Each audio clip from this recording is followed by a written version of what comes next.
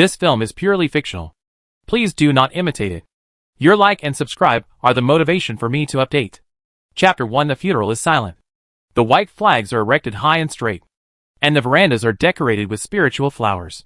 In Xianzhou, Anhui, the third branch of the Qin family quietly held a funeral. Quietly. Quiet, because there are few people. Quiet, because they dare not speak out boldly. Naturally, there are few people.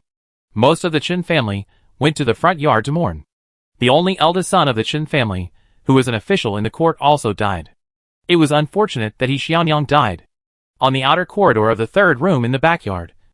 The old woman pinched a handful of pumpkin seeds she had brought from the front yard and kept chewing them. The master died the night before. Xianyang closed her eyes yesterday, and the oak coffin that the third master prepared early in the morning was never used at all. The old woman pursed her lips, aiming at the southeast corner. The third wife forced her to stop, saying that the glory of a concubine's burial overshadowed that of a man who was an official in the court. Only a man with a brain made of iron would do this. The old woman was beaming with joy. Under the clear halo, several long parabolas of water mist were sprayed in all directions. Xianjin, standing behind the arch of the outer corridor, turned his face away silently, avoiding this indiscriminate physical attack. According to what you said, if Xianyang died at a different time, wouldn't she have a grand funeral? More than a grand funeral. I heard that the third master even engraved his name on the tombstone, waiting for 100 years to be buried with Xianyang. The little girl Xuanhuan in the corridor also ate melon seeds and agreed. It has to be Aunt Zhang. She knows everything. The old woman was flattered and felt comfortable, as if she had opened her mouth. I tell you, the Hetian jade in the coffin held by Xianyang is worth this amount. The old woman slapped her face. 5 taels of silver? The maid guessed. The old woman slapped the maid on the head. You are ignorant. 50 taels. The money that third master spends for a month. Wow! Xianyang is so lucky. Do you want this blessing of dying early? Xianjin turned his head slightly and moved the box in his hand. The 4 color plates inside collided with each other and made a crisp sound. The old woman turned her head and saw that it was Xianjin. Her hand holding the melon seeds froze for a moment. Then she smiled smoothly. Poor Jinjier. Go see your mother. After thinking for a while, she added, it just so happens that the third master is here. While he is sad, quickly settle your own affairs. Mrs. Zhang looked around and saw that there was no one around. She said, some things are too late. The 4 maids who serve you have asked me to find another job early in the morning. Xianjin lowered his head to sort out the box, then looked up again, with appropriate sadness and respect on his face. Thank you, Aunt Zhang, for loving me. After saying that, she walked in with the box in her hand without looking back. A girl in mourning looks the prettiest, with white linen, small white flowers, a red nose and slightly swollen eyes, and a slender and frail figure from taking care of the sick for several months. Mrs. Zhang looked at Xianjin's back, squinted her eyes, and said with a cloudy look, don't tell me. Sister Jean is more attractive than her mother. Mrs. Zhang muttered this in her throat, but the little girl didn't hear it clearly, and she said all in confusion. Mrs. Zhang came to her senses and smiled and shook her head. I mean, your sister Xianjin may be more blessed. The third wife will marry her to any family and make her a more blessed young lady. That's all she can do. What can women do? Especially Xianjin, who is neither a master nor a servant. Even worse than them. Even if they are servants, they are married with formal marriage and 3 letters of engagement. If they get angry, they can scold the master of the house. Do these young ladies dare to do that? Xianjin walked into the morning hall with the box in her hand and saw the third master of the Qin family kneeling in front of the coffin. Please sit up first. Xianjin calmly opened the box and took out 4 plates of cakes and placed them on Pengya's square table. You have been kneeling for 2 days without eating or sleeping. Madam is worried about you and asked me to go to her yard to get cakes. When Mr. Chen Sen heard this, he raised his head sharply and was so angry that his eyes were about to burst. Why did she ask you to go? Ai Nyang is dead. Dead. What else does she want to do? Mr. Chen Sen's face flushed. He stood up with his hands on his knees and overturned the plates on the table. Tell her to stop interfering in Yuan's affairs. Ping ping pong pong. The plate fell to the ground, but it didn't break. The cake was just smashed into powder. And it was definitely inedible. What a pity. He Xianjin remembered what the third wife said. The master in front is holding a memorial ceremony. Who in the mansion dares not go? Is he a lovesick man? Is he a Liang Shanbua? Your mother's death was not the result of a day or two. She was sick for a year or two. Everyone was prepared. If you are a good child and really care about the third master, tell him to change his clothes, wipe his face, and quickly go to the front yard to kneel and cry for his eldest brother who died young. He Xianjin looked at Mr. Chen San again. His eyes red. He roared with full energy. And he was in good spirits. He could still cry. He Xianjin evaluated himself and handed a small stool behind Mr. Chen San. Mrs. San didn't want to do anything. And she didn't do anything to me. Please sit down first. The little girl looked indifferent. And it was hard to tell whether she was happy or angry. Only her red nose revealed her grief for losing her mother. He was in pain. And Xianjin would be more painful than him. He lost his woman. And Xianjin lost his mother. In this world, only he and Xianjin were truly sad. Chen San pursed his lips. Tears welled up in his eyes. And he fell on the stool that He Xianjin had prepared for him. Your mother is dead. He Xianjin nodded. I was by her side when she died. She will never come back. He Xianjin nodded. You can go to burn incense for her every Qingming festival. If you miss her, you can also go to her grave to talk to her. I can no longer hold her hand. He Xianjin nodded. When a person dies, the yin and yang are separated, and they are buried in peace. Naturally, do not disturb the peace of the deceased. Mr. Chen San paused, then suddenly burst into tears. But I miss her. I miss her so much. No one really thinks I'm good anymore. The yearning for the deceased is always hard to fade away. The deeper the love, the more you miss her. When time has passed, and you think you have forgotten her and the grief her death brought you, the flower she loved, the food she loved, and the book she often read will suddenly appear, like a sharp sword piercing your chest again. This is what makes you heartbroken. He Xianjin waited for Mr. Chen San to calm down slowly. The incense in front of the coffin burned out, and the crying in the mourning hall finally gradually weakened. Compared to seeing you in agony, Anyang might prefer to see you live a good life. He Xianjin's voice was soft. Seeing you eat well and sleep well.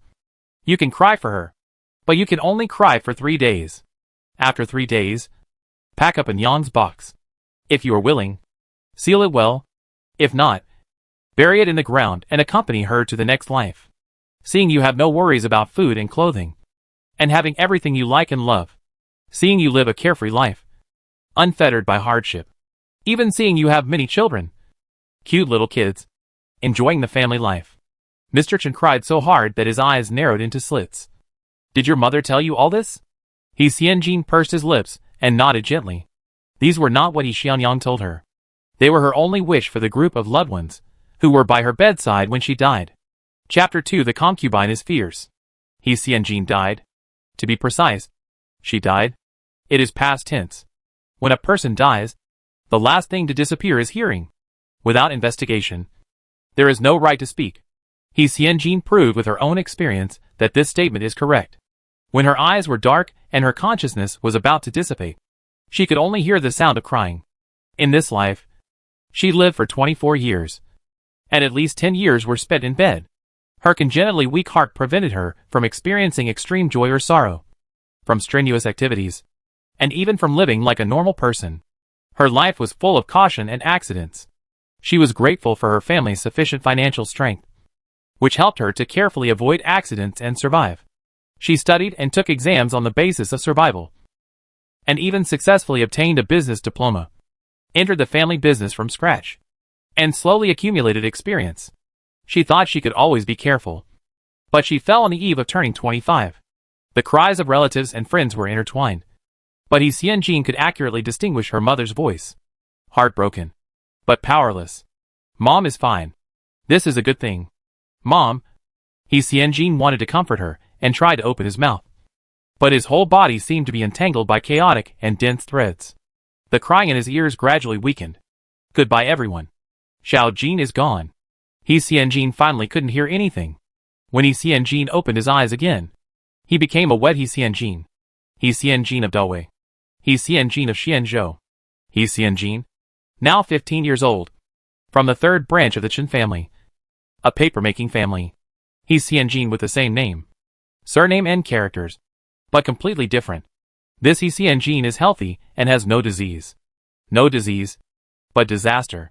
The previous Xianjin drowned and died, and was inexplicably replaced by her newly dead soul from another time and space 100 years later.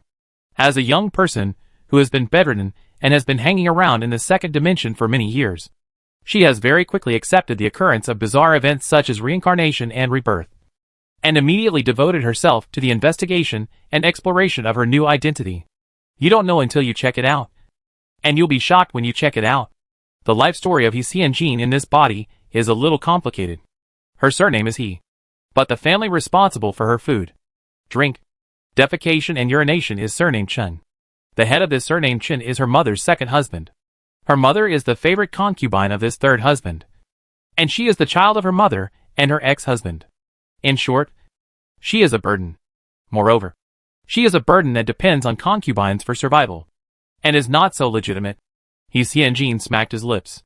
In the feudal era, marrying a second time and bringing the child with the ex-husband, her mother is really a brave concubine. When Xianjin carefully looked at his magnificent bedroom and the 4 maids who served him, he couldn't help but sigh again. Her mother is really a concubine with explosive fighting power. Is it really reasonable for her to have such good material conditions as a burden? It's a pity that when Xianjin came, Xianyang had been bedridden for many years, and the original owner's fall into the water accelerated Xianyang's illness. On the 5th day after Xianjin's resurrection, Xianyang finally passed away. That is now. The wind moves the window lattice. Crunching.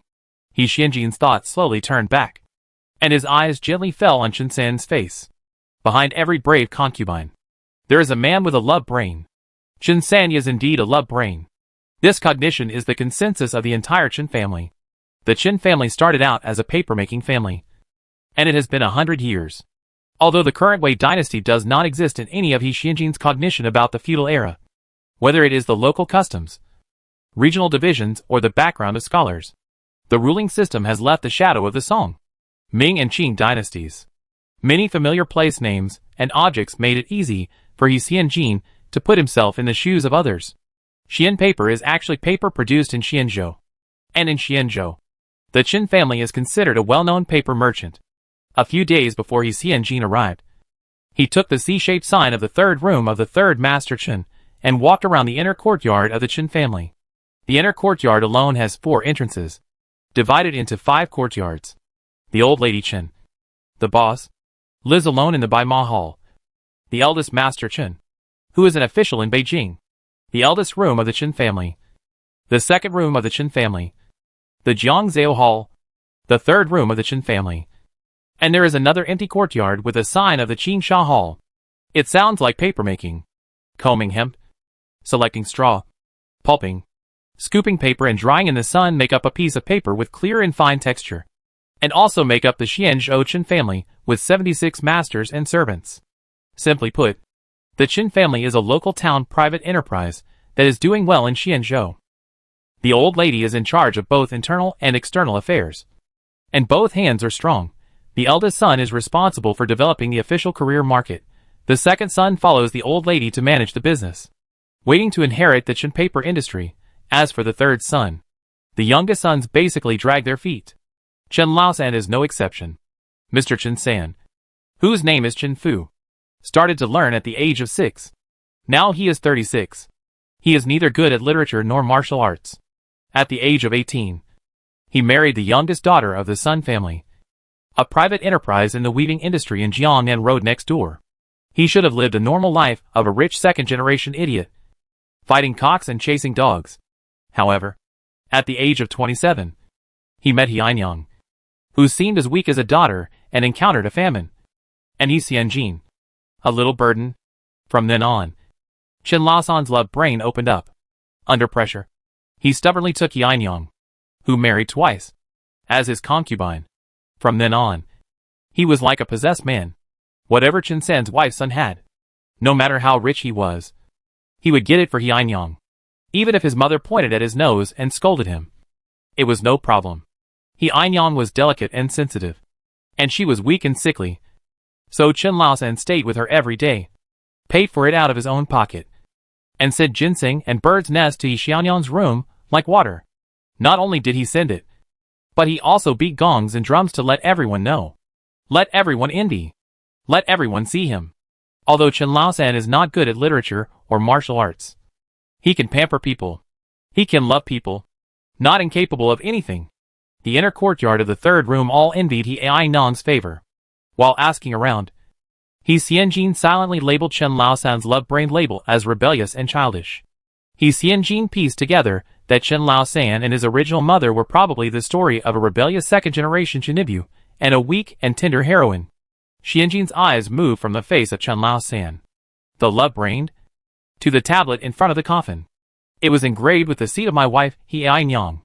Xianjin sighed softly. My wife. My wife. Chen Laosan's real wife. How could she tolerate this? I'm afraid she didn't want to tolerate it a long time ago.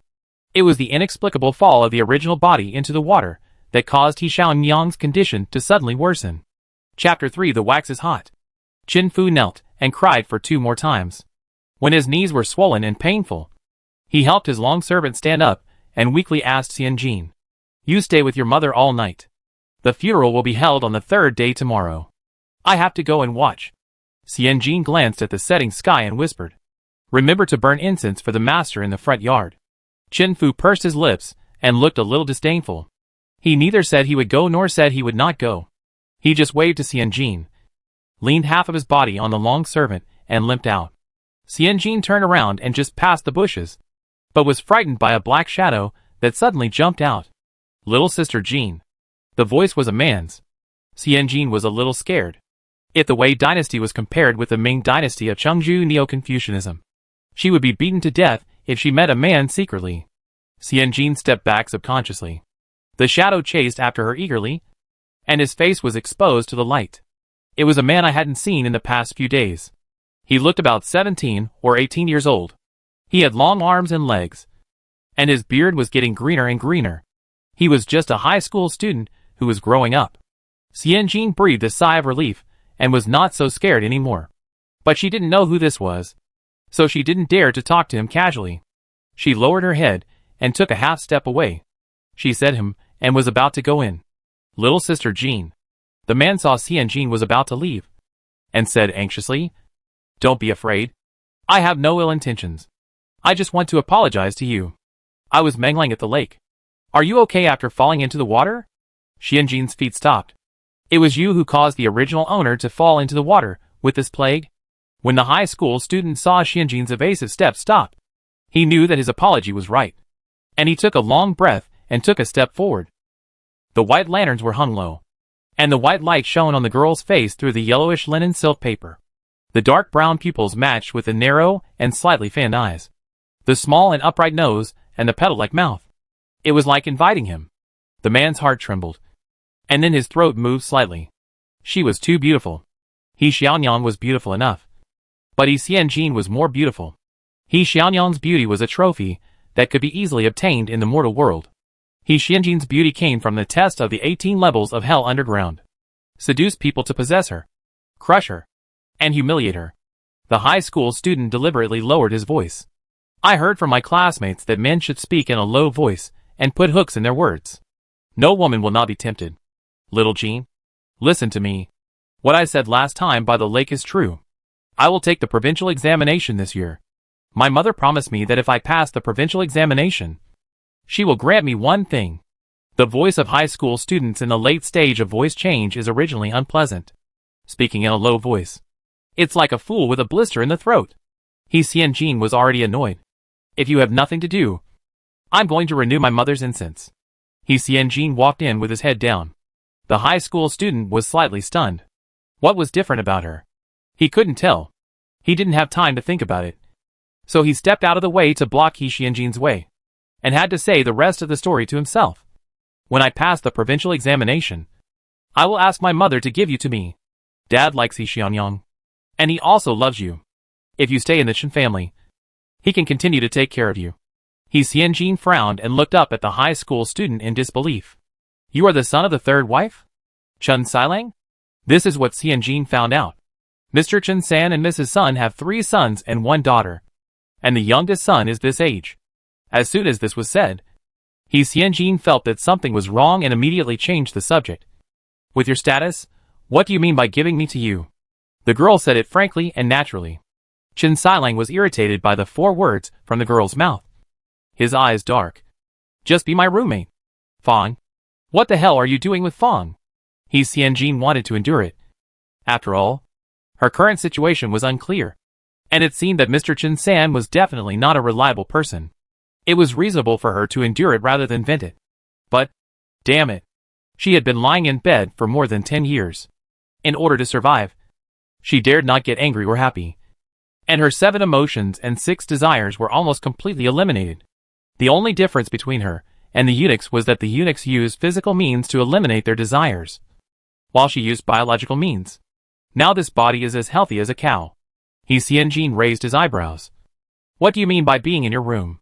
Living in your yard without any status? You will have a status. When I pass the provincial examination, I will make you my mistress. If you never pass the provincial examination, I will sleep with you for free. Chen Xilang almost choked on his saliva. He Xianjin turned around and took out the incense from the bamboo basket and handed it to Chen Xilang. Come on. Go and burn some incense for my mother, and tell her your wish in front of her to see if she agrees or not. As long as you have the guts to do it. 3 long incense sticks hit Chen Xilang's chin. Chen Xilang was caught off guard. Go ahead. He Xianjin urged coldly. 3 long incense sticks were about to hit Chen Xilang's nostrils. Chen Xilang staggered back reflexively, looked up with a little panic, and saw He Xianjin standing upright, with dark eyes, revealing an emotion he was not familiar with. Was she despising him? Chen Xilang was shocked by this perception. He Xianyang was weak and pitiful, and this daughter had always been silent and docile, and had a very dependent perception. When seeing him, either retreat 3 steps away or be patient and quiet. Even last time, when he tried to kiss her in the dark, he only forced He Xianjin to step on the air and fall into the water. His mother grabbed his ears and scolded him for half an hour. Later, I heard that He Xianjin was sick for 2 days. Then, He Xianyang passed away. It's not because of him. Chen Xilang was scared to death and hid for a few days, fearing that He Xianjin would complain to his father. Until now, he didn't wait for his father to find him. So he bravely sneaked into the inner courtyard. He Xianyang was dead, and there was no one to protect He Xianjin. Who can make a decision for her? People who leave their hometown are cheap. Before He Xianyang came to the Chen family, she was still fleeing from the famine. The mother and daughter only had 2 sets of rags on their bodies, and even their names were robbed. The grapes are ripe. You can pick them. Chen Xilang suddenly became bolder and brushed away the incense on He Xianjin's hand. He Xianyang is just a concubine, a servant. There is no reason for me to burn incense for her. Chen Xilang smiled embarrassedly. But Xiaojin's sister has become my person. She is also half my mother-in-law. I kowtow to her and burn incense for her. Chen Xilang took another step forward and put his hand on He Xianjin's waist. Don't be afraid, little sister Jean. I will never let you down. It was like a bowl of oil poured on the waist. He Xianjin looked at his waist. Then at Chen Xilang, smiled, raised his eyes, and called out, Third Master, you are back again. Chen Xilang pulled his hand back and looked back hurriedly. No one. He breathed a sigh of relief. He just turned around and felt a burning pain in his right hand. At some point, He Xianjin poured all the hot oil from the white candle on Chen Xilang's right hand. The candle oil was so hot that it burned my flesh. Chen Xilang jumped up and down, shaking his right hand, and screaming. He Xianjin threw the bowl of hot oil to the ground with a bang. The bowl broke into pieces. He Xianjin grabbed Chen Xilang's chin, stood on tiptoe, face to face, skin to skin, and said word by word, Remember this? If you touch me again, if you touch me with your right hand, I will cripple your right hand.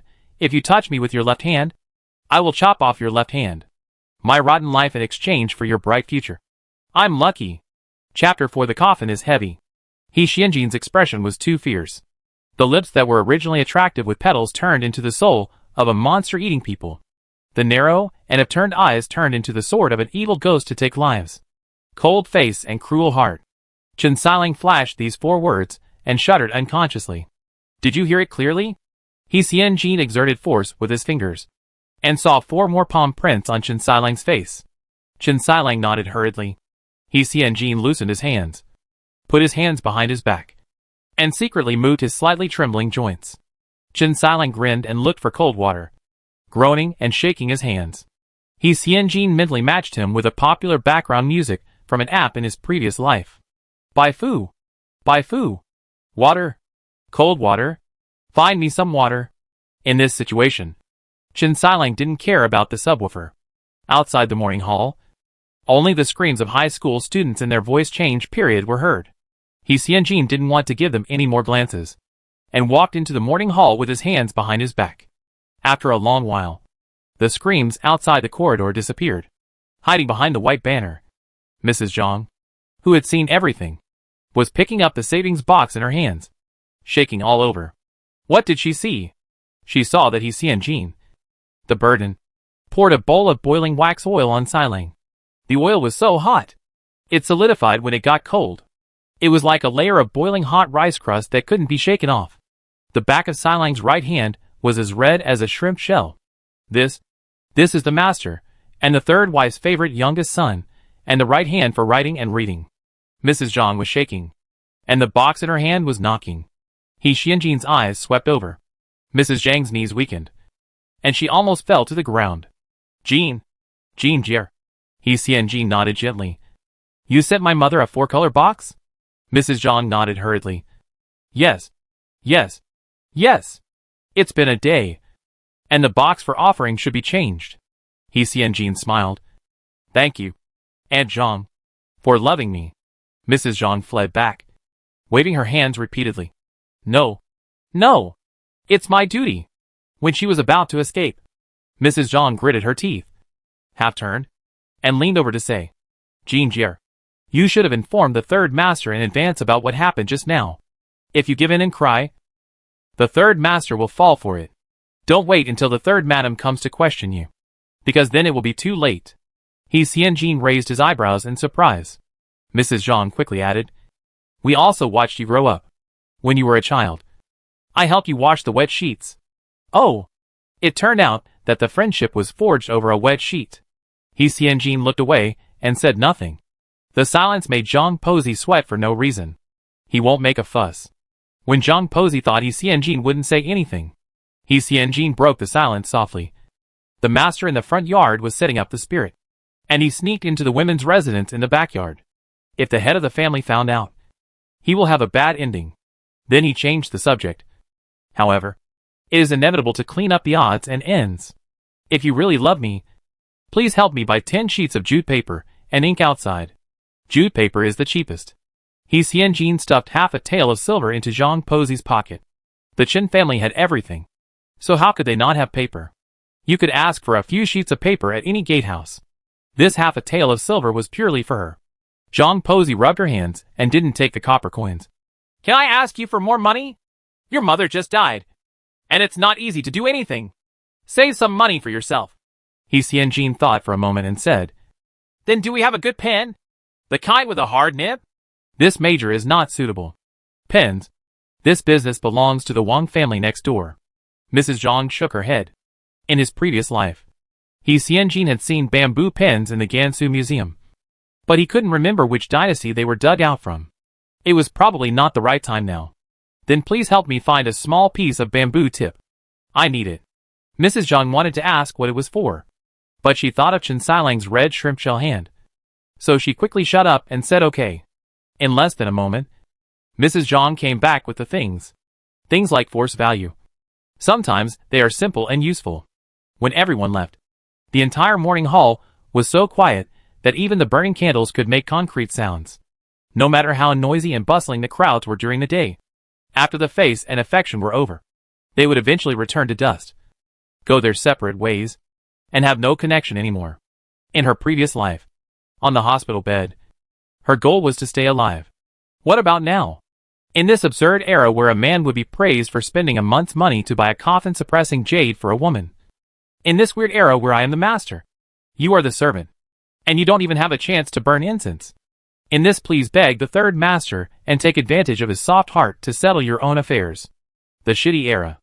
What is her goal? Her life, her value, her future are all decided by others. But no one can decide what is in her mind. Xianjin knelt in front of the coffin, with flames dancing in his eyes. The candlelight in the morning hall did not go out all night. At dawn, the funeral procession came, and Mr. Chen San followed in a daze. Before carrying the coffin, Xianjin kowtowed 3 times in earnest.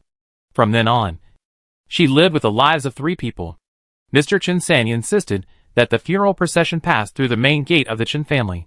The second gate of the inner courtyard resolutely stopped the love-minded man, who was nearly 40 years old. The leader of the funeral procession gave Mr. Chen San an idea. Let's go in a roundabout way and touch the Tongxin Lake in the corridor. I know a small gate that is always unattended and can also lead to the front yard. Xianjin glanced at the person who spoke. The funeral procession followed this route and ran all the way to the front yard. Mr. Chen San happily rewarded each member of the funeral procession with a silver coin and encouraged loudly. Just do it.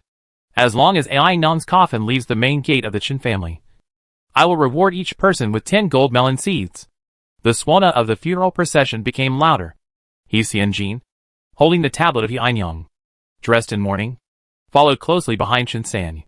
He was about to run into another funeral in the front yard. A middle-aged man with a sheep's horn beard rushed up with red eyes. No.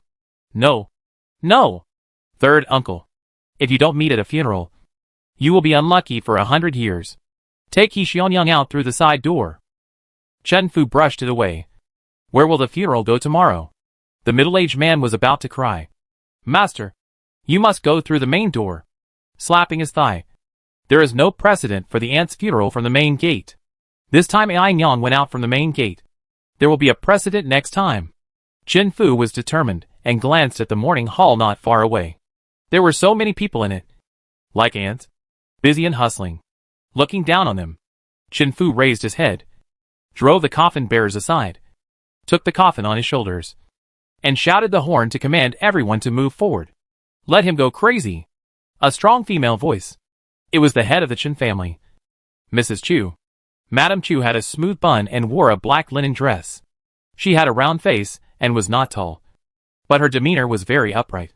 When Madame Chu walked, her right foot dragged on the ground. She was obviously inconvenient to walk, but she was still vigorous with her cane. When Chen Fu saw his mother, he reflexively shrank his neck. Who knew that this time his mother would lure the tiger away from the mountain and not hit him from behind? With a pop, the cane hit Chen Fu's knee. Chen Fu's knees softened, and the coffin was about to fall. Xianjin rushed forward with the tablet, and a corner of Ainong's coffin hit Xianjin's back hard. Ugh! A sharp pain spread rapidly from the spine upwards. Xianjin bit his lips tightly. This damn love brain. Harming others and yourself. Chapter 5 Crouching Dragon and Phoenix. Xianjin was a little dizzy after not sleeping for 3 nights. The coffin hit his back, and this time it was really hard. Xianjin squinted his eyes, and there were a few stars of different colors in front of him. Hurry up and hold Miss He. The full-bodied female voice was a little more exasperated, and the sound of the cane hitting the ground was so rustling that it was almost killing the Kong-air party. Someone tie up the third master. Go and invite the third wife to the Baima Hall. Xiaonyang he will continue the funeral. Wu Bo Lao. Take Xiao Yi with you, and make sure that Xiaonyang he's Buddha's ceremony is properly performed. The voice changed. My third son is stubborn and has a wild personality. He is very difficult to teach. Today, he disturbed the funeral of my eldest son Chen Heng. I will punish him according to the family rules and will not tolerate him. Every family has its own problems. The Chen family relies on the eldest son to support the family. A merchant family provided a Jinsher, who became the Tongji of Chengdu Prefecture in Sichuan. Although he was only a 6th rank official, he led the Chen family to complete the leap from business to officialdom. Who in the entire Xianzhou Prefecture does not respect the Chen family? Now halfway through the flight, the wings are broken. As a result, the 3rd generation of the eldest branch of the Chen family, who had successfully passed the provincial examination at a young age and became a juren, had to give up the imperial examination and return to their hometown to guard the coffin in disgrace, not knowing where their future would be. Old Madame Chu spoke in a loud voice. The people who came to pay their respects in the morning hall either sighed, or felt the same, or secretly gloated over the misfortune. He Xianjin was supported by 2 people on each side, with a linen mourning hat on her forehead, just covering most of her face. She opened her eyes with pain, and when she looked up, she saw a tall, cold and elegant young man standing behind old Madame Chu. Is this the rising star of the Chen family? He does not look very old. He looks like he is just in his early 20s. His luck is not very good. It is said that he passed the provincial examination last year and ranked well. If he can strike while the iron is hot and successfully participate in the metropolitan examination the year after the provincial examination, whether he can pass the imperial examination will be a huge step for him and the Chen family. Now that his father has passed away, he must observe mourning for at least 3 years. When the 3-year period is up, who knows how many more scholars with high aspirations will appear in the examination hall? Are Jinsher in their 20s more popular? Or are Jinsher in their 30s more popular? The younger you are, the brighter your future will be. You can't escape age discrimination in any workplace. The Star of Hope kept his head down. Whether Chen Fu was tied up and walked inside with a rag stuffed in his mouth, cursing the heavens and the earth, or he Xiaonyang's coffin was neatly directed by the middle-aged man called Wu Bo just now to bypass another funeral. It didn't interest him at all, until Mrs. Chu made the final decision on He Xianjin's destination. Send Miss He back to Yuan, and ask a doctor to come and see her. Let Miss He rest quietly in the yard for the next few days, completely separated from He Xianjin. Her fate may be settled. He Xianjin realized this and raised his head again, just in time to meet the eyes of hope. Exploration and depth are hidden in the dark brown pupils, like a chihuahua who looks at everything with a little curiosity. The only difference between him and a chihuahua is that Hope's eyes are not protruding. It even looks a bit good. He Xianjin's eyes were open, but the Star of Hope frowned and looked away first. Well, if it were her, she would also hate the burden without a sense of boundaries. After noon, there were more than 10 stacks of paper in the hemp-binding hall, with the astringent taste of bamboo hemp, the bitter taste of lime powder, and the faint fragrance of mulberry bark. Among the hundreds of flavors between the papers, there was a wisp of smoke. Mrs. Chu brought a cup of tea, but before she drank it, her mouth was full of bitterness. She sighed and looked down at her anxious daughter-in-law. Xiaonyang, the 3rd child, is a bastard. When the 1st and 2nd children were born, the Chen family was still struggling to make a living in Jing County. When our Chen family had its own workshop and hired more than 20 employees, they took the 3rd child. He was also a posthumous child. The head of the family could leave at any time. I have indeed committed 3 major sins of indulgence: doting, and forgiving him. The old employee and Mrs. Chu's distant cousin, Chu Ernyang, presented the 3rd wife. Son, with 4 kinds of cakes. Mrs. Chu greeted son. I called you over at noon. Have you not eaten yet? Eat a few bites of cakes to fill your stomach. Son buried her head and said nothing. Chu Ernyang was a little unhappy. Her mother-in-law had used such a harsh word as guilty. As a daughter-in-law, she should at least say a few words to comfort her. Right. Bang. Chu Ernyang unconsciously put down the cake plate with a big movement. Sun raised her head, pursed her lips, and was about to speak, but she saw Mrs. Chu tiredly propped up her forehead and waved her hand at her. Ayer, don't show your face to Xiaonyang. The 3rd child acted absurdly. It was the Chen family who wronged her. It was normal for her to feel sad. The 3rd child is now tied to the stable by me. Before he comes, you and I, mother-in-law and daughter-in-law, should talk about it face to face. What should we do in the future? If you really don't want to live with him anymore, I will write you a divorce letter, and give you the mulberry paper workshop in the east of the city and a small courtyard next to it. You and the 3rd son's 3 sons and 1 daughter will all stay in the Chen family. What do you think? Is it okay? Sun felt like she was hit by a club. She had been patient for almost 10 years. He finally died. The clouds finally cleared and the moon appeared. Why should she divorce at this time? My wife and the 3rd master have been married for more than 20 years. And the eldest son is over 20 years old. My wife is divorcing at this time. Other people. Sun's eyes were red. Whose man doesn't have a few girls he likes? My wife is not intolerant. And we have lived like this for so many years. Mrs. Chu nodded, and then changed the subject, with a sharp tone. If you don't hate the 3rd brother to the bone, why did you instigate him to carry his coffin to the eldest brother's funeral hall to cause trouble? Sun paused suddenly. Mother. Mrs. Chu waved her hand and said, among the people who escorted his funeral. Your wet nurse's godson was there. Sun's words of defense were stuck in her throat. The third son is stupid and naive. With his dog brain. Can he accomplish anything by himself? What time is the funeral? How did it happen to be held when there were the most mourners in the front yard? How did he get out of the second gate and go around to the front yard smoothly? Can he arrange it properly by himself? Old Lady Chu was a little out of breath. This idiot was first manipulated by he. He is short-sighted and only wants some gold, silver and jewelry, which is cheap. But you are instigating him to lose face. The eldest son to lose face. And the Chen family to lose face. Sun blinked. And 2 lines of tears fell. And then her knees fell to the blue brick floor. Mother! I just can't swallow it. Do you know what he wrote on the tablet for he? My wife. My wife. Sun burst into tears. He is not hateful. It was the third master who broke the rules. I just wanted to make him look bad. Let everyone in Xianzhou know how hard my life is. The couple is also a pair of crouching dragon and phoenix chick. One is stupid. The other is evil. Everyone knows that family disgrace should not be made public. But this woman wants everyone to know the trivialities of the family. Let's separate for now. Old Madame Chu pinched the bridge of her nose. I plan to send the third son back to Jing County to be the manager. He just made such a big fool of himself in Xianzhou. So he should stay out of the limelight. Sun opened her mouth, tilted her shoulders, and lowered her head to wipe the corners of her eyes. He's daughter.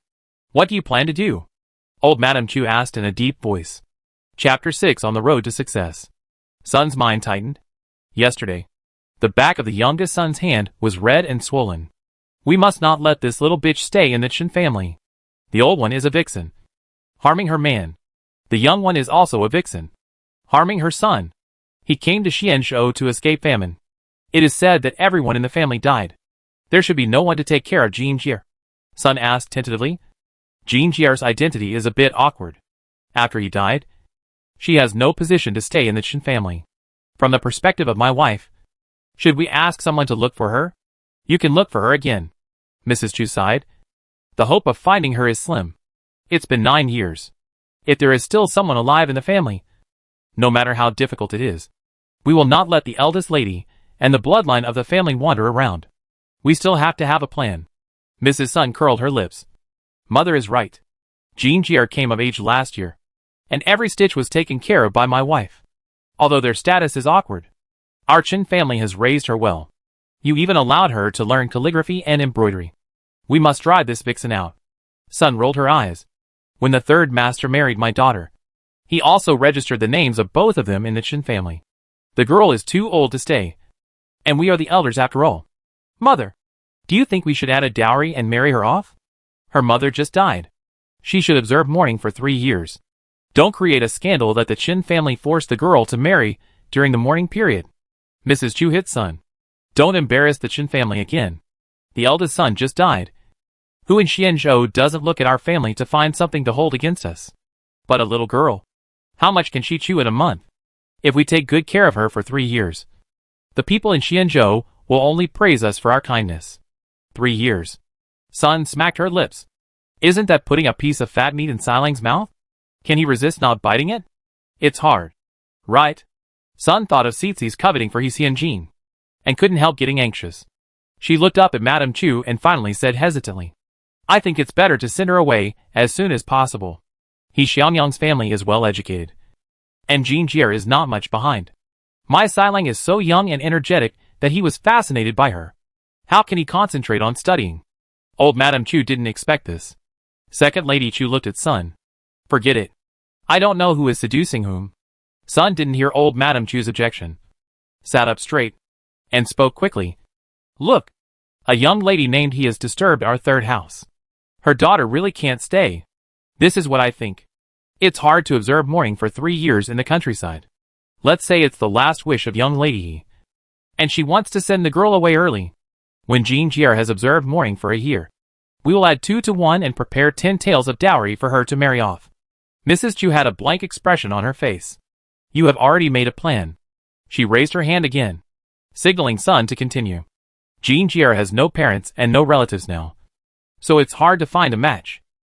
I think it's good to match her with a manager or accountant from our family. Sun had thought about how to deal with his Xianjin long ago. She would feel uncomfortable if she really had to keep him. Not to mention the real money. She would eat less when she saw He Xianjin's face hanging around her every day. Mr. Nian, the accountant from our mulberry paper workshop in the east of the city, is not bad. He is a scholar. Now his family can't afford to support him, so he has to find a job while studying. If our Jean Jier is lucky, she can even become the wife of a Juren. Mrs. Chu frowned. I remember that Mr. Nian is not young anymore. Does he have a wife in the country? Sun waved her hands quickly. No. No. She just died. Mrs. Chu. This is the best. Sun was very excited. His original wife was a virtuous woman. She worked day and night to do needlework to support Mr. Nian's studies. She became a tuberculosis ghost after all the hard work. She was weak and didn't leave any children. Our Jean Jier will be the head of the family immediately after she marries. If she gives birth to a son, what difference will there be between her and the original wife? Mrs. Chu looked a little subtle. Wonderful. Where is the wonder? Wonderful that this man is a blood-sucking leech? Mrs. Sun glanced at Mrs. Chu and quickly added. What's even better is that Mr. Nian's wife just died, and he has to observe mourning. Let's say that this marriage was hastily arranged by Miss He before she died. First, the 6 ceremonies are passed at the government office. And then Jean Jier is sent to the farm in the suburbs to prepare for marriage. Sun gritted her teeth and said firmly, I will discipline Silang, discipline the children, and manage the 3rd room well in the future. And I will never argue with the 3rd master again. Nothing else impressed Mrs. Chu. Discipline Silang well and manage the 3rd room well. But she was impressed. If Sun could really tighten her bones and cheer up to be a mother and a daughter-in-law from now on, she would be really happy. Mrs. Chu's expression was slightly shaken. Sun struck while the iron was hot. Silang just passed the examination for Tongsheng. We dare not compare with Jinlinlang from my uncle's family. But among scholars, Silang is also very hard-working. When he passes the examination for Xiuzai smoothly next year, the 2 brothers will support each other and make progress. Only then will you be proud. This touched Mrs. Chu's heart. Nothing can stop a man from studying. After a long while, Mrs. Chu sighed. Just do as you said. Talk to Jean Jier in advance and tell her clearly that it's not that our family doesn't want her to observe mourning, but her mother's last wish is that she finds a home as soon as possible. It's best to let her find a young man. If she likes one, it's fine. If not, she can find another one. It doesn't matter. The Chen family has 3 shops and 4 workshops. And there are many managers and accountants. Sun's face was full of joy after she got rid of a big worry. Okay. Wait for her to observe mourning for a few more days, and I will tell her about this. Sun said goodbye and rushed out in a hurry. Chu Ernyang added a pot of hot water to Mrs. Chu. My own son is more important than my husband tied in the stable. Chen Laosan was tied in the stable.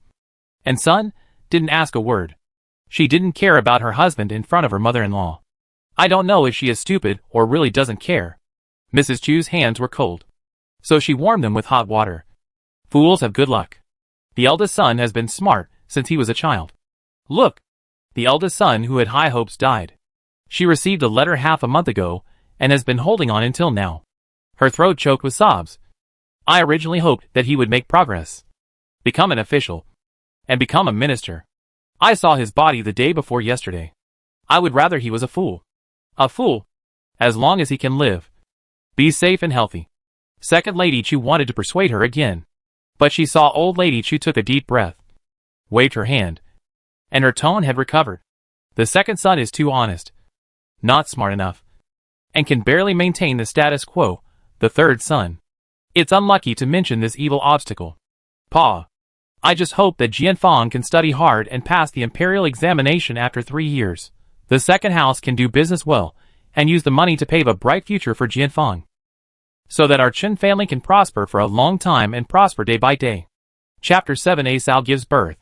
People have been coming and going in Yuan these days. First, for servants came to clean up and transport Chen Fu's clothes, entertainment, and ornaments that were usually placed in Yuan.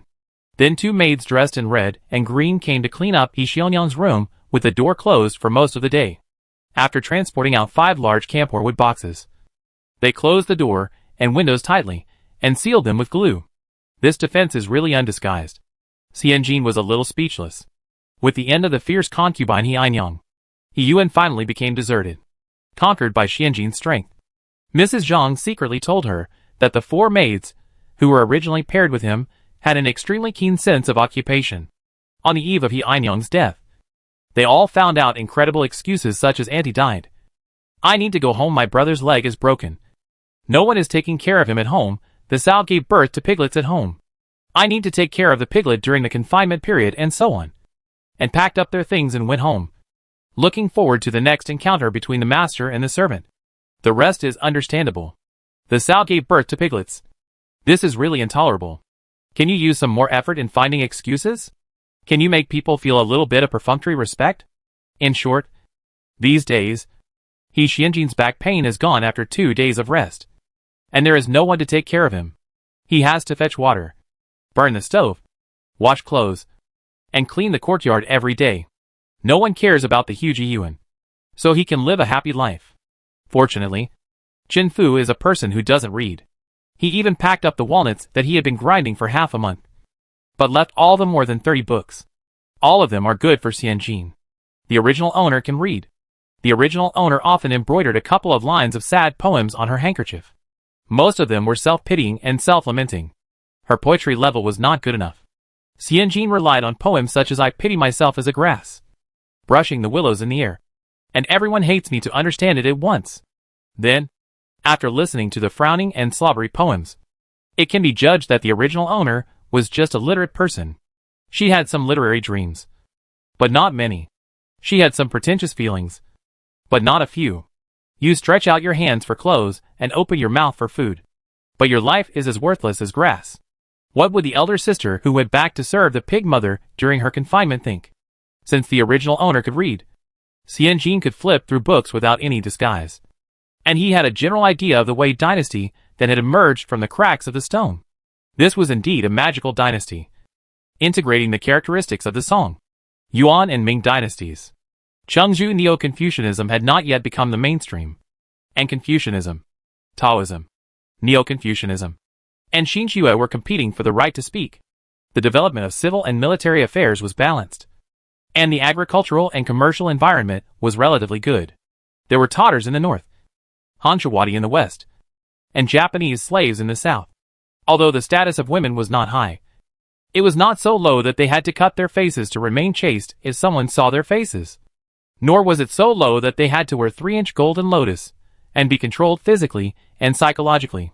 In general, Xianjin believes that this is another Song dynasty.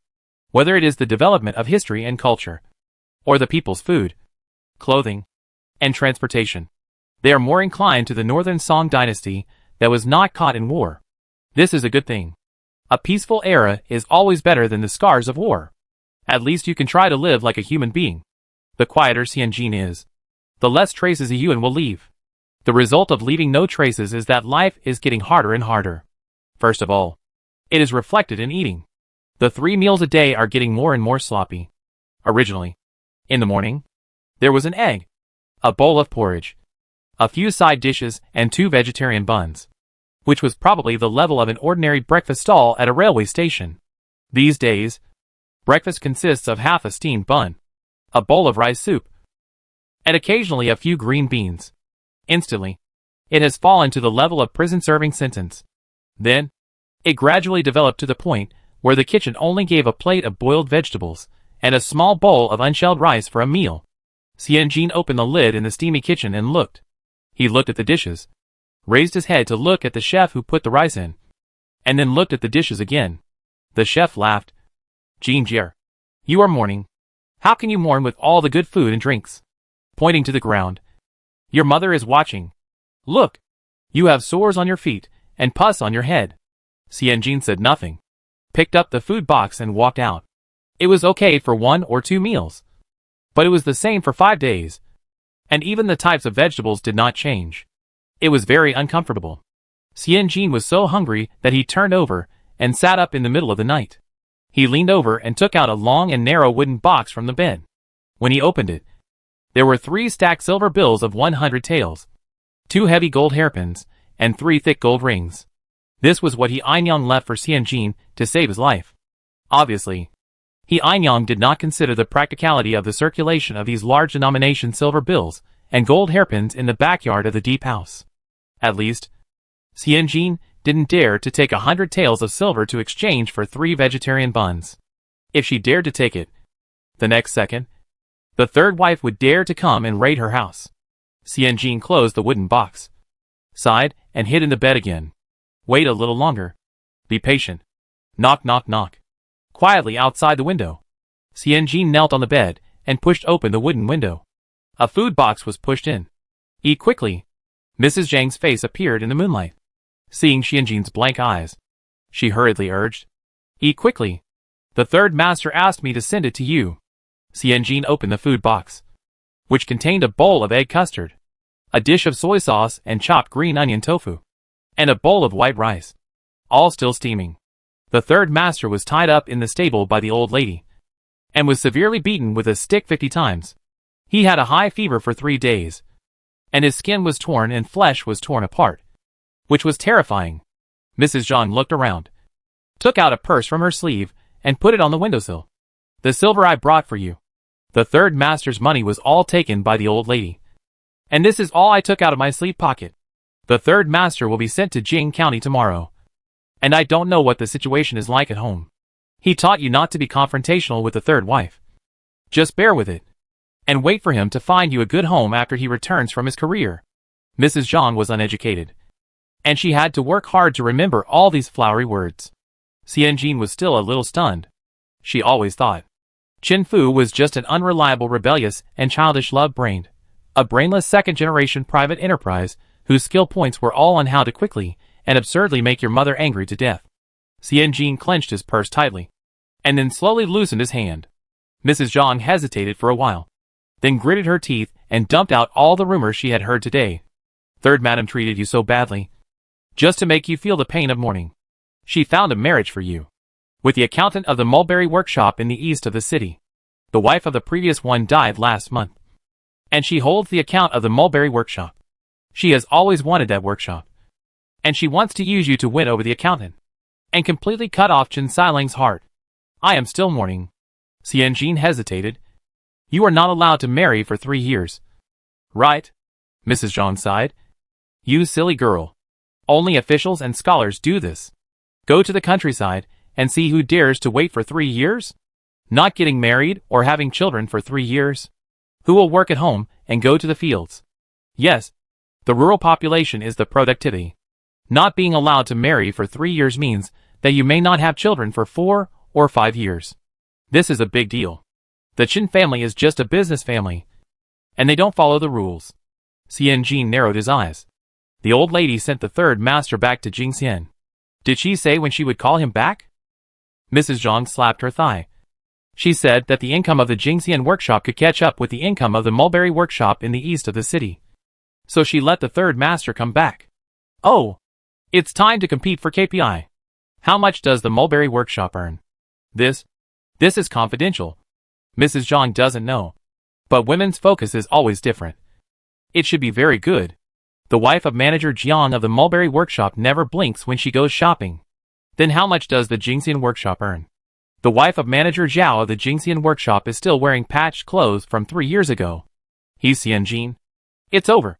This love-brain person may never come back in his lifetime. Chapter 8, Complaining. Third wife's son woke up early in the morning. As soon as she opened her eyes, her left eyelid kept twitching. She was eating breakfast when the maid Sui, dressed in green, ran over in a hurry. There's a fire in Yuan. There's a fire. Sun threw the oil cake in her hand in a rage. She knew Xianjin would not be honest and eat vegetables quietly. Sun lifted her skirt and ran towards Yuan like the wind. She hurriedly went around the corridor and saw a shivering figure wrapped in the corner of the Yuan courtyard. Chu Ernyang and Zhang Pozi were around the figure. Looking inside Yuan, there was no fire or smoke. Where is the fire? Mrs. Zhang silently pointed to the toilet in Yuan. Sun looked over and saw a wisp of weak green smoke rising into the sky and then bursting out. Sun gritted her teeth and glanced at Chu Ernyang, suppressing her anger. Bring Jean Jier to my room? Ask a few maids to see if there are other places on fire in the yard. We must thoroughly investigate the cause of the fire. Bring her back to Bai Ma Tang. Chu Ernyang neatly wrapped Xianjin in a layer of hemp cloth. This fire is strange. How could it not be strange? A fire in the toilet is unheard of. Who would play with fire in the toilet? Playing with shit in the toilet is more normal than playing with fire. The old pious woman in Bai Ma Tang must be suspicious of what she did to Yuan. Sun held her breath. She did do something. She didn't allow the kitchen to feed this girl. Before Sun could say anything, she saw Chu Ernyang and Zhang Pozi helping Yi Xianjin up and walking out. After 2 steps, Chu Ernyang turned around and said, "Please ask the third wife to go to Bai Ma Tang together. This courtyard is built with mortise and tin and wood. A fire is a big deal. If it is not handled properly, all the property of our Chen family, which has been sold piece by piece, will be gone. Are you still going to bring charges against her?" Sun was so angry that she was about to go crazy. When she looked up, she saw He Xianjin's palm-sized face sticking out from the hemp cloth, smiling at her secretly and brightly. "Sun, damn! I'd rather die of anger." He Xianjin wrapped himself tightly in the hemp cloth and hurriedly followed behind Chu Ernyang, gradually smelling the astringent smell of lime and the unique fishy smell of grass and bark. The furnishings of the Bai Ma Hall were simple, with a square table, 2 lamps, 3 chests of drawers, and a wall of cabinets filled with books. In addition to these, there were more than a dozen piles of various papers. He Xianjin quickly scanned the room. The owner of the house was a very pragmatic person. A pragmatic person prefers to be straightforward. Therefore, when Madame Chu entered the main room, He Xianjin quickly made a decision between kneeling or not kneeling. Kneel down. You just burned someone else's toilet. He Xianjin fell to the ground with a thump, and knelt with the iron will of a modern man. "Madam, Xiaojin was wrong," He Xianjin said calmly. "Xiaojin got up this morning and used a fire starter to light the railing of the toilet. When the railing burned, Xiaojin put out the fire with water, and then asked Aunt Zhang to report to Madame San and you that the fire broke out in Yuan." Sun was just about to hear what He Xianjin was going to say, and after hearing it, she said, "Eh?" Mrs. Chu's eyebrows did not move. "You set the fire just to see me?" He Xianjin nodded. Yes, under the high pressure of Sun, between giving up and indulgence, she chose to set the fire. "Why do you want to see me?" He Xianjin looked up, his eyes calm and indifferent. "I don't want to get married. Compared to getting married, I can do more for the Chen family." He Xianjin took out a book bound with jute paper and hemp rope from his arms and handed it to Mrs. Chu. "This is the account and favors of a Yuan sent after my mother died. The 2 sisters in the third wife's room sealed the main room. So the existing inherent assets of a Yuan. Oh, the objects that cannot be immediately converted into money and silver. I didn't count them.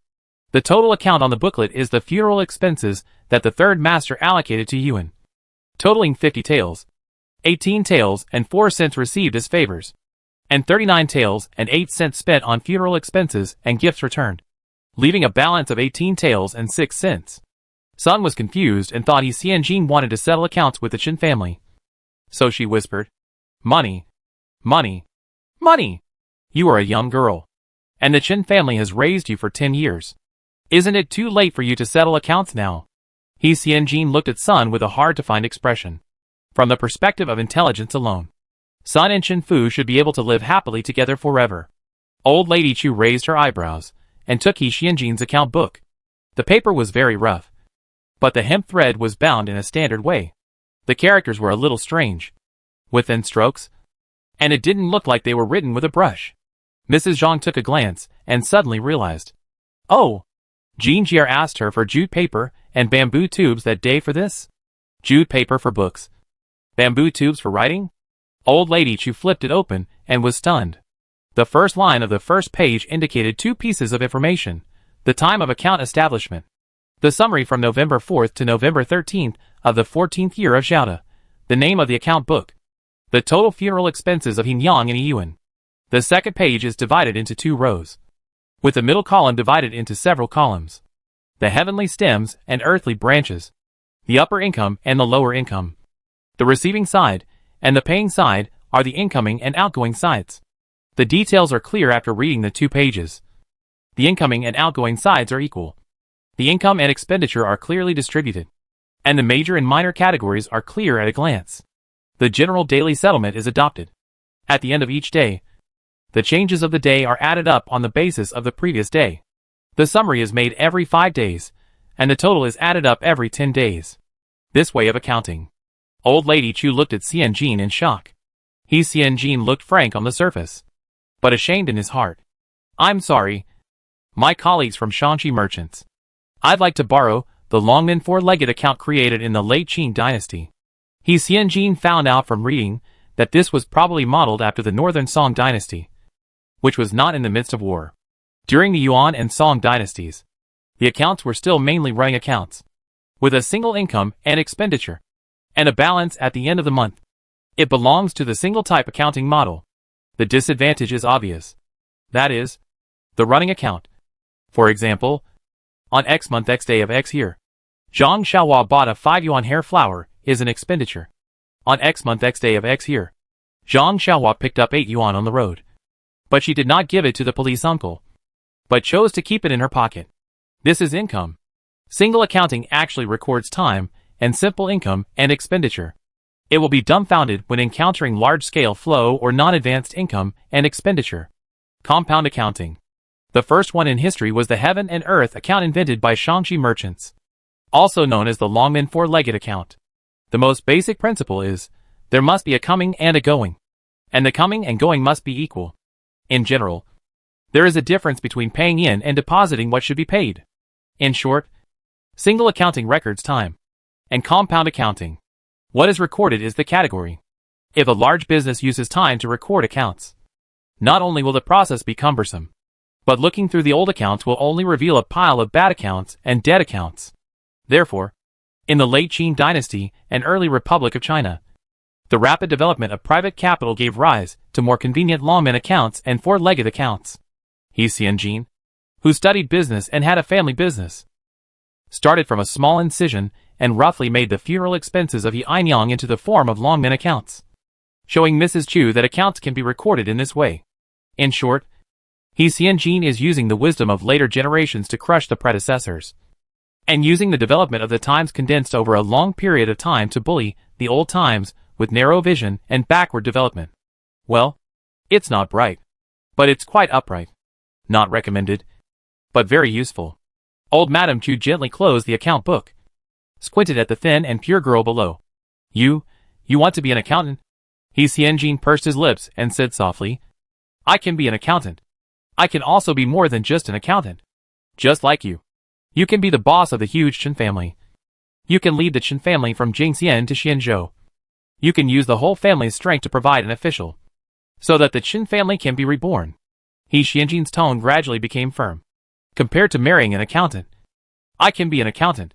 You can just give me a bad account book, and call the accountant from the mulberry paper mill in the east of the city to compete with me to see who can calculate faster, and who can do the account more accurately. He Xianjin said this. Old Lady Chu took the lead and looking at Sunday Sun's face turned pale immediately. God is my witness. She was just starving He Xianjin, and she hadn't started to force He Xianjin to marry. Chapter 9 Killing the Big Rat. Let Mr. Nian come. Mrs. Chu made the final decision. Go and get the books of Curry's Jingxian and Chengdong workshops from last year, from October to December. The last quarter's account books are the most difficult to make. Many unsettled accounts will be recorded urgently at the end of the year. Some vouchers are incomplete. Some procedures are incomplete. And some even don't match the amount. The year-end accounts are a test of basic skills. After a while, the accountant Yang came in, sweating all over his face. The man was only 5 feet tall, 1.66 meters, with an inverted triangle face. Perhaps because he was proud of his status as a scholar. He had beards on his cheeks and triangular eyes on his broad nose, which matched his face shape. He looked a bit like a rat with a goatee. The accountant bowed and kowtowed to Mrs. Chu, revealing a blank spot on his head. A rat with a goatee and a bald forehead. He Xianjin turned his gaze to Sun with an expressionless face. Thank you so much. You actually gave her a rat. The booklet was brought in, and Madame Chu had 2 sets of tables and stools and 2 sets of 4 treasures of the study brought in. She said, Jean Jier's account with the mulberry paper workshop in the east of the city, and Mr. Nian's account with the workshop in Jing County, are all true. Only the final calculation has been erased. You two will use the month as the unit, and the time of 1 stick of incense, and only calculate the interest of the current month, and see who can calculate more accurately. Only calculate the interest? That's equivalent to a math test. The difficulty is instantly reduced. He Xianjin saw the sheep hair brush and silently took out a bamboo-tipped brush from his pocket. Madam, can I use my own brush? She studied business. She knows the brush. But the brush doesn't know her. Ask her to use the brush to write characters with many strokes and complex structures, such as 1, 2, 3, 4. Then forget it. She will definitely hand in a paper of ink balls. Old Madame Chu looked at the strange-shaped bamboo-tipped pen, thinking of the neatly shaped characters on the account book just now, frowned and nodded, and asked, Then let's start. Chu Ernyang tiptoed to light incense. Start? He Xianjin frowned. Madam, we didn't calculate. After thinking for a while, he changed the question to drum beads? Drum beads are abacus. Mr. Nian, who lives next door, sneered. Abacus? That kind of thing has just become popular. We don't know if it is suitable or not. And we don't know if it is useful or not. It's just a new thing that has just appeared. You, a little girl, don't know where you heard these crooked ways, and you are so arrogant. Accounting is not something that everyone can do. It's a long way to go. Mr. Nian felt that he had won the game. I'll give you 3 words. Enough for you to learn. Just became popular? He Xianjin thought about his university professional courses. Abacus did become popular in the southern and northern Song dynasties. There were records of it in the late Yuan dynasty. In the northern Song dynasty, Zhangzidwan Shanghai map during the Qingming festival had traces of abacus Zhao Taiching's house. There is a small abacus on the table of the medicine shop. Wait. Qingming Shanghe 2. Qingming Shanghe 2 depicts the streets of Tokyo. Tokyo is popular. But Tokyo is the capital of the northern Song dynasty, the most prosperous city. In the past, the carriages were slow. The letters were far away. And a lifetime was only enough to love one person. The spread of something was also slow. And it took decades to record. It takes a very long time for things that are popular in first-tier cities to really spread to third-rate families in small counties in the 18th tier. What do you use to count on a daily basis? Mental arithmetic? He Xianjin's eyes unconsciously moved to Haozi's bald head. So, are you bald? The remaining merit restrained her from asking this question. Haozi complacently and respectfully nodded to Madame Chu, then took out 20 small sticks of the same thickness and length from her bosom. Thanks to the old lady. In addition to relying on the efforts and hard work of a certain family, I can't do without this guy who eats. Counting sticks. Damn it! How could she forget the counting sticks? Before the abacus became popular, the people's tool for counting was counting sticks.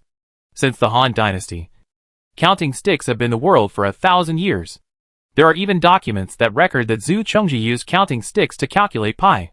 Facts have proved that a talented person can defeat airplanes and cannons with millet and rifles.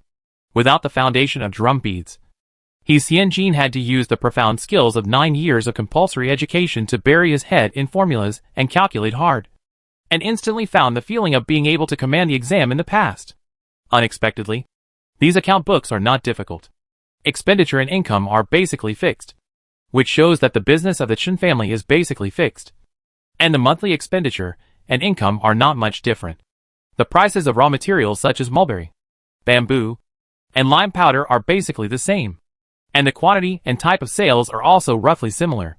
The wages have not changed, which means that the hired staff are fixed for a long time, and there is no frequent replacement. This account is the easiest to calculate. However, what surprised He Xianjin was that the mulberry paper workshop could make a net profit of 150 taels per month. The currency in circulation at that time was copper coins. 1 copper coin was 1 won. 1,000 won was 1 guan.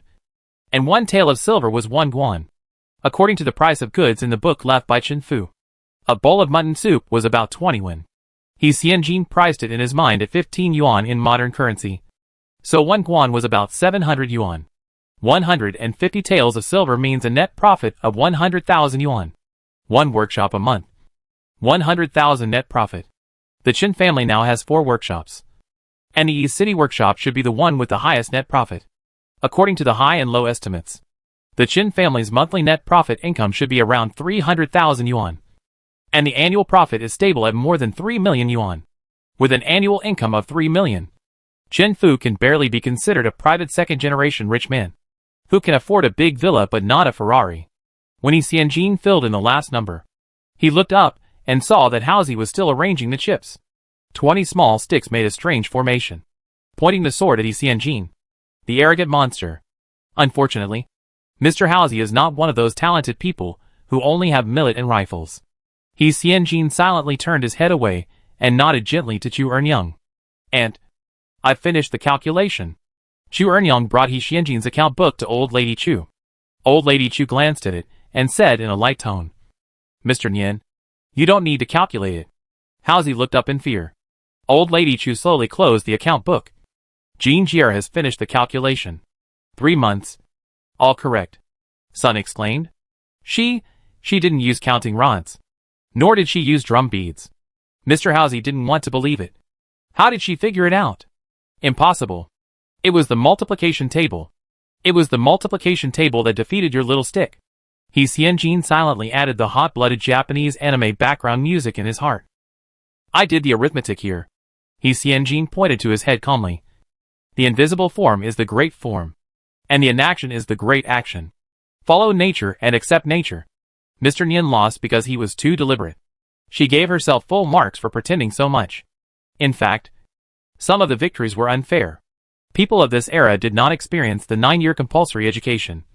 So they naturally did not understand the principle of those who master mathematics. Physics and chemistry will win the world and the domination of arithmetic on Chinese people for 18 years. Those who need to take advanced mathematics and linear algebra in college can add 4 more years. No matter how the process was. The result was that she won. Madame Chu asked Sun to go back first, leaving Xianjin alone, looking at her with a look of scrutiny and thought. Your mother often stayed in Yiyuan when she was alive, and rarely went out. I really don't know much about her. Xianjin lowered his head and didn't explain. Some people are born with the ability to do arithmetic and accounting. She couldn't explain why she could do it, so she could only keep silent. Mrs. Chu didn't wait for Xianjin to speak, and thought for a while before saying, how difficult it is for women. If you are not happy with your birth year, I will find you another home and wait until your mourning period is over before making plans. You only saw me leading the Chen family step by step. But you didn't see the difficulties I had in negotiating with the steward, flattering the government, and calculating with the buyer. Madam, I suggest you increase the tax by 20% this year. Xianjin suddenly spoke, interrupting Mrs. Chu's words. Mrs. Chu frowned and said, Xianjin spoke slowly. According to the account book just now, the purchase price of mulberry bark was 300 Wen per 10 Jin 3 times, 500 Wen per 10 Jin 4 times, and 750 Wen per 10 Jin 8 times. In the same region, the same season, and the same buyer, the price fluctuation should not exceed 50%. Controlling costs is the most common means of avoiding taxes. When Xianjin said this, Madame Chu narrowed her eyes, and a gleam of light flashed in her eyes. Xianjin smiled, diluting her usual delicate and cold temperament. Taxes are more ferocious than tigers. Doing business naturally has its own tricks and ways. But this year is different from previous years. In previous years, Mr. Chen was still an official in Sichuan, and there was a line of communication between officials. Our family is the own people of the government. This year, Mr. Chen died young, and we have no idea who those people in the officialdom will become own people. I don't know if someone will dig up the past and use it as evidence. I think it's better for us to give up small gains and seek big things. Give 20% of the tax. Officials can work hard to achieve results and enrich themselves if they want. As long as you are ignored by others and don't come to investigate me, that's fine. Xianjin smiled again, bowed again, and said, I am a lonely person. Apart from the food that the Chen family gives me, I have no other way to make a living. I will always be grateful to the Chen family, you, and the third master, and I will never forget it. Mr. Halsey said something very right. Not everyone can be an accountant, either a confidant, a direct relative, or go to jail and be the scapegoat. She is a widower. Who else can she rely on except the Chen family? The look in Mrs. Chu's eyes when she looked at Xianjin changed 3 times in just a few moments. After a long time, she spoke in a hoarse voice. Your third master is going to Jing County to take up his post today, and he is still short of an accountant. Are you willing to go? Chapter 10 The Dude Cries. The whole Chen family knew that Xianjin was going to Jingxian with Mr. Chen Sanyi before noon. Sun bit her back teeth and screamed, throwing several things in the room. Crackling. After venting, she stretched her legs, leaned back on the chair, tilted her head back, and took a few deep breaths. It took a long time for her to calm down. What was she angry about? The annoying husband was gone. The annoying concubine was dead. And even the burden brought by the concubine was no longer in front of her. This backyard was her world. The sister-in-law of the first wife has always looked up to the sky because her father was a Jurin, and never competed with others for anything. The sister-in-law of the second wife came from a poor family, and was just the daughter of a paper maker in Jing County. Even if the second uncle was in charge, she could not say anything. Not to mention that she had no son. The old woman in the Bai Ma Tang was old. How many years could she live? Once the old woman died, the second uncle had no son, and he would be equivalent to her son's long-term worker. The Qin family will still belong to her son in the end. Son kicked her legs, rubbed upwards happily, and called Zhu Zhu in red clothes to come in. Send some money to Erlang and Silang of my uncle's family, Zhu Zhu said. Can you give something to the cousin of my uncle's family? Son sneered. What to give? A little girl. Not worth much. She remembered that Xianjin, who was also a little girl, followed her to work as an accountant, and finally figured out what made her unhappy. That little bitch should marry that old widower with no hair on his head and no flesh on his cheeks, who couldn't sleep at night because of money worries, and whose waist became thick. Hair fell out, and spots appeared because of childbirth. After raising the child with her own shit, urine, and milk, she was over 30 and met her husband, who took the little savings of the family and spent it all in brothels and got drunk and beat people. Why should she go out and wander around like a man? Sun was so angry that she knocked the teacup on the table to the ground. Sun's weather turned from cloudy to sunny, and then to cloudy again, while Xianjin went back to Yuan to pack up. Soon, Chuernyang came with 2 strong maids. The old lady assigned you a maid named Ursi and Wunyo. You can use them as you like. Xianjin shook his head without even looking at them. Second aunt, this is not appropriate. Xianjin reached over to grab the ink block on the chest of drawers. I just signed a contract with the old lady. The Qin family hired me to be the accountant for 2 strings of silver a month. If I do well, the Qin family can give me a salary increase or share the profits. Then I can use my salary to hire servants, instead of getting a reward from the Qin family. Madame Chu can reward her youngest son and the daughter of a concubine, but she cannot reward the hired accountant. Chu Ernyang admired Xianjin. You are really unlike your mother.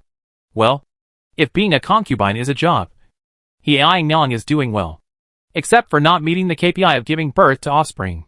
Everything else has been exceeded. Xianjin smiled and said nothing.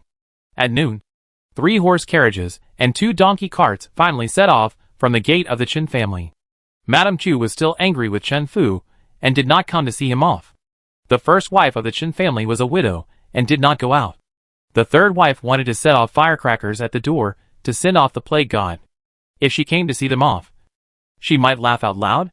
Therefore, only the honest-looking second master of the Qin family and the tall, big-faced second wife of the Qin family attended the farewell at the long pavilion. Chen Fu was suffering from a hip injury and was lying down dejectedly. Mrs. Chen considerately placed his head on the soft and delicate brocade cushion. Are you not happy that I came? Xianjin said softly, thinking of the hot meal the night before. With a smile. The annual accountant of the mulberry paper workshop in the east of the city is quite powerful. I spent a lot of effort to beat him to become the accountant. Please don't send me back. Your mother asked me to take care of you, not to teach you to be an accountant. Chen Fu buried his head in the cushion and said in a muffled voice, Jing County is very far away. It takes a whole day to ride in a carriage, and your bones will fall apart. I went crazy and was exiled to the frontier. Why are you making trouble with me? How dare the family deprive you of food and clothing? Well, your wife only feeds me vegetables. This is certainly not the main reason. Xianjin didn't know how to explain to the ancients, such as values, ideals, and pursuits. She died and lived again, always wanting to live a famous life. She didn't dare to lie down. In this era, the price of lying down is to go with the flow, letting her mind from thousands of years later gradually sink, become numb and indifferent. She didn't want to be assimilated here, so she could only struggle desperately. In front of Chen Fu, a pure salted fish, Xianjin also didn't know how to express his unwillingness to accept his fate. Fortunately, the salted fish turned over and figured it out. Forget it. Forget it. Do it if you want to. Your mother told me before that she wanted to open a tea house. Both to help people order tea and sell tea. To make $200 or $300 a year. And be her own clerk and boss. Chen Fu tooted twice. What's so good about earning 3 taels of silver? You don't even feel tired. He Xianjin pursed his lips. This rich second-generation kid really deserves a beating. Chen Fu stretched his neck hard. Looked at the Chen residence that was getting farther and farther away. Muttered twice.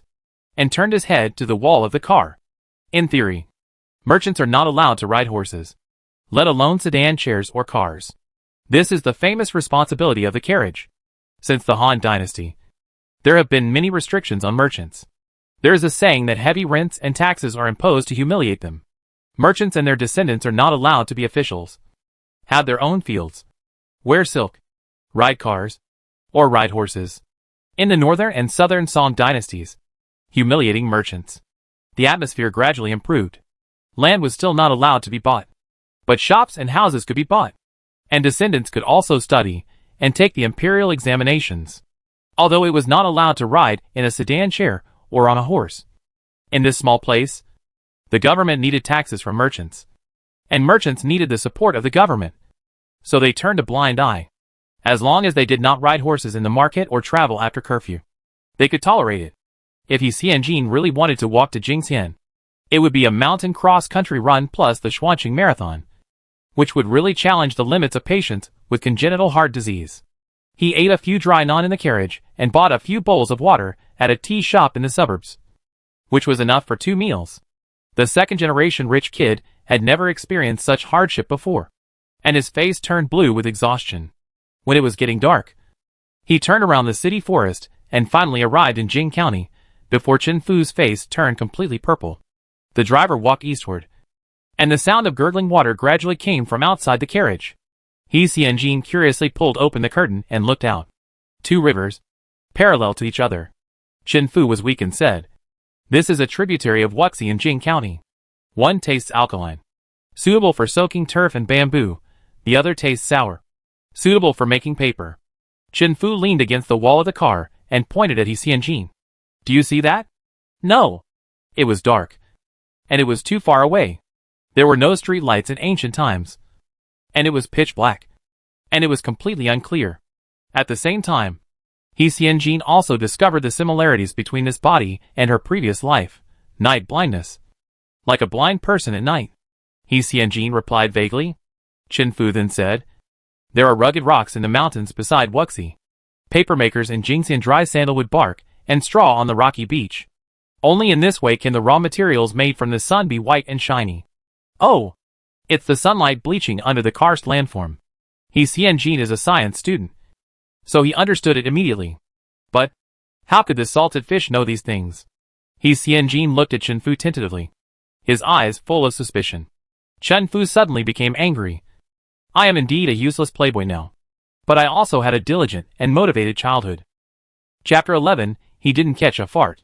The mountain road was rugged, and Chen Fu's, but was hurt by the bumps.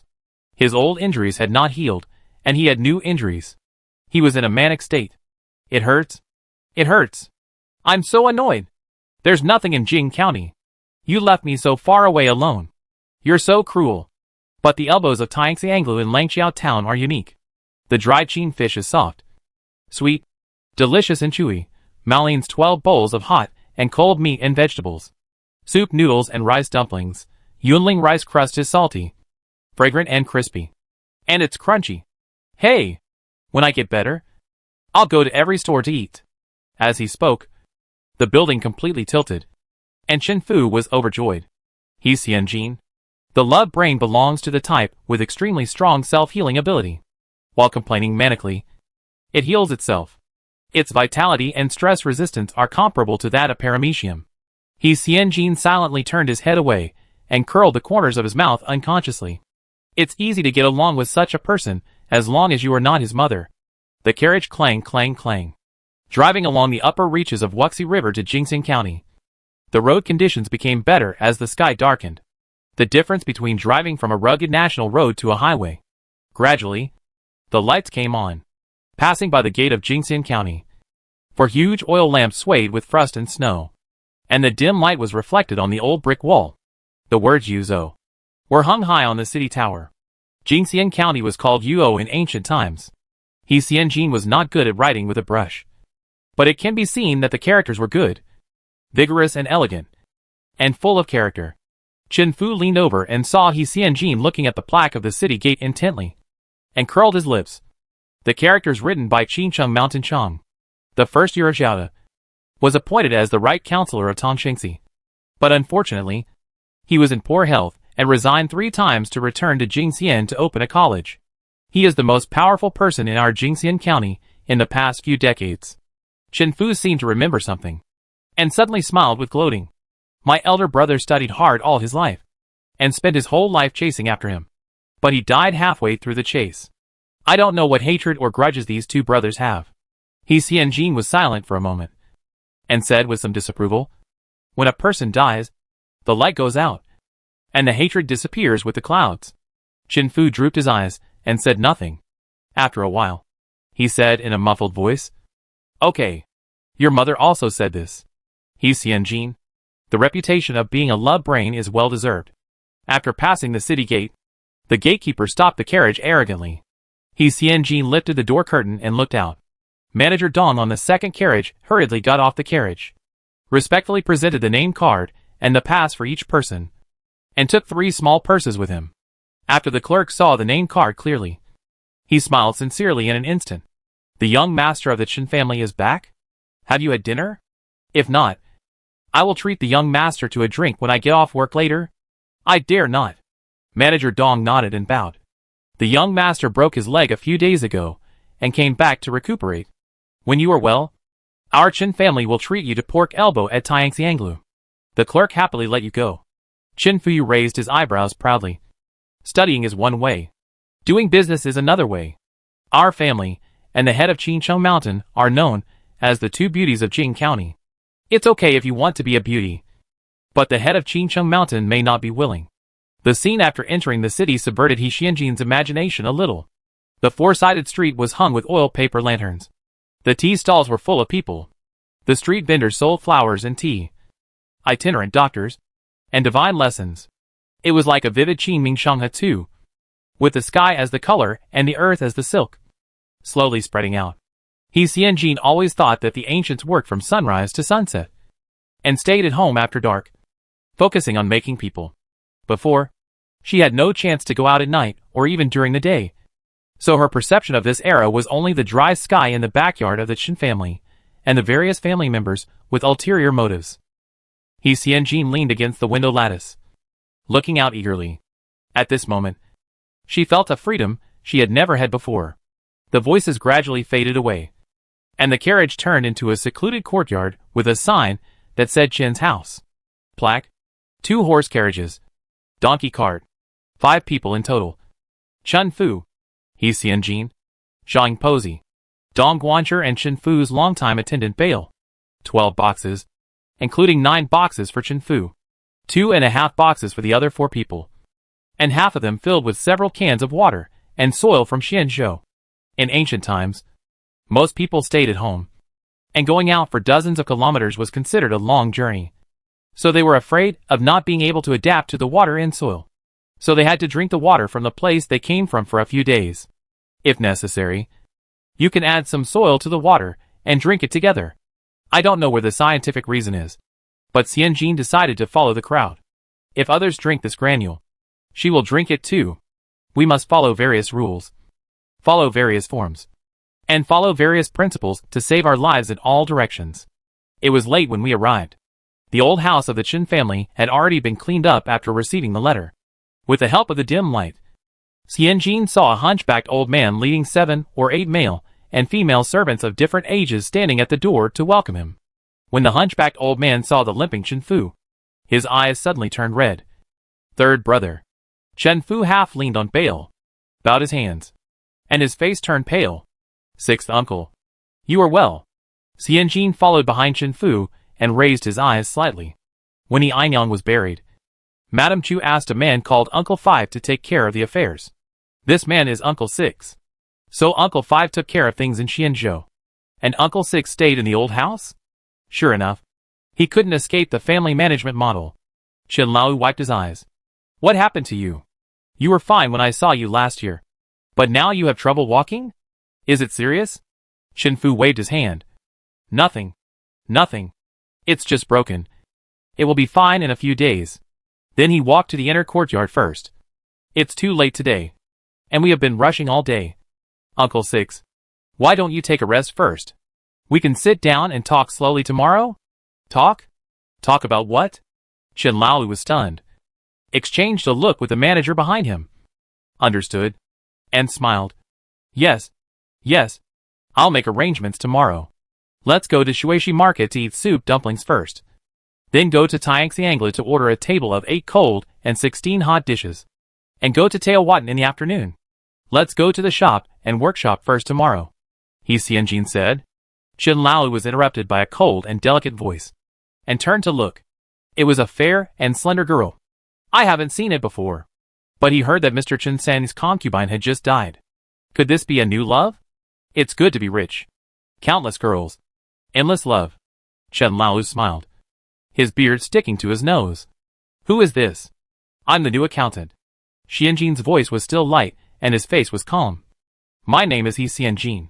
Uncle Six can call me Xianjin. Or just call me accountant He. Chen Lao resisted the urge to raise his eyebrows. He did receive a letter that Mr. Chen San was coming to take over the Jingxian workshop. And he brought a powerful accountant with him. He thought it was the young man who helped Mr. Chen San walk. But he didn't expect it to be this? Are you a woman? Chen Lao couldn't help asking. He Xianjin smiled. I thought the answer was obvious. It was obvious. It was obvious that she was a concubine. Chen Lao's eyes darkened. And his eyes moved back and forth on He Xianjin. He wanted to say something, but was stopped by Chen Fu. Okay. Okay. Let's talk about it tomorrow. Chen Fu yawned. I won't go out to play tomorrow. Listen to Jean Jier first and sort out the matters of the workshop and the shop. With his butt in this state, he can't have fun playing. As he said that, he limped and walked to the upper room in a familiar way. He Xianjin looked up at Chen Lao, nodded slightly, and turned to the inner courtyard behind the servant. For a moment, everyone was empty.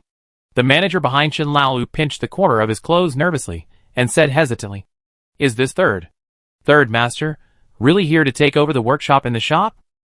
Fuck. Chen Lao spat on the ground. He doesn't deserve it. Chapter 12. A lot of account books. The sixth uncle of the old house obviously treated her as an unfavored female family member. He gave her a room in the cramped east wing at the edge. There was only a bed less than 1.2 meters in the room. A small dressing table. A small square table and 2 low stools. Mrs. Zhang's room was next to hers. And the area was larger than hers. Mrs. Zhang said TSK and was about to get up and find someone to change rooms. I know the old house well. There are more than a dozen rooms in the inner courtyard. The wing rooms where the proud maids sleep are better than this. It's good that the boss provides accommodation. Xianjin put himself in a very good position. Not to mention that I can get 3 meals. Fruits and snacks with the third master. Mrs. Zhang stopped talking immediately. This is good? Didn't she still look down on Xianjin because she almost became a bitch? Now this little girl is just like her, earning a living by her own ability. Very good. Mrs. Zhang found that since He Xianyang died, she liked this little girl more and more. At first, she was afraid of this little girl because of her non-violent and non-cooperative attitude. But later she found that this girl had some real stuff. And now she felt that she acted and spoke in a very methodical way. Her sense of smell, which had been in her for half a lifetime, told her that following this girl might have a better future than following Mr. Chen San. Mrs. Zhang expressed her love by feeding her. She also took 3 or 4 mung bean cakes from the kitchen. Eat more. Look at your thin face. That third madam is really a piece of shit. How can she still be hungry in this age? Xianjin thanked her and ate every bite very seriously, chewing each bite slowly before swallowing. After Mrs. Zhang left, Xianjin continued to pack. She didn't bring much with her. Just 3 or 4 neat cotton clothes. A small box of grease similar to Vaseline that could be used to wipe the face and mouth. And a few wooden hairpins. And then, there is asking for money. A name book that symbolizes an identity card. A reed pen that can be used to communicate. Record. And write instead of a mobile phone. The key to her small room in a yuan. And a few taels of silver. Xianjin put the 300 taels of silver notes that He Anyang left her close to her body in the seam of her underwear, and locked a few gold ornaments in the locked dressing cabinet in a yuan. Other than that, there is nothing else. She wanted to get an abacus, but the rat spirit who worked as the accountant of Chen's proud store in Xianzhou didn't know what an abacus was. In Jing County, which is more remote and smaller, it is naturally impossible to have an abacus. We still have to make one. Otherwise, it will be difficult to calculate the account in the future. Xianjin closed her eyes. In ancient times, there were not so many people, and the climate did not warm up. Jin's house was backed by Tianwan Creek, a tributary of Wuxi River. In addition, the weather in December was so cold that it made people shiver. Xianjin tossed and turned on the hard bed and couldn't sleep. When she has money, she must burn a warm Kong that never goes out day and night, hold 8 jade hand stoves, and spread 3 thick silk quilts to make herself burn. Before falling asleep, Xianjin thought viciously. The morning in the countryside of the town was awakened by the crowing of cocks one after another. Xianjin and Mrs. Zhang had just finished breakfast when the steward they had seen last night came. 2 farmhands with their heads down were holding 2 piles of half-man-high books behind them. The accountant, you are from Xuanqing, and your status is different from ours. The steward was a little fat, with a bulging belly like a 5-month pregnant, and his face was shiny and oily, like a pig that had just jumped. Didn't the Chen family hire people based on appearance? There was the rat demon Yanqing in front, and the pig demon Gongju in the back. If we choose again, we can complete the 12 zodiac signs in the demon world. The pig Gongju said with a smile. Didn't the third master say yesterday that he would take care of the workshop and the shop today? This is our account book for the past 3 years. All the accounts, receipts, purchases, and loans are here. Please check it. The 6th master found out yesterday. This woman is not a big shot. She is just the daughter of the concubine of the 3rd master Chen. She has neither the blood of the Chen family nor the status of the Chen family. She is not even a relative, and she can't even be called a cousin. I don't know what tricks he used to follow Mr. Chen San to Jing County. Most likely, he came here to avoid the harassment of his wife at home. Xianjin looked up and saw at least 50 account books.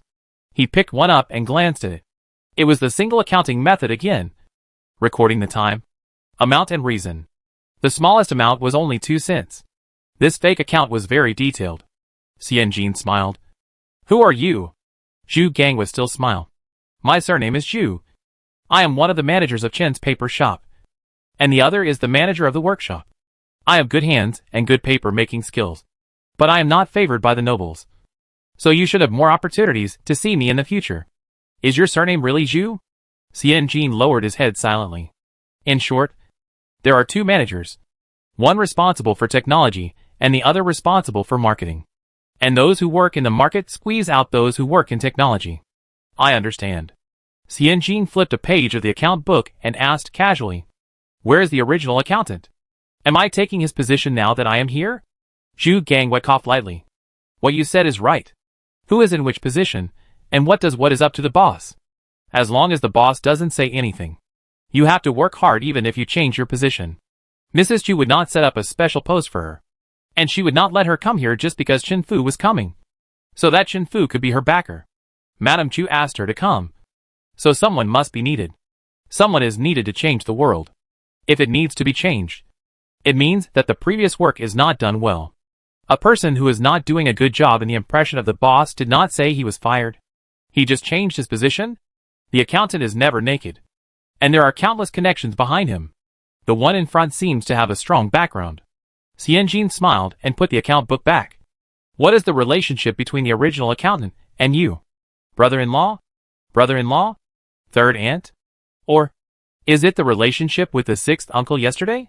Zhu Gongyue's smile froze for a moment. Then he laughed even more. You really love to joke. He turned around and loudly ordered the long-term worker to move the account book inside. Hurry up and move the book into the room for accountant He.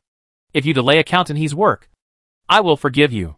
Xianjin stretched out his arm to block the person who came, with a smile on his face.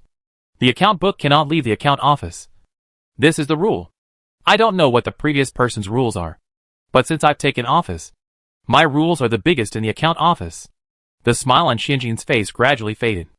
The book contains numbers and money. Did you make a list after you moved the book out of the accounting office? Did you check the number of pages? Did you record the files? Did you get the water card right? Did you sign the voucher? Is there any third party to prove it? Zhu Gangwei didn't expect the girl to be so aggressive on the first day. He wanted to get angry, but he was worried about Mr. Chen San.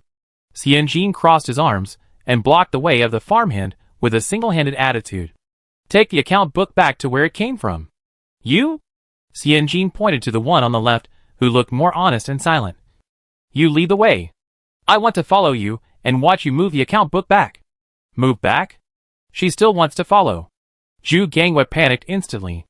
This set of fake accounts was made by them to deal with the inspection from above. It cost a lot of money. It can be said to be perfect. No one can find any loopholes. They also hope to use this set of accounts to delay Mr. Chen San for 10 days. Everyone in the Chen family knows what Mr. Chen San is up to. This time, after receiving the letter, they did not make any preparations. The real account book with many loopholes is still in the paper shop. Chapter 13, the accounts are in disarray. Zhu Ganglai stood there in a daze, not having time to completely retract the routine smile on his face. Xian Jin said sternly, "Let's go! Manager Zhu, lead the way." His tone did not allow for arguments. It fell straight down like a nail, intending to poke Zhu Gonglia's little courage. Mrs. Zhang had never seen such a tough Xian Jin, and she unconsciously took a breath and held it. Zhu Ganglai subconsciously wanted to laugh, but he pulled the corners of his mouth and found that he was laughing. He couldn't laugh any wider, and his expression looked a little strange. This is not easy to deal with. The third master hasn't gone yet. Is it appropriate for you to go? Then go ask the third master if he wants to go together? Xian Jin turned around and walked towards the upper room. No. No. No! Zhu Ganglai quickly stopped Xian Jin, with 1,000 thoughts running through his mind. He made a prompt decision. He, the accountant, can go if he wants to. You are the accountant said by the old boss. What is that equivalent to? It's equivalent to an imperial envoy. Isn't it your duty to look at the account book? Don't disturb the third master with such a small matter. The old man is not feeling well. Let him rest. Let him rest. Zhu Ganglai was obviously subdued when he finished speaking. Xian Jin glanced at him, put his hands behind his back, raised his chin, and said, "Let's go." His tone was still very tough. She had to be tough. First, she was a woman. Second, she was new. Third, her last name was not Chen. Once she showed any weakness, she would be bullied immediately. The shop was at the corner of Chen's house. Turn left and walk about 100 meters. The shop was located in the middle of Shuishi Street, with its back against Tianwang Creek. Under the arch bridge, black sail green boats lowered their masts to pass through the bridge hole. Chen's paper shop. The delivery shop next to it is a station for delivering official documents. Opposite it is a Hubing stall and a medicine shop. There are a lot of people. I think it is a prosperous area in Jing County. Zhu Ganglai saw Xian Jin enter the shop with a few big strides, so he wiped the sweat from his forehead, turned his back, and called the apprentice. Go and call your sixth master. Come to the shop. As soon as Zhu Ganglai entered the store, he saw Xian Jin roughly measuring the floor tiles with his feet, and heard him mutter. The floor tiles are 18 inches long and wide, with 12 bricks horizontally and 9.5 bricks vertically. Xian Jin raised his head. 3 feet square. The length is 21 feet. The width is 17 feet. A total of more than 40 square meters. That's more than 40 square meters. Not big. Zhu Ganglai held back his shaking hands. He calculated so quickly. How did he calculate it? He almost blurted it out. He calculated the account book at this speed? He might as well calculate how long he has left. Xian Jin put his hands behind his back and looked around. There were more than 20 piles of paper scattered throughout the store. The smell of grass and alkali was stronger than that of Mrs. Chu's castor hall. Several chests were placed in a corner without any order. The chest doors were half closed, and there should be more valuable paper inside. On the chest of drawers, there were several incense burners with auspicious beasts and 2 ears, with smoke curling up. Xian Jin's eyes fell on the incense burner. Zhu Ganglai hurried forward. I bought these copper incense burners specially. They are elegant and beautiful in our store. If you like them, I will buy you a new one. Oh no! I will buy you a silver one. What do you think? Xian Jin retracted his gaze. burning incense where paper is placed. Are you looking for death? If there is a spark, it will be a bonfire party. Others watch the party. They are the bonfire. Zhu Ganglai was stunned for a moment, then said righteously, "That's right. I reminded the sixth master not to do these pretentious and stupid things, but he insisted on doing it his own way, risking everything, and acting arbitrarily, selling out his teammates, showing his cleverness and alertness." After being glanced at by Xianjin, Zhu Ganglai stopped talking silently, stepped aside to make way, and introduced Xianjin attentively. Inside is Archon family's papermaking workshop, which is run by Manager Li. 2 days ago, his mother broke her leg in the field, and she asked for 3 days off, and will be back the day after tomorrow. Would you please come in and take a look? As he spoke, he kicked away the stool that was blocking the way in the hallway with disdain, muttering, "Old Li doesn't keep his things properly." Chong Xianjin smiled warmly. Old Li is a rough man, and making paper is a rough job. The profit of our workshop is not as good as that of others. I secretly think that it is because Old Li's papermaking skills are not good. Whether the paper is good or not, the people who use it know. If the paper is good, how can the business be bad? Not only does he sell his teammates, but the pig manager is also good at putting the blame behind his back. Old Li is just a mother who fell in the field, but he sat at home and the pot came from the sky. Xianjin waved his hand. Let's look at the accounts first. When Manager Li comes back, ask him to show the third master how to do it. Zhu Ganglai nodded hurriedly. Yes. Yes. Yes. Let's do the business first. He raised his hand and told the 2 attendants to bring up the account books. Don't look at these.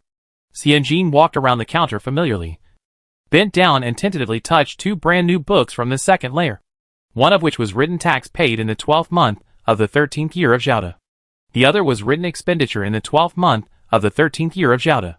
Xianjin took out a reed pen, raised the account book, and said meaningfully, I'll look at the new account first, then settle the old account. It is very common for businessmen to have 2 sets of accounts. Old Madame Chu is a shrewd person who has supported the Chen family for half of their lives. She can't see any problems with the accounts in Jing County, which shows that the accounts are well done. Except for the poor profits, everything else is in place. Zhu Ganglai must have shown her that set of accounts. Old Madame Chu, who is old and shrewd, can't see the world. How can she do it in such a short time? She is not blindly confident in herself. It is better to choose the recent accounts. They don't have time to make false accounts for the accounts of the past month. It may not be possible to catch a big handle, but it can give a rough idea of the real situation of the shop. Zhu Gonglai's forehead was sweating as his brain turned. Is there a deficit in the account of the 12th month? There shouldn't be a big deficit. Usually it has to be checked at the end of the year. Master Chenlu didn't dare to make too much of the account, let alone him. Zhu Ganglai wiped the sweat from his forehead and exhaled a long breath. He saw that the girl had a wooden hairpin on her head. Her face was white, without makeup, and she was wearing a dark crimson linen jacket with white and frayed cuffs. It was obvious that she had worn it for a long time. From this point of view, it is hard to tell that this woman is actually Yiksha. Last night, his old eyes were really blurry, and he actually felt that this woman was frail and delicate, with a soft body. He didn't know how long he had been looking at her. The Yiksha put down his reed pen, frowned and stared. Zhu Ganglai hurriedly asked, Is it wrong? The Yiksha nodded. Zhu Gonglai's heart tightened. Is the error big? Yiksha. Oh no. Xianjin shook his head. 3 cents off. Huh? The sound of Zhu Gonglai's long breath could be heard through the wind. Only 3 cents? Zhu Ganglai was visibly relieved. Come on. I'll make up for it. If I make up for these 3 cents, will the accounts for the 12th month be settled? Xianjin's expression was hard to describe. Accountants are not afraid of a difference of 10,000 yuan, but only of a difference of 1 cent. The rule of capital occupation equals the source of funds is used in accounting. Only when the source of funds is exactly reflected in the capital occupation can the accounts be settled, and the accounts can be shown to be clear and correct. Sometimes, if there is an error in the accounts, it is easy to find the error if there is a difference of 10,000 yuan. But it is more difficult to find the error if there is a difference of 1 cent. This requires the accountant to review the accounts from beginning to end to see whether it is a mistake in the verification or the account. No matter how the times change, this rule should not change. The manager of such a big paper shop doesn't know this common sense? He actually prepared to invest his own money? Xianjin's face was a little ugly. She could imagine how messy the previous accounts were. There must be a deficit. And this deficit would not be small. 3 cents to make up for it. Master Chenlu came panting and glared at Zhu Ganglai. You ignorant thing. As he spoke, he took out a roll of bills from his sleeve pocket. He, the accountant, has come to Jing County to work after a bumpy journey. You can say 3 cents? Master Chenlu put the rolled bills next to Xianjin's hand and smiled kindly. He, the accountant, do you think this little money can make up for this account? Chapter 14, the money has been received. A solid bundle of bills. Xianjin calmly scanned a line in the account book, then looked up and looked around. He had a clear mind. I looked at the account book. There are now 4 papermakers in our shop. 1 for purchasing and trading, 2 shop assistants, and 2 branch managers. Xianjin held the bundle of bills in his hand like a play, rubbed it a few times, and smiled. I haven't been to the paper mill since I entered the shop. I only saw a young apprentice and 2 managers in the shop. Where are the others? Before Master Chenlu could answer, Xianjin joked. Like manager Li? Your mother broke her leg? Zhu Ganglai hurriedly said. Today is a 10-day holiday. 10-day holiday. Xianjin nodded, then smiled again. Look, I am an accountant, and I deserve to be slapped for my mouth. Zhu Ganglai shook his head like a dice, and said repeatedly, Ask what you should ask. You are sent by your old boss to work here. Whatever you want to ask, I will tell you everything I know. He seemed, vaguely felt, this Yiksha had a better temper when he saw the money, and his words were softer, and even gave him the illusion that the person was very easy to get along with. Zhu Ganglai and Master Chenlu looked at each other secretly, bowed and smiled flatteringly. Look at the account book. Xianjin Fang suddenly realized, and picked up the roll of bills as if waking up from a dream, and weighed them twice. All of them were 50 liang bills. About 8 to 10 bills. 400 to 500 liang. Equivalent to 200,000 to 300,000. The day before yesterday, Madame Chu brought the account books of 2 shops in Jing County and Chengdong to compete. The net profit of the Chengdong account she did was 100,000 yuan a month. The net profit of the Jing County account she just calculated for the 12th month was only 50 liang of silver. 35,000 yuan. I took the profits of nearly 10 months and shut her up. Not to mention, the amount of money I will give to Chen Fu later will only be more. Xianjin skillfully pushed the bills to Master Chenlu. 500 taels. It's not enough for Master San to buy a few headgear for my mother. Zhu Gonglia's heart skipped a beat. This Yiksha doesn't smell like money. Master Chenlu was overjoyed. Overjoyed. Master Chenlu smiled and took out another roll of bills from his sleeve pocket and put it together with the original roll. As expected of a lady from Xuanqing. Your vision and knowledge are greater than ours. The greed for money is even greater. I don't know how many sets of headgear you can buy with 800 taels of silver. But I know that a 2-story house in Xuanqing costs only 300 or 400 taels. And the price in Jingxian is even lower. A yard of 100 or 200 taels also comes with a set of elm furniture. And you can buy 2 or 3 quick-witted maids and old women. You can just wait to live a comfortable life. Xianjin also laughed. Put the 2 rolls of bills back into his pocket as if nothing had happened. Closed the account book neatly. Stood up and walked out, smiling and admonishing Zhu Ganglai as he walked. Third master has a disability, but his legs and feet are disabled. But his eyes, mouth, and ears are fine. Why don't you just leave third master in the old house and keep him there? This is to order them. Get the money and do the work. This Yiksha is open and above board. He is sensible. He is a brother in the trench. Zhu Ganglai bowed his head and listened to the instruction. Xianjin's attitude was like a spring breeze. We have a sedan chair. Right? Yes. Yes. Yes. There are 2 people carrying a blue cloth sedan chair. In the city, there is a southern opera troupe. Right? Yes. Yes. Yes. There are Guiqi New Opera, Shadow Play, and Huangmei Opera in Chanqiao Guild Hall. Xianjin clapped his hands and spread his hands. What are you waiting for? At night, we will lift the sedan chair and invite the third master to the Chanqiao Guild Hall to sit and perform a wonderful southern Anhui shadow play, and then order 2 pots of good wine. The third master likes to be lively. You served him comfortably in the past few days, and then when the shop assistants are over their 10-day holiday, They will start to work overtime to make paper. And they will have no time to serve him. By then, the third master will be high and the other low. And the gap will suddenly increase.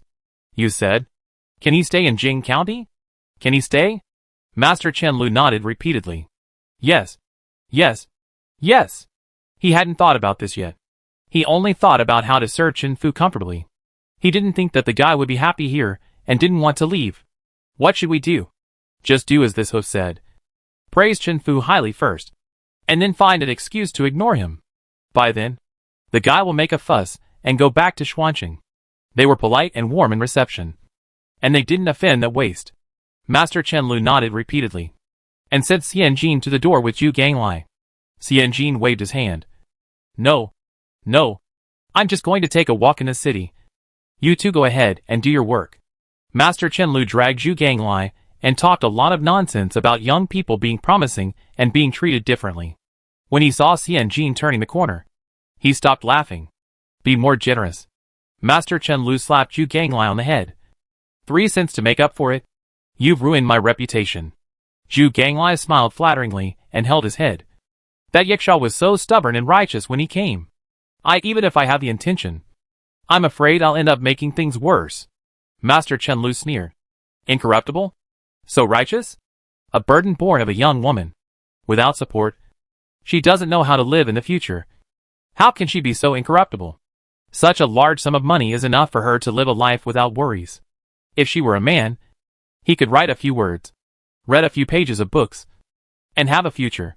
This woman is pretty after the mourning period. I'm afraid she will be caught by the Chen family and married. If she doesn't take this opportunity to get some support. When can she expect it? Master Chen Lu pretended to hit Zhu Ganglai again. Zhu Ganglai held his head and cried. Sixth uncle. Sixth uncle. Sixth grandfather. Be smart. Calling sixth ancestor is useless. Master Chen Lu looked around the shop. Wait until the third brother leaves. Call Li Sanshun back. The paper he makes is good. Some people like it. For the rest, give 1 tael of silver to each of the ruffians. And find 2 honest people to scare them, and ask them to quit their jobs. Xian Jin turned the corner. His expression calm, and his steps steady.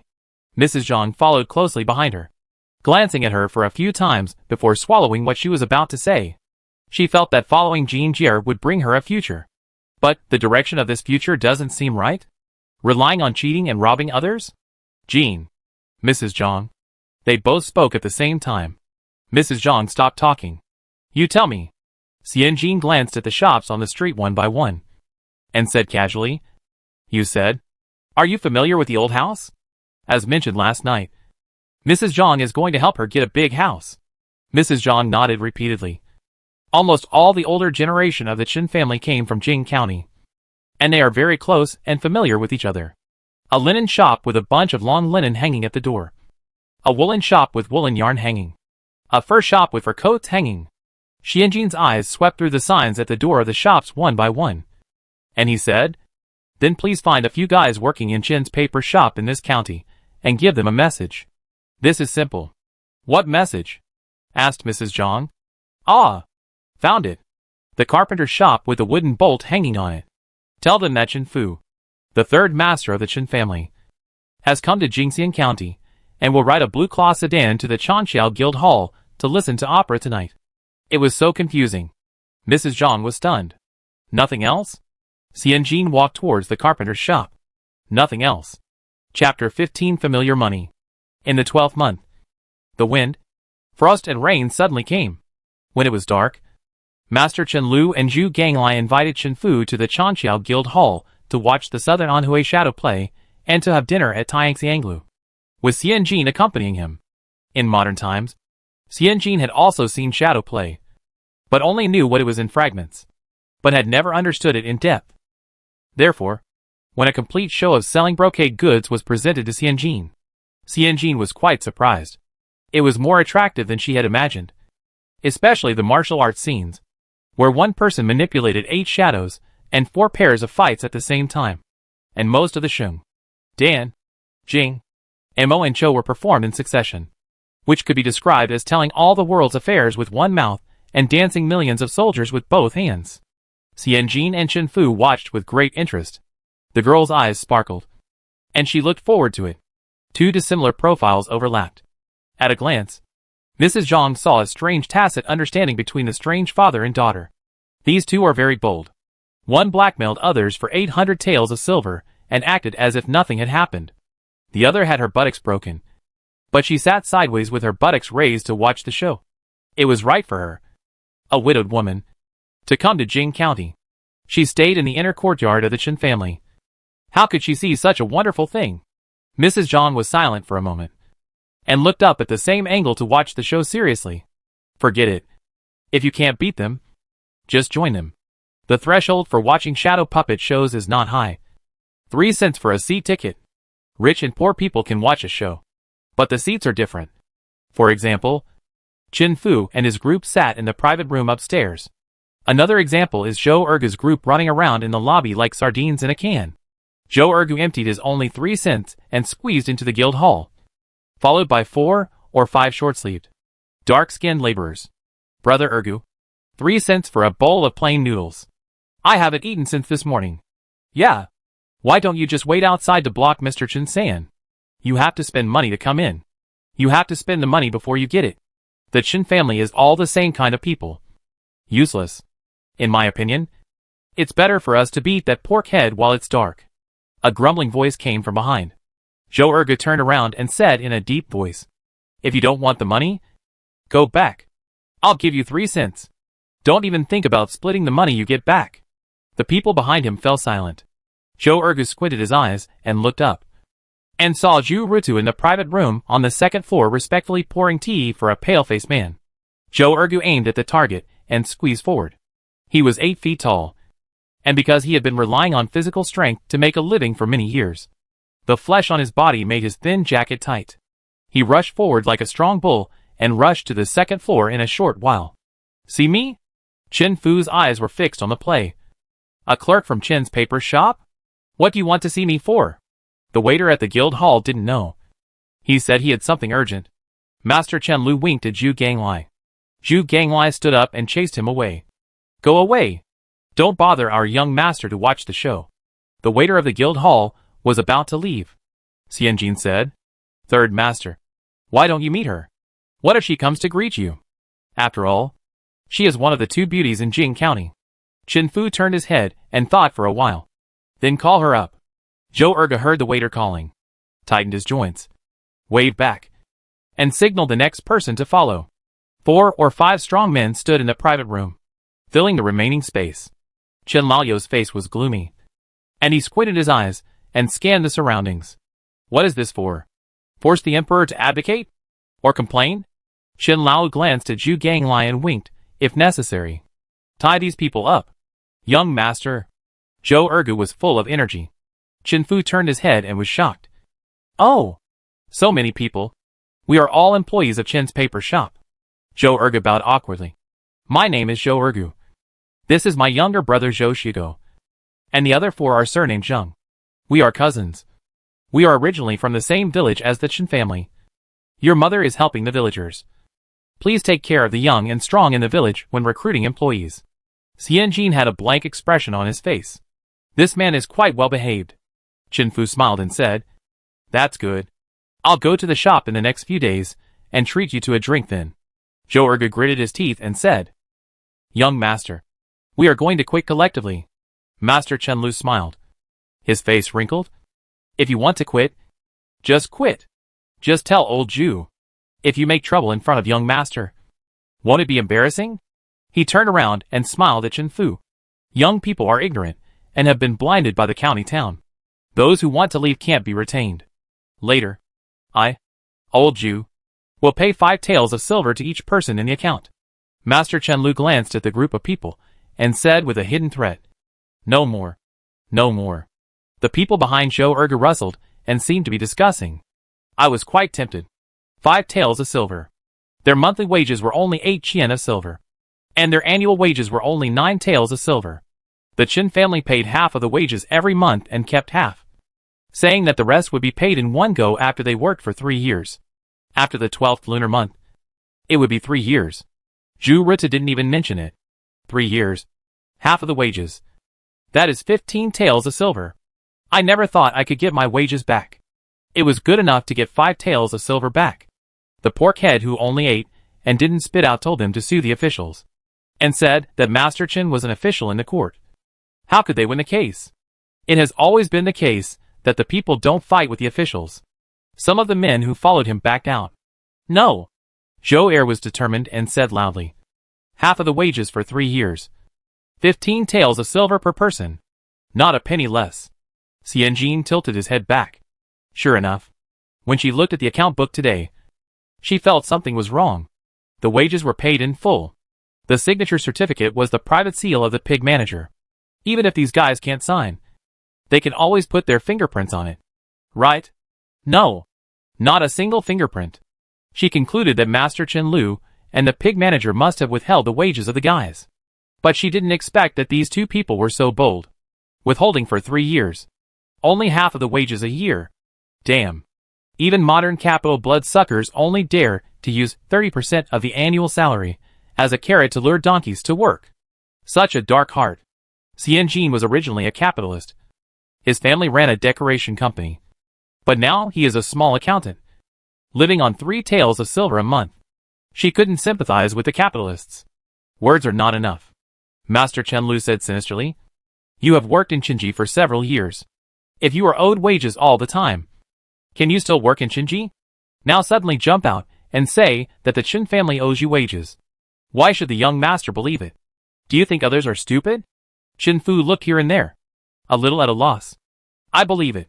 Xianjin took out a tightly bound roll of bills from his sleeve pocket and slammed it heavily on the table. 15 taels of silver. 6 people. 90 taels in total. The third master will give you 100 taels, which will be counted as interest for 3 years. If you are willing to continue working, stay. The third master promises to pay you on time and monthly, and will never default on your salary. Master Chen Lu's pupils suddenly dilated. This roll of bills looks damn familiar. Chapter 16. A good show. Master Chen Lu turned to Xianjin stiffly, staring at the roll of bills on the table. This is really too much. She cheated him of his money, and used Chen Fu's name to pay the wages of his shop assistants. Others are grateful to Chen Fu.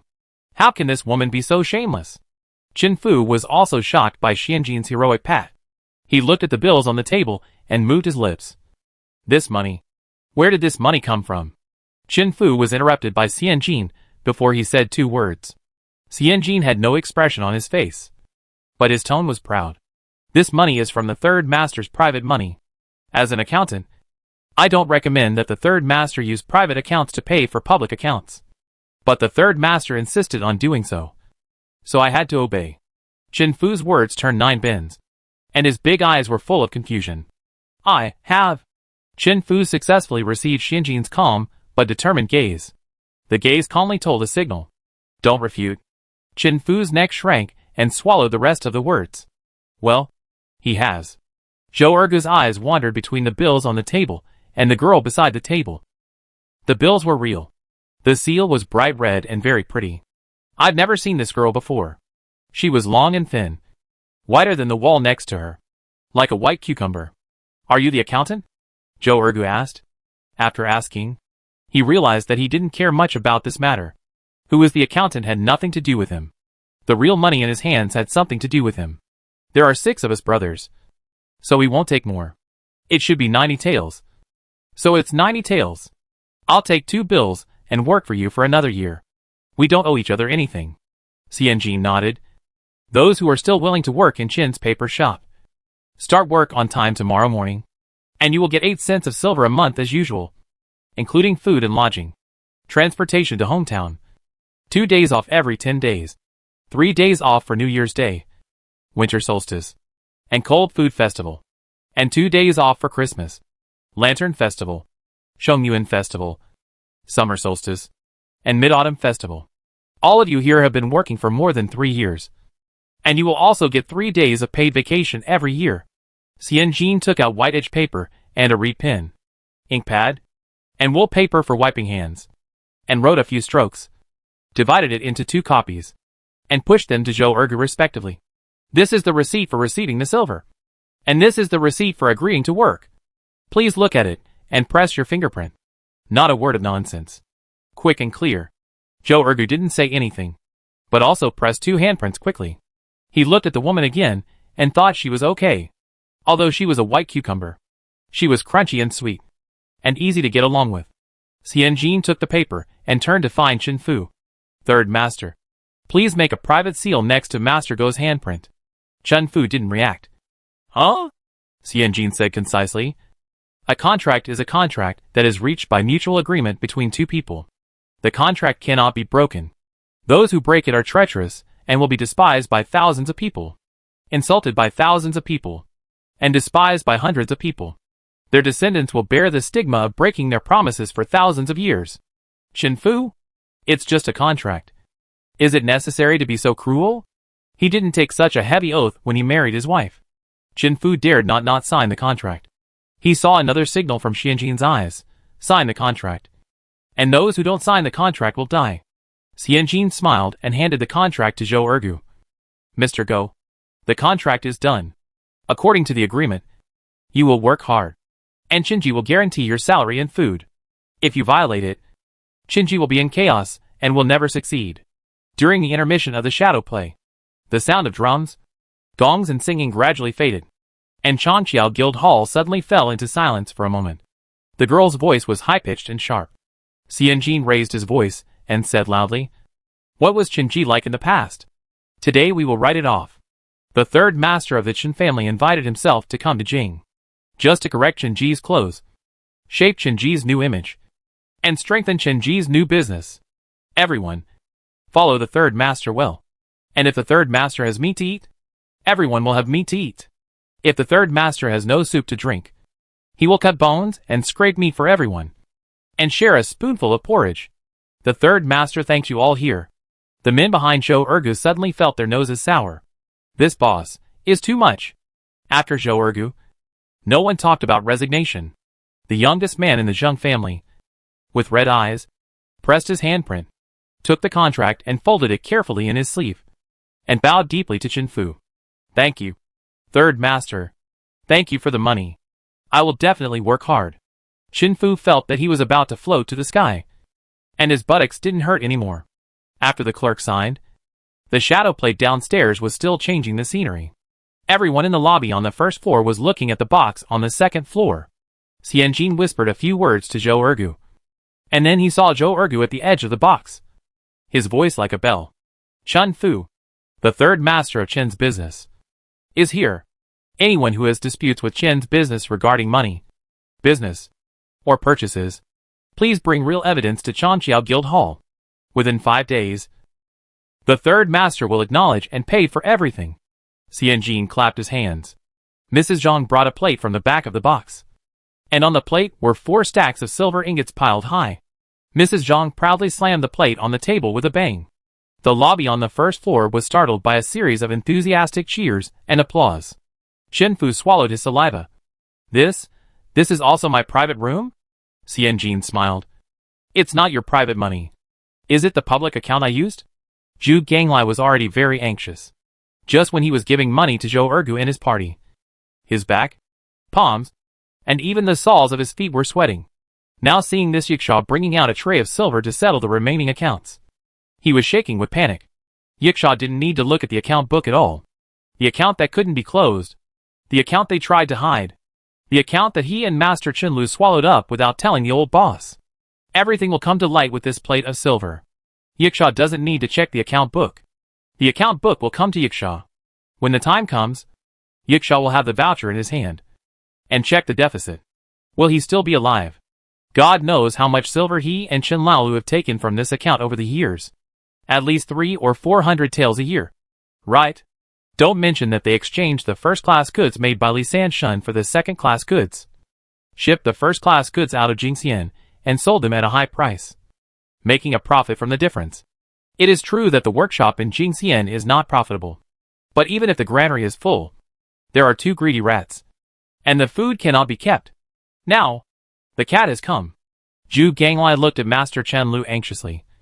Help! Master Chen Lu looked at the silver plate viciously. Is this silver a bit like the other 400 taels he gave out? Oh, third. What do you mean by this? Master Chen Lu's face was livid. The Jingxian workshop is not making money. Do you think it's me and Manager Zhu who are making trouble? What's the dispute?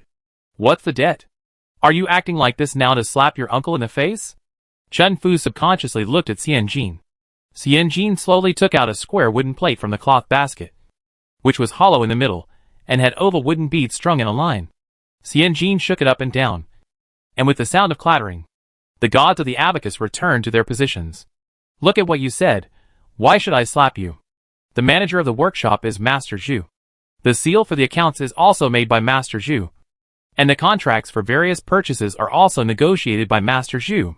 Xian Jin didn't laugh, but fiddled with the abacus a few times to find the feel. The mistake was made by Master Zhu, and you at most failed to supervise, which is not a big deal. Zhu Ganglai looked at Xian Jin in disbelief.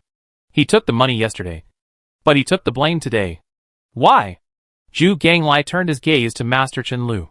But Master Chen Lu was stunned for a moment, and then silently looked away. What does this mean? What does it mean? It means that after beating him, old Zhu, you can no longer argue with others. Is that what you mean? Chapter 17. I am very content. Zhu Ganglai was panicking, like a rope falling into a bottomless well, falling straight down. What do you mean? Zhu Ganglai stuttered. I didn't do anything. You are talking nonsense.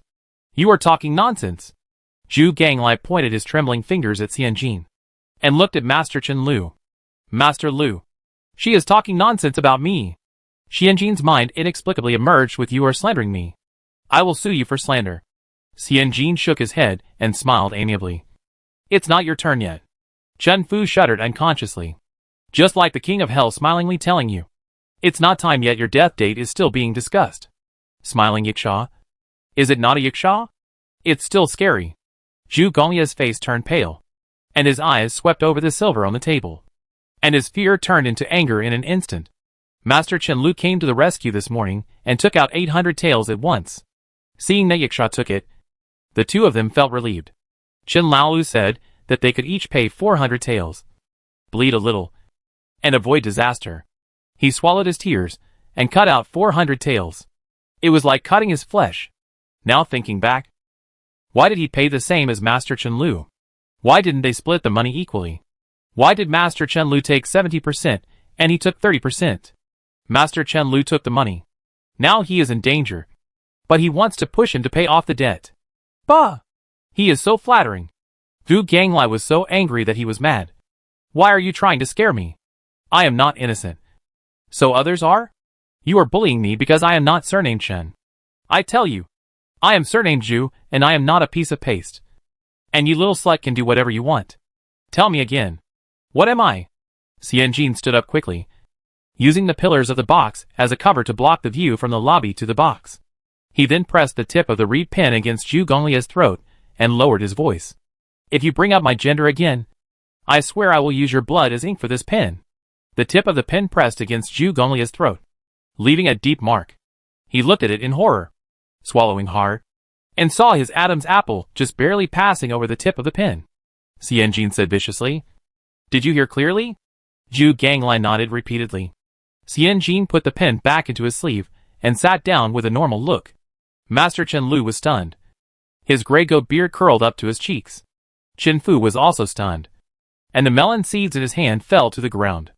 The only ones who were not surprised were Zhang Pozi, who had seen Xian Jin burn people with wax oil, and Zhou Ergu, who thought that this white cucumber was beautiful.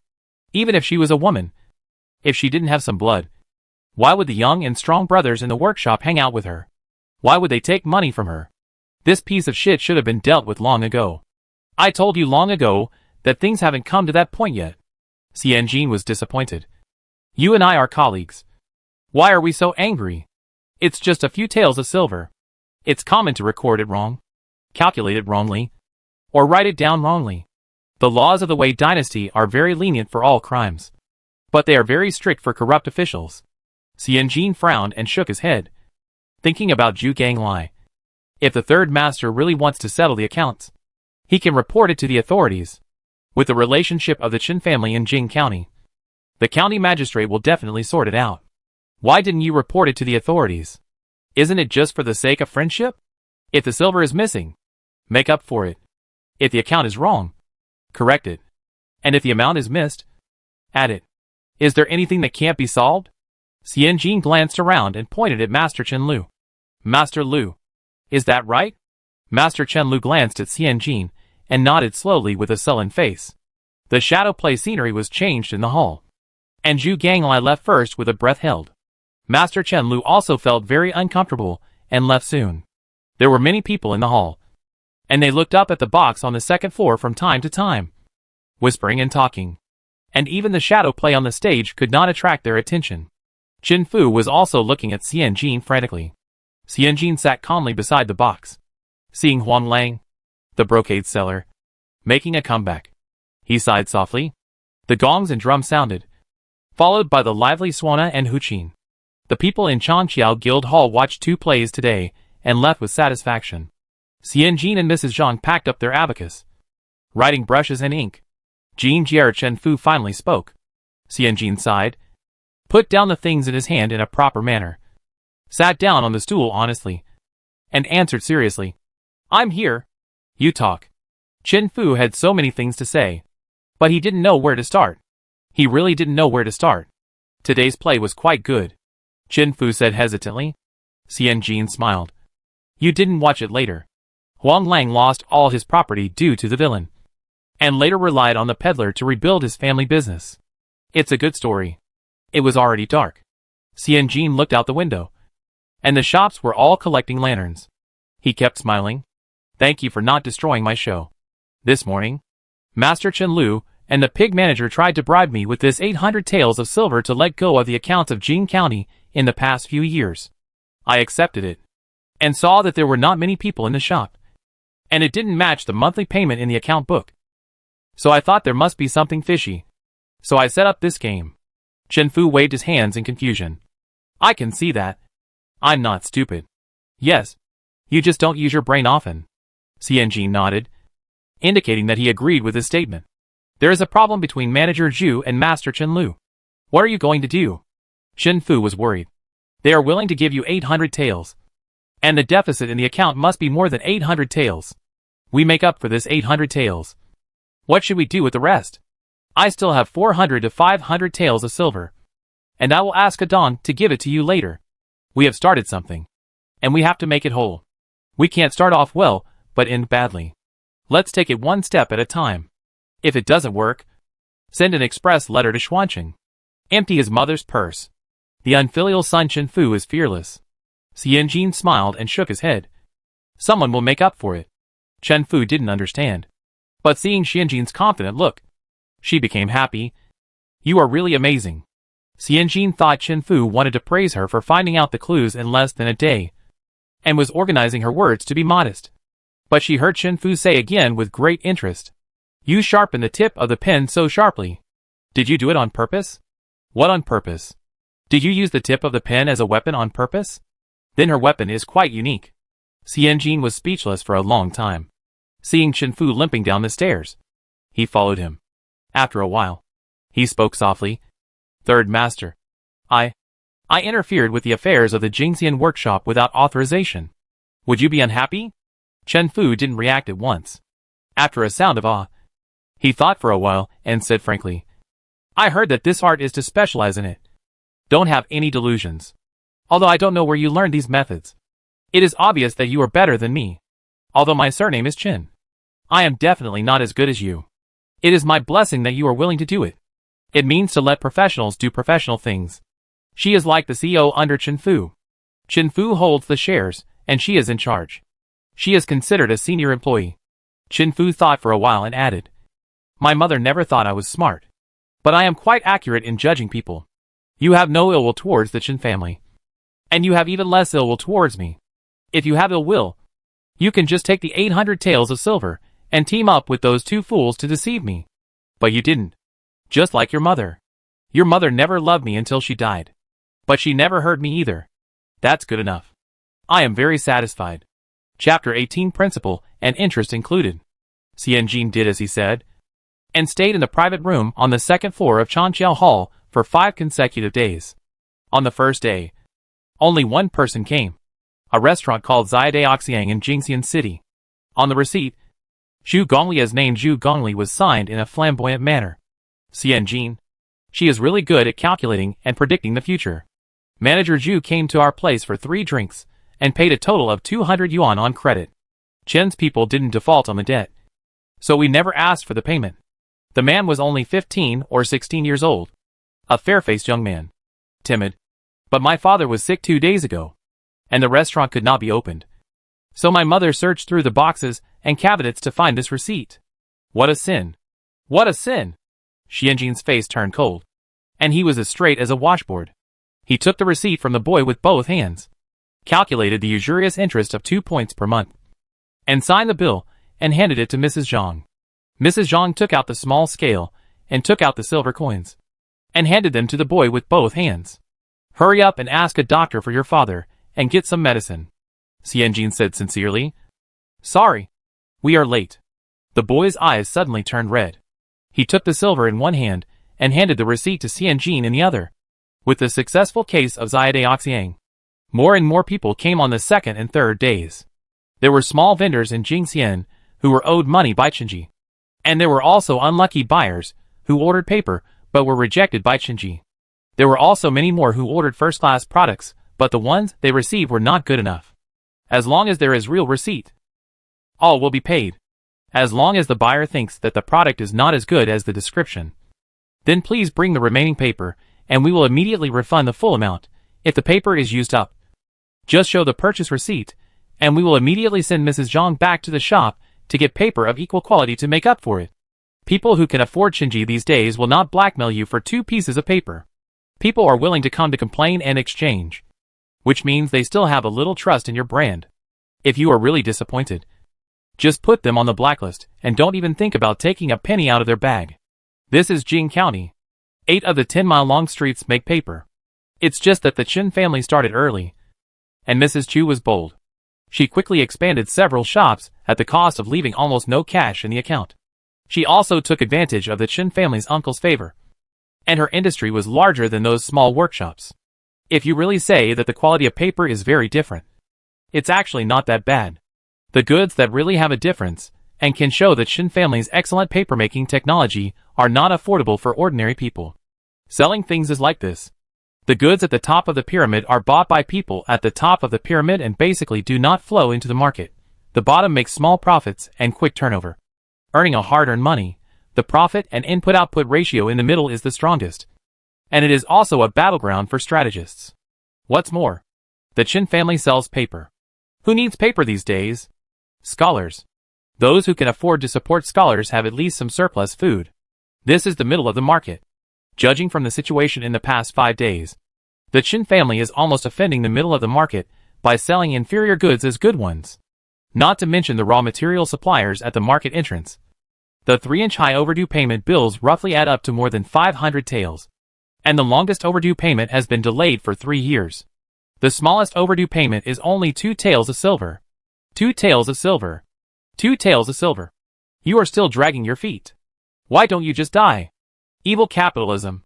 Xianjin and manager Dong cleared the accounts every day until the early morning, and continued to check and pay the accounts with dark circles under their eyes the next day. And the silver in the tray gradually ran out. Manager Dong didn't even know how to use an abacus, and he manipulated the 20 pitiful little sticks here and there, complaining to Xianjin with a sad face. 800 taels of silver. 100 taels for the 6 workshop workers. 631 taels and 8 cents for the arrears. 145 taels and 1 cent for the refunds. And the rest? Xianjin leaned back. Weakened said, I owe 76 taels and 9 qian. This money was paid with the cash on the account of the workshop.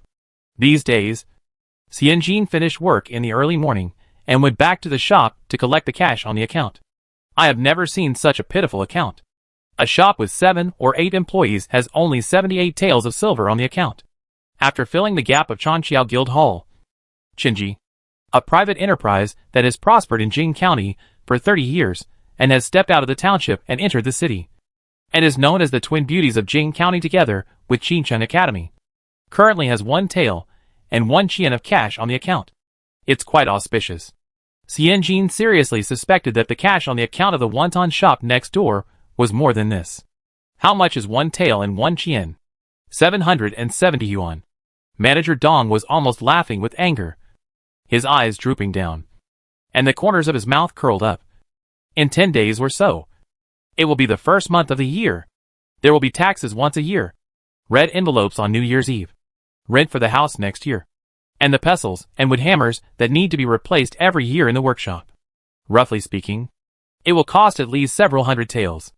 The house of Chen's paper shop is actually rented. This is Chen's base camp? The Chen family didn't buy the old position? Xianjin raised his eyebrows.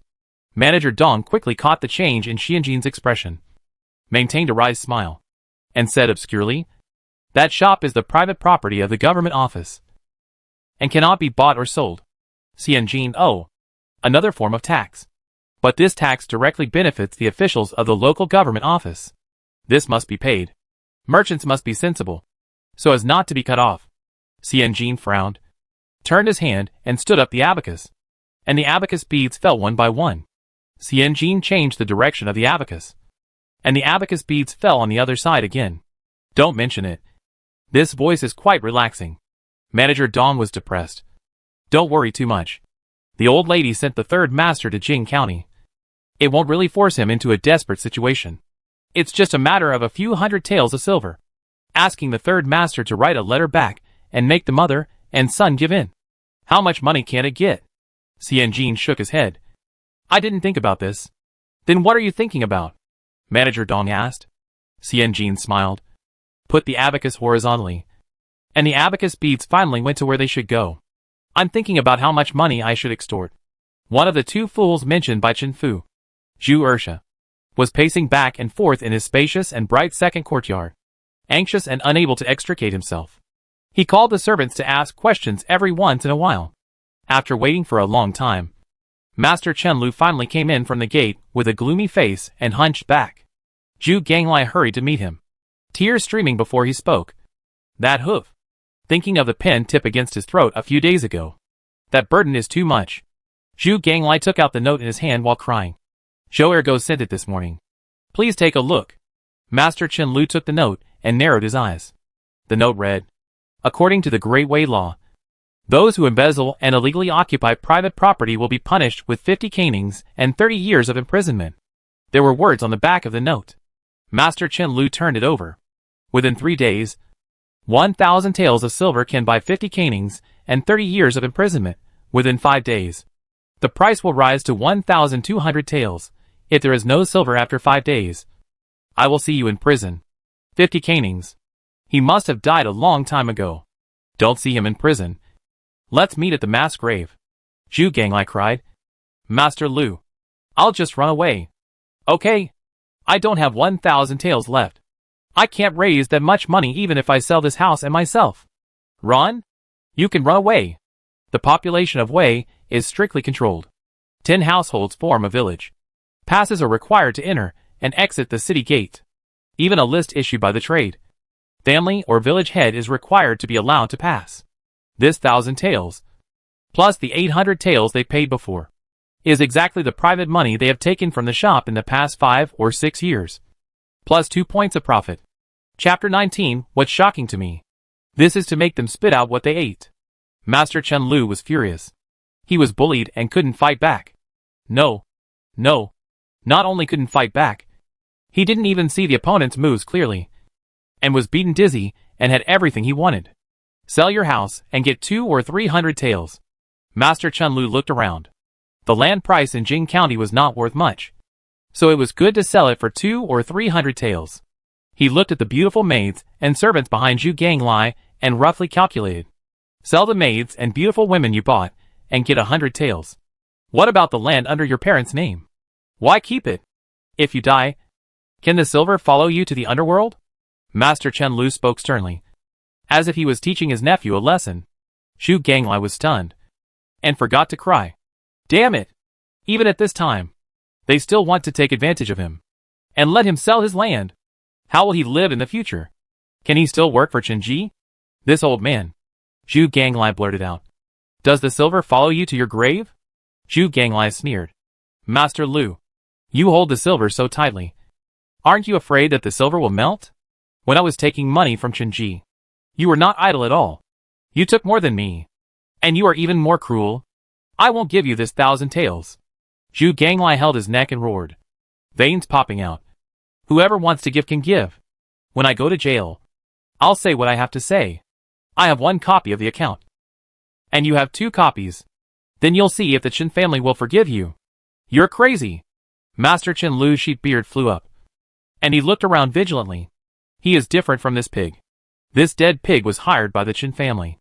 If he greedily takes some money, at most, he will spit out the silver and suffer some punishment. He is a member of the Chen family. If his son, or even his grandson, who is still studying in Qingshan Academy, wants to have a promising future, he must rely on the elders of the clan.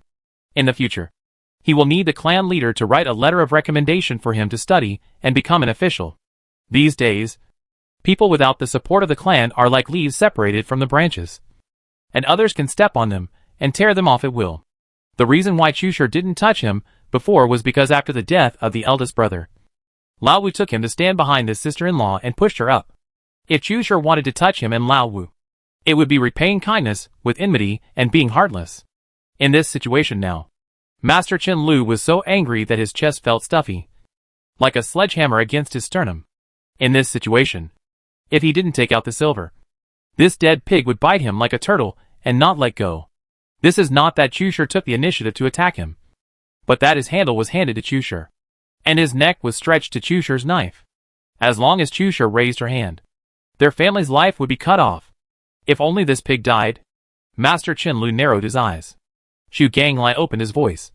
My family has an account book, which records the accounts of these years, and even the direction of Lia Zhangshuan and Ba Zhangshuan, the death of Li Laozhong, the disability of Li Erzhun, even if I am gone. These accounts should be sent to where they should be. Master Chen Lu's eyes changed. His throat itched, and he coughed lightly. You pig brain. You have a pig brain. But your instinct to seek benefits and avoid harm is very sensitive. You actually kept an account. I'm not afraid of the account book.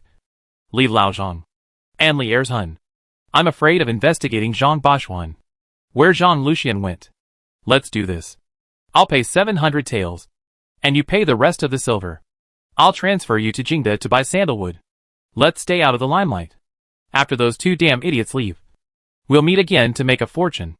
Master Chen Lu suppressed his anger and arranged things naturally. I'll send someone to bring the money to you later, and you can give it to Chen Fu. Zhu Ganglai calmed down. Leave Jing County? It's okay to leave Jing County.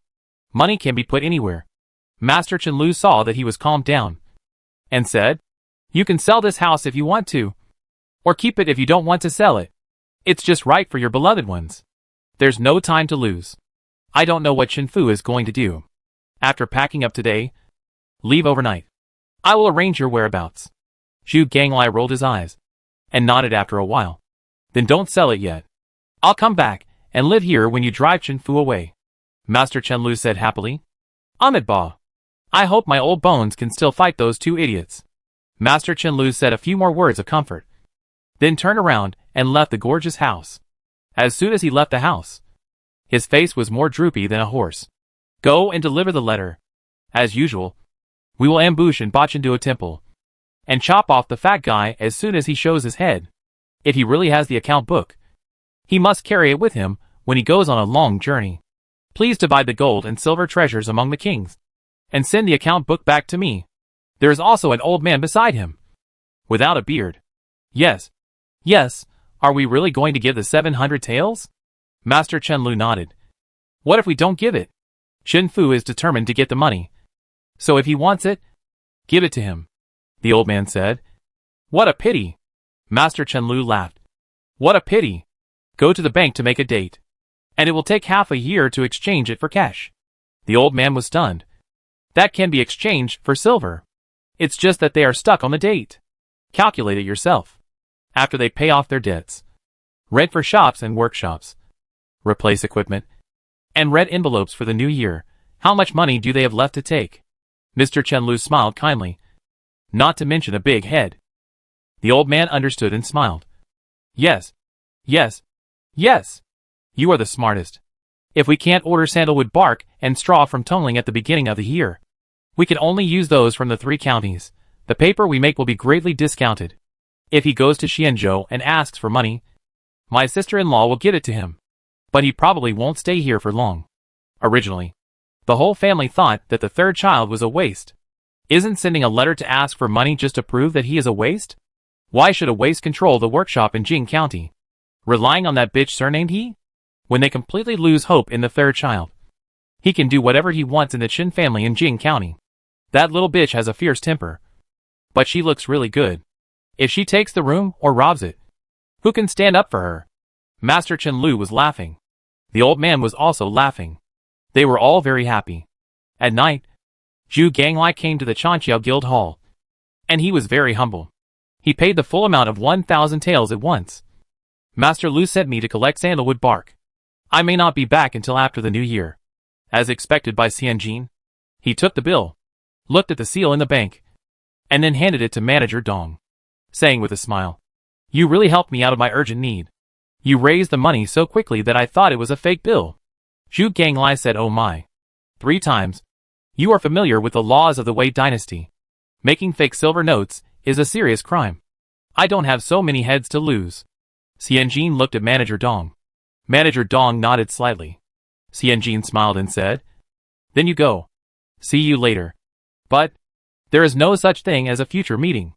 On the 3rd day, Xianjin received a letter from the government. It was said that Zhu Gonglia's carriage to Jingda was robbed at Bachenduo Temple. All the gold and silver treasures were looted. The man's neck was cut, and the golden fat and red blood flowed all over the ground. The civil lawsuit turned into a criminal lawsuit. There must be more serious twists and turns in the middle than the fake accounts. Xianjin suddenly remembered something, and was shocked. He even asked Manager Dong to go to the bank to cash the account. Manager Dong came back dejected. "I can't cash it. Such a large amount of silver bills must be notified to the bank in advance. The cashing date for these bills is after June." Xianjin pursed his lips tightly, and smiled after a while. "Interesting. Master Chen Lu, do you have any surprises that I don't know about?" Chapter 20: The Road to Chicken Daddy. If the silver bills cannot be exchanged, it means that the red envelopes cannot be issued. The payment for goods cannot be paid, and the raw materials cannot be ordered. From the aspects of personnel, finance, and market, it is a big blow to Chen Ji. If it were normal, she could not exchange it, and she could carefully appreciate the dignity of the ancient large denomination banknotes. It happened to be at the end of the year. I dreamed that she was playing mahjong. The upper party had a gold ingot. The opposite party had a pile of silver ingots. And the lower party had a string of money. She wandered among them, taking all 3 parties, and was happily smelling of money. Xianjin was so anxious that he personified money.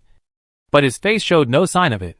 He even got up in the morning and practiced a set of 8-section brocade in the courtyard. This is one of the activities allowed for patients with congenital heart disease. When Manager Dong came in with a breeze, he saw Xianjin wearing a loose-fitting beige coat with a front opening, pure black old cloth shoes, a dark brown wooden hairpin on his head, and a steaming teacup on the stone bench beside the table. Manager Dong was stunned. He seemed to see the old and energetic boss Wang from the next-door business. After experiencing famous battles such as the empty-handed gambler and the pen in the guild hall, Manager Dong tacitly agreed to Xianjin's acting as Chen Fu. After seeing Xianjin punching vigorously, this tacit agreement instantly soared to a high point. "What's wrong?" Xianjin retracted his fists, put them together at his waist, and exhaled after sinking his chi into his dantian. More like.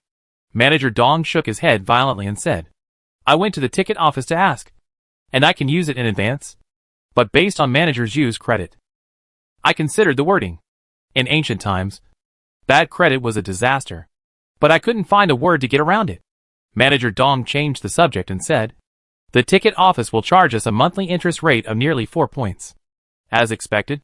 Well, just like in modern times, if you have a fixed deposit in a bank and suddenly want to withdraw it, the bank cannot agree. Who knows where the bank has moved the money?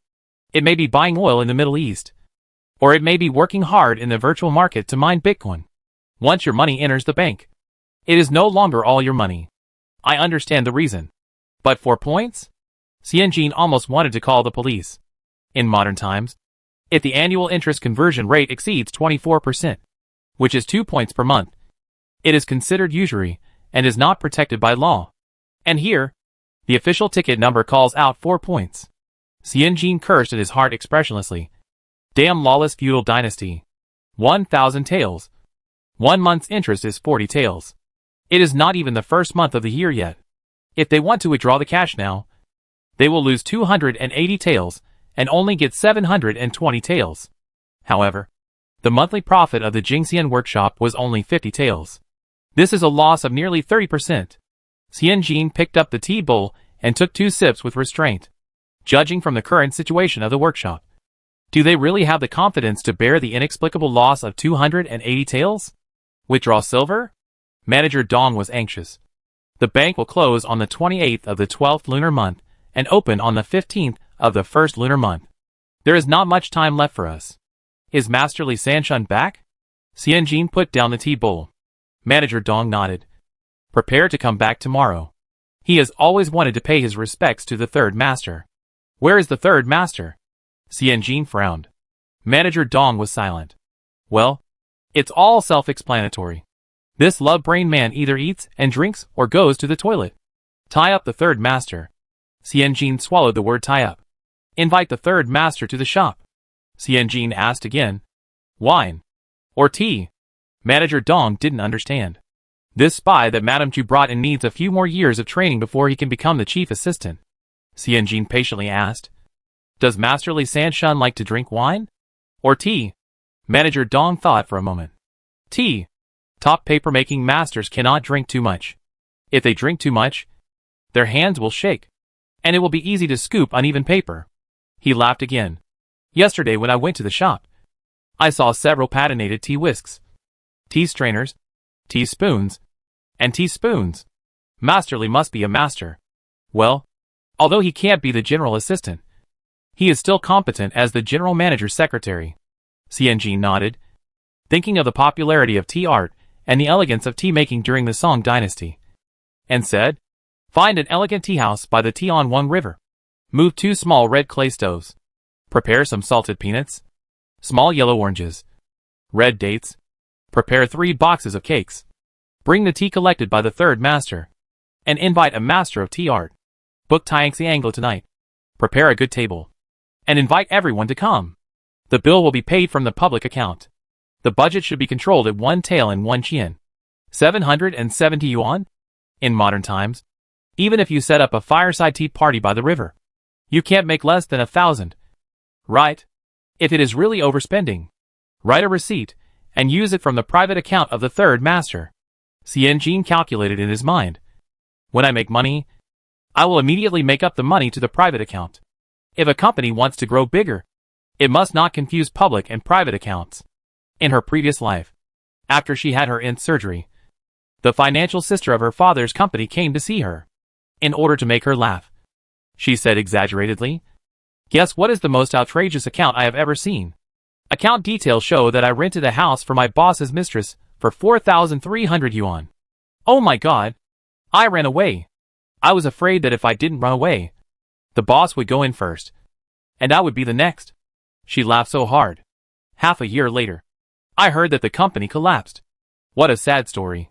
After Manager Dong repeated the story and left, Xianjin changed into a coarse cloth shorts and rushed to the workshop in a hurry, and met Chen Fu at the door.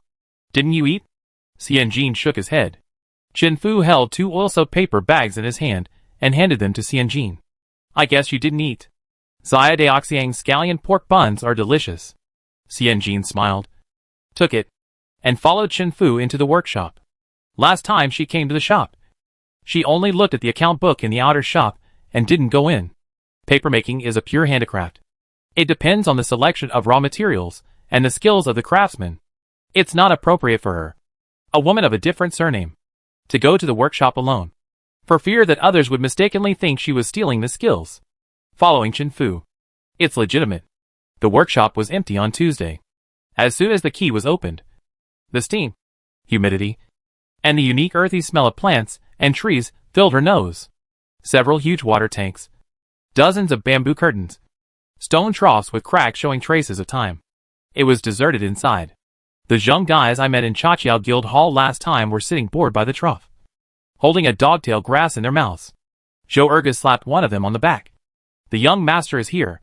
Several people hurriedly stood up. First bowed to Chen Fu, and then bowed to Xian Jin. Oh! This bow is really solid. Almost 90 degrees. It's the end of the 12th month of the year. There are few workers in the workshop. Master Li hasn't come back. And the helmsman is not here. And everyone is not deliberately lazy. Zhou Erge hurriedly explained. Chen Fu waved his hand. Don't mention it. It's the cold winter, and the new year is coming. Who wants to work? Even dogs don't want to work. If I weren't. Chen Fu glanced at Xian Jin. I'm still eating 8 bowls of rice at Xiaodaoxiang at this time. To be honest. Xian Jin, who suffered from congenital heart disease in her previous life, always thought that she had no chance to raise a baby. Unexpectedly, God treated her well. In her new life, she was given the opportunity to raise a baby painlessly. Oh no! To be a chicken father. Xian Jin was depressed. Let's go to the warehouse first. What to do when funds are tight? You can recover foreign debts, take bank loans, and issue bonds. None of these. Then they have one way to go. Clear the warehouse and return. Chapter 21. Drawing a big pie. The warehouse is just behind the stone mortar, with thick bricks and stones. The floor is 1 meter high, and there are 8 pillars outside the warehouse. Xian Jin went up 3 steps, and saw Zhou Ergu and Manager Dong each holding a key, inserting them into the keyholes on the left and right. With a click, the lock opened. It was a bit solemn. Xian Jin glanced at the left window inadvertently. A small window was wide open. The window frame was full of invitations. Xian Jin took another look at the high-end lock. I mean, the operation just now might be to create a sense of ritual. Xian Jin's mouth twitched, and he patted Manager Dong on the shoulder, pointed to the window, and discussed. After we settle the account, let's nail a fence to each window. Manager Dong looked over and his face flushed. Chen Fu took a bite of the bun. Ha ha ha. Laughing like he had lost his mind. The warehouse is worth a mother and child lock. The area is larger than the store. Dozens of nama chests are arranged in order, and the strong smell of pepper hits the nose. It's a bit pungent. Xian Jin sniffed the wall and found that it was the smell of the pepper paste on the wall. Xian paper needs to be dried. In addition to raising the ground and laying blue bricks, pepper paste is also very useful. Chen Fu explained to Xian Jin while eating the buns. He ate the buns in 2 or 3 bites, took out a piece of silk, and wiped his hands and mouth carefully before entering the warehouse. Xian Jin looked at him twice more. It's not that he was surprised at his understanding of Xian paper, but that he wiped his hands and mouth before entering the warehouse. This love-brained man actually still has off for the paper industry in his bones. Interesting. Xian Jin pursed his lips and smiled. There are 2 major categories in the warehouse: raw Xian paper and cooked Xian paper, and dozens of small categories, such as tribute paper, jade plate, coral, mica paper, cold gold, wine gold, wax gold flower rib paper, pink tiger skin. The categories are made of sandalwood with chips and hung on the chest of drawers. Xian paper is divided into raw and cooked. Manager Dong is like a nagging mother-in-law. Once he started talking, he kept chattering. Raw Xian paper is what it is after it is baked, while cooked Xian paper is coated with alum, etc. The paper is hard and tough, and the ink and color are not easy to spread. It is a good choice for fine brush painting or making scrolls. Xian Jin touched the paper with Jia Gong written on it. It was smooth, delicate but a little soft. It should be Xian paper. Xian Jin glanced around. What is the most common paper in our warehouse now? Manager Dong pursed his lips. Xian Jin looked at the pile of, yellow paper in the corner? Bamboo paper. Manager Dong was a little disgusted. Our family is committed to quality. I was surprised when I came to check the warehouse a few days ago. I don't know why there are so many piles of bamboo paper. There is a good thing called yuko. Sichuan and Fujian bamboos are good, and they are made a lot. But the pile of our family has nothing to do with yuko paper. Manager Dong pulled off a piece and handed it to Xian Jin. Touch it, and see if it's worthy of being called paper? How should I put it? Manager Dong's flattery is very mean. He usually looks honest, steady and self-sustaining. But when he talks about paper gossip, he's mean. Xian Jin smiled and touched it. Okay. Based on her shallow, superficial, one-sided understanding of paper. Is this pile of bamboo paper the rough-edge paper used by those naughty kids in later generations to practice calligraphy? Why do you make so much of this paper? Xian Jin asked with a smile. And a possibility suddenly emerged in his mind. When we do the year-end summary of the Chen family's workshops, should we write down this year's paper production? Manager Dong nodded. Yes. Jing Xian has been far ahead for several consecutive years. It seems that we made 50,000 pieces of paper last year. Manager Dong understood Xianjin's meaning, paused for a moment, and then returned to his mean look. Oh, this is just a sham. You are deceiving yourself. You are very stupid. Xianjin smiled silently. Chen Fu walked in front and saw something, exclaiming, "There is a 4 Zhongxian paper." Xianjin walked forward quickly, and there was a big piece of paper on the blue brick. Xianjin estimated that it was about 14 or 15 meters long and 3 or 4 meters wide. The paper was off-white, and it was visibly tough and thick. Chen Fu's eyes were slightly red, and he turned to look at Xianjin, and said excitedly, 4 Zhongxian paper. Only a national scholar can write. And only a famous scholar can write. A small workshop like Jing Xian actually has 4 Zhongxian paper. Zhou Erge's eyes were red. Last year, Master Sanshun and more than 20 paper-making masters made 4 Zhongxian in the workshop in front. They worked for 4 days and 4 nights, and only made half a piece. Now there are only 27 pieces left. Zhou Ergu had tears in his eyes. What's 4 Zhongxian? When Master Li was still here, our family could make 6 zhong and 8 Zhongxian. One piece of paper cost 150 taels of silver. Now that Master Li is gone, we can no longer see hundreds of paper-making masters in Jing County making paper together. 4 zhong is still so spectacular. What's more, it's 8 feet long. The price of a knife of 8 feet long was 150 taels, which is 100,000 yuan. Then, what about the money? Xianjin thought of the miserable 1 tael and 1 cent on the account, and laughed in his heart. 1,000 taels of silver is too little. Xianjin looked around and made a plan in his mind. He whispered to Dong the manager and ate boiled vegetables and corn rice in the workshop. In the afternoon, Chen Fu and Xianjin went to Tianwang Creek together. The tea house was built by the creek, and opposite was the famous Qincheng Mountain courtyard. Perhaps it was after lunch break. The students who came and went were all wearing fine cloth long gowns, rubbing their eyes sleepily while carrying cloth bags and walking hurriedly inside. Xianjin retracted his gaze and saw a middle-aged man with a dark complexion, short stature and strong limbs coming hurriedly from a distance. Xianjin smiled and greeted him. Master Li, I have heard of your name for a long time. Li Sanshun saw a man wearing pink silk, a jeweled hat, and black eyebrows, and a young girl with a cold expression, thin eyebrows and eyes, wearing a coarse cloth dress, and a wooden hairpin on her head. Li Sanshun's eyes darkened, and he felt that his future was hopeless. He sighed in despair. The Chen family sent only the 2 of you? They sent you 2? A playboy and a woman? Li Sanshun sat down on the wooden stool and wiped his eyes. Ergu said that someone from his hometown came to build up our Jing County. I'm so happy. I was so happy that I couldn't sleep for 2 days. I was making paper in my dreams. Li Sanshun glanced at the playboy. The playboy was just eating peanuts, and there was a piece of red peanut skin hanging on the corner of his mouth. What a fool! Li Sanshun was overwhelmed with grief, tears streaming down his face. The Chen family has done a favor to our Li family. My mother was saved by a ginseng from the old boss. We are repaying the favor. Our family of 2 generations, are working hard. You can't bully people like this. What do you know? You know how to eat peanuts? What does this woman know? Li Sanshun slapped his thigh and cried. Chen Fu was a little at a loss. Xianjin held Chen Fu's shoulders, and when the old man Li Sanshun's crying gradually weakened, he spoke calmly. I don't know how to work, but I can sell paper. You can make paper. I can sell paper. We can only make money by selling paper. And with money, we can make better paper. When the time comes, I will hire 100 helpers for you.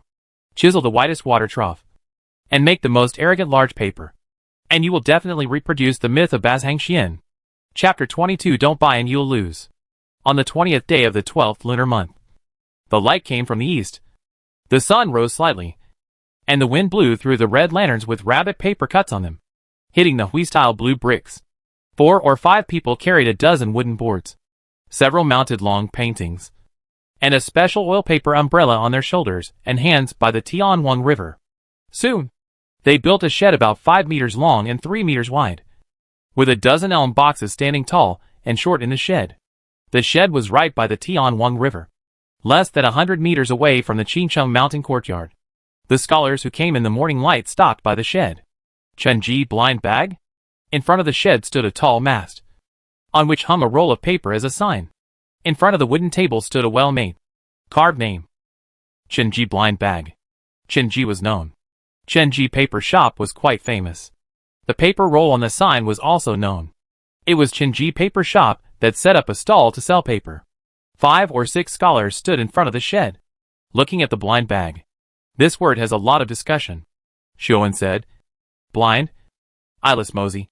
I personally think this name has a Taoist style. The heart is forgotten. The eyes are blind. A leaf blocks the eyes, and the vacuum is empty. Brother Zhang is right. Laozi once said that the 5 colors make people blind, and the 5 sounds make people deaf. The name of this store. The more I think about it, the more elegant it is. That's right.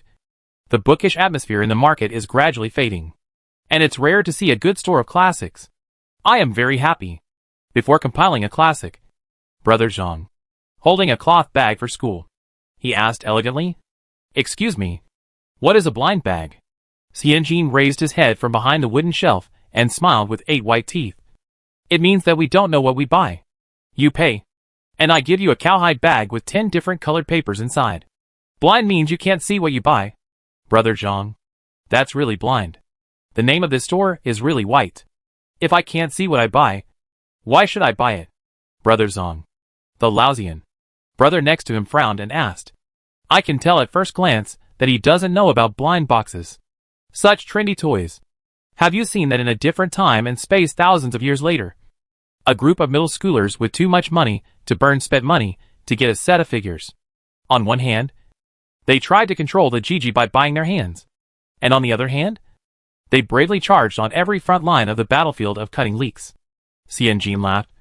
The wonderful sound leads to the path. The great way is simple. The world has changed. Everything is a straw dog. Do you know what the road ahead is? And the bright road is in the clouds? In the fog? In the rain? In the mountains? If you know everything, wouldn't it be boring? Zhou Ergu behind him secretly asked Manager Dong. What does the accountant mean? Manager Dong said expressionlessly. It means don't worry about it. Just buy it. Zhou Ergu nodded in admiration. No wonder he is an accountant. Sales are so cultured. Manager Dong thought of the library in Chin's house that was turned upside down yesterday, and looked at Xianjin with a hard-to-speak look. She could actually say the words she just memorized so smoothly. Jingxian workshop is full of hope for development, Laozi said. Brother thought about Xianjin's words and felt that they made sense. He nodded slightly and said, I didn't know that you, as a woman, also studied. He looked at the wooden cabinet behind Xianjin curiously. There were dozens of craft paper bags stacked on top of each other in the cabinet. They were all the same thickness and size. 10 pieces of paper in one bag? Xianjin maintained a smile with 8 teeth. Yes. The papers in the bags are all different. Some are jade plates. Some are tribute. And some are bamboo paper. Xianjin looked around and lowered his voice. Some of the brown paper bags also contain Xizhang Xian and Huizhou Chengxintang paper. Xizhang Xian. Several brothers looked at each other excitedly. They knew this. What about Xizhang Xian? One knife costs 50 or 60 taels of silver. The headmaster has a painting of spring equinox bamboo rain painted on Xizhang Xian. TSK. That mist. That toughness. That warm touch. Although they have never touched it, no one can stop them from imagining it. Brother Zhang. Looking at him, he followed Xianjin's tone and lowered his voice. How much do you sell a bag for? Xianjin raised his left hand and turned a piece of woodcut to the light. One bag of 120 coins. 120 coins. It's not a small amount.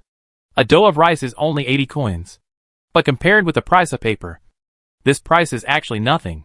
A piece of Sanxing paper is worth 20 coins. A piece of new tube paper is 10 coins. And a piece of bamboo paper is 5 coins. A bag of 10 pieces of paper. As long as a valuable jade plate or a more valuable Qingxin is opened, or even a 4-foot Xian is opened directly, then this 120 coins are not worth mentioning at all. The value has increased 10-fold. No, 100-fold. Brother Zhang's eyes became brighter. and he was about to take out the silver, but was bumped by the heartwarming brother beside him. What if your bag is full of bamboo paper? Bamboo paper is only a few coins per sheet, and 10 sheets are only 50 coins. If you sell it to me for 120 coins, won't I be at a disadvantage? Xianjin glanced at the heartwarming brother, whose sleeves were white and whose cheeks were slightly bloodshot from the cold, and stood beside brother Zhang, the obviously thin figure next to him. It's obvious that he is not the target audience of Blind Box. But everyone is a customer and can be a customer. Don't despise the poor young people. This sentence also applies to businessmen. Anyone can fail. Similarly, everyone has the opportunity to make a fortune. Xianjin still showed a teeth. I promise you that among the 500 craft paper bags you can see, there must be no less than 100 pieces of tribute paper, Kupi paper and equivalent paper, no less than 50 pieces of coral paper, sprinkled gold, peach blossom paper and equivalent paper, and no less than 30 pieces of Tuzheng Xian. As the daylight grew brighter, more and more students from Qingcheng Mountain Academy gathered in front of the shed. On Tuesday, the dog released the woodcuts one by one. Groups of people were attracted by the word blind bag and gathered to look at the words on the board. Xianjin's voice became louder. I dare not say what is in the bag you bought, but I can guarantee that what I said is true. If you think about it this way, maybe you are lucky and there is a 4-foot-long Xian paper in the first brown paper bag you bought? More and more people gathered around. Xianjin's eyes were mostly on brother Zhang, who was wearing a fine silk outer shirt. On his body, he encouraged. One bag of 120 coins is just your daily meal money.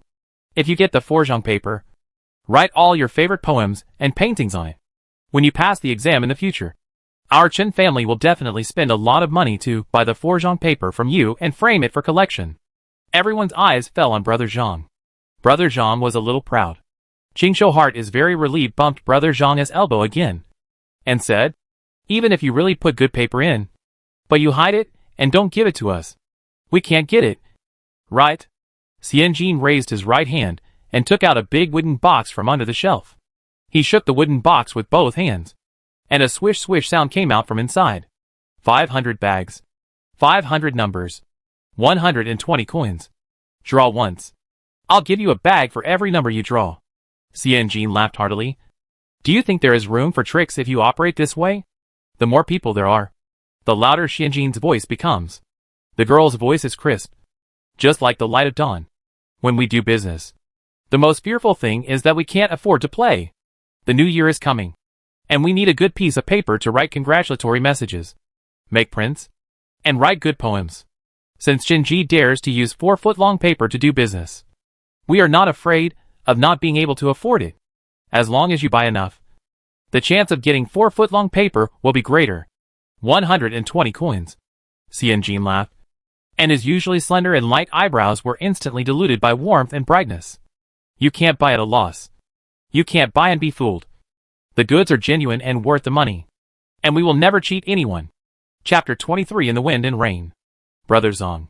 He has been strong all his life and never admits defeat when it comes to spending money. If you don't buy, you are not a human being. If you don't buy, you are a bastard. If you don't buy now, you will have trouble sleeping when you go home. Buy early and enjoy early. Otherwise you won't enjoy it. Pa. Brother Zhang. He took out half a string of money with a slap. Give me 4 bags. He also added generously. There are 30 coins left. No change. I will give you cakes to eat. Change. 20 coins. Change. It's 20 coins. Xianjin screamed in his heart. Half a string of money. 500 coins, 4 bags. 480 coins. 20 coins should be changed. Xianjin pursed his lips in a speechless manner and glanced at the Qingcheng mountain courtyard not far away. The education level of this mountain courtyard is not very good. Brother Zhang. After paying the money and drawing the number, Zhou Ergu took out 4 brown paper bags according to the comparison. Xianjin handed them to Brother Zhang respectfully. Do you want to open it now? Or open it at home? Open it now. The crowd cheered. Brother Zhang rubbed his hands, took the paper cutter handed over by Xianjin, opened the first bag, and took out the paper one by one. Bamboo paper, bamboo paper, bamboo paper, bamboo paper, bamboo paper, bamboo paper. The first 6 sheets were all bamboo paper. There were more and more people inside and outside. Dozens of pairs of eyes staring at Brother Jean. Take out the paper. Some people with good intentions hushed. Laughed. What a loss. A rough edge is only 2 or 3 cents. Jean Wenbo. Mr. Jean spent 120 cents to buy rough edges. Ha ha ha. If your father knew, he would definitely beat you to death when he went back. Jean Wenbo blushed and stiffened his neck. What nonsense. My father can only spank me 2 or 3 times. He can't bear to beat me to death. Xian Jean, you are so weak to talk back like that. Jean Wenbo didn't stop taking out the paper. 9 pieces. All bamboo paper. Manager Dong couldn't help but hold Zhou Erga's clothes tightly. Zhou Erga didn't understand. Isn't it good if they are all rough edges? Aren't we making a net profit? Manager Dong said, oh. What a profit. The first one we opened was all money-losing goods. Who would buy our 500 bags? We are losing money. Manager Dong was so anxious that his face turned pale. He looked at Xian Jean again. The little girl looked normal. Smiling. With her thin lips raised. She looked kind and harmless. She was really stable. Manager Dong sighed. Jean Wenbo's face turned red, and he took out the last piece of paper. The last piece of paper was a light crimson paper 1 palm wide. Xian Jean let out a long breath in his heart, and said in an exaggerated tone. Look at what's written on it. Jean Wenbo read it out loud. A 6-foot-long piece of paper sprinkled with gold. Xian Jean smiled. Congratulations. It's a very good piece of paper. I have the congratulatory message and New Year's poem for your house this year. He raised his voice again and faced the crowd. Because the size of the craft paper bag is limited. The good paper with slightly larger width and narrowness is put into the craft paper bag in the form of various colored paper sheets. If you have opened a color card, please bring the numbered craft paper bag and color card to Chinji Paper Shop on Shuishi Street to exchange. If you are busy, we at Chinji also provide door-to-door delivery service. You can ask someone to call us, and we at Chinji will deliver paper to your house at any time. If you want to buy anything together, you can also inform us in advance, and we will definitely prepare it properly. Jean Wenbo took advantage of his good luck and opened all the remaining 3 bags. There were 31 rough edges, 3 jade plates, 3 tributes, 2 Lanting silk papers, and the most valuable 6-foot Xian paper with gold sprinkled on them. Some of the scholars were born in the countryside and had never seen so much good paper. Every time Jean Wenbo opened a bag, he would get a wow sound. It felt like the fragrance of rice. Jean Wenbo was in the limelight enough to give Xian Shenxiang a rough edge and a Lanting silk paper, and gave it to Laozi. The brother divided the jade tablet and the tribute, and bought 4 bags with half a string of money, and confirmed with Xian Jean again and again. Are you still here at noon?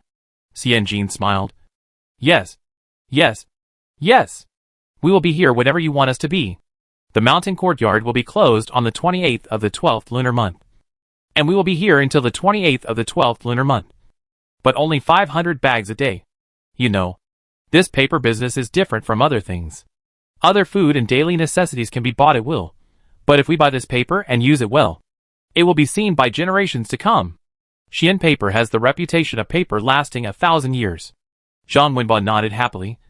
I'll let the servant go home to get the money first. If my father knows that I spent money to buy paper, he might give me a few more coins. Xian Jean smiled more sincerely and praised sincerely. In the wind and rain, Chinji is waiting for you.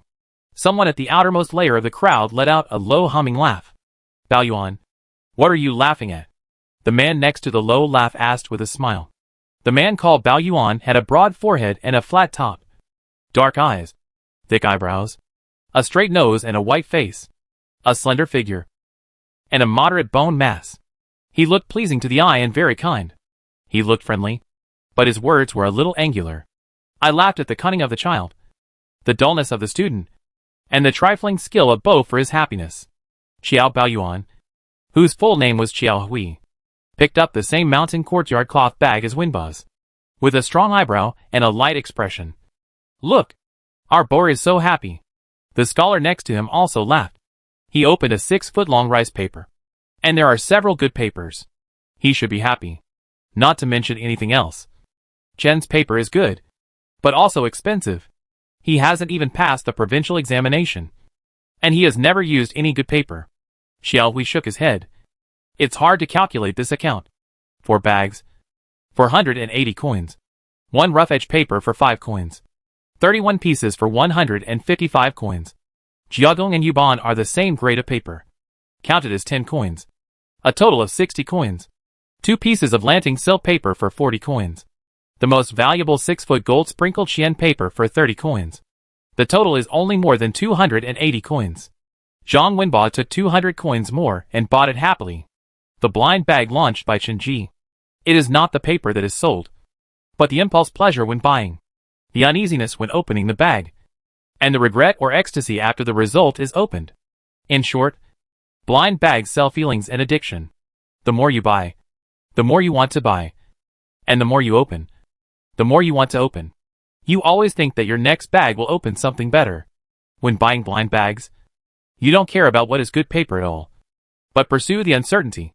This is no different from gambling. The only difference is that this gives you the possibility of making a profit. It even makes you feel that you have made a fortune. Xiao Hui crossed his arms and looked at the obvious person in charge in the shed from a distance through the crowd. A little girl who didn't know her face. Almond-shaped jaw. Slender upturned eyebrows.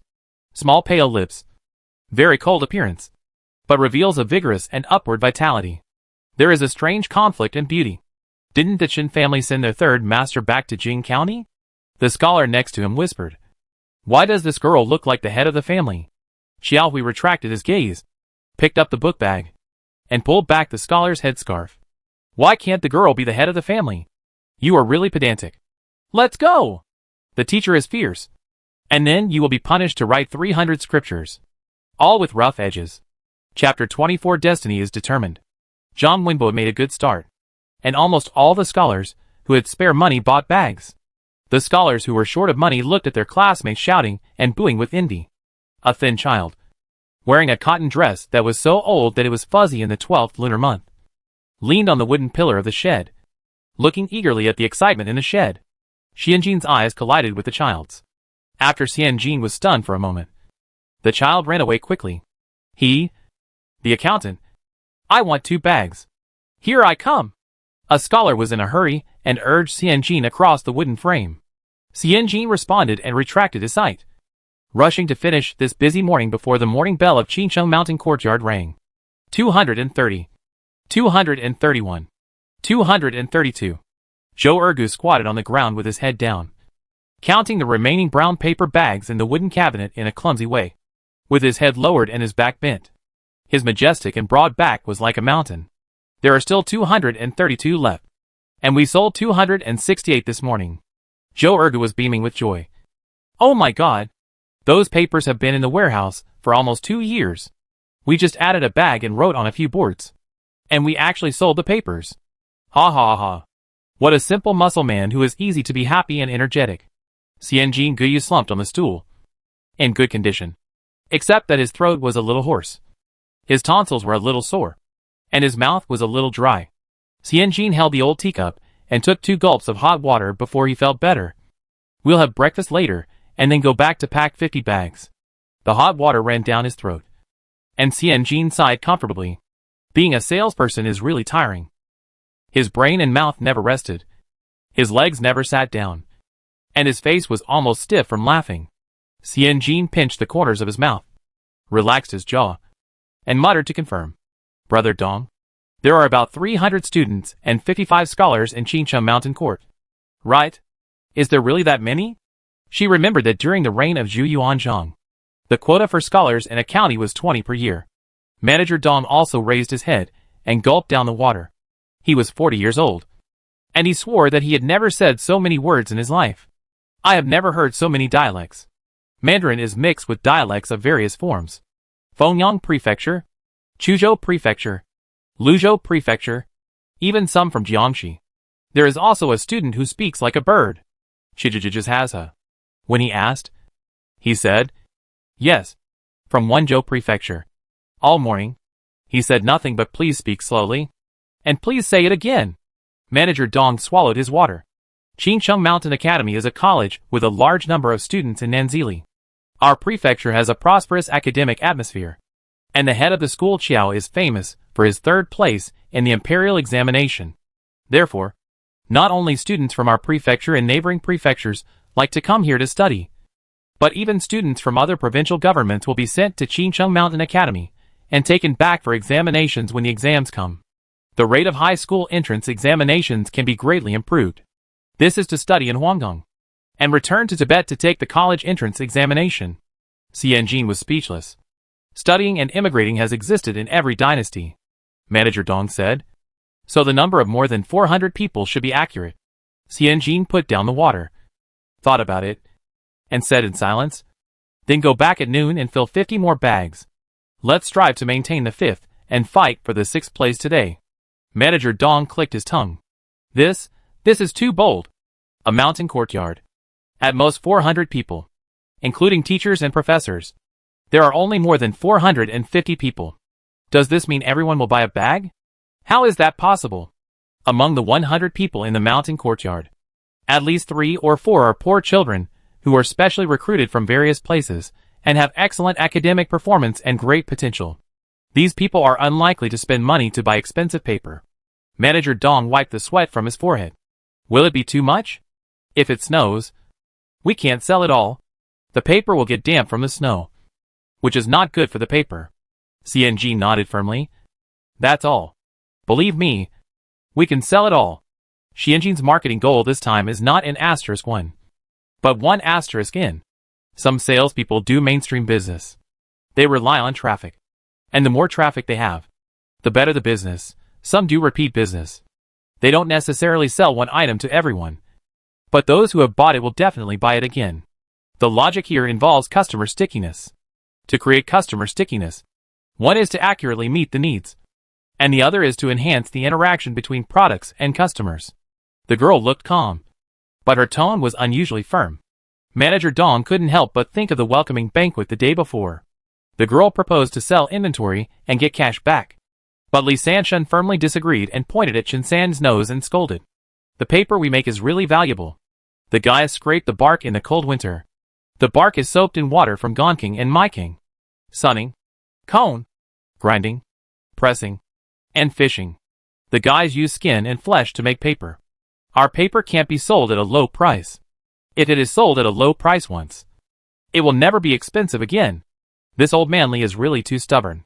One moment, he was still on good terms with brother Chen San, and they were drinking together. The next moment, he pointed at his nose and scolded him for being a spendthrift and not cherishing talent. The old man thought that Xianjin selling inventory and getting cash meant selling the banknotes at a low price.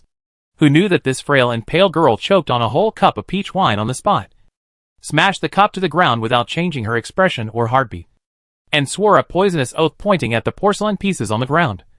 If I waste good things to exchange for money in this life, he Xianjin, will be torn into pieces. I will die without a complete body. The old man was silent. Not only silent, he even dared not drink tea. They all thought the girl was bragging. How could it be possible to sell the inventory at the original price quickly? If the funds want to flow back, they can only lower the price and let others make a profit, so that they can exchange goods for money. If you don't lower the price, why should others help you to clear the inventory? After taking the chips of this little girl for 3 years, Zhou Ergu was completely devoted to this girl. After eating the welcoming banquet, Chen San was drunk and confused. After drinking a whole cup of peach blossom, he came out of the room drunk and discussed with Zhou Ergu very soberly. Please trouble brother go to find 600 pieces of craft paper from the warehouse. We will stay up all night to fold them into the shape of letter bags and seal the edges with glue. Then ask brother Zheng to help me to thoroughly clear the paper in the warehouse. Register them according to type and quality, and count the number of each type of paper. He was not asked to do anything. He was anxious and took the initiative to get the job. Well, Manager Dong, you are the oldest paper trader among us. Please help me identify the cost price and market price of each type of paper. What is the market price? He asked. Xianjin changed his words and said, it is the selling price. Got it. Following Xianjin, Zhou Ergu. Him. Zhou Ergu's brother Zhou Ergu. The 3 brothers of the Zheng family cleaned up the inventory day and night. The good quality paper was sorted into 5 grades according to the selling price of 80 yuan per sheet, 60 yuan per sheet, 50 yuan per sheet, 40 yuan per sheet, and 30 yuan per sheet, and they were respectively labeled with Hanyu white, Gardenia yellow, Luoxia red, Heiking and pinweb blue. They also found a familiar printing and dyeing workshop to make 60 pieces of 1 palm wide color strips. While he was arranging the stalls carefully, the little girl Xianjin took her strange-shaped reed pen, found a piece of cardboard, and wrote a lot of words that he couldn't understand. There were X, Y, and Z. It was crooked. I don't know what it was. Anyway, it was this shape. Xianjin calculated all night, and with a calculated paper. He told them how many cheap papers to put in a bag, how many good papers to put, and how to arrange the 60 color strips. He couldn't understand it, and pointed at the Z on the paper that looked like an earthworm. Asked Xianjin, "What is this?" Xianjin must have been confused, and answered casually, "This is an equation. This is the Tianyuan formula." As Dong Guancher expected, it snowed after dusk. Under the gray sky and red tiles, Xiaohui stood with his hands behind his back, bent down and looked at the newly erected wooden board outside the shed at the entrance of the mountain courtyard. It was written on it, "Those who collect the 5 color strips of Hanyu white, Gardenia yellow, Luoxia red, Haiqing blue, and Pinweb blue will be given a 6 zhongxian. Those who collect any 4 color strips will be given a 4 zhongxian paper. Those who collect any 3 color strips will be given a 2 zhongxian paper. Those who collect any 2 color strips will be given a piece of Liyun Jinsu paper. The above regulations are valid for a long time. Welcome to purchase." Xiaohui slowly stood up. Chen Ji used Tianyuan calculation to ensure his profit. TSK. He seemed to see the fate of their board going bankrupt. Chapter 25. Poking each other's lungs. "Brother, do you want to buy a cowhide bag?" A slightly hoarse female voice, like thin snow falling on jagged rocks, torn apart by the cracks in the rocks. Xiaohui looked up. Under the green cloth oil paper umbrella, the girl was wearing a dark brown jacket, with a wooden hairpin tied in a bun, clear eyes, a straight nose, a small and delicate jaw, and an abacus beside her. Xiaohui was not surprised at all. What's so strange about someone who can calculate the Tianyuan style using an abacus? It's just strange. Most women in this world are like peonies in cages. Lotus in water, red plums in the snow, lilac in the night. Bright, pure, elegant, or pale. They are all flowers. Only this girl is like a tree. A holly tree that never sheds leaves or turns yellow in the coldest winter. No! Like a tree. Like grass. Even like a cactus. It has little to do with him. Xiaohui put his hands behind his back. No one can get the 6-foot-long xian. This game where the banker is sure to win is meaningless. And there is no need for retail investors like me to carry the sedan chair for the banker. If you lose, what do you bet on? Xianjin smiled, showing his standard 8 teeth. Xiaohui frowned. Xianjin repeated, "You just said that no one can get the 6 zhongxian. If someone successfully gets the 6 zhongxian, what do you want to bet on?" The girl's tone was gentle, but her attitude was firm. Xiaohui glanced at the woodcut again. "You must collect 5 color lists to exchange for 1 6 zhongxian. From the bags opened in the mountain courtyard today, only Zhang Wenba and the other 8 students who bought more than 10 bags opened the color lists with colors. And they were all the last 3 red, green, and blue. Nearly 300 bags. More than 10 color sheets were opened. The probability is 30 to 1. Among them, the first-ranked Moon White has not appeared yet. Who knows what the probability of Moon White is? Maybe it's 100 to 1. Who can gather them all in 8 days? Xiaohui raised his chin, with a hint of understanding and pride between his eyebrows. The total number of bags and the number of color sheets are all determined by you.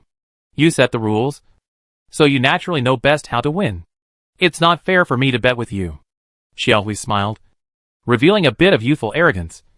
Similarly, you are the banker in the mountain courtyard, and you make a bet that you can't win at all, and you play the scholars around. It's not fair.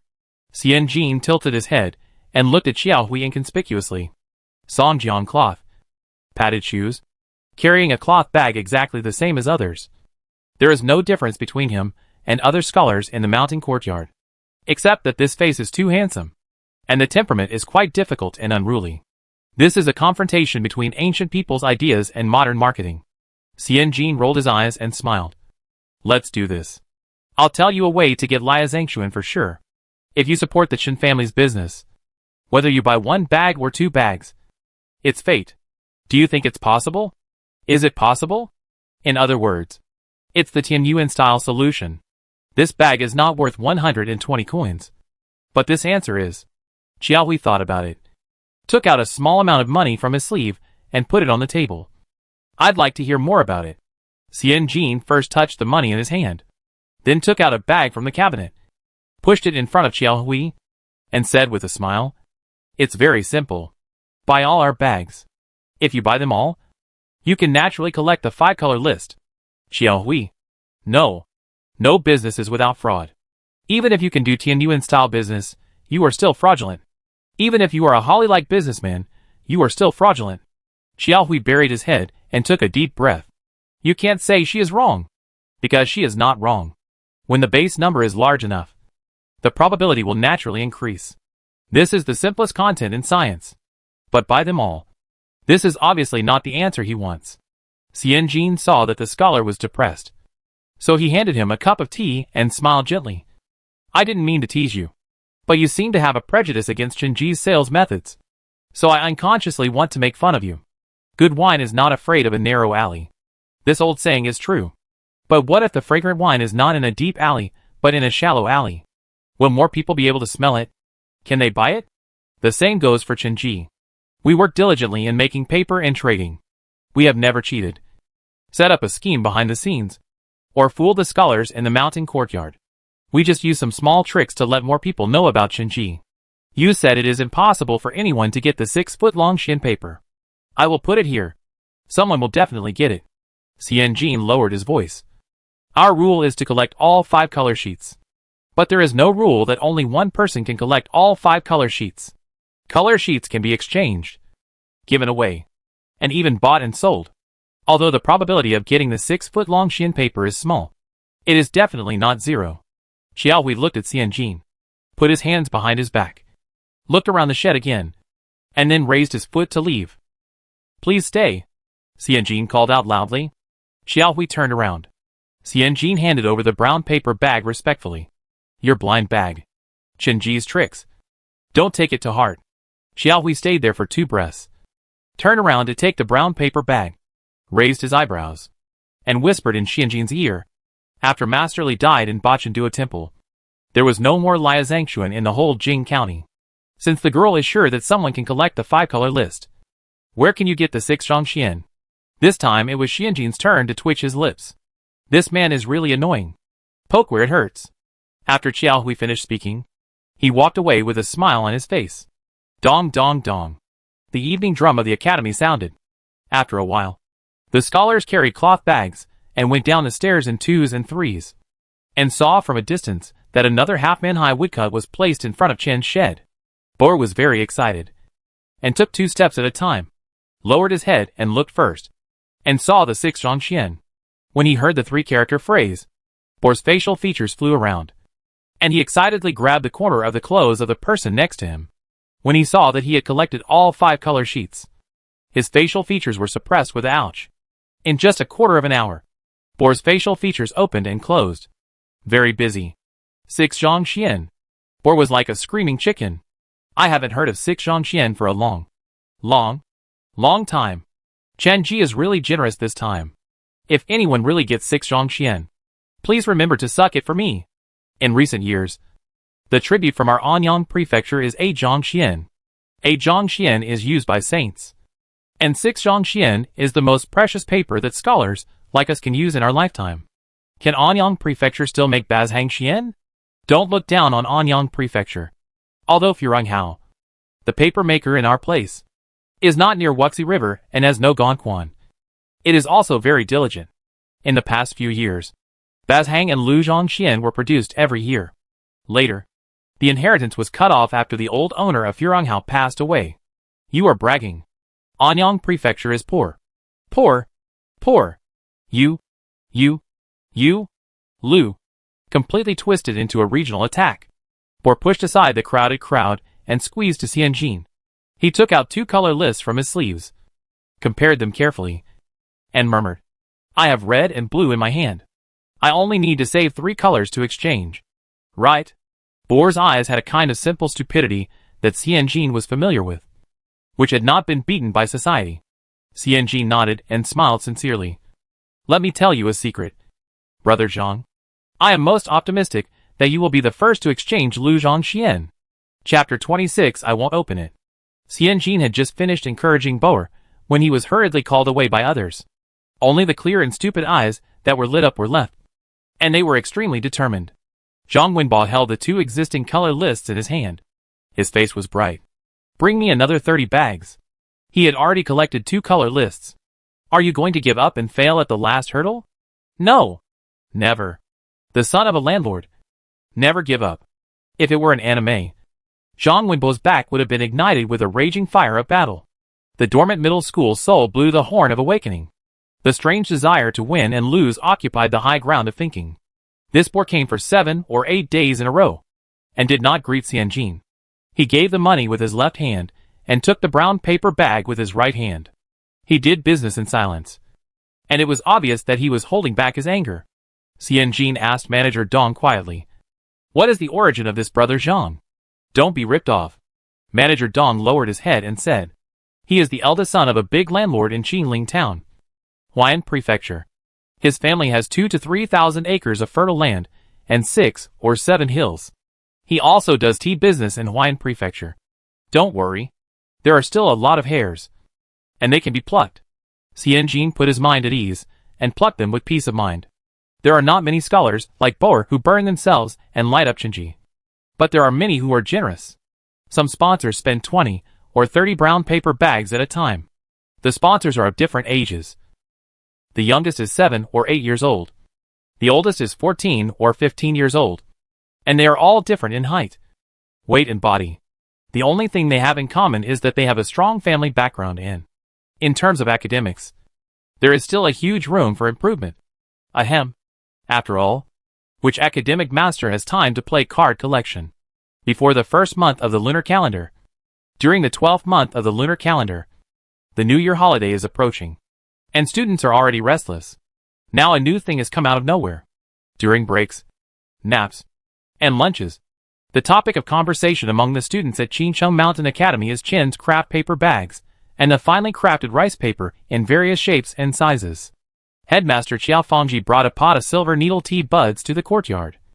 Listening to 2 scholars discussing the difference between coral paper and tribute paper, he was very happy. Scholars discussing paper is like an old monk discussing Taoism, and even more like a general cherishing a piece of paper. Our students at the Mountain Academy are finally clear-headed and have their studies in mind. Xiao Hui, who was following behind him, he didn't know how to express it so as not to hurt his old father's heart. Bullshit love paper. Talking about studies. It's obvious that he was trapped by a fairly clever calculation. In essence, he was addicted to gambling. "Oh, my father! Your students are sinking." Xiao Hui was depressed, snorted lightly, and told Chenji's trick of setting up a stall at the door and setting up blind bags and collection color lists in detail. The design is quite ingenious. The students were first tempted by the prize, and then aroused to compete for victory. Now there are several students putting together 5 color lists. Zhang Wenbo from Huayan Prefecture, Sun Shun from Chuzhou Prefecture, Wu Daoang from Jiangxi. These few are biting hard, as if they are determined to win. Qiao Fangji was holding the teacup in a daze for a moment, chewing over this matter in his mind. And then he burst into laughter. Interesting. Really interesting. In ancient times, there was the merchant Saint family, a wealthy man in Dingtao, who distributed his wealth 3 times. There was Lu Buwei in Qin, who was good at buying low and selling high. It is a blessing for the small Jing County to have such a merchant, who is smart and good at making money work. Qiao Fangji sighed at the end of his words. What is live money?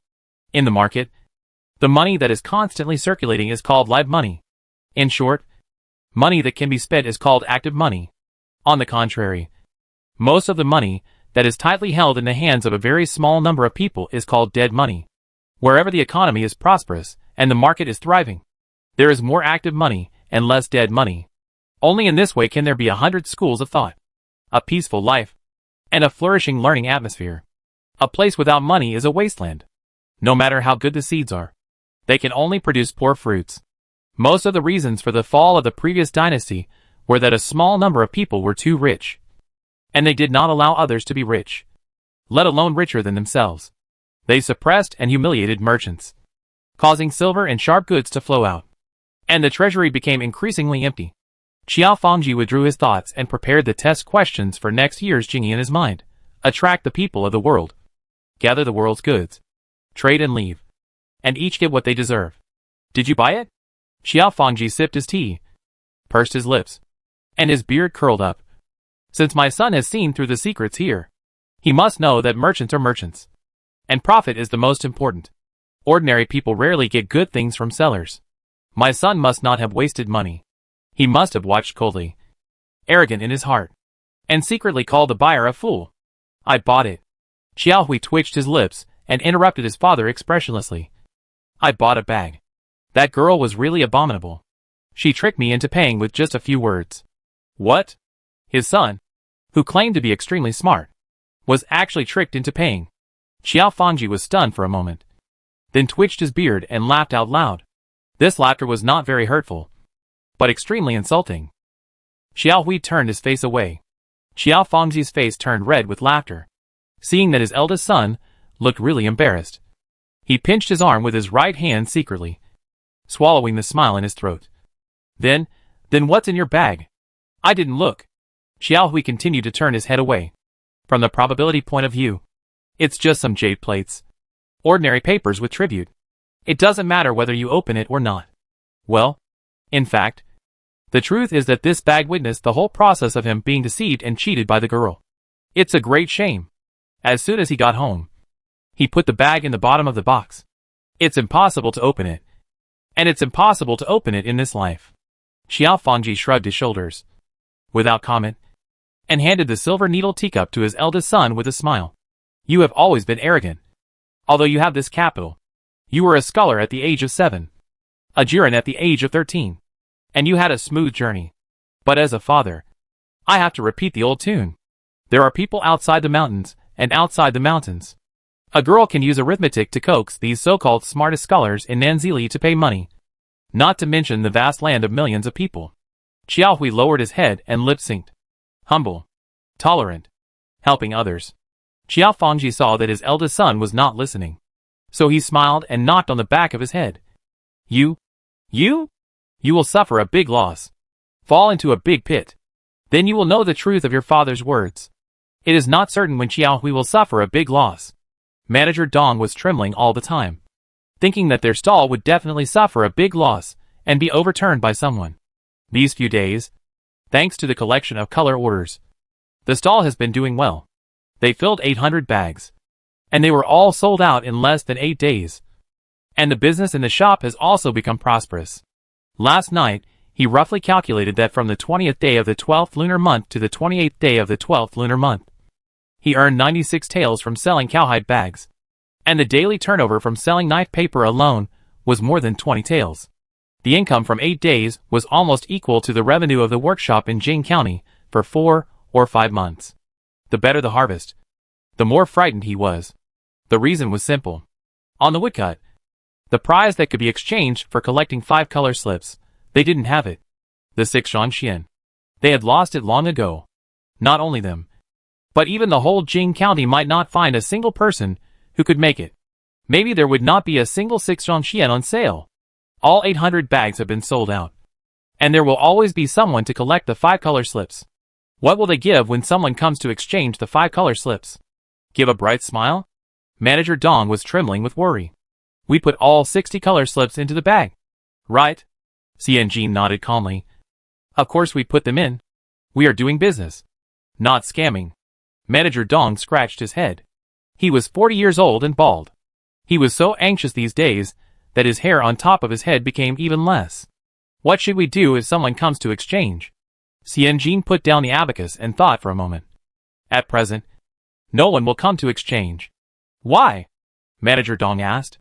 Xianjin turned the abacus upside down and calculated the total account. The person who got the only white bill will not open the bag for the time being. By the time he opened the bag, the new year would have passed. Right? After the new year, the students returned to the mountain courtyard. And she also found Lu Zhongxian, right? Chapter 27. What's your business? After the 28th day of the 12th lunar month, snow fell day and night, and the Qingcheng mountain courtyard held the New Year festival. Chen's blind bag. was successfully concluded, and Xian Jin spent 2 hours telling manager Dong how to count. The 40-year-old Mediterranean middle-aged man took the elementary school lessons such as add 2 and 1 to make 5. Add 1 when there are 10. 2 down 5 minus 3. As the criterion. After finding the way, he threw away the small stick without hesitation. Xian Jin and manager Dong checked and combined the accounts separately, without deducting the cost. In these 8 days, they earned a total of 187 taels and 4 qian of silver. I made over 100,000 yuan in 7 or 8 days. Xian Jin was a little excited. He buried his head and calculated again with an abacus. He really made that much money. It had been almost a month since his rebirth. Xian Jin had always felt like he was living in a dream. Now that he saw the clear amount of profit written in black and white, Xian Jin felt something real and not a dream. Manager Dong was also excited. A few hairs on his head swayed in the wind. The rent of the store is due on the 18th of the first lunar month. It is 10 taels per month, which is 120 taels of silver. Let's split this money first. The red envelopes of the clerks are worth 10 taels of silver. We still have more than 50 taels of silver to use. Less than 1/3 was left in an instant. Xian Jin's excitement was also less than 1/3. In the previous life, almost every college student had a dream of starting a business. Now that she opened a store and did business, she found that the pressure was really great. Every day when she opened her eyes, she spent money. No matter how much money she made, no matter how strong the flow of money on the account was, she would give it all away as soon as she turned around. And nothing could be kept. Xian Jin and manager Dong decided to use the remaining silver to collect rice straw in Anwu and Dingxiao before the New Year's Eve, the 30th day of the 12th lunar month. Li Sanshun repeated several times that the Qingtan bark could last for a few days. But the rice straw was not enough.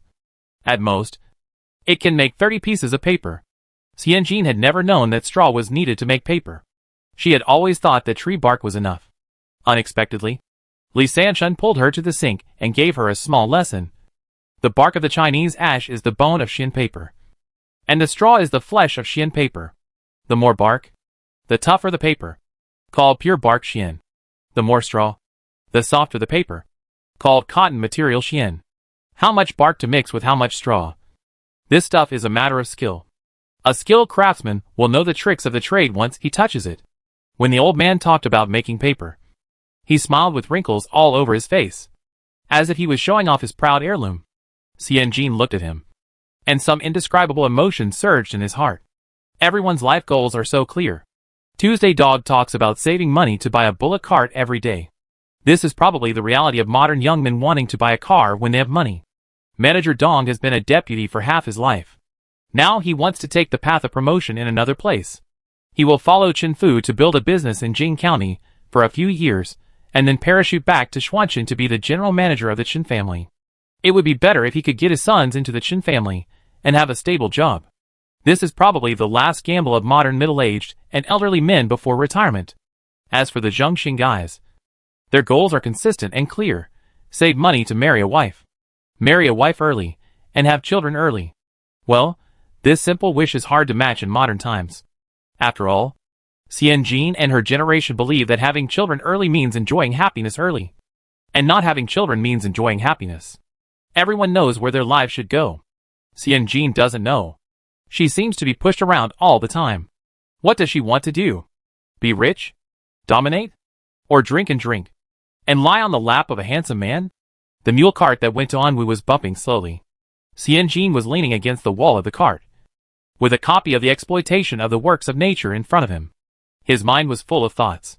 If we have time, we must try the Xiaodiao wine with fermented goose and Tiantangzai. Chen Fu was very excited. Oh, I forgot about Chen Fu. This love-brained man didn't have any life goals. He just ate, drank and had fun. It was said that when they were busy making blind bags, this love-brained man who was nearly 40 years old had almost finished all the restaurants in Jingxian City.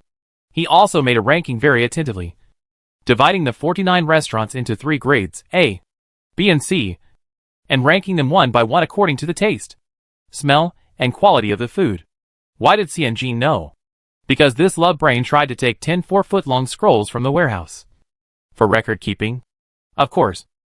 The result was that Dong Guanche refused with tears and snot.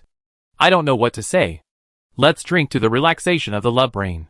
Xianjin's eyes moved away from the exploitation of the works of nature, picked up the teacup and drank a sip of water. Guancher Dong said respectfully.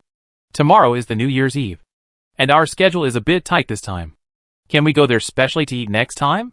Shen Fu turned his mouth away, turned around, closed the car curtain and looked out the window. Hey, isn't this girl cold? Xianjin followed him, and saw a figure in the paddy field not far away. She was wearing a single coat, and her pants were pulled up to her knees. She was standing barefoot in the paddy field tending to the rice seedlings. It was a girl. She was not very old. It was still snowing, and she was soaked. There were two men in padded jackets standing at the head of the field. I don't know what they were talking about. Their laughter could be heard on the official road and in the mule cart. Chen Fu frowned. Why don't those two men go to the fields? It's so cold. And asking a girl to go to the fields is really a piece of shit. Really a piece of shit. Before rebirth, there were many men who were a piece of shit. Now there seemed to be even more. Xianjin turned his face away. The mule cart turned into the village, and Xianjin didn't expect to see the girl again at the place where straw was bought. She was only 13 or 14 years old, still wearing the same single clothes, carrying a pole on her shoulders, with two huge bundles of soaked straw tied at both ends of the pole. The girl put the pole on the ground, and two deep marks were left on her shoulders. When she looked up, Xianjin saw that the girl's face was swollen on both sides, and the two slap marks on her cheeks were particularly obvious. Xianjin couldn't help but frown and looked at the village manager. Who is this girl? The girl shrank back and buried her head in her shoulders. Before the manager could speak, the two men who were laughing on the field dam pulled the girl in. Without looking at Xianjin, they smiled at Chen Fu flatteringly. This bitch is ignorant. Let's take her back immediately. As he said that, he raised his head again and prepared to slap the girl. The girl reflexively staggered back to avoid it. What are you doing? Xianjin raised his voice and glanced at Zhou Ergu. Zhou Ergu put down the straw stack on his shoulders, stretched out his broad arms, and leaned forward. The man in the jacket quickly took his hands back. The village head saw this and smiled to smooth things over. Erlang and Sanlang of the old Wang family. Why don't you come over to meet the new accountant of Qin's? Congratulations. Accountant. He turned to Xianjin and smiled. The Wang family in our village is specialized in cutting straw for the paper shop. Most of the straw that Qin's bought from our village head was cut by the Wang family. They are all old acquaintances. The flood washed away the Dragon King temple, and the family didn't recognize the family. Who is this girl? Xianjin raised his voice again. The two men of the Wang family looked at the village head, and seeing that the village head pursed his lips and didn't speak, they boldly said, It's my sister. My sister is disobedient, and my brother beats my sister. What has it to do with you? Chapter 28 8 Chickens and Ducks. Xianjin looked down and saw Miss Wang's pants were soaked. The snowy wind blew the cloth against her skin, and her legs were trembling. Xianjin looked up and saw, as expected, that her sleeves were a little short, and the exposed wrists were covered with purple bruises and long bloodstains. Miss Wang sensed Xianjin's gaze, lowered her eyes, bit her lips, and clumsily hid her hands and feet, trying to hide the marks of being pinched, beaten, and scolded for years. This was not ordinary beating and scolding. It was malicious abuse. Xianjin's fist hardened. Chen Fu also saw it and was furious. Bullshit! Bullshit! So what if she's your sister? She doesn't have a single piece of good skin on her body. What big mistake did she make to deserve such a big punishment? Seeing Chen Fu's anger, the village head finally explained in a low voice. They are not born of the same mother. The two brothers were born to the deceased first wife. After the stepmother died, the two brothers began to seek revenge. But this sister is stubborn and never knows how to bow her head. When she gets angry, she fights with the two brothers. The village head was trying to smooth things over. Oh my! No matter what, it's still a family matter. A family matter? Family matter? Domestic violence? Is it not violence? Revenge for grievances. Revenge for hatred. Why didn't you take revenge when her mother was still alive? You dared to bully a little girl when her mother died, and her father didn't care. It's really amazing. Xianjin was about to speak, but he heard Chen Fu's voice distorted with anger, and his tone was high. Family matter? Well, we at Qinji will never buy straw that is taken care of by others. The paper made from this kind of straw is all smelly. It's bad. Chen Fu waved his sleeves. Let them take the straw back. We don't want it. Xian Jin looked at Chen Fu, and his fists loosened. Chen Fu's resistance was always willful and stubborn, straightforward and confusing, such as insisting that Einyoung's coffin go through the front door, insisting on writing my wife on the tablet. And because you are bad, I don't want your straw anymore. There was no businessman shrewdness at all, but a reckless and straightforward attitude. Don't want straw? Because of the prosperous paper industry in Jing County. Straw is more expensive than rice.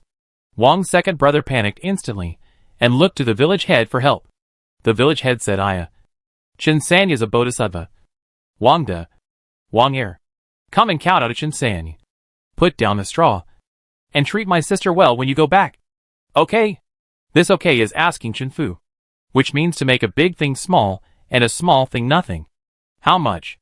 A clear and cool voice sounded behind Chen Fu. Xian Jin asked, taking the linen wrapped in straw from Zhou Ergu and draping it over Wang Yangzi. How much money do you want to let me go? Wang De and Wang Er looked at each other. And Wang De, who had a fatter face, gritted his teeth. What do you mean? My son still has to study for the imperial examination. His aunt can't be a servant. Good people should not be slaves. And the descendants of slaves will never be qualified to take the imperial examination. Xian Jin glanced at Wang De, raised the corners of his lips and smiled. Don't worry. Just because you are a father, your son, your grandson, and your descendants are all not good at studying. Xian Jin pulled Wang Yangzi to his side. If your household registration is not changed, the Qin family intends to hire your sister as a cleaning lady. How much money do you need to pay to move her household out of the Wang family? I remind you, this is the last time I ask you. If you still don't quote, you can drag these straws back. Next year or the year after, we will go to Dingqiao and Zhangdu to collect straws from Shatian. It is equivalent to buying out the work period. The household registration is still good. In addition to the money paid to the family first, it is also necessary to pay the corresponding remuneration every month. This is different from Zhou Ergu and others. Zhou Ergu can quit his job at any time, but those who enter the family registration will mostly work for a lifetime. In fact, this policy is a protection for women. At least the monthly allowance given to women by their masters can be freely used by women, and their families cannot forcibly seize it. Women can even rely on their masters to purchase permanent property and private houses. The Qin family also has this meaning towards Xian Jin. Xian Jin's attitude became tough. Dingqiu Sanlikan and Zhangdu's Lian Tangzhou are both rising stars. It doesn't matter who they collect. In Jing County, our Qin family wants to collect straw. I don't believe that I can't serve others after breaking your bowl. The village head was a little panicked. If the Qin family really didn't come to Enwu to collect the grass, he would starve to death. The village head winked at Wang De. Wang De stiffened his neck and demanded, 30 taels of silver. If you are 1 copper less, I will drag my sister back immediately. Bullshit! The sister of the Wang family rushed out, pointed at Wang De and cursed. How much silver did you plan to take when you sold me to Wu Lame, the lantern maker at the village the day before yesterday? Only 8 taels. I didn't obey. And you and Lao Er beat me again. The sister of the Wang family wiped her eyes. Her tears were salty, and the wound on her face was a little painful. Wang De, I tell you, since someone has offered money to save me, you should be smart enough to take the money and get out. If you want to cut off my life, I will jump into the well when I go back. I will make you lose everything, and you won't get a single copper coin. Instead, you have to give me a mat to wrap me up in a mass grave. Xian Jin was stunned at first. Then he laughed. I thought the girl who was abused was a soft persimmon. Now it seems that she is a tough one. That's right. If she was a little soft, she would have been sold to the ends of the earth by these 2 cannibalistic brothers. The more onlookers there were, they were all laborers on the Anwu farm. After hearing about the lawsuit, someone who knew about it hid behind the straw stack and shouted, Boss Wang, don't be greedy. 8 taels of silver. You can kill 2 pigs for the new year. Chen Fu was so angry that his hair stood up. He took out 2 silver ingots from his arms, and threw them in front of Wang De and Wang Er. 10 taels of silver. Take it or not. Wang De and Wang Er looked at each other, picked up the silver ingot on the ground and hid it with their hands tied. Chen Fu was so angry at the 2 brothers' behavior that he was like a Buddha ascending to heaven, and 2 Buddhas leaving his body. How could someone sell a girl so smoothly? Chen Fu waved his sleeves, looked around, and shouted, "Bullying the market. Bullying men and women. Selling girls for fame. If you do this again, the Chen family will never buy a single blade of grass or a single tree from you. The Chen family has always been honest and loyal. And we look down on the inferior, cunning and vicious people." Chen Fu was still not satisfied, and he tut on the ground. In one breath, he stated his position. Xian Jin hooked Wang Yangzi's shoulder and went to the mule cart. The rest of the chores such as collecting grass, registering, paying the deposit, etc. were left to Dong Guancher to solve. Chen Fu was still angry until he got on the mule cart. It was really angry. In this cold winter, Xian Jin saw smoke coming out of Chen Fu's head. Ai Nong said that the world is quite difficult for women. But I don't think so. The Chen family is headed by my mother, who has always been fair and just. She has never beaten or scolded the servants in the family. I didn't know that there was such a ridiculous thing in the village where my Chen family purchased raw materials. Chen Fu shook his head, and the heat on his head moved with it. Xian Jin was about to speak, but he heard the pale-faced Wang Yangzi, who was half lying, laugh miserably. "My case is nothing. I will be fine after 2 beatings." Wang Wunyang in the village was the most miserable. First, her parents married her to a 60-year-old man. She got 2 pieces of cloth and made 2 sets of clothes for her brother to take the imperial examination. Later, the old man died, and her parents married her to the old man's blind nephew again. This time, she got 2 chickens and 6 ducks. The chickens and ducks were given to her brother's teacher as tuition. Cough cough. Later, our village called her brother 6-duck scholar. A bit of black humor. Xian Jin couldn't laugh. What if she traveled through time and space and became Wang Wunyang? Even if she could do accounting, sell paper, and write. So what? Maybe. Could she hire 2 more ducks? Become the sister of 8-duck scholar? Xian Jin was in a bad mood all afternoon. The mule cart drove into Shuishi Street. He could hear the hustle and bustle outside the window, and the sound of firecrackers. Chen Fu lifted the curtain and looked out. 7 or 8 carriages stopped at the door of the Chen family's old house. There were more than 10 boxes and cages piled on the ground. Servants and maids came and went like a weaving net. Everywhere was filled with the festive atmosphere of the new year. Chapter 29. It's really happy. Chen Fu was still laughing with his mouth wide open because of 6-duck scholar. But when he saw the bustling scene outside, his face fell instantly. Are they really here? Xian Jin? Xian Jin lifted the curtain and looked out. Just in time to see Chu Enyang wearing a festive dark red jacket with swastikas on it, with her hands on her waist pointing at the country. Chu Enyang is here. Is Mrs. Chu far behind? Xian Jin was startled and looked at Chen Fu. Are all the Chen family members here? Chen Fu said TSK. He nodded reluctantly. It's the new year. We usually have to go back to the old house. But I made such a big scene earlier. I thought my mother was too lazy to see me this year. And Aunt Chu sent a letter on the 15th. I thought she was playing with me. You are not a ball. Why are you playing with me? Xian Jin is wooden. Very good. The big boss is here. And no one is at the unit. Let's not talk about rolling out the red carpet for a catwalk. At least we should line the streets to welcome him. You are the boss's biological son. We are not. Xian Jin rubbed his temples, stroked his hair, and explained everything clearly. Zhang Ma, take Miss Wang to the inner courtyard to recuperate first. And before the first month of the year comes, quickly ask a doctor to come and see her. It is unlucky not to see a doctor in the first month of the year. Xian Jin was worried that Wang De and Wang Er would hurt their bones and muscles, which would leave a root of illness for life. Mrs. Wang felt warm in her heart, wiped her eyes, and whispered, My name is Wang Sansuip. You can call me Suor. My father named me to mean that I will be a lock after I am born, and I will never give birth again. Xian Jin touched the lock head to comfort him. He turned around and told Zhou Ergu, Please ask Brother Zheng to wait at the entrance of the alley. When Manager Dong arrives, take the account books and books back to the old house immediately, and ask Brother Zheng Er to go to Tianxiangla to prepare a table. I'll go. I'm familiar with it. As long as I don't have to see my mother, I can go through any mountain of swords and sea of fire. Chen Fu raised his hand to recommend himself. Xian Jin nodded. Okay. Then third master will go. He said. Go to Xiaodaoxiang to get 2 pots of wine. Although the eldest master has passed away, the second and third masters are in mourning. We don't have to drink wine. But we must prepare it. He remembered something and continued to arrange Chen Fu. Third master. Please go to Baiju Pavilion to buy a few strings of pearl necklaces. When I was setting up a stall yesterday, I heard that there were seed pearls that had just been sent from Fujian. This thing is valuable, and has good meaning. You should go quickly. If you are late, the store may be closed for the festival. What else? Should we hire a beautiful tea-making chef? In her previous life, her father invited Party A's father to dinner. Usually, there were 2 parties. The first party was for drinking and bragging. When they were drunk, they would start to hug each other, cry and call each other brothers. If there was a young and beautiful woman next to him, Party A's father would definitely take advantage of the alcohol and start a skilled performance of "then let me test you." Xian Jin couldn't help but shudder. Forget it. Clean up the workplace atmosphere. Starting with her.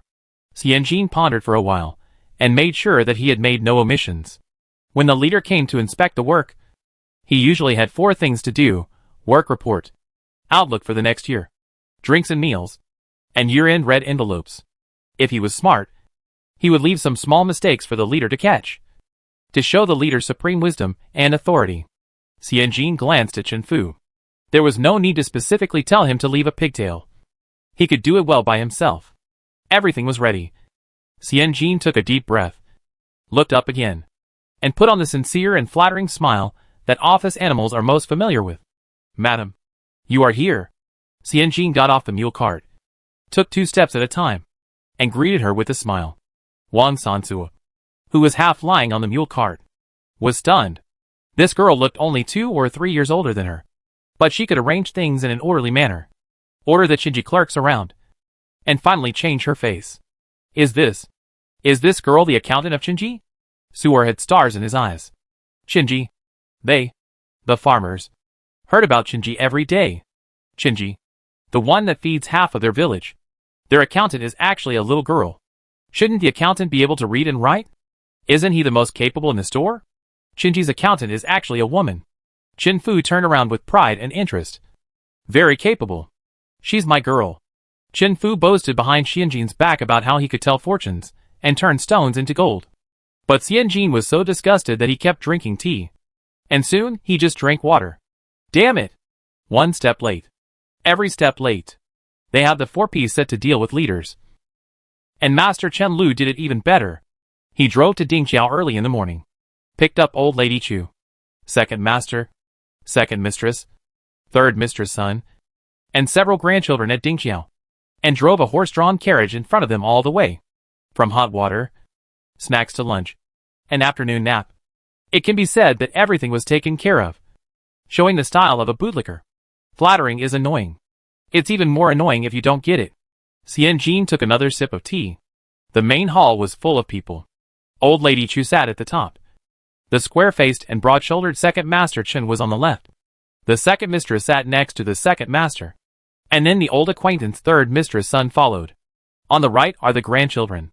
There are too many people, so Xian Jin can't recognize them all. The only ones he is familiar with are the hope star of the eldest branch of the Chen family and Chen Sailing, the youngest son of the third branch Chen Fu. The former is because his appearance and demeanor are so good that he can't forget him at all. He is wearing morning clothes and sitting silently. But he is like a warm and comfortable jade. The angular jaw shows that this jade is not very restrained and has no style. The latter. Xian Jin fell on the back of Chen Sailing's right hand. There is no scar left. Chen Sailing sensed Xian Jin's gaze, shrank back and blocked it with his hands. His expression extremely unnatural. After looking around, Madame Chu leaned on her cane. Where's the third master? Xian Jin stood up and said respectfully. When he heard you were coming, the third master went to order a table on time. Just for that hot dish. Madame Chu's face relaxed, nodded, and looked at Master Chen Lu again. Business is not good this year. The emperor wants to fight the Japanese, so he has exempted the spring exam next year. The amount of paper ordered by the school and the mountain courtyard has been reduced by half. The Jingxian workshop is our route in our hometown, so we must guard it well. Master Chen Lu exaggeratedly said. Look at what my sister-in-law said. Big business was affected. But our Jingxian workshop has closed the accounts for nearly 2 or 3 years this year. And the inventory in the warehouse has been cleared this year, freeing up money to order the straw from Anwu and the sandalwood bark from Sanchi next year. Don't worry. Jingxian has me and Lao San. It won't be wrong. This year, the accounts are closed. This year, the inventory is cleared. The money is rising. This old guy is good at writing in the spring and autumn style. They came to Jingxian on the 15th day of the 12th lunar month. But Chen Lu talked about this year's achievements, which naturally had nothing to do with them. But he can't be said to be wrong. Xian Jin narrowed his eyes, put down the teacup, and smiled after Chen Lu's words. Jing County is well guarded, and Lu Yi is naturally very meritorious. How does the saying go? Oh, the one who borrows money is the grandfather, and the one who pays back is the grandson. The next day after we returned to Jing County, we really experienced the joy of being a grandfather. Chen Lu didn't expect that Xian Jin, a woman, would dare to speak at this time. His face sank, and he glanced at her sinisterly. Chen Eri laughed innocently. What do you mean? Accountant he? Xian Jin's tone was also exaggerated, just like Master Chen Lu's. As soon as we arrived, hundreds of bills flew over like snowflakes. Later, we found out that it was because people heard that someone from the Chen family had come. So they came to collect the debts without stopping. They were afraid that if they came too late, the creditors would run away again, and the money they owed for several years would disappear again. The tone was indeed very exaggerated. There was also a bit of yin and yang in the exaggeration. Xianjin's eyes widened. Hundreds of IOUs. We have been the masters comfortably for several days. We are happy. Really happy. We are all workers. Who would tolerate your bad habit of stealing credit? The Star of Hope raised his head and pursed his lips happily. Chapter 30. What to do?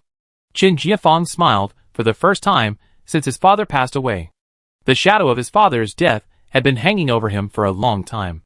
His father was a teacher, a friend, and a teacher. He was the warmest light in his long and boring study life. People all said that the eldest grandson of the Qin family was steady and peaceful, clear-minded, mature at a young age, and acted like an old gentleman. Only his father would hang a tiger sachet on him during the Dragon Boat Festival, force him to drink a mouthful of Realgar wine, and wait to watch his expression when he was irritated by the wine, calling it mature and unsmiling. Sachet covered with colorful silk. Treat my son as a candidate, and I treat my son as a child. Others took it for granted that he was a young man who passed the imperial examination and was reserved and steady. Only his father treated him as a child. He doesn't look like he comes from a merchant family, but rather like a young man from a marquis family. He occasionally heard the evaluation of himself by the doctor of the Imperial College, and he sneered in his heart and didn't take it seriously. He never felt sad because of his merchant family background, nor did he envy his classmates who came from wealthy families. It was because of his father, because his father helped him to smoothly and harmoniously deal with his family background, and let him start his life neither humble nor arrogant, neither hurried nor slow, and let him understand that even if the whole family put the burden on his shoulders, there would always be someone to support him and tolerate his nonsense and insolence, and keep his own shade. When the whole Qin family was depressed because of the death of their father and the loss of the officialdom, and when his mother was sad and anxious because his father died young at the age of the 6th rank, perhaps he was the only one who was completely and thoroughly sad because of his father's departure. No one understood him. Qin Jianfang gently raised his head. His throat moved slightly, chewed the grief and helplessness that surged in his heart again, swallowed it all, and turned his eyes to the little girl who had just spoken in an exaggerated tone and with rich expressions. The little girl was beaming with joy, and although she was complaining, she made a sighing and emotional look. Qin Jianfang wanted to laugh for no reason. You, what do you mean? Master Chen Lu's face flushed. His beard flew up to the corners of his eyes. He pointed at Xianjin, but turned to Madame Chu to plead. Sister-in-law, you know, there are at least 80 papermakers in Jing County. How can a business not owe foreign debts? If we really want to settle every debt, will our workshop survive? Will we still pay the wages of the guys? Master Chen Lu slapped the table. Sister-in-law, if you don't trust your brother, just say it. You sent the third son here to help your son, and this is what you deserve. His index finger was about to poke into Xianjin's face. But what's going on? Sending a weird accountant? And a little girl? As soon as she came, she closed the account books and settled all the foreign debts. She also went to Qicheng Mountain Court to set up a stall? What kind of shitty bags are they selling? You don't know? My colleagues told me about this. And I was so embarrassed. Our Chen family has been in the paper industry for at least 2 or 3 generations. We've been making Xian paper since our grandfather's generation. What is Xian paper? It's a precious thing for scholars. She's going to set up a stall. At the end, Master Chen Lu gritted his teeth and poked Xian Jin's left cheek with his fingers. The force was so strong that several red marks were left after a while. Chen Jianfang frowned and said, Grandpa Lu, be careful. As soon as he finished speaking, Xian Jin turned his head to avoid it. And with a snap sound, she slapped Master Chen Lu's hand on the back and stood up suddenly with both hands on the table. The girl's movements were smooth, and her slender body burst out with a strength that was not commensurate with her. Chen Xilang shrank reflexively. Patients with congenital heart disease are usually required to be calm and slow. But now she is no longer that sickly person. Just kidding. She can now move a piece of paper in one breath. Every morning, she does a piece of Ba Duan Jin, a cup of wolfberry and red date tea, a bowl of tremella soup with 2 egg custards at noon, and 3 minutes of plank support at night. She goes to bed early and gets up early every day. Her lifestyle is comparable to that of a diving athlete. Why? Isn't it just to strengthen the body and make money to spend it? What's the saying? Take a step back. Breast nodules. Endure for a while. Uterine fibroids. For someone like her who has been picked up for nothing all her life. If there is a grudge, it must be avenged on the spot. If there is a grievance, it must be settled on the spot. If you endure it, the more you think about it, the angrier you will be. And if you take a step back, the further you will retreat. It's time for you to see the power of the Special Forces health-preserving girl. Xian Jin's sound of slapping the table was louder than that of Master Chen Lu. And he raised his hand. Jin Jier. Jin Jier. The 2 voices intertwined to stop her. Old Lady Chu and Shen Fu, who rushed back from Tianxiang Tower, spoke at the same time. Old Lady Chu raised her eyes and saw that her young son had washed away the decadent and absurdity of his concubine's death after leaving her for more than half a month. His face looked rounder, and he was much more energetic.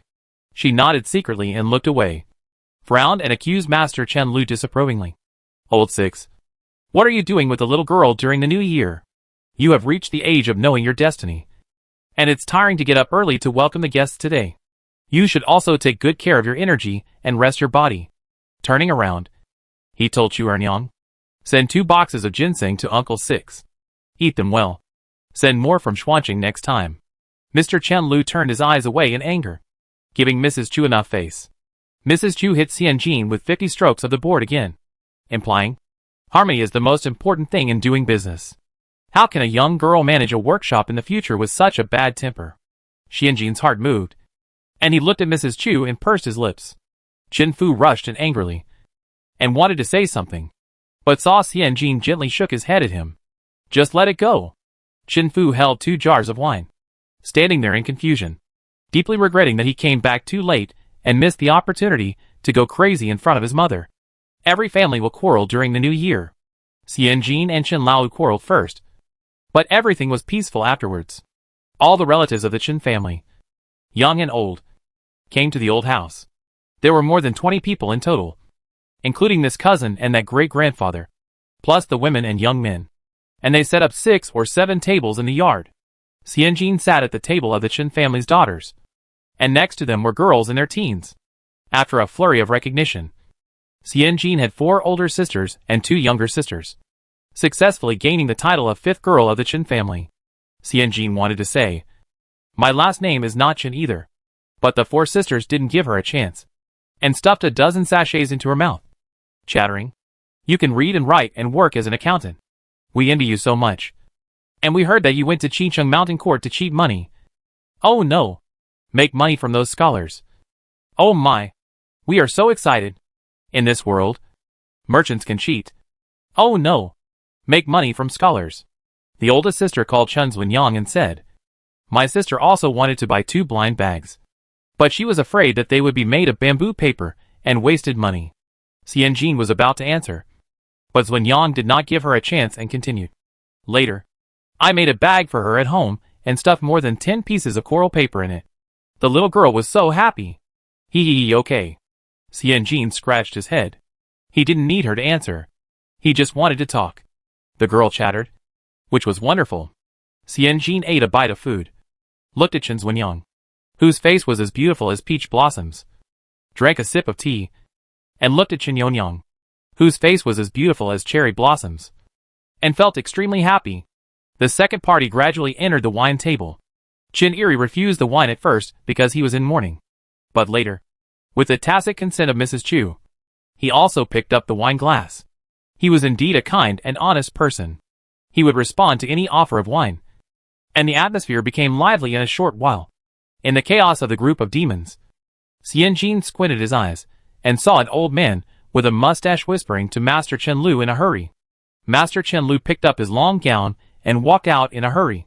Xianjin clinked cups with Chen Zunyang with tea, then hooked Tao Wanyang's shoulder and said goodbye with a smile. It's urgent. You guys go play first. Then he tiptoed and followed Chen Lu Laoyi for a distance and went out. Xianjin hid behind a pillar and heard a cry from the corner of the wall from a distance. Old Ju died.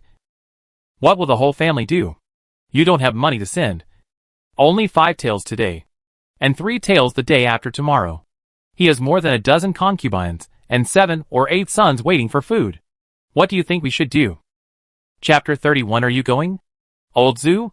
The dead Zhu gang lie? Xianjin crossed his arms and hid behind a pillar. He leaned sideways and saw a fat woman holding a handkerchief standing at the foot of the wall. Opposite her was Master Chen Lu. The fat woman had a greasy face and a wide body. She looked like a couple with the dead Zhu gang lie. In the dim light of the oil paper lanterns hanging high in Chen's house, Xianjin saw Master Chen Lu fumbled in his sleeve pocket to take out a piece of silver and put it in the fat woman's hand. He turned his head and glanced at the lively and happy courtyard. He said threateningly, "If you come to my house again, I won't give you a penny. I give you money because I am a colleague of old Zhu." The fat woman took the silver and put it in her arms in a hurry. Yes, yes, yes. Sixth Master has a kind heart. He first helped Lao Zhu to make a fortune, and then took care of Lao Zhu's descendants. Lao Zhu is now in the underworld and praises you as the supreme god and Buddha in front of the king of hell, saving all living beings. People are extremely poor, so they just talk nonsense. There was another tug at the foot of the wall. It was nothing more than Master Chen Lu threatening. The fat woman begged for mercy and complained about money. Master Chen Lu cursed and took the silver from the old servant with a mustache to give her. He didn't give much. At most 8 or 10 taels. Xianjin lowered his head and thought. It was not a big secret. It was just that the wolf died first, and the wolf's widow took advantage of their old relationship to ask the wolf for some living expenses. The wolf was afraid that the wolf's widow would go all out and the truth would be revealed. So he gave her a small amount of money to keep her safe. The fat woman took the money and left crying. Xianjin also lowered his head and prepared to retreat first, but heard another movement at the foot of the wall, and a sinister voice was very low. If she wants money, we will give it. Otherwise, Xianjin turned his head and saw the old servant with a mustache making a gesture of wiping his neck. Xianjin narrowed his eyes. He just did business. Money with blood on it is not so easy to make. In his previous life, his father was a decorator. Some nouveau riche with the same hairline as him wanted to make quick money. They went astray while doing business. The retribution has not come yet. But the police came first. Xianjin hid his whole body behind the pillar, holding his breath, fearing that his breath would be discovered. How much can she ask for? Master Chen Lu took out a toothpick and picked his teeth while disdainfully saying, 3 or 5 taels of silver is also called money? I will feel relieved if she asks for a small amount of money. Master Chen Lu used a toothpick to pick out the residue from his teeth, rolled it up in his mouth and swallowed it. When that pig ran away, he took everything with him. A priceless jade Buddha, 10 large gold ingots, more than 20 pieces of solid gold jewelry. Almost all of his wealth was tied to his body, and he even sewed the banknotes into his clothes. The only thing he didn't take was the account book in his mouth. Before, he didn't allow me to sell his courtyard in Jing County, so I should have guessed what he was thinking. He just wanted to stay in Jing County, stay out for 2 years, and then come back. The account book recorded the details of my selling Ba and Lu Zhongxian to Anyang Prefecture, as well as the money transactions with the kings of Bachenduo Temple. It was a big backup for him. Master Chen Lu showed his big yellow teeth in disgust. If that pig woman knew that there was something deadly hidden in the house, would she only ask for 3 or 5 taels of silver? She would definitely ask for an exorbitant price and rip me off. Ba Zisu thought about it and realized that this was the truth. He said in panic, "What should we do now? Isn't it like a kitchen knife hanging over our heads? Who knows when it will fall? It's better to get rid of that pig woman and put an end to it all." This is in Jing County. Master Chen Lu spat viciously on the ground and looked in the direction where his wife went away. Baoshan Mountain Temple is located between Anyang Prefecture, Chuzhou Prefecture and Jing County. The 3 places are not in charge, so it is convenient for the kings to do anything. You killed someone in Jing County. You want to die. Snow came from the east, falling on the ground. Master Chen Lu wiped the snow from his head. A real man does not fight for the day and night. The 3rd brother and that little girl will not stay here for long. Listen to the silly laugh of Master Chen Er when he was persuaded to drink in the courtyard of the old house. Master Chen Lu curled his lips sarcastically. Chen Laoer is useless, and the eldest is dead. My sister-in-law sent the 3rd son back to Jing County just to gild him. She will be recalled to Xuanqing soon. You will see. The better the 3rd son and the little girl do, the shorter they will stay. The old servant with a mustache grinned when he heard this.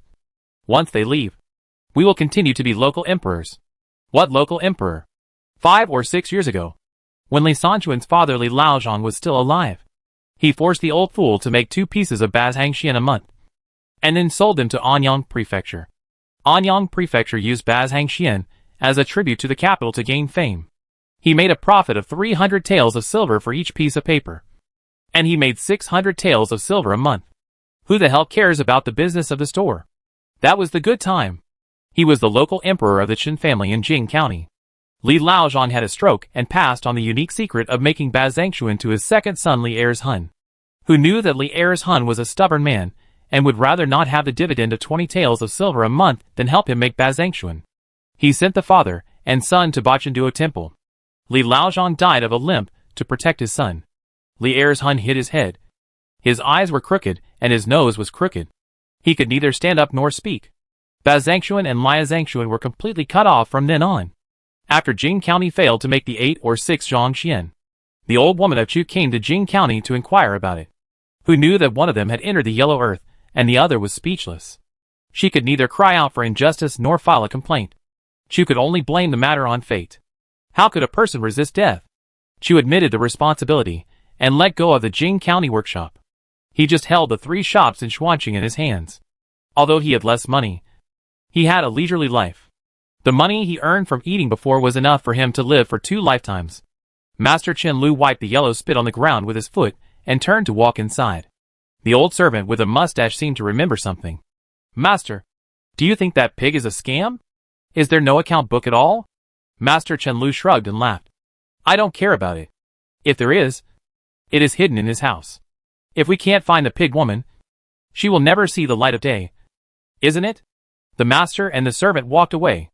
Xianjin was behind the pillar, not daring to breathe, and came out from behind the pillar after a long time.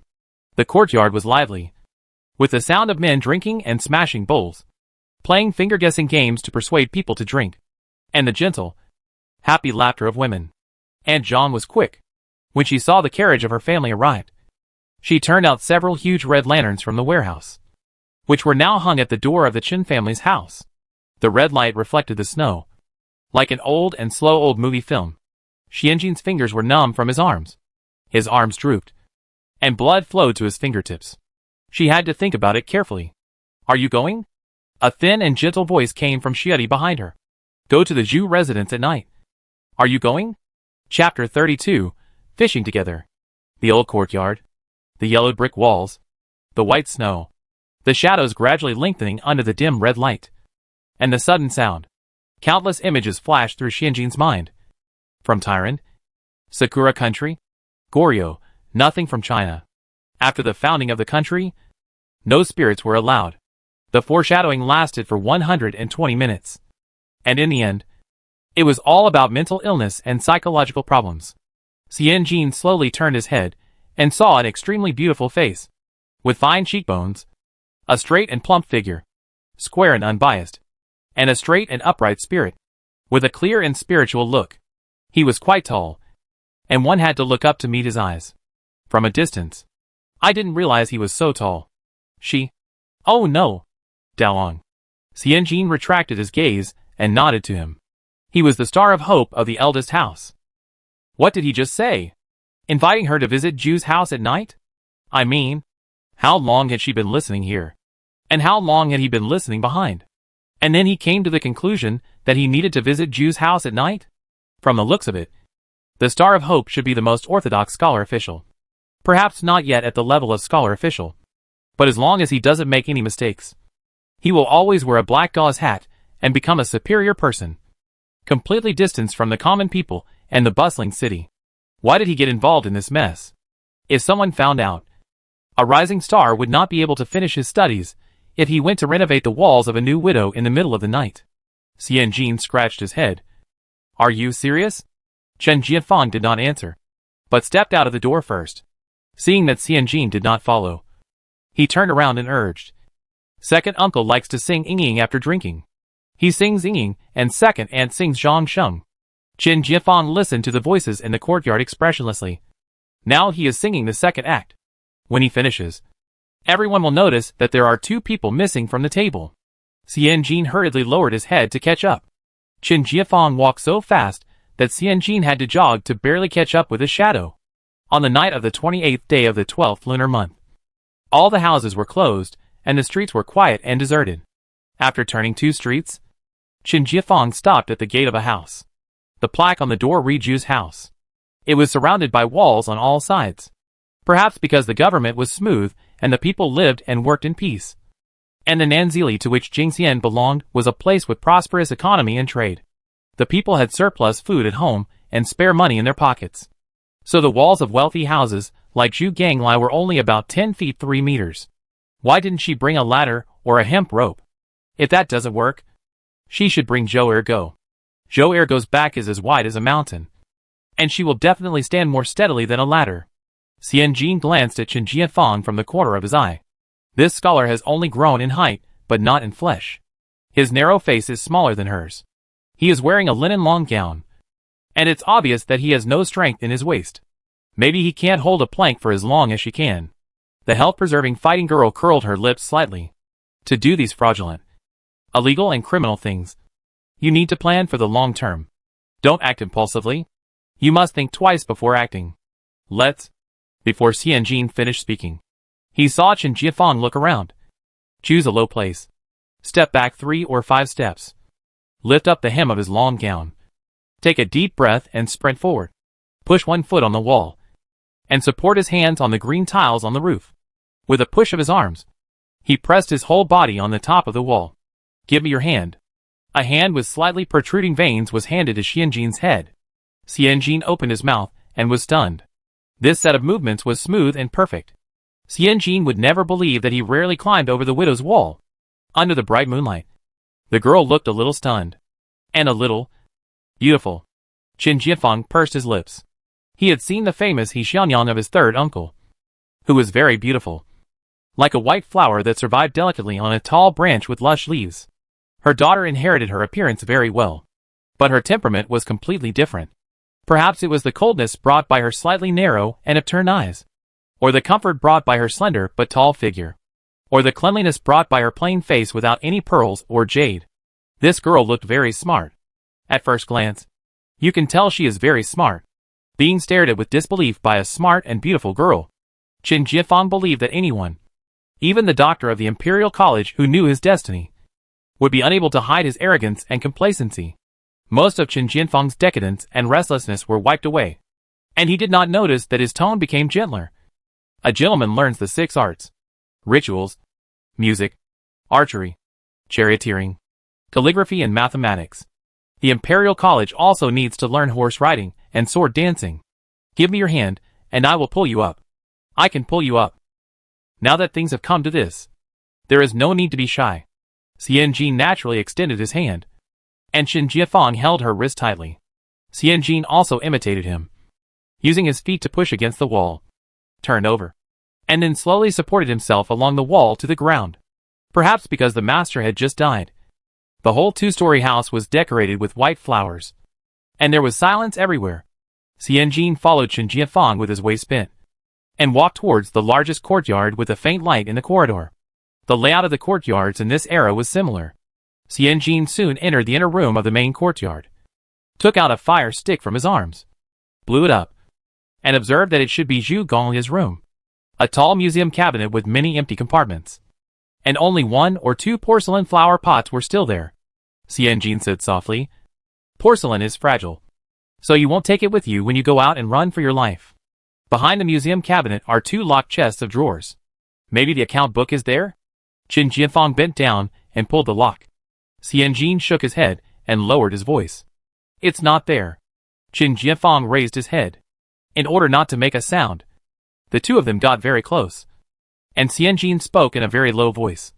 "Master Chen Lu said that Manager Zhu kept all valuables close to his body, and even sewed the banknotes in the interlayer of his clothes." As Xianjin spoke, he crouched on his heels, took the fire starter and looked around, then quietly moved into the inner room. Wow! What a big bed! It can accommodate at least 4 or 5 people. This pig. Xianjin thought of the dozen concubines mentioned by the wife of Manager Zhu, and felt sick. He took out a silk handkerchief from his bosom and put it on his hand. With a layer of protection on his hand, he felt less scared. Xianjin turned over the quilt on the bed and said, although the chest of drawers was locked, it was placed in the middle of the hall and could be seen at a glance. How could someone like Manager Zhu trust a lock? There was nothing in the quilt. Xianjin pulled out the pillow again and touched it bit by bit, talking as he touched it. Such a person only trusts himself and is used to putting the most deadly things closest to himself. Got it. Hard. Thick. Hidden in the cotton wool of the pillow. Where else could it be closer to him than with his head pressed against it every day? Xianjin couldn't find the connection of the pillow after searching for a long time. So he simply put the fire stick aside, gritted his teeth, and tried his best to tear the cotton cloth with both hands. Give it to me. Chen Jianfang couldn't bear to watch it anymore and reached out to grab it. Xianjin shook his head hurriedly. She can do it. She may not be able to open the cap of the mineral water bottle, but when it comes to tearing up express delivery, oh no, tearing up evidence, she is not afraid.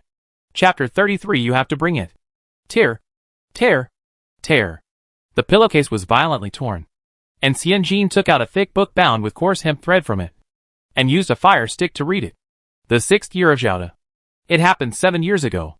I recorded everything I earned from buying, selling, and reselling every month, starting at 30 taels per month. And there was no upper limit of 50 taels. It was still a small amount of money. Starting from the 8th year of Zhao, there were 2 more accounts every month, and only Anyang Prefecture was written in the name. One account was 100 taels, and there were a few more expenses, about 500 taels a year. This should be the details of Chen Lu's selling Ba and Lu Zhanxian to Anyang Prefecture, and the dealings with the bandits of Baochan Duo Temple. Xianjin asked softly, how much do we usually charge for a 80 zhan long sword? Chen Jianfang was stunned for a moment, and replied in a low voice, I never go through the eldest son's house for household affairs. I don't know. Oh. Xianjin nodded, and didn't ask any more questions. Chen Jianfang's decadence and restlessness that had been brushed away came back again. He didn't want to explain any more, but he still spoke.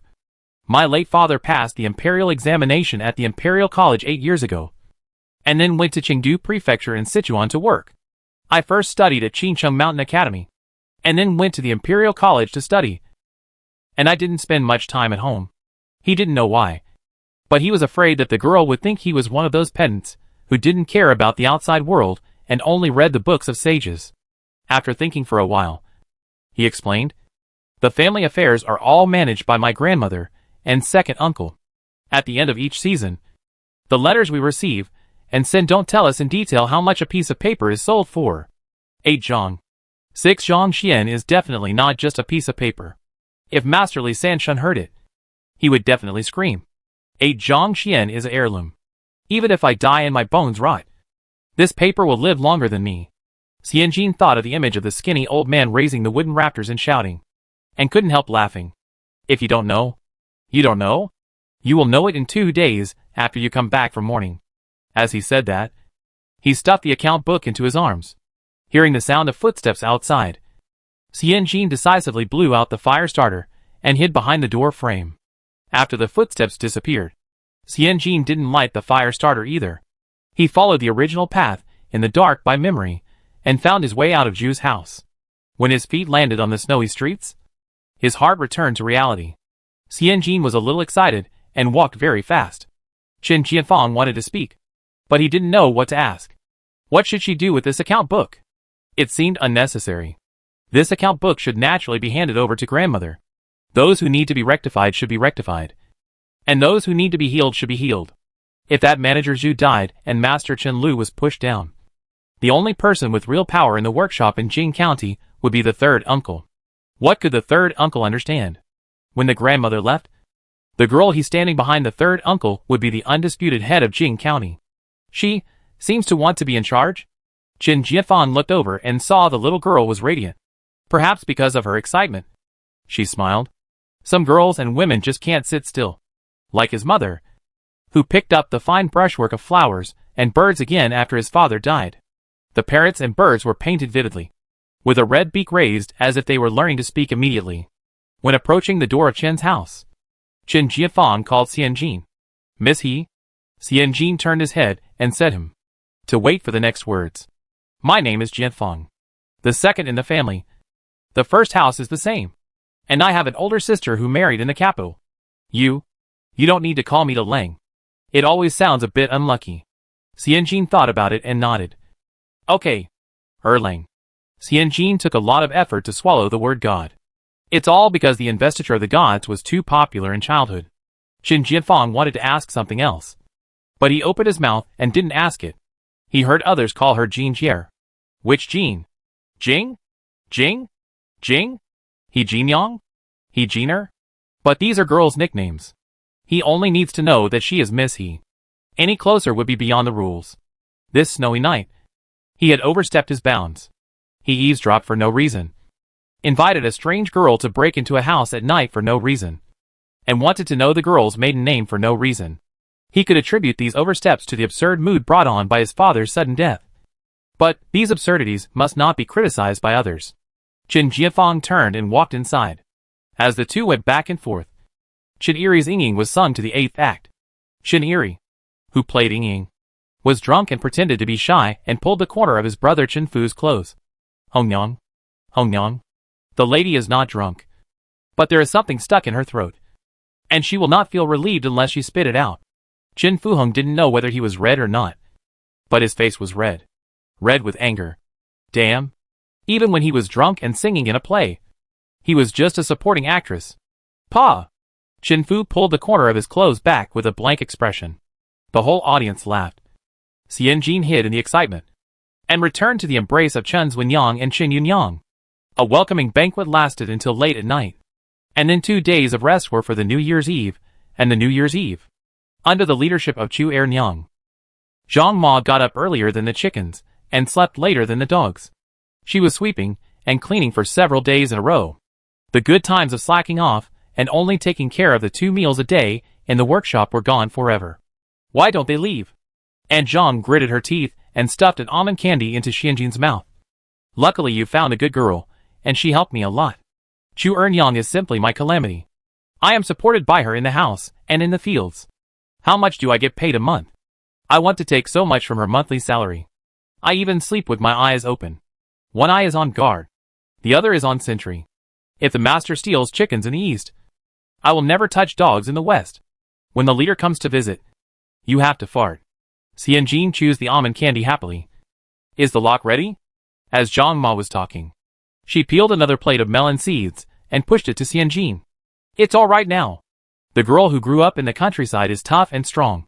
After applying 2 patches of medicine, her face and legs are healed. I killed a chicken for her these few days, so that she can grow some meat and see people again. As she was talking, someone called out from the corridor. Zhang Ma. Zhang Ma. Bring the rice cakes to the god of wealth. Here I come. Zhang Ma agreed, but angrily threw the melon seed shells on the ground. On the 5th day of the first lunar month, to welcome the god of wealth. I'm the only one in the house who can make rice cakes. Right. I'm the only one who has hands. Right. Working overtime during the Chinese New Year. The resentment is heavier than ghosts. Xianjin couldn't help laughing. Chewed the almond candy. Clapped his hands. Stood up. And prepared to go out. Zhang Ma seemed to remember something. Turned around and asked, "Are you going out?" Xianjin nodded. "Yes. I'm going to go out for a walk." "Where are you going?" "To visit my god of wealth." Xianjin scratched his head. "Go to Shuishi Street for a walk." Zhang Ma was not interested in the following arrangements, and waved her hands randomly. With a tough attitude, "Then you take the lock with you, and ask her to buy me 3 pounds of brown sugar, 5 pounds of pumpkin seeds, and buy some wolfberries and red dates. So many people come, and they just eat and drink for nothing. Oh, it's so annoying." After this one got angry, and Zhang shouted towards the kitchen, "Sewer! Sewer! Come out! He the accountant will take you out for a walk." Xianjin Gang wanted to refuse, but as soon as he opened his mouth, he was interrupted by the bright and expectant eyes of the little girl Wang Sansu, who hurried out of the kitchen. It seemed to say, "If you don't come, you are not a human being." Chapter 34. What do you want? In front of a residential building on Shuidong Street, 2 girls, one arrogantly tilted her head and hugged her chest, and the other obediently lowered her head. The obedient Soar looked up at the low wall, turned her head to look at Xianjin, and then turned her head to look at the circle of dead leaves and vines climbing on the low wall. "Are we going to worship the god of wealth?" Sewer swallowed. "There are only 2 words on this door plaque, and there are 3 words on the god of wealth temple. She can't read, but she knows numbers. Is this the temple of the god of wealth?" Sewer asked blankly. Xianjin, with his arms crossed, smiled and pouted. "To us, he is the great god of wealth," Xianjin said as he stepped forward to knock on the bolt.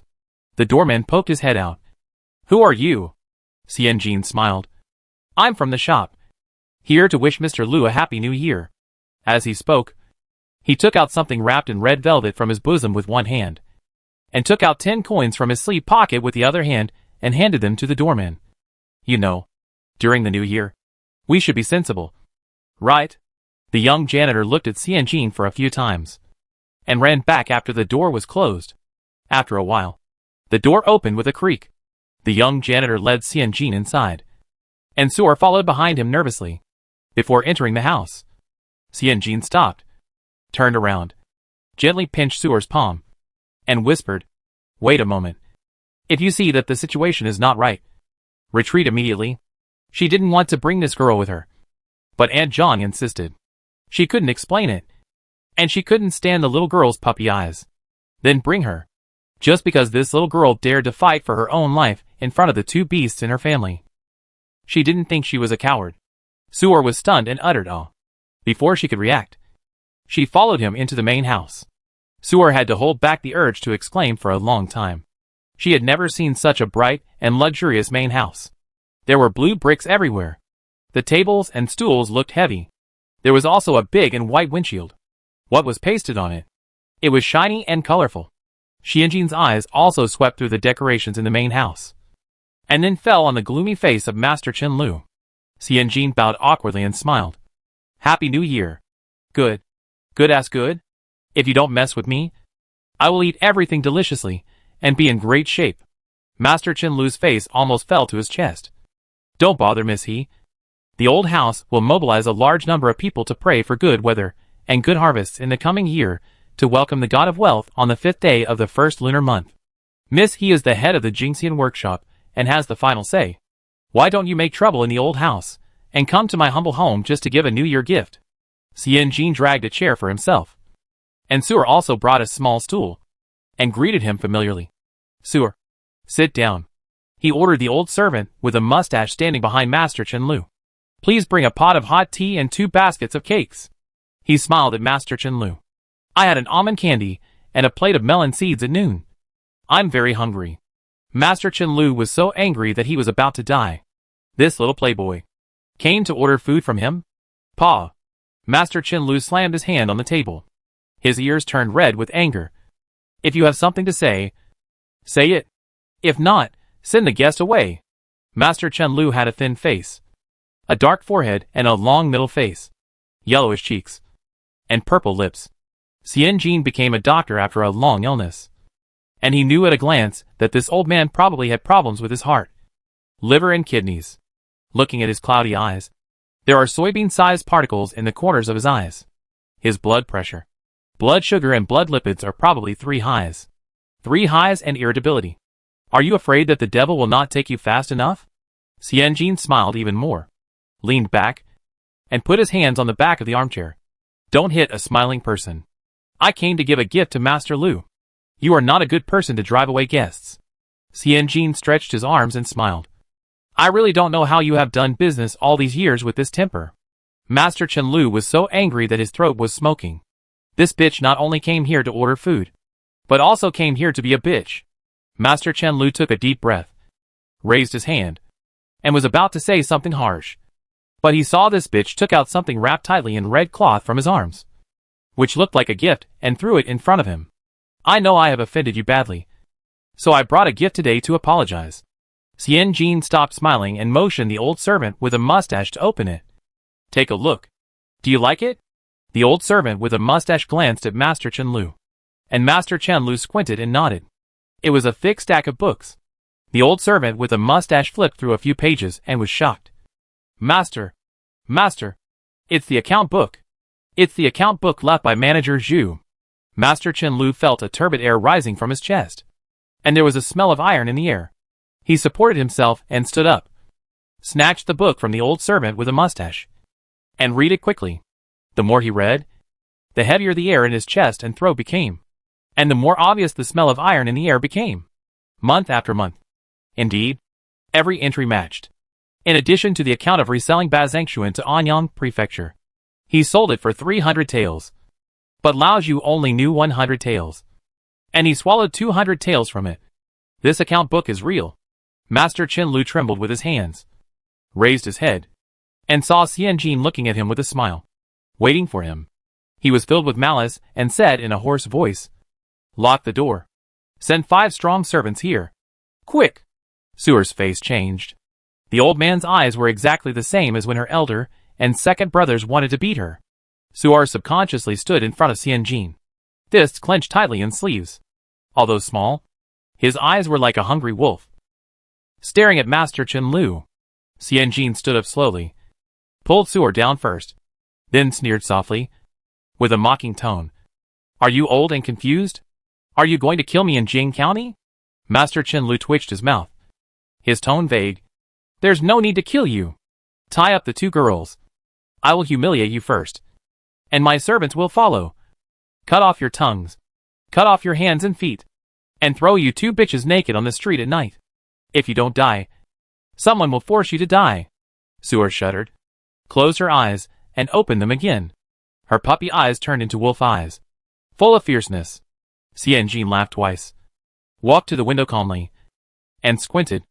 Think about it. We 2 girls dared to come to your Master Chen Lu's house alone. Don't we have a backup plan?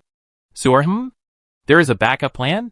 Before they came, the only thing they did was to spend 2 copper coins to buy her a string of candied haws?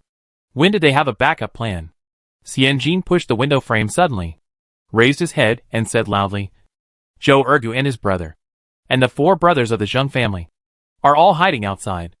As long as we don't go out for half an hour, Zhou Ergu and his brother will smash your door with a big wooden stake, and the Zheng brothers will go back to the old house to report the news, and then go to the government to report the case. Do you think the 3rd master will ignore me? Suer resisted the urge to look outside. It would be better if there was someone outside. Master Chen Lu looked out the window. Snow began to fall outside the low wall. Master Chen Lu looked back with difficulty, holding the account book tightly. That's right. The account book. If he destroyed the account book. Xianjin's voice sounded at the right time. I got this account book on the 29th day of the 12th lunar month. These days are enough for me to copy one. The one in your hand seems to be the one I copied? Again, if I go out later than half an hour, they will take the original copy and report it to the police. Master Chen Lu suddenly felt like a mountain goat that was cornered, and he thought several times in his mind. If she wanted to overthrow him, she could just hand the account book directly to Chu. Why did she make this trip? What did she want to do? No. What did she want? You want money? Master Chen Lu shook his head. No. No. You don't want money. If you wanted money, You would have accepted the money that Lao Zhu and I gave you at the beginning. After the first month of the year, I will retire. In a flash, Master Chen Lu seemed to find that he had found the weak spot of this evil woman. I am old, and I will never be an eyesore or block your way in the shop. Master Chen Lu spoke faster and faster. Don't worry. By then, you will be the only person in charge of the Jingxian workshop. You can do whatever you want. No one will stop you. Xianjin shrugged without comment. That's the way it is. If you don't agree, it will only take me some time to plan, and it won't be difficult. Master Chen Lu slumped down on the chair. Then what do you want? Tell me. What do you want? Chapter 35 got it. Master Chen Lu was about to collapse. He slumped in his chair, his beard drooping down. He took a few deep breaths and thought about the scene after the incident was exposed. The property he had embezzled with great difficulty was confiscated. His son, who worked as a clerk in the government office while studying, was sent home. And his grandson, who was studying well in Qincheng Mountain Academy, lost his qualification for the imperial examination. And him. The Great Way law stipulates that embezzlement of the owner's property can be punished with a maximum of 50 sticks. He embezzled so much that he deserved 100 sticks. Moreover, in addition to embezzlement, he also committed the biggest crime of feeding the enemy privately, smuggling precious goods to the enemy, and helping the enemy to obtain the qualification of tribute. If this matter is exposed, his family, more than 20 people, old and young, will definitely not be able to survive in Jing County. The price is too high. He is willing to exchange anything. Anything. As long as he's Xianjin. The slut is flexible. As long as she wants it. As long as he has it. He will definitely offer it with both hands. Master Chen Lu cried and secretly glanced at Xianjin's expression, but saw that the little bitch was holding his hands behind his back, enjoying his pain with interest. Master Chen Lu cried even louder with a wow. No matter how stubborn a dog is, it will collapse if it is played around with by others for a few times and does not get food. Xianjin cleared his throat. Master Chen Lu's crying gradually weakened. I want Baz Hangxian and Lu Zhongxian. Xianjin put his hands behind his back, restrained his smile, and looked very serious. However much you have, I want as much as you have. As long as you hand it over, I will burn this copied account book in front of you and tell you where the original account book is hidden. Master Chen Lu instantly forgot to cry and opened his mouth stammeringly, trying to speak. Xianjin waved his hand knowingly. We are all 1,000-year-old foxes. Don't play Liao Shai with me.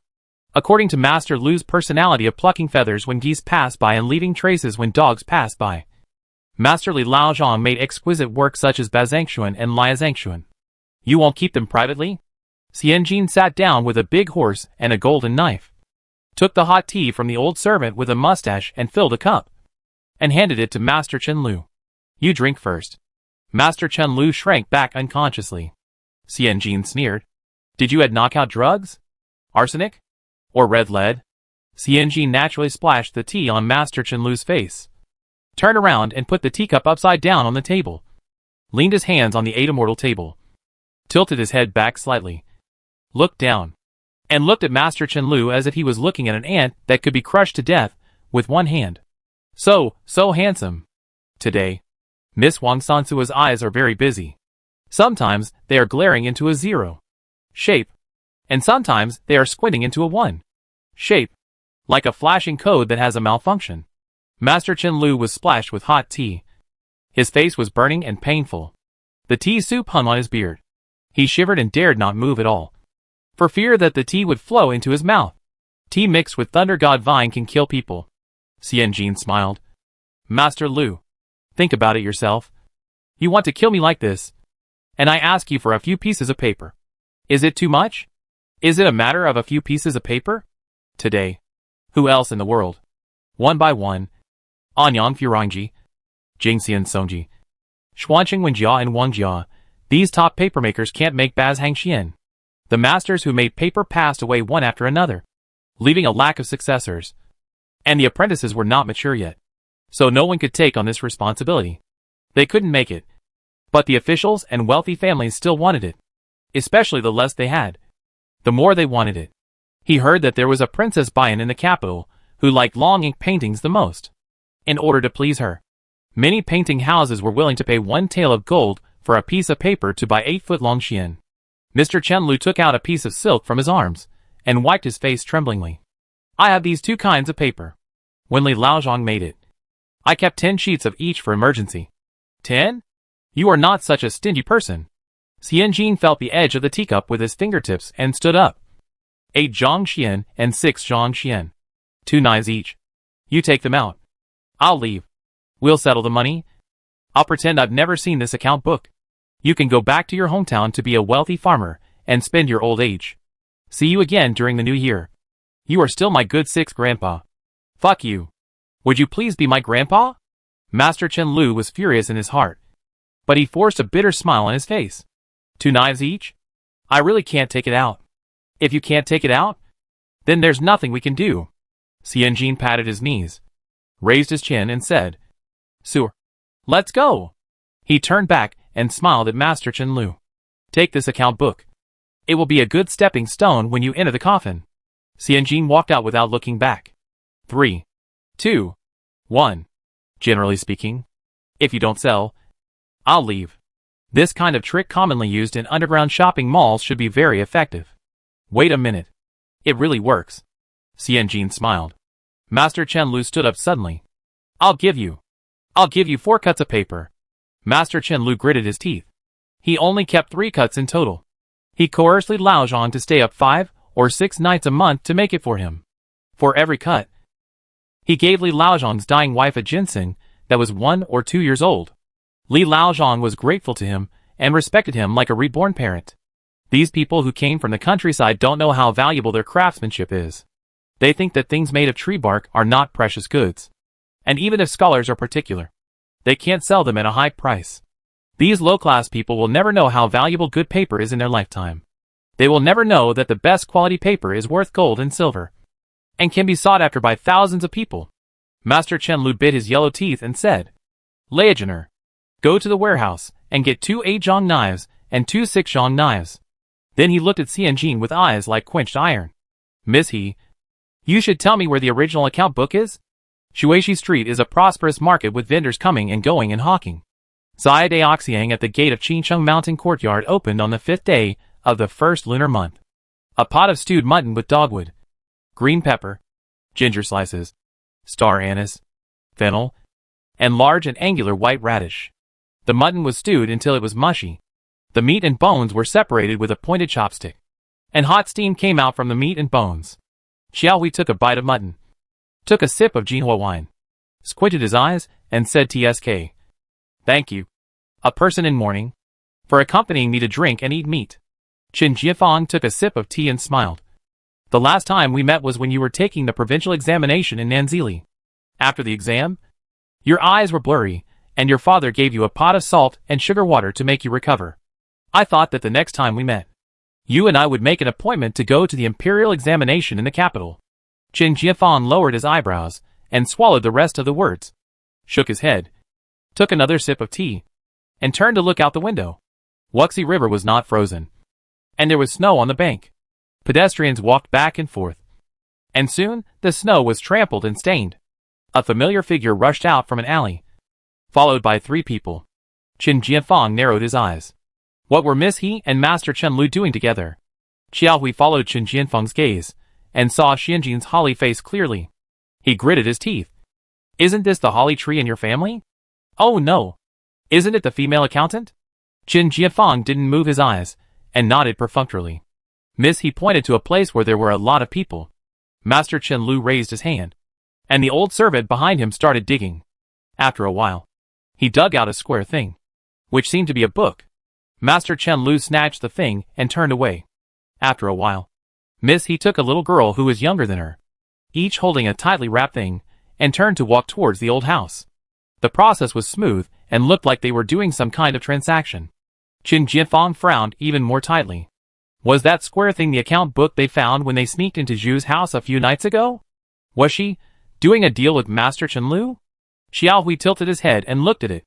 After a while, he buried his head in eating mutton again. Okay. This girl finally got Lu Zhongxian. Chapter 36 Whitewashing and Beautification. Xianjin slept with Bazhang Xian as her pillow these past 2 days. Others sleep with peace of mind, but she sleeps with Bazhang Xian as her pillow. She smells the scent of paper and has sweet dreams. She sleeps very peacefully. Except that the height of the paper is too high, which causes her to have a stiff neck. As a result of the stiff neck, she tilted her head to look at people the next day, revealing a somewhat arrogant and unruly temperament. Therefore, Mrs. Chu used the time at noon to look at Xianjin more.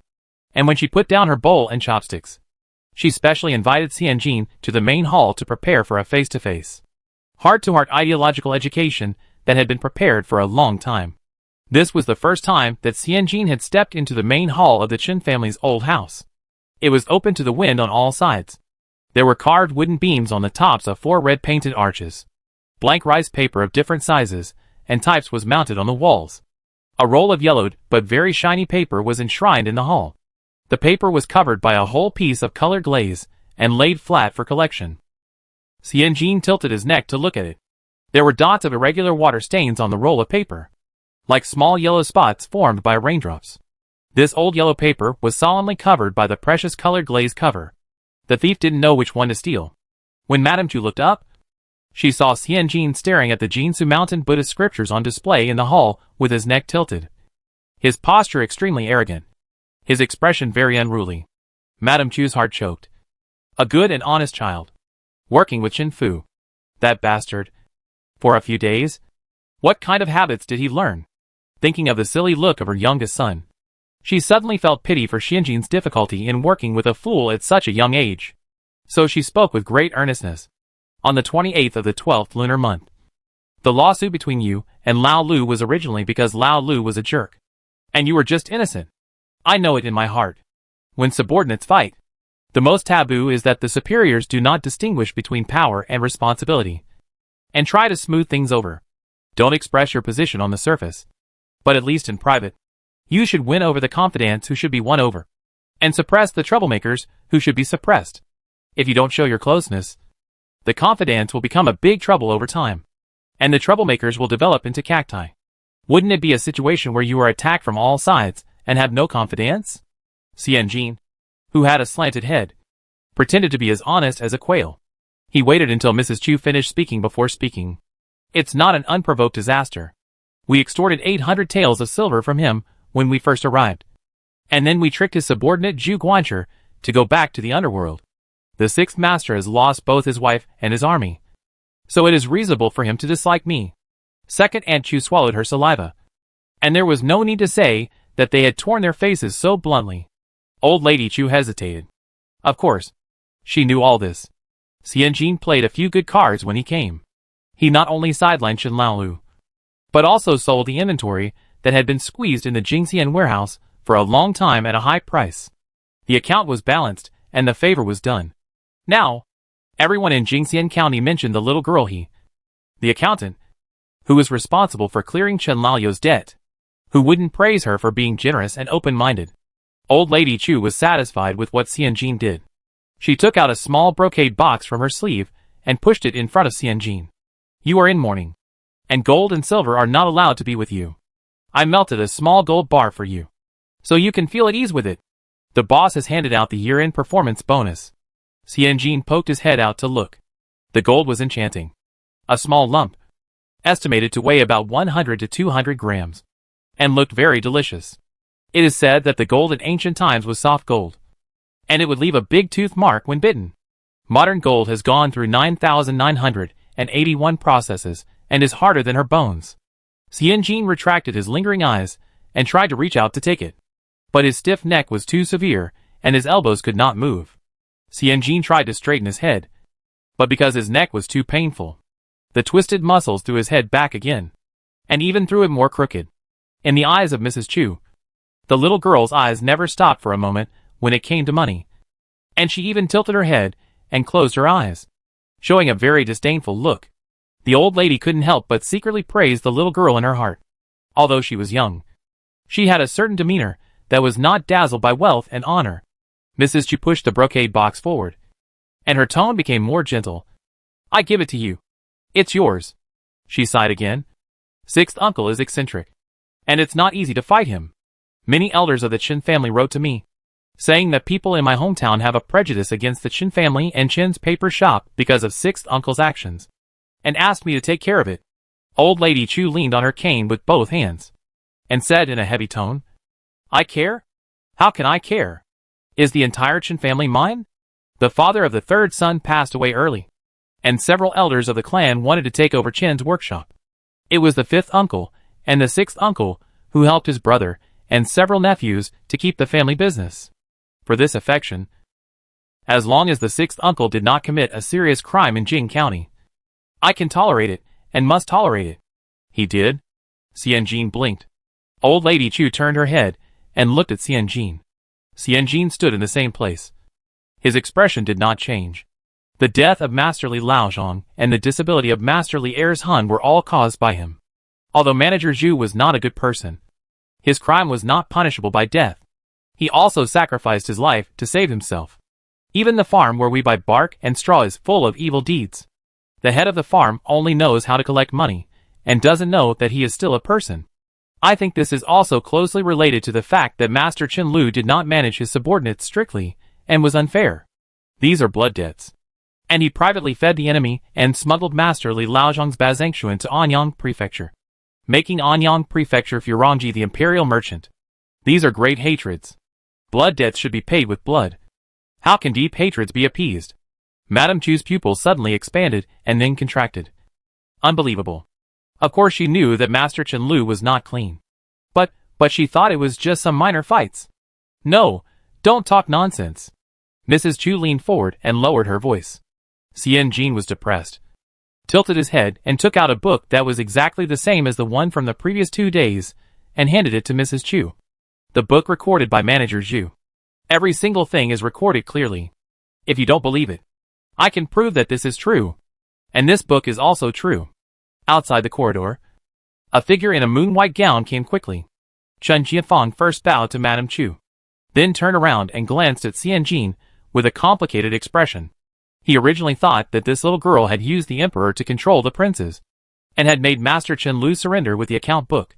But then he thought that it was unlikely, or even almost impossible.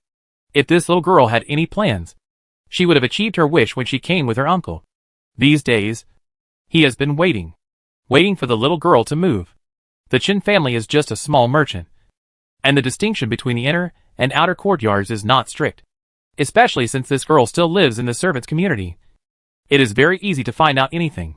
As soon as he heard his grandmother calling Miss He to talk, he rushed to the main hall. The old servants guarding the outer room did not dare to stop him, so he went all the way without any obstruction, and happened to hear the girl taking out the account book. He was afraid that she would tell the truth that the account book was stolen in the dark, so he had to speak out in a hurry to stop her. Stealing in the dark, just based on these 4 words, dare to make this girl doomed.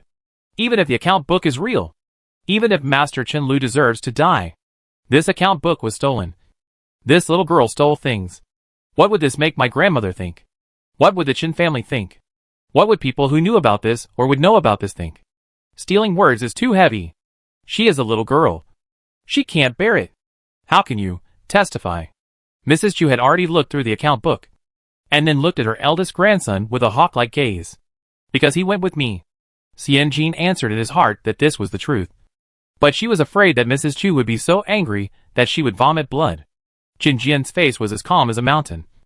On the 28th of the 12th lunar month, we had just arrived in Jing County.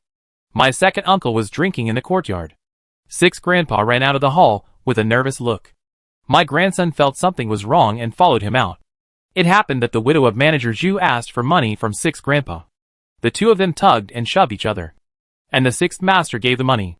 After the sixth master left, I and this miss, he went to find the widow of Manager Zhu and tricked out this account book. Real. Real. Real. Real. Fake.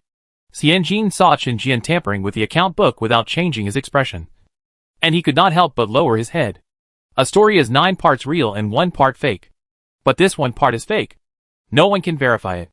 Could it be that Mrs. Chu interrogated the widow of Manager Zhu in court to see if she knew about the existence of this account book? Did she use this account book to blackmail Master Chen Lu for money? Even if it is for the face of the Chen family, it is impossible. As long as the account book is clear, the Chen family will only deal with Master Chen Lu secretly. And even to cover it up, they may even have to label him as sick, weak, and other grand names. beautify the loss of power or death of Master Chen Lu. With a few words, the Star of Hope whitewashed the original route, and even whitewashed their absurd behavior of visiting people's homes at night. Xian Jin smacked his lips. Since her rebirth, she often looked down on the old times with the superiority of modern people. But she didn't know how smart the scholars, who could fight their way out under the rules of etiquette and law, could be. Chapter 37, Possibly Dying. After hearing Chen Jianfang's last words, Madame Chu and Chu Ernyang looked at each other for a moment. And then Madame Chu breathed a sigh of relief, holding the account book tightly in her hand. Without saying a word. Silence. Embarrassing silence. Xian Jin lowered her head, like a roasted quail. If she didn't handle this well, she would have to say goodbye to her big gold bar. She should still take a bite first. Xian Jin was not without regrets. She actually knew in her heart the intention of Madame Chu Chen Fu to be exiled to the old house. But it was just that Master Chen Lu had gone too far, and she needed to use Chen Fu's imperial sword to kill his spirit. But it is hard to predict the extent of the killing.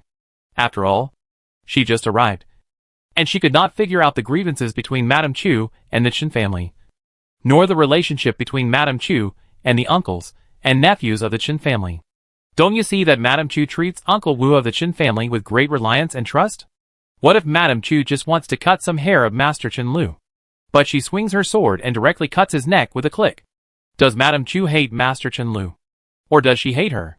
She understood the reason, but she didn't want to test it like this. Master Li Sanshun worked under her, and her father and brother were either dead or disabled because of Master Chen Lu. She couldn't just stand by and watch. Old lady, Master Chen Lu has killed someone. Xian Jin looked up and reminded. If you pick it up high and put it down lightly, I'm afraid you won't be able to convince the public. Chen Jianfang was silent. This rude and straightforward silly girl, shouting for fighting and killing. At least you should put on a veil. My grandson still remembers that when Grandpa passed away. Grandpa Lu cried bitterly and raised his hand to swear a poisonous oath in the ancestral hall that he would use his blood and tears to protect the orphans and widows of the first house and their safety and smoothness. Chen Jianfang followed Xianjin's words and patched up. Years ago, my father died suddenly. Fifth Grandpa had red and swollen eyes. He searched all over the city for a good coffin. Eighth Grandpa went to Chuzhou just to ask other gentry to give up the yellow cypress coffin prepared for the elderly in the family. At the same time, Sixth Grandpa came to say that the account of the Jingxian workshop was in urgent need. He hoped that the family would allocate another 60 taels of raw material capital next year. Chen Jianfang has a very pleasant voice, clear and warm, like a boy wearing a white shirt and riding a bicycle in the campus of the novel. Xian Jin slightly turned his head and glanced at him. The six grandfathers crying in front of the ancestral hall is true, and his current cruelty and bullying of the Chen family is also true. It's just that I want to buy osmanthus flowers and carry wine together. But it's not like a young man. Chen Jianfang's voice gradually became lower. Time flies and changes. And another story of a dragon-slaying boy finally becoming a dragon. Xian Jin also felt inexplicably sad because of Chen Jianfang's words. She has not experienced the years when the pillar of the Chen family suddenly collapsed and the orphans and widows relied on their two uncles to stand up. So she can shout and kill at the top of her voice. Old Madame Chu sighed. How can he be so confused? And Chu's eyes were red. Madam, can we ask the elders of the clan to take charge? Old Madame Chu put her hands into the account book and nodded after a long time. Open the ancestral hall. Invite the elders of the Chen family. Invite the head of the village. Leaning on a crutch, Old Madame Chu stood up. Her voice hoarse. Ask a dong to bring a team of servants and bring Chen Lu. Then, Xian Jin and Chen Jianfang were invited out.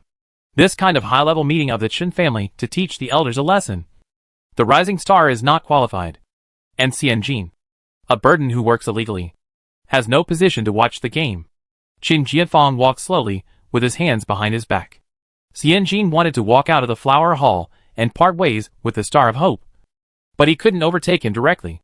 He didn't want to pay attention to his intentions too obviously. Xian Jin could only tilt his neck and drag his steps behind him, sliding like a snail. Chen Jianfang stopped and turned to glance sideways. Aren't you afraid that Master Chen Lu will report you for blackmail? Xian Jin was shocked. Chen Jianfang reminded briefly. On the 5th day of the first lunar month, I will meet with my friend Uzai Daoxiang to welcome the god of wealth. Right opposite is the most prosperous crowd on Shuishi Street. Oh! So she was seen leading Master Chen Lu to dig for treasure. Xian Jin scratched his head. He dares not. He still has to leave some good things for his son and grandson. She knocked 2 knives of 8 zhongxian, and 2 knives of 6 zhongxian. She didn't believe that Master Chen Lu only had this much. If she asked for more, and took all of Master Chen Lu's inventory, would Chen Lu not pay back, and give her all? Chen Lu must have some. As long as he dared to report her for blackmailing him with the account book, he would not be able to keep even a piece of paper of the remaining inventory. By then, his son and grandson will hate him to death. Chen Jianfang pondered for a moment. Understood. And walked forward with his hands behind his back. After 2 steps, he stopped and turned around. You need to think twice, and be cautious in everything. Don't act rashly. Fight chaos with chaos. Fight violence with violence. And hurt yourself. After saying this, Chen Jianfang felt that it was inappropriate. Who does he think he is? But this girl was originally of humble origin. And she has a mother who is a young woman. She relies on her impetus and natural cleverness to be a person. If she doesn't make a mistake now, it doesn't mean she won't make a mistake in the future. In this world, can a girl bear the cost of a car accident? Since Uncle San has kept this girl under pressure, he should take the responsibility of educating her. Uncle San. Chen Jianfang's mind flashed back to Chen Fu's image of 2 days ago. Chen Fu holding a wine jar in one hand, standing in the middle of the hall, with a greasy face and a confused look. He couldn't help but shake his head secretly. Forget about Uncle San's look. When Chen Jianfang looked up, he saw Xian Jin stiffening his neck and looking at him with squinting eyes. He couldn't help but feel inexplicably angry from the bottom of his heart. What a look! Still sticking your neck out and not accepting it. This look is exactly the same as Uncle San sticking his neck out and not accepting it in front of grandmother. Chen Jianfang sighed and said softly, I said this because I lost my father, and you lost your mother. We both lost our blessings and lost our fortunes. We are both people who have fallen on hard times. So I spoke rashly. Miss He, please listen to the good words and discard the bad ones. I was rude. After Chen Jianfang finished speaking, he turned around and walked out of the flower hall, leaving Xian Jin with a crooked neck and messy hair in the wind. What did she say? She didn't say anything. The Chen family opened an ancestral hall. This matter could not be concealed in the small old house. Before dinner, the news was all over the place. Zhang Ma was still making rice cakes. Yes, she was still making rice cakes. The Chen family was doing business. Their desire for the god of wealth was greater than that of ordinary families. Their desire to use rice cakes to keep the god of wealth was also stronger. Therefore, the unlucky Zhang Ma was caught making rice cakes again. Zhang Ma, who had been making rice cakes for half a month, I am really fucked. The god of wealth, who has eaten rice cakes for half a month, I am really screwed. Zhang Ma stood on a half-person high wooden stake, pounding hot rice expressionlessly. While pounding, she leaned over to grab a ball of steaming rice for Xian Jin and stuffed it into his mouth. Sixth master might die this time. Xian Jin puffed his cheeks and tried to chew the rice cakes. Who told you that? My sister-in-law is the cousin of my second uncle's aunt in the front yard. Zhang Ma showed off her network expressionlessly and pouted at Xian Jin. You know, I, Zhang Ma, have been in the Chen family for many years and have a wide network of contacts. Chapter 38. Are you okay? Aunt Zhang, who has a wide network of contacts, pounded the rice cakes with an attitude, a style, and the momentum of thousands of troops. Xian Jin grinned. Immediately afterwards, Aunt Zhang talked a lot, adding fuel to the fire, and explained what happened in the afternoon. Master Chen Lu guessed that he knew what was going on. He was furious at home and cursed. You little bastard. You cheated me once and cheated me twice. You will die. You will die. Xian Jin was almost choked by the hot rice ball. This seems to be scolding her? She used all her intelligence and wisdom since she traveled through time to deal with Master Chen Lu. It can be said that she used all the tricks accumulated by China for 5,000 years on Master Chen Lu. Master Chen Lu cursed the heavens and the earth. Although Manager Dong had little hair on his head, he was very strong. He said I'm sorry, and took Master Chen Lu down in a few rounds. He also packed the gold, silver and jewelry on the museum cabinet into a sack, and took them all the way from Shuidong Street to the old house, in front of the elders of the Chen family. The gold, silver and jewelry were shaken all over the floor. And then Master Chen Lu burst into tears. Pa pa pa. Mother Zhang also added the words and dubbing. Master Chen Lu slapped himself with his hands in a whirlwind and performed a scene of I am not a human being. My courage was eaten by a dog. I know I was wrong and I will never dare to do it again. A large-scale confession scene of middle-aged and elderly men, first hugging the thigh of the seventh uncle of the Chen family, the oldest in the Chen family, and then kowtowed dozens of times to Madame Chu. It's useless. Mother Zhang curled her lips. I don't know what big mistake Master Lu made. Hugging the thigh is not right. And kowtowing is not right. In the end, he tried to rush out and hit the pillar. Zhang Ma grabbed a handful of peanuts next to the hot rice ball and stuffed them into Xianjin's mouth. The old lady dodged to the side and let him hit her, saying only one sentence.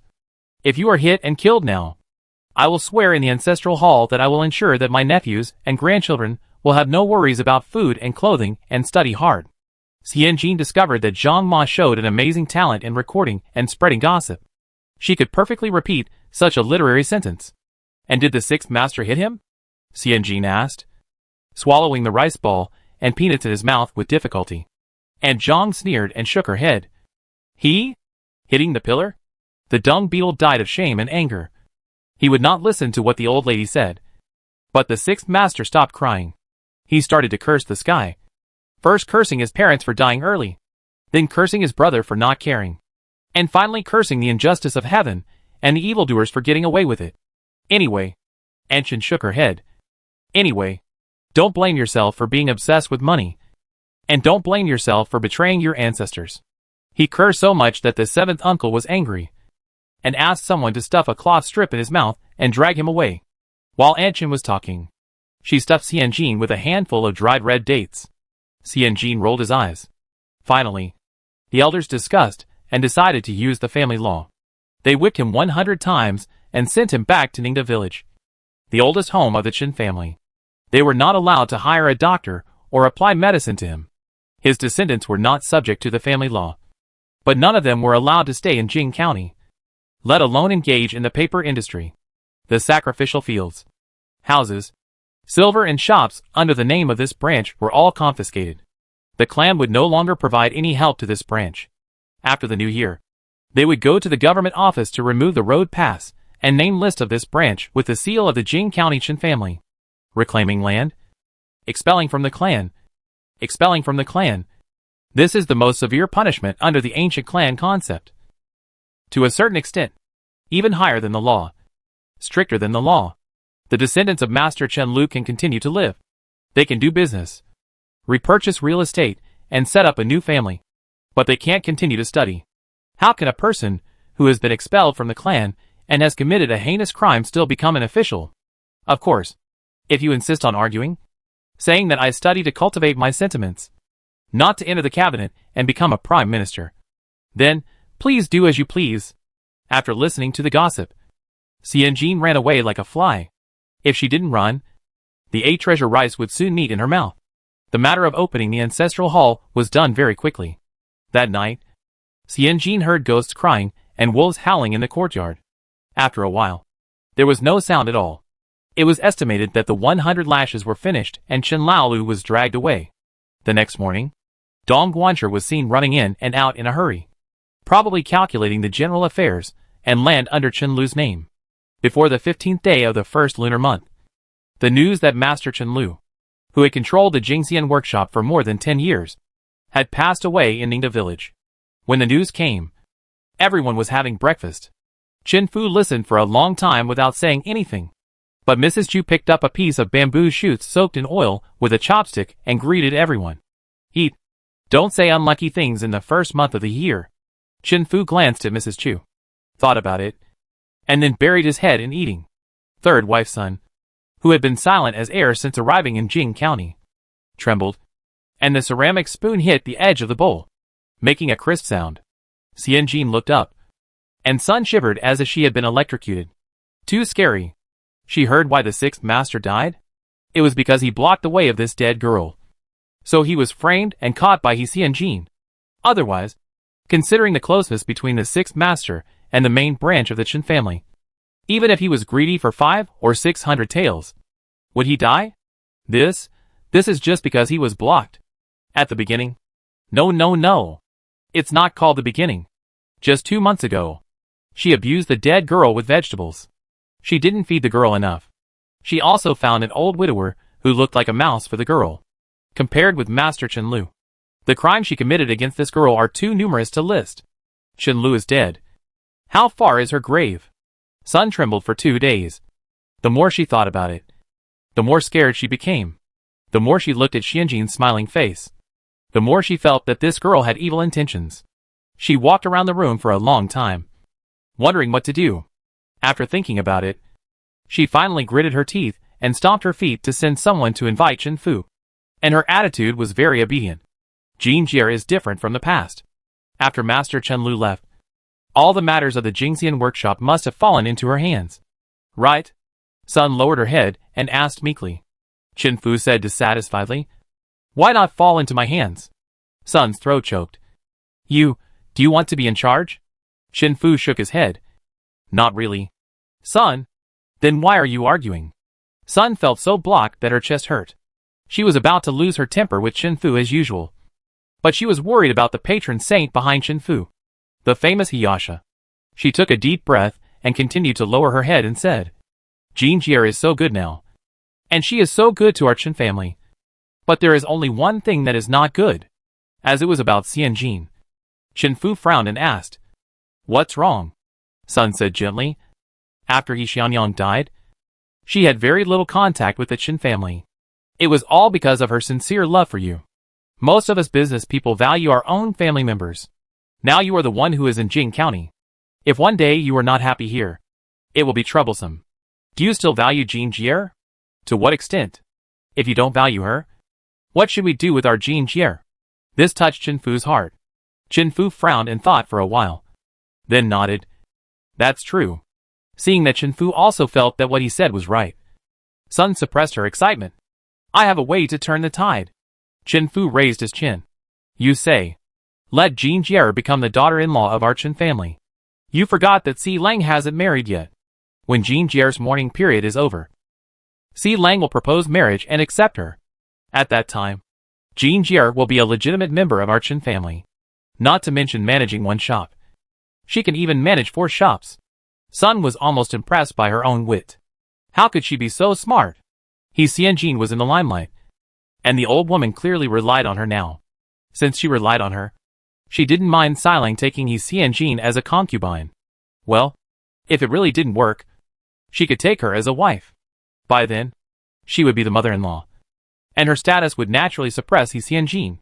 If He Xianjin continued to be a troublemaker, would she dare to take revenge on her mother-in-law? Are you okay? Chen Fu said in disbelief. Is she okay? Xianjin stood up suddenly, looking as if he had eaten a pile of shit.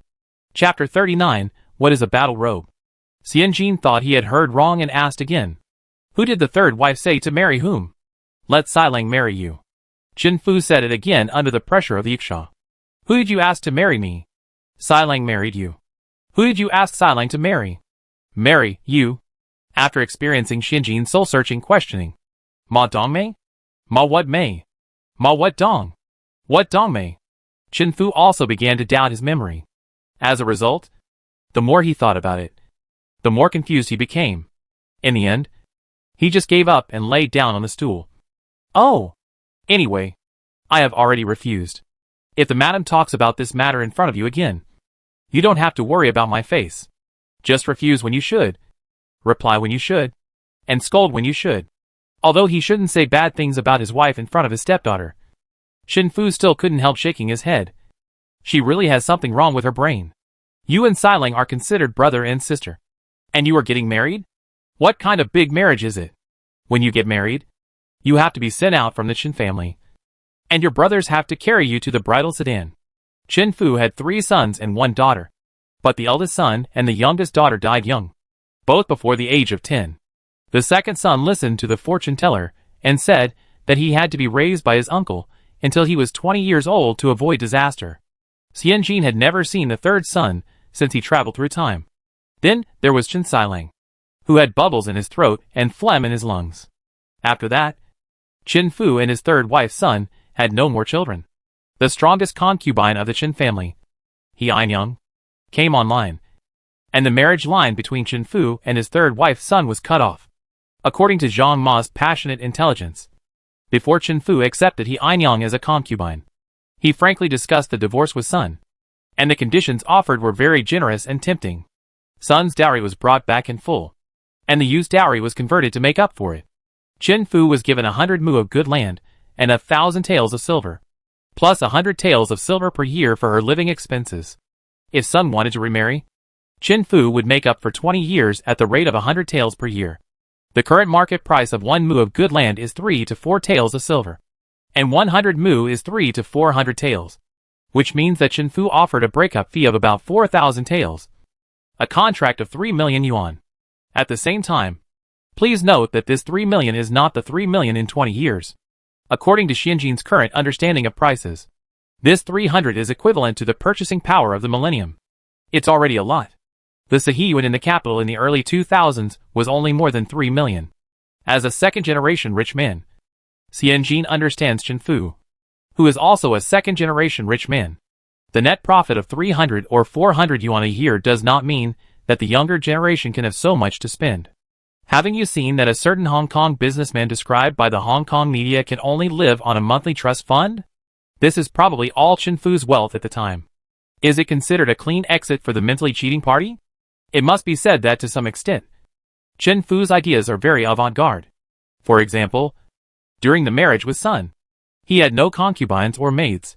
For another example, after meeting the true love of his life, He Einyoung, he took out all his wealth to try to divorce. Putting aside the mental infidelity, even in modern society, Chen Fu is still a pretty good man? Well, maybe from Sun's perspective. She doesn't think so. She would rather be bullied by scumbags and mistresses in the backyard than start a single life as a rich woman with money. It's not worth it for her to show off her wealth. After all, in this era, the damn Jew she was not born yet, and the strict female virtues and female training were not widely circulated. As a single rich woman who has completed the tasks of marriage and childbearing, Sun will usher in a very broad life. Although I can't watch Magic Mike directly, it's not difficult to keep a few white-faced and red-lipped male college students. Ah, Sun just let Xianjin's dream life go. Xianjin shook his head, threw the sigh out of his mind, and got back to the point, asking in confusion, "Madam, why do you want me to get married so strongly? First there was the alopecia areata mouse, and then there was the acne high school student. Why is Sun so worried about her marriage?" Xianjin doesn't quite understand Sun's thoughts. She was the daughter of Sun's lifelong enemy, but Sun was willing to let her be his daughter-in-law. Wait, is Sun going to let her set rules while hungry? Is she going to make her get up before dawn to pay respects? Is she going to use her mother-in-law's money to rub her? Xianjin was so angry that his teeth itched. Chen Fu coughed lightly, straightened his body slightly, and sighed, because her hands can only reach here. Xianjin was stunned. Chen Fu touched the back of his head with his hand, feeling quite touched.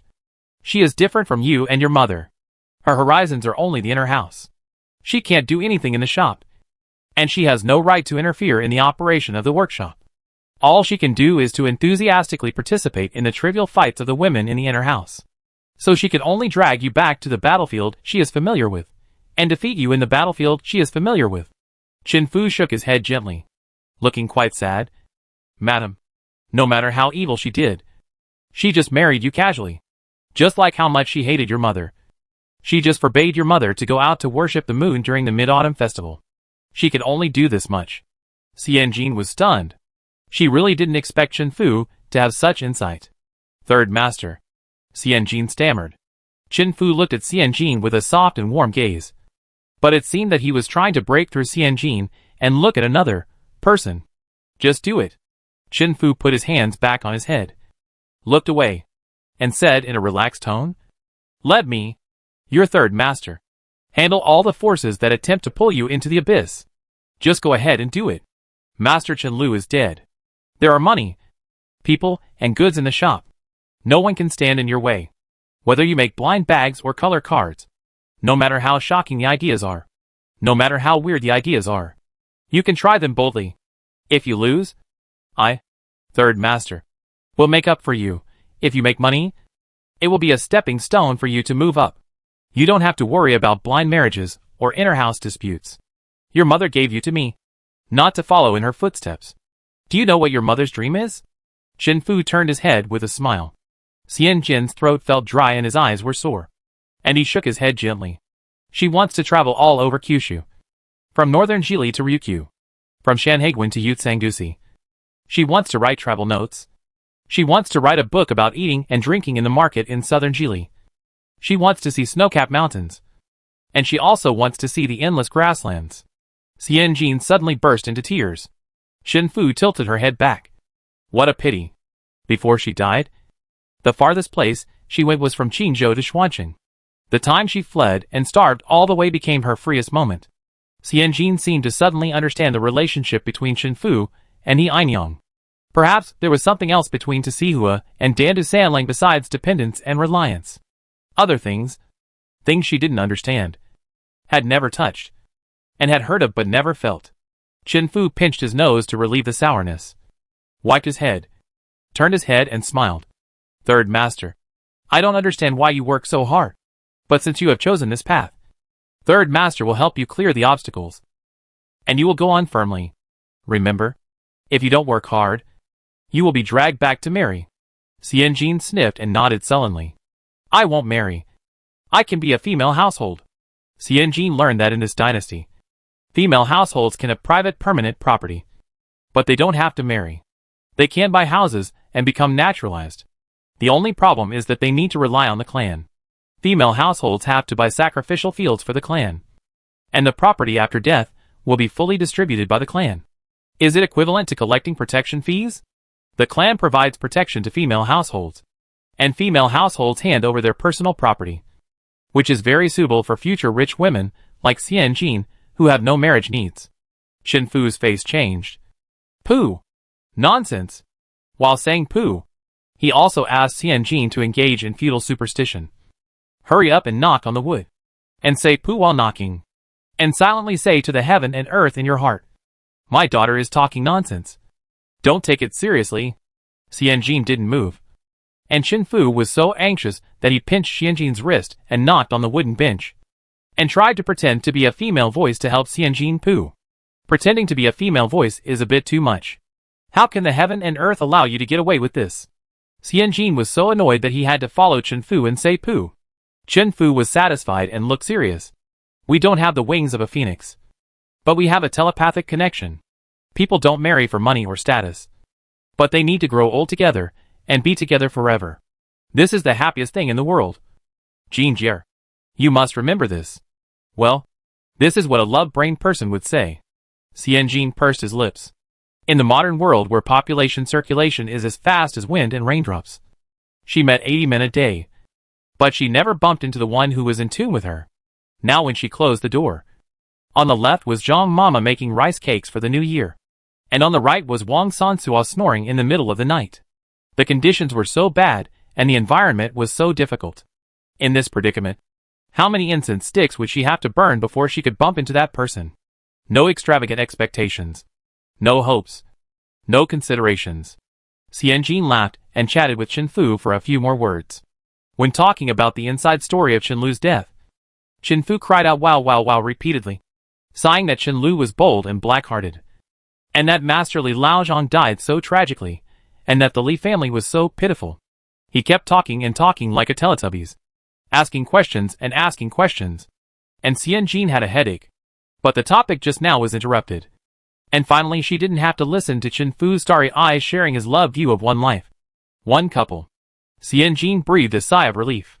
After Chen Fu and Xian Jin had such a long talk, Xian Jin looked at Sunshur, and his eyes changed from clenched teeth to pity, which made Sunshur even more frightened. She didn't dare to ask Chen Fu anything, for fear that she would be scolded by Chen Fu first, and then caught by this demon and sent to accompany Master Chen Lu. This feeling of uneasiness and fear lasted until the 13th day of the first lunar month. Mrs. Chu planned to spend the Lantern Festival in Jing County, and then return to Xuancheng. We are almost back. Sun had never been so eager to return home. Lantern Festival. This festival is not very popular in modern times, and few people celebrate it. But at this time, it is a big festival. Xian Jin asked Zhou Ergu and the Zheng brothers to return from their leave in advance. opened the workshop overnight, cleaned out 4 or 5 pieces of inferior bamboo paper, and purchased 3,000 bamboo strips from the newly opened market at a very low price. He also prepared some pens and colored ink, and prepared 5 or 6 small square tables and a dozen small stools. They spread out in front of the store on Shueisha Street, and hung a lantern sign at the door. There were 3 big characters on the sign. Beauty lantern. Just kidding. Such a good opportunity to clean up inferior inventory. It's a waste. Mother Zhang sat on a stool with an expressionless face, baking bamboo strips steadily with her arms that had biceps from beating rice cakes, while listening to Xianjin, who was wearing a moon-white cotton jacket and a square bun, holding a phone-shaped lantern and telling lies to 2 girls in brocade and satin at the door. Yes. Yes. Make a lantern for 30 cents. The bamboo strips, paper for the lanterns, and the pens and ink for drawing on the paper are all ready. Even the master who will teach you how to make lanterns is already here. Xianjin turned around and pointed at Zhang Mama, who looked indifferent. The 2 rich girls looked over curiously. Zhang Mama pulled the corner of her mouth and gave a big fake smile. Xianjin said again, "Just think about it. The Lantern Festival is coming, and the women in the night market are dressed up, wearing red and green, and holding a beautiful lantern in their hands. Hey, guess what?" The rich girl in red satin smiled. "What's going on?" Xianjin smiled happily. "The lanterns in other people's hands are either rabbits, Chang'e, or the goddess of flowers. Oh, they are all common styles. Yours is different. If you want it to be bamboo, it is bamboo. If you want it to be a bumper harvest, it is a bumper harvest. If you like, you can also paint peaches, plums, and grapes on it to make a big fruit plate. Do you think others will envy you?" The rich girl in green satin bumped the elbow of the girl in red satin, her eyes full of excitement. Xianjin said again, "If others see that your lantern is different and ask you where you bought it, what do you think will happen?" "What's going on?" Red and green ducks said in unison. Xianjin laughed. "Tell others that this is not available anywhere else. I made this beauty lantern myself." Red and green girl laughed. Mother Zhang turned her face away. Fortunately, she is old, and no one can cheat her out of her money. To make a lantern, you only need a piece of paper, a few bamboo strips, and some paste made from rice. That's it. 30 cents? Even more. You have to trick others into making your own lantern. How much does a beautiful, neatly finished lantern cost? At most, no more than 10 cents. This is the kind of lantern that is stacked in several layers and has pictures and words on it.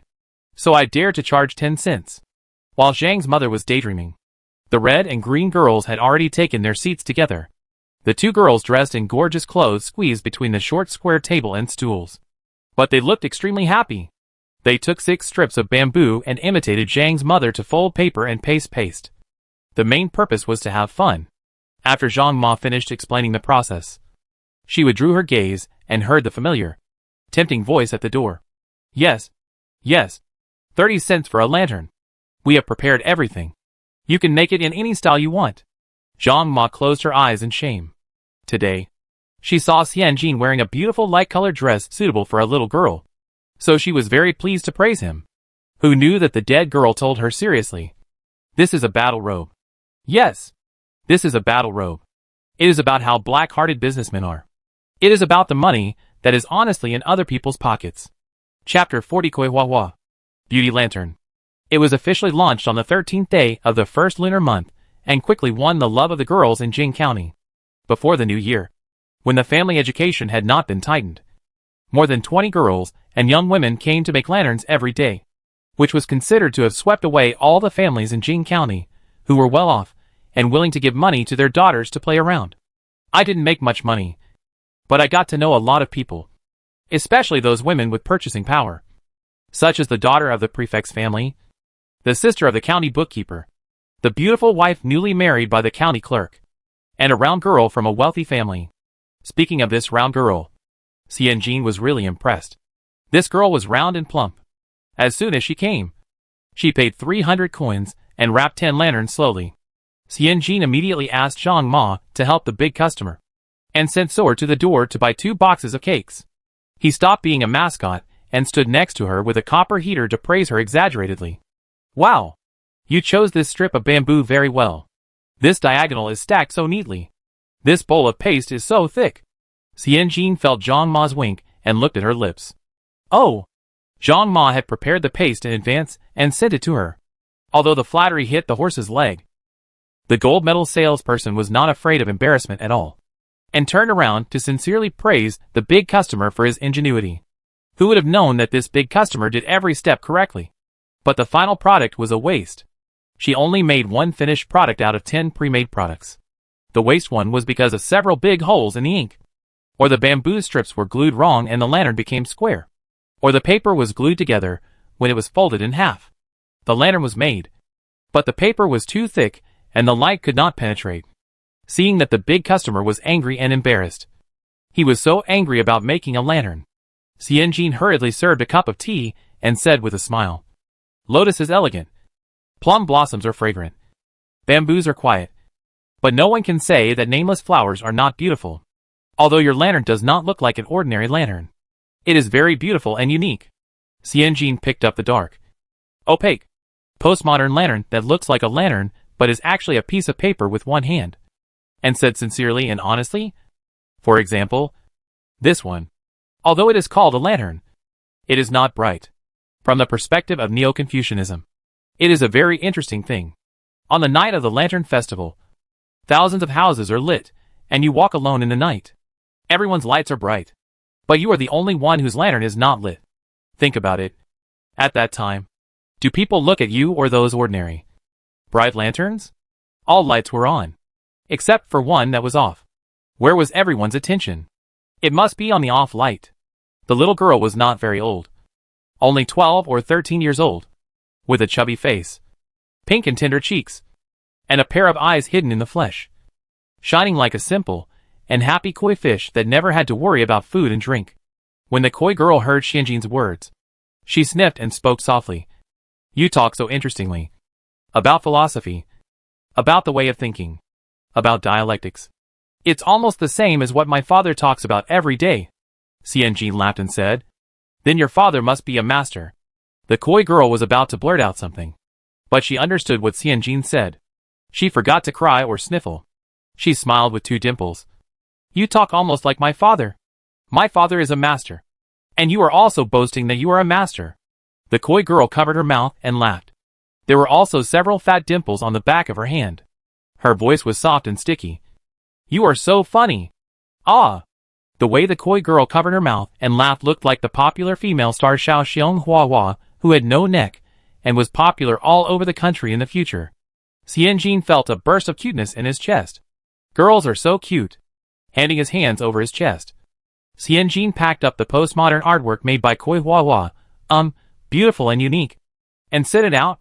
He also asked Zhang's mother to tear out a piece of beautiful gold-sprinkled coral paper, and used a reed pen to draw several cute fish with tails up and place them on it. He also made a double-layer lantern for the koi girl. "I wish you a happy new year. Peace and happiness." The koi girl's eyes were smiling like a crescent moon. On the 15th day of the first lunar month, Chen Xuanyang brought her sister Yunyang to support the business. Seeing that there were many people in the shop, the 4 or 5 square tables placed at the door were all occupied, and there were several familiar-looking girls from gentry families waiting beside them, while eating wonton stew. After Chen Xuanyang settled her sister, she came to help Xianjin. Chen Xuanyang was very quick and skillful. Seeing that Suor didn't have time to separate the bamboo strips, she lifted her sleeves and separated the 6 bamboo strips of a lantern first, tied them up with a thin thread, and put them in bundles. When people came, she could just hand out a bundle. After that, the same method was used to divide the paste using wide bamboo strips as containers. 6 bamboo strips, 2 lumps of paste, and 2 pieces of paper were then used as a unit. The raw materials were sorted one by one and divided into many units. At the end, Xianjin was responsible for sales and collection. Chen Xuanyang was responsible for handing over a unit needed to make a lantern to the customer. And Zhang Mama was responsible for teaching and guiding the specific making of lanterns. What was Wang Sansua doing? Wang Sansua took the 10 coins Xianjin gave her and bought a bowl of wonton stew. He stood side by side with the girls waiting for a table and ate attentively. The 15th day of the first lunar month is the busiest day. Several people worked from morning until the sun was about to set. Long ropes were tied across the alleys of Shueisha Street. Merchants closed their doors and hung colorful paper strips and lanterns. They put candles on the trees to make 100 lanterns. The old house sent food. But unfortunately, it was too late, and the food was cold. Chen Zuanyang was going to eat it. But Xian Jin firmly disagreed. Eating too much and eating cold food is not a sign of longevity. I saw Zhang Ma, who had been making rice cakes for half a month without any sluggishness, sitting on the doorstep and beating her arms. After thinking about it, she said, "Today we sold more than 400 lanterns, and each person will get half a tael of money. No more beauty lanterns tonight. I invite everyone to go and see the lanterns." Nowadays, the shops on the street are closed, and the restaurants are probably closed early. After a tiring day, it is too disheartening to go back to the old house hungry. There must be small vendors selling hot food at the Lantern Festival. The seafood wonton stew at the corner is delicious. The shrimps are finely ground, and then some dried seaweed and chopped green onions are added. It is washed with hot soup. Wow! That taste! The white rice cakes in the back street are also delicious. I watched them grind the rice paste and add a little bit of brown sugar. In fact, it is seasoned with pear juice. The pancakes by the Qianlu Bridge are wrapped in chopped green onions with lard residue. Fragrant and crispy. Wang Sansu, the only one who had eaten enough, led the way in front to find food while chattering about the taste and appreciation. The 4 starving ghosts hanging behind her had green eyes, and the more they listened, the hungrier they became, and the more their saliva flowed. Xian Jin gritted his teeth. Wang Sansu, reduce half a tael. Wang Sansu, who was deducted half a tael in dividends, was depressed for a while. After Xian Jin, who had eaten enough white rice cakes, coaxed him with a piece of sticky maltose, he was taken by Zhang Ma to the performances of various dance troupes performed by actors in the streets and alleys. Xian Jin and Chen Zuanyang wandered aimlessly in the bustling area. Jing County is not really big, probably the size of a small county town in later generations. The Lantern Festival was well decorated. 3 large lantern towers were erected in the city, and fireworks and firecrackers were set off, each with its own ingenuity. The smell of fireworks was pungent and frustrating. Shredded paper was like snow, and there were lanterns on long poles with multiple layers. There were pearl hanging lotus, 12 linked lanterns, 18 scholars, spring list and couplets, windmill wheels. Xian Jin walked all the way and was overwhelmed. Well, he was indeed shocked by the aesthetics of the ancients. There is a sense of elegance and wealth. After all, like the 10 perfect old men in the Kangxi and Qianlong eras, there should not be many ancient people who have a lively aesthetic and love stamping. In addition to the sense of elegance and wealth, Xian Jin also discovered that the people here are not poor. In a truly poor place, the people will not go out with their families to hang out during the new year, and they will be happy from the bottom of their hearts. Every person who passes by Xian Jin, even if he is dressed simply and has nothing, has a very contented and happy face. Of course, there were also poor people, but even if there were puddings on their clothes and pants, they were all neat and clean. Xian Jin sighed. The parent official of Jing County is indeed a good official. Chen Yonyang laughed happily, while Chen Zuanyang turned her head with a red face and looked at the eternal lamp under the Wuxi Bridge uncomfortably. Xian Jin didn't understand. Chen Yonyang whispered in her ear secretly, "Since the last county magistrate was robbed and killed by bandits in the mountains, our Jing County has not had a county magistrate in office. There is only an 8th-rank county magistrate who was born as a jurin in charge of affairs." Chen Yonyang laughed quietly. "That's my sister's fiancé." "Oh, it's like praising someone's husband for his good work in front of his wife."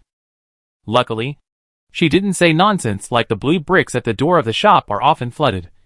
It must be that the government took the money but didn't do the work. Xian Jin laughed and lowered his voice. "Your sister has good taste." Chen Yonyang was proud of it. "It's not my sister who has good taste. It's my great-grandfather who has good taste." "Oh, yes. In ancient times, parents' orders and matchmakers' words. When it comes to marriage, the opinions of the younger generation are nothing. No, not even farts. After all, farts make sounds. But when it comes to marriage, the younger generation dare not even make a sound. The great-grandfather of Zuyo Ernyang is the patriarch of the Chen family, the 7th great-uncle mentioned by Mrs. Chu, a big merchant in the county and a powerful person in the government office, even in modern times, is an explosive existence. CNG nodded and said yes. The head of a county and the eldest daughter of our Chin family elders are very compatible. Very compatible. Wait for this county magistrate to work for 3 years with excellent results. And then slowly climb up. Now he is not too old. And it is just around the corner for him to climb to the prefecture and prefecture governor. Just around the corner. Chen Xuanyang finally turned around, pressed down her sister's nosy mouth, and bumped Xianjin's shoulder with a scolding. Don't talk nonsense. You rascal. What do you mean by slowly climbing? Prefect and prefecture governor. 8th rank. And not even an official appointed by the court. His voice was slightly lowered. It wasn't arranged by my great-grandfather. It was arranged when my uncle was in the limelight and was the chief official of Chengdu Prefecture. As he spoke, his eyebrows were a little depressed. Xianjin immediately understood the hidden meaning in the words, and had an idea in his mind. The marriage was arranged when Hope Star's father was in office. Now that his father is dead, is this marriage still valid? Did the other party arrange this marriage because the Qin family has an uncle who was a 6th-rank prefect at the time? Xianjin saw that Chen Xuanyang's expression became visibly lonely. Such a methodical and efficient girl. Xianjin put his arm around Chen Xuanyang's shoulders and said with a smile, who cares if he is an 8th or 6th rank official? Even the Grand Secretary of Wenchang Pavilion, who is appointed as a prime minister, is just a title. Our family is rich, and the silver earned in a month is more than his salary in 10 years. Listen carefully. Even if you get married, you must keep your dowry well, and spend every copper coin on yourself. This is pure nonsense. Even if you earn 8 lifetimes of salary as an official in a month. A businessman must be respectful and hunchbacked when meeting someone in the court, even if you are just a small and insignificant clerk. Chen Xuanyang knew that Xianjin was trying to comfort herself, so she pursed her lips and smiled. As soon as Xianjin finished speaking, a soft and steaky voice flashed among the red and green lights. Sister, beautiful lantern sister. There were lights everywhere, and I didn't know where the voice came from. Xianjin tiptoed to look. There was a constant flow of people, and among the bright lanterns, a black dot suddenly appeared. Following this black dot, it bravely moved forward at a very fast speed, passing through the crowded crowd, like a salmon returning to the water, mustering up its energy to go against the flow, and squeezed in front of Xianjin in an instant. Oh! It's Kui Hua. Xianjin saw that she was holding a wooden pole in her hand, so he looked down along the pole. It was the lantern of postmodern performance art, which is a light, but I just don't light it. Well, as expected, in the bright light, you can see the black spot at a glance. Xianjin smiled and greeted her naturally. Coming from Shuidong Street? Is there a lantern tower over there? Is it beautiful? Looking at Kui Hua again, there was no one around her. He was not sure whether she was going back too fast or was really out alone. So he asked, Are you out alone? No matter how good the parents are, a girl who goes out alone should be careful. Look at Gusa City. Poor Ms. Jinlian was beaten by a beggar and became Xiangling, the second beauties of Jinling 12 beauties. Xianjin pulled the little girl to his side and was about to ask again, but saw Jinling Hua girl turn around and waved excitedly. Brother, this is the owner of the beauty lantern who said that I walk alone in the night with thousands of lights on. Xianjin smiled and looked back, and the smile froze on his face in an instant. The brother of Kui Hua, the little girl, followed his sister's steps. When he saw Xianjin's face clearly from the crowd, his face froze. Damn! He should have thought of it earlier. There are so many bosses in Jingxian who are smart enough to use all kinds of tricks just to make money by selling things. His fat sister. When she went out, she was holding the lantern that was not lit at all. And she kept saying, I am walking alone in the night with thousands of lights. The bamboo is quiet. The plum blossoms are fragrant. And even the unknown flowers are beautiful. Even if others are weak and graceful, I am round and plump. Am I not beautiful? Then the girl started to cry. What are they talking about? Are they talking about lanterns? How come they are talking about height, weight, and body management? He secretly thought that the first 2 sentences might be said by others, and the latter sentence must be added by his sister herself. But once his sister sheds tears, his father will force him to submit. So, as they walked along, he watched his sister happily holding a black lantern, and received countless surprised and rolled eyes. He should have thought of it earlier. This shameless way of making money can only be thought of by Chenji. A holly tree. Chapter 41. This is the rule. Xianjin twitched his lips and took the lead in greeting, indicating that he was giving her a way out. She had met this person before, and they had a bad time. The other party accused her of playing tricks on the scholars in the academy and setting up a game to get money. She cheated the other party in return, tricking him into buying a blind bag, and then sent the moon-white card to the safest place in the world. Xianjin's father in the future was a nouveau riche, who started out as a bricklayer. He took advantage of the reform and worked his way up from a contractor to the boss of a decoration company. From a small county town to a big capital, the nouveau riche old man has always adhered to the concept of harmony is the most precious in doing business. So even if others pointed their fingers at his nose and scolded him, he could still do a hand mask for others neatly. And by the way, sincerely and exaggeratedly praised. Your hands are so tender. If it weren't for the upstart father's influence, Xianjin might not have adapted so well after his rebirth. But it doesn't matter. Xianjin is essentially a stubborn, arrogant, and strong modern rich second generation. Therefore, we are the first to give a smile, which is Xianjin's greatest sincerity. Xiaohui received the smile. The young man raised his head and smiled. His chin raised, revealing his angular profile and straight and tall nose. He accountant. Long time no see. It wasn't long before he saw this girl digging a pit to bury someone on the 5th day of the first lunar month when welcoming the god of wealth. A few days later, he heard that the 6th master of the Chen family had died in the old village, and his father even sent someone to deliver a condolence gift. Although he didn't like the 6th master Chen very much, the Chen family's paper was still good. After dealing with each other for so many years, it was normal to send some love after someone died. Koi Hua looked at her brother, and then looked at the beauty lamp that she fell in love with at first sight. Oh no! At first sight. The boss lady smiled and said, So you know each other? Since we are acquaintances, we can become more familiar with each other. The little girl Jinli Hua was very excited. She pulled her brother over and pushed him in front of Xianjin with a very proud look on her face. This is my brother. He was the first place winner in the previous provincial examination, and my father was the 3rd place winner. Do you know the 3rd place winner? It is the 3rd place winner in the imperial examination that year. The 3rd place winner in the entire Wei dynasty. And my uncle is also a Jinshi. He is now serving as an official in the capital. And my aunt? Xiaohui pulled this disappointing sister back expressionlessly. How about he go get the family tree? It will speed up the progress of Dongqingshu knowing their family well. Xiaohui whispered. Xiaozhu.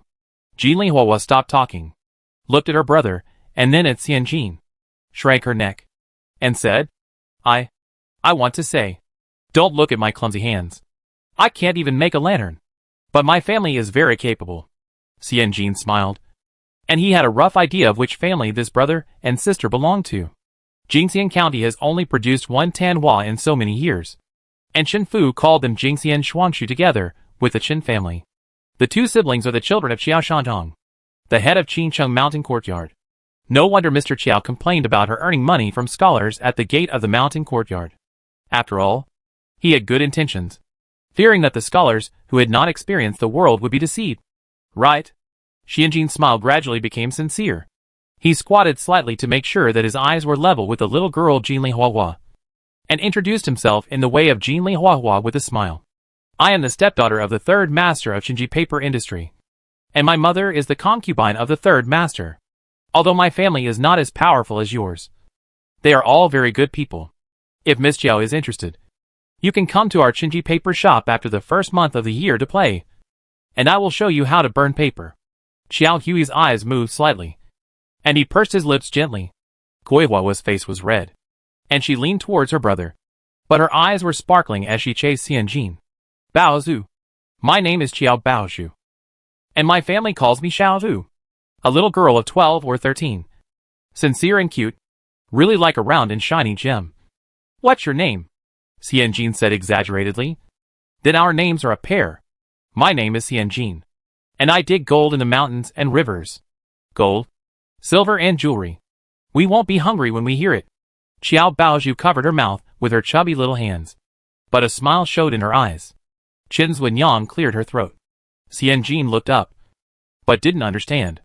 Xiaohui tilted his head, pulled Xiaoju back to his side, looked at the big bell on the lantern tower not far away, and saw the crowds of people surging. Some people were returning home from the alley. Xiaohui pressed his sister to bow. It's dark and late at night. If you two girls want to go home, you can take the green sedan chair at Qinsheng Mountain Courtyard. Chen Zuanyang bowed in a standard manner, thanked her first, then said no, and said she would go find the old woman who had been at home for many years before returning home together. Xiao Hui and his sister said goodbye. Xiao Baoyu wanted to say a few more words to Xian Jin, but her brother pulled her collar and pulled her back all the way. Brother! Xiao Baoyu was about to cry again. Xiao Hui looked back and saw that the two girls from the Chen family had gone far away. The back of Miss He was straight and upright, without any of the sluggish and coquettish manner that the pampered girls of today have. He felt that she was straightforward and decisive.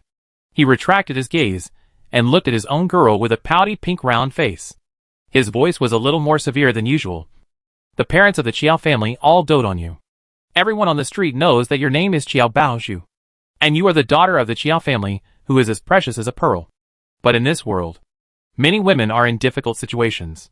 To the north, some women even need to wear a veil before they can go out. He didn't expect that this holly tree, which seemed to bend rather than break, had such an embarrassing identity in the Chen family. He always thought that although this accountant, he was not surnamed Chen, she should at least be the daughter of the head of the Chen family, and she could be in charge of the Chen family shop in Jingxian County. Now there are 3 people in the cabinet, 2 of whom are extreme advocates of Confucianism, and 1 believes in liberal psychology. Before the age of 40, the saint was deeply influenced by liberal psychology and Neo-Confucianism. His thoughts were free-spirited, informal, and interested in new things. After the age of 40, he gradually tended to Confucianism and began to pay attention to family background, rules, clans, and etiquette. Xianzhou Prefecture, where Jingxian is located, is in the southern Jili, where this trend has not yet been blown. It is said that in the northern Jili, where the capital is located, there are many girls and women who consciously study female training and female education. What's more, some of them weave a big cage for themselves to trap themselves, set up a chastity arch for themselves, and sort out the 3 obediences and 4 virtues. Although these are all bullshit rules, he wanted to spit after hearing them, and have a good debate with these hypocritical moralists in the northern Jili for 300 rounds. But for women in difficult situations, such as He Zhangfang, it is better to have less trouble than more. If she reveals her name in front of a strange man and someone with ulterior motives knows it, it will not be very good for her. But these words were so pedantic that Xiao Hui couldn't even say them in front of his own sister. Xiao Hui frowned and sighed. You can go to play with he the accountant, but you have to put yourself in the other person's shoes when you get along with him, and never do whatever you want like you do at home. Xiao Baoyu felt that she was underestimated. I didn't cry when I couldn't make a lantern this afternoon. Xiao Hui looked at her younger sister. Little idiot. The whole family is smart. Why is she the only one who eats, drinks and has fun all day? Live the life of an old feudal lord in advance? When encountering something, you can think of one thing. Never think of 2. And it's best not to think of even one thing. Everyone should be prepared, and everyone should speak and act sincerely in front of the young lady of the Qiao family. The brother and sister did not ride in a sedan chair. Xiao Hui walked slowly in front, and Xiao Baozhu followed behind him, holding the corner of her brother's clothes. After a long while, Xiao Baoyu heard her brother ask, Do you like Chenji's accountant he very much? Xiao Baozhu nodded heavily. She is very good. She really thinks that the lanterns I make are good.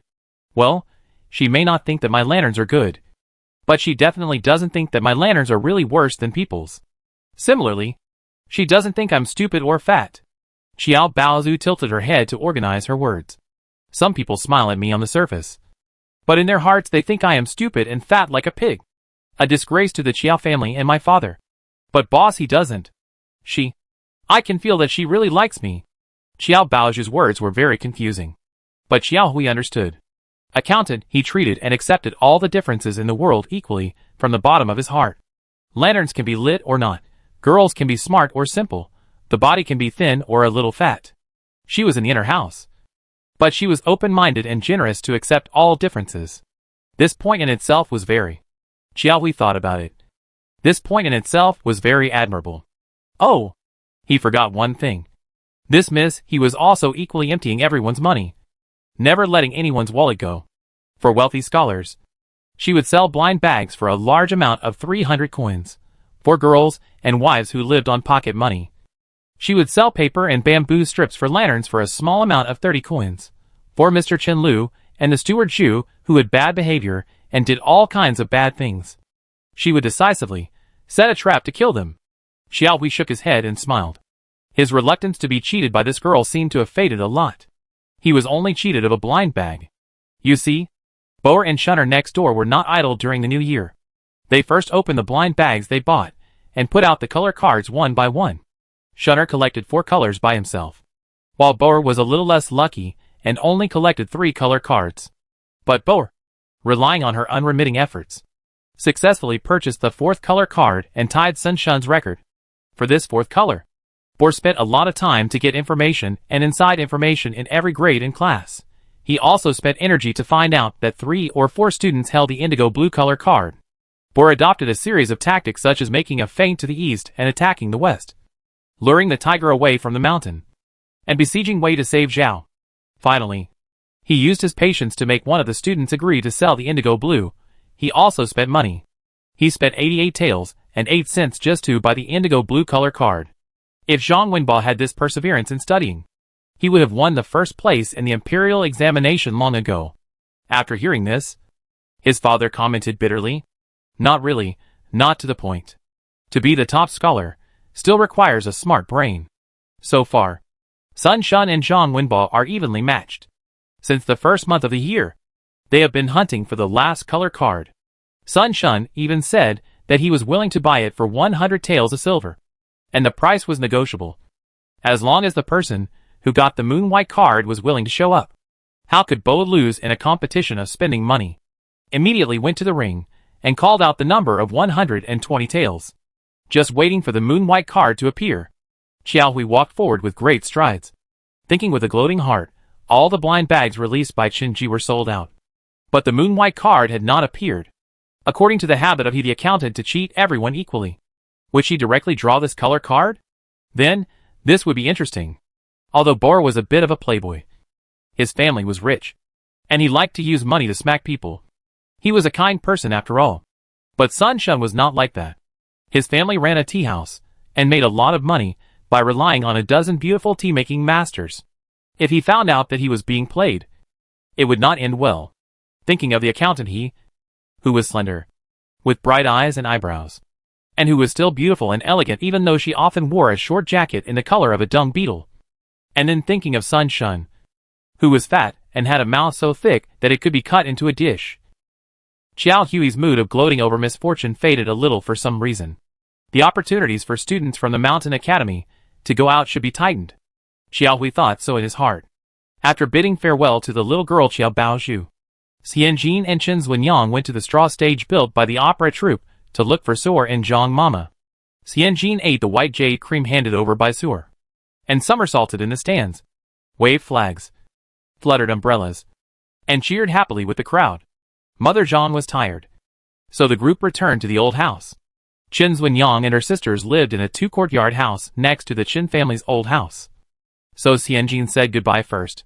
Just as he turned around and was about to go in, he was stopped by Chen Zunyang, and was immediately pulled to a place where no one was at the foot of the wall.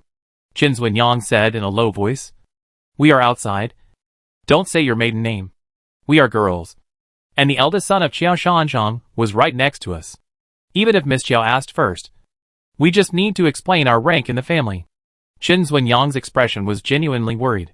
Xianjin's mother was a young lady, and she was already a head shorter than others. Now that her mother is dead, there is no one to teach her these rules. Chen Zunyang tugged at Xianjin's sleeve. "This is the rule. Do you remember it?" Xianjin fell silent. Just when Chen Zunyang thought she had listened and was about to leave, she heard Xianjin say in a deep voice, "I am in the business world. If I need to sign and stamp in the future, what should I do? Should I write Chen Wunyang? Or should I write Hedan Yang?" Xianjin smiled with the corner of his mouth raised. "Third master doesn't care about anything. I have to do everything myself, including purchasing, shipping, and sales. When talking about business with a man, He calls me Wunyang. And the contempt is obvious. Furthermore, if I need to sign a contract on behalf of the workshop and write a name different from the name on the register, is this contract valid or invalid? Chen Zunyang was stunned. This was something she had not expected. Xian Jin smiled and hooked Chen Zunyang's hand. His voice was very soft, but his tone was very firm. He Xian Jin, have the courage to compete with men in the business world. So I am prepared to stay true to my name and surname. If a man can write the name on the register, I can write the name on the register. That's the rule.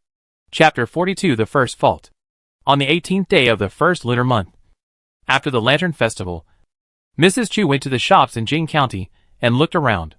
Seeing the thin and weathered Li Sanshun, she felt very sad. But she couldn't say it out loud. She could only hold back her tears and ask Li Sanshun to take her home to see her disabled second brother. Li Ershun was only 2 years older than Sanshun, but his eyes were crooked, his nose was slanted, and his hair was gray. When he saw Mrs. Chu waving her hands excitedly, he turned his head and drooled from the corners of his mouth. Mrs. Chu turned her back and wiped her tears. Xian Jin also felt a sour nose. Li Sanshun supported his brother and advised them. Don't worry, old master. My second brother could only lie in bed for the past 2 years.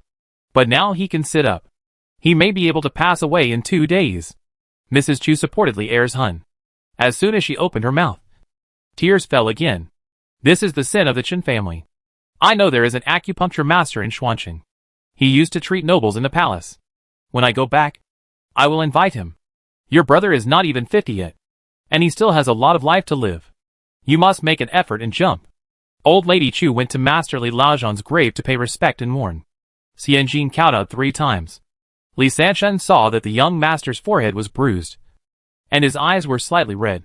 He turned his back and wiped his tears. Old Lady Chu and Li Sanshun recalled the good paper that his father and brother made for the Jingxian workshop. She also looked at Li Sanchuan's 4 grandchildren and pointed them out one by one. The one wearing a red jacket is the eldest. I remember he's getting married soon? On the wedding day, you must give me an invitation. I want to have a drink. The second one is my granddaughter. She likes embroidery. She is a good worker. She also made a lot of beautiful sachets for me. The third and fourth are twins. They were as small as mice when they were born. I was afraid that your daughter-in-law would not be able to survive without milk. So I specially asked a wet nurse from Xuanqing to send it to you. Li Sanshun was terrified. You still remember. Mrs. Chu happily gave each of them a small golden lock. I'm not senile. We grew up together. So who would remember if I don't remember? Xian Jin glanced at Mrs. Chu and nodded secretly. This kind of relationship between a boss and a senior and excellent employee is very common in family businesses. They don't distinguish between public and private, and live like a family. Only in this way can employees have high stickiness, and will not easily change jobs. In his previous life, his father and his most trusted contractor carried guns together, joined the army as volunteers, studied together, attended adult night school, and even visited prostitutes together. This was a serious sin, and the 2 of them received another medal for this. Divorced together. Employees with this level of stickiness will not easily betray. But if the old boss leaves and the young boss is not strong enough, then it will be a disaster. The young boss was also watched by the old employees when he grew up. Ahem. Ask yourself, if you saw your boss urinating and defecating everywhere in his open crotch pants when he was a child, would you still have a little respect for him? Therefore, if the young boss is weak, the old employees will either bully him or start to slowly erode. This is a common problem of family-owned enterprises. Before leaving, Madame Chu left 20 silver ingots, gave a few instructions, cried twice, and took Xian Jin on a blue cloth mule cart. In order to avoid sitting face-to-face with his own mother, Chen Fu chose to sit outside the cart to drive the mule, and hit the mule's hind hooves with a whip. The mule moved its ears, and looked a little irritated. Mule, you are so noble. You hit me to avoid your mother. Xian Jin dubbed the mule in his heart. Jin Jier. Madame Chu's slightly hoarse voice recalled Xian Jin's complaints. Xian Jin turned his head, and saw that Madame Chu looked solemn. So he straightened his back involuntarily, and held his breath to wait for the battle. The workshop in Jing County is the foundation of my Chen family. Mrs. Chu said softly. Water is needed to make paper. Good water makes good paper. The sweet water from Wuxi River in Jing County is used to make paper. It is as bright and smooth as jade, which cannot be matched by other places. In the past 20 years, I was determined to lead the Chen family out of Jing County and break into the big city. I left my sixth brother, who was unreliable and playful at home, and masterly Lao Zhang, who had extraordinary craftsmanship here, and took my trusted people to Xuanqing. Who knew that Jing County was almost lost? Xianjin nodded. This is also a common problem of family businesses. It is easy to be too aggressive or too conservative. Being too aggressive can easily lead to losses, while being too conservative can easily lead to stagnation and watching others take off.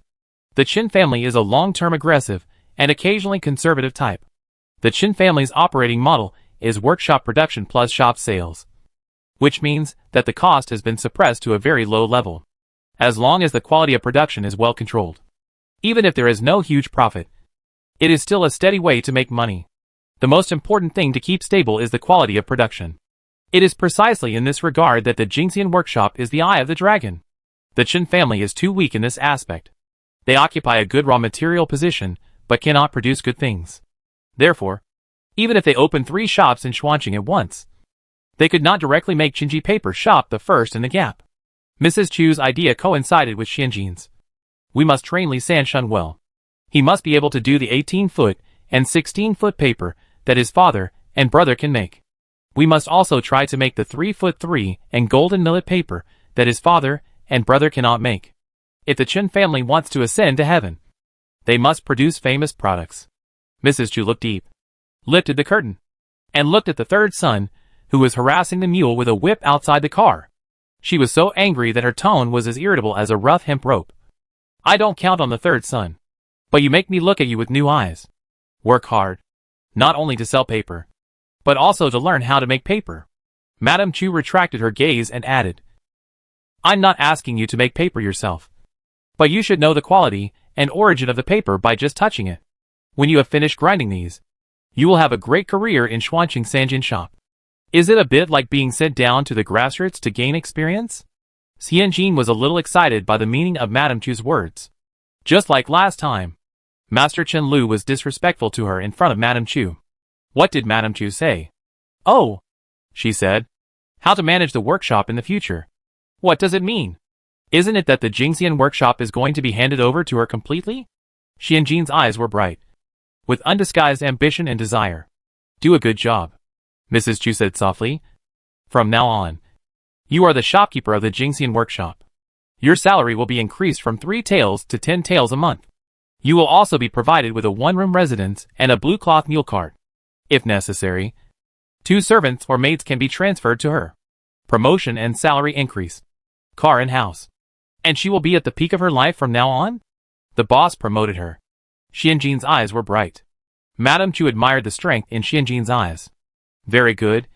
Like a wolf that had been hungry for several days, throwing its prey in front of it, and tearing it apart in a few bites. If Xianjin's surname was Chen, it would be great. Madame Chu thought so for some reason.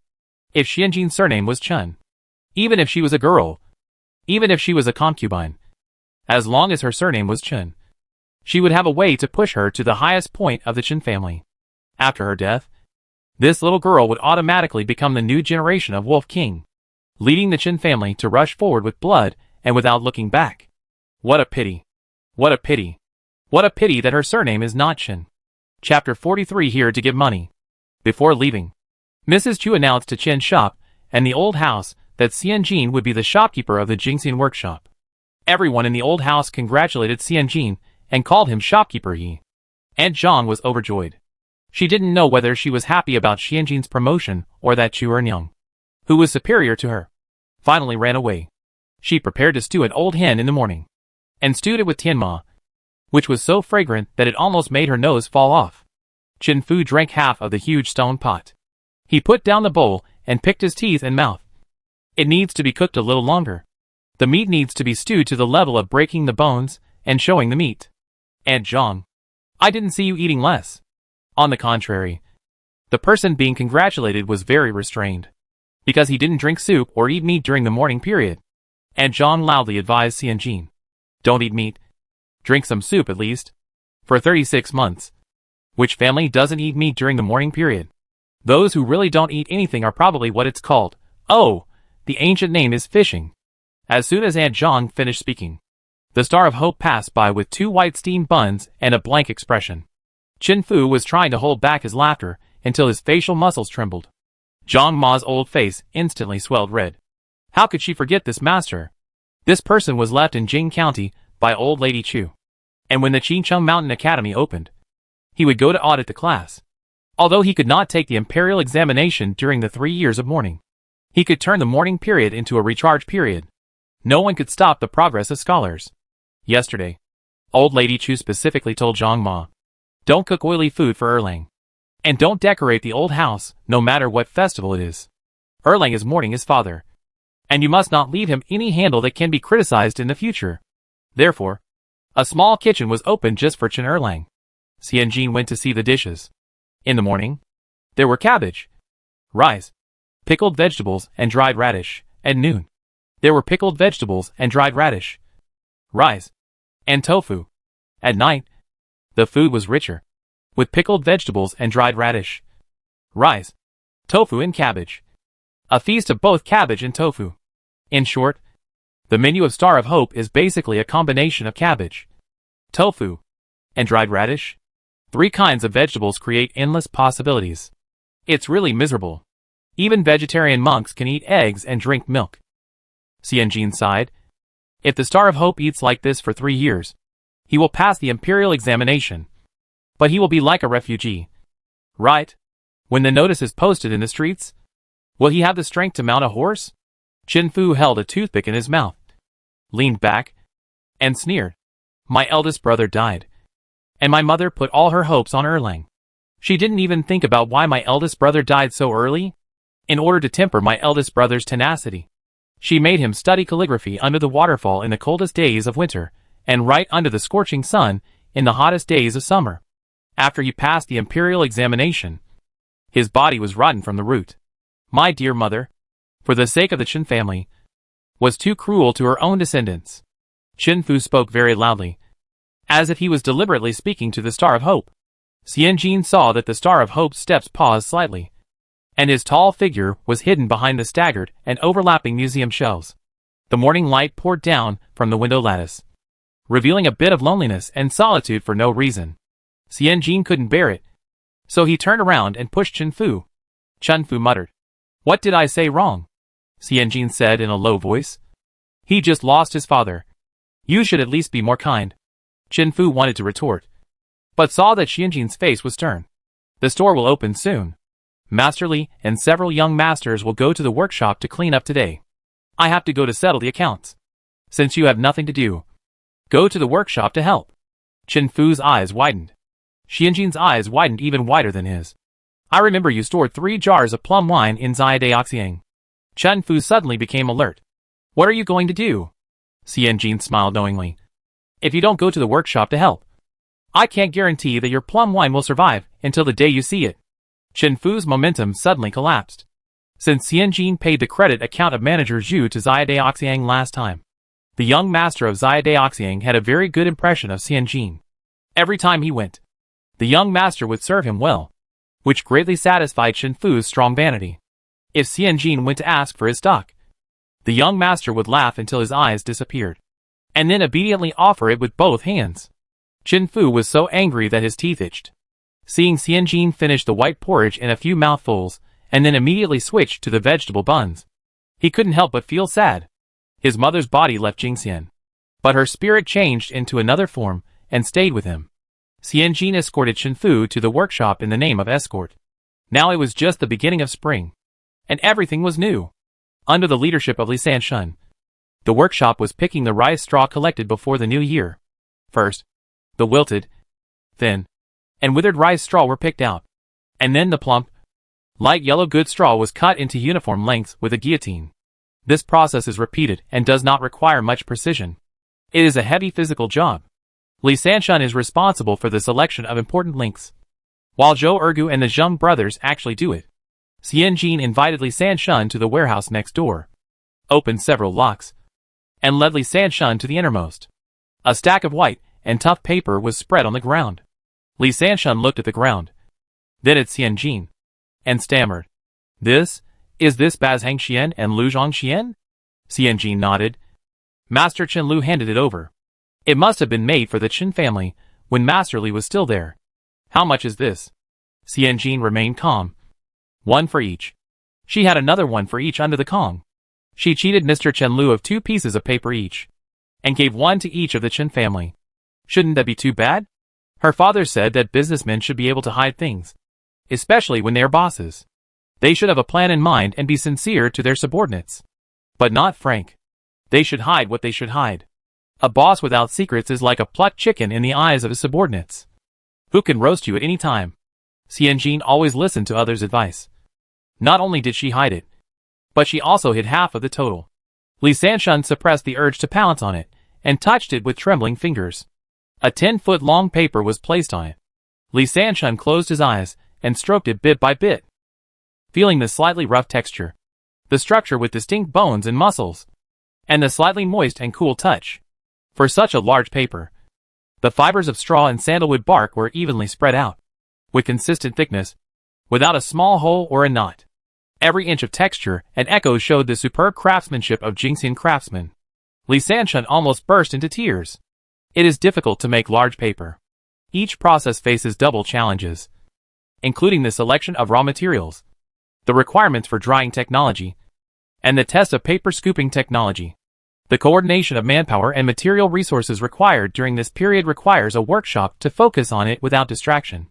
All the hard work of everyone for months without sleep is all turned into these papers. The pure and reverent expression of the craftsman in front of the peerless heirloom is moving no matter when you watch it. How long does it take to make such a treasure? How many people? Xianjin couldn't help but lower his voice.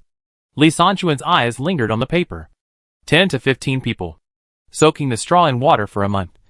Boiling it in a pot for 20 days. Drying it in the sun for 10 days.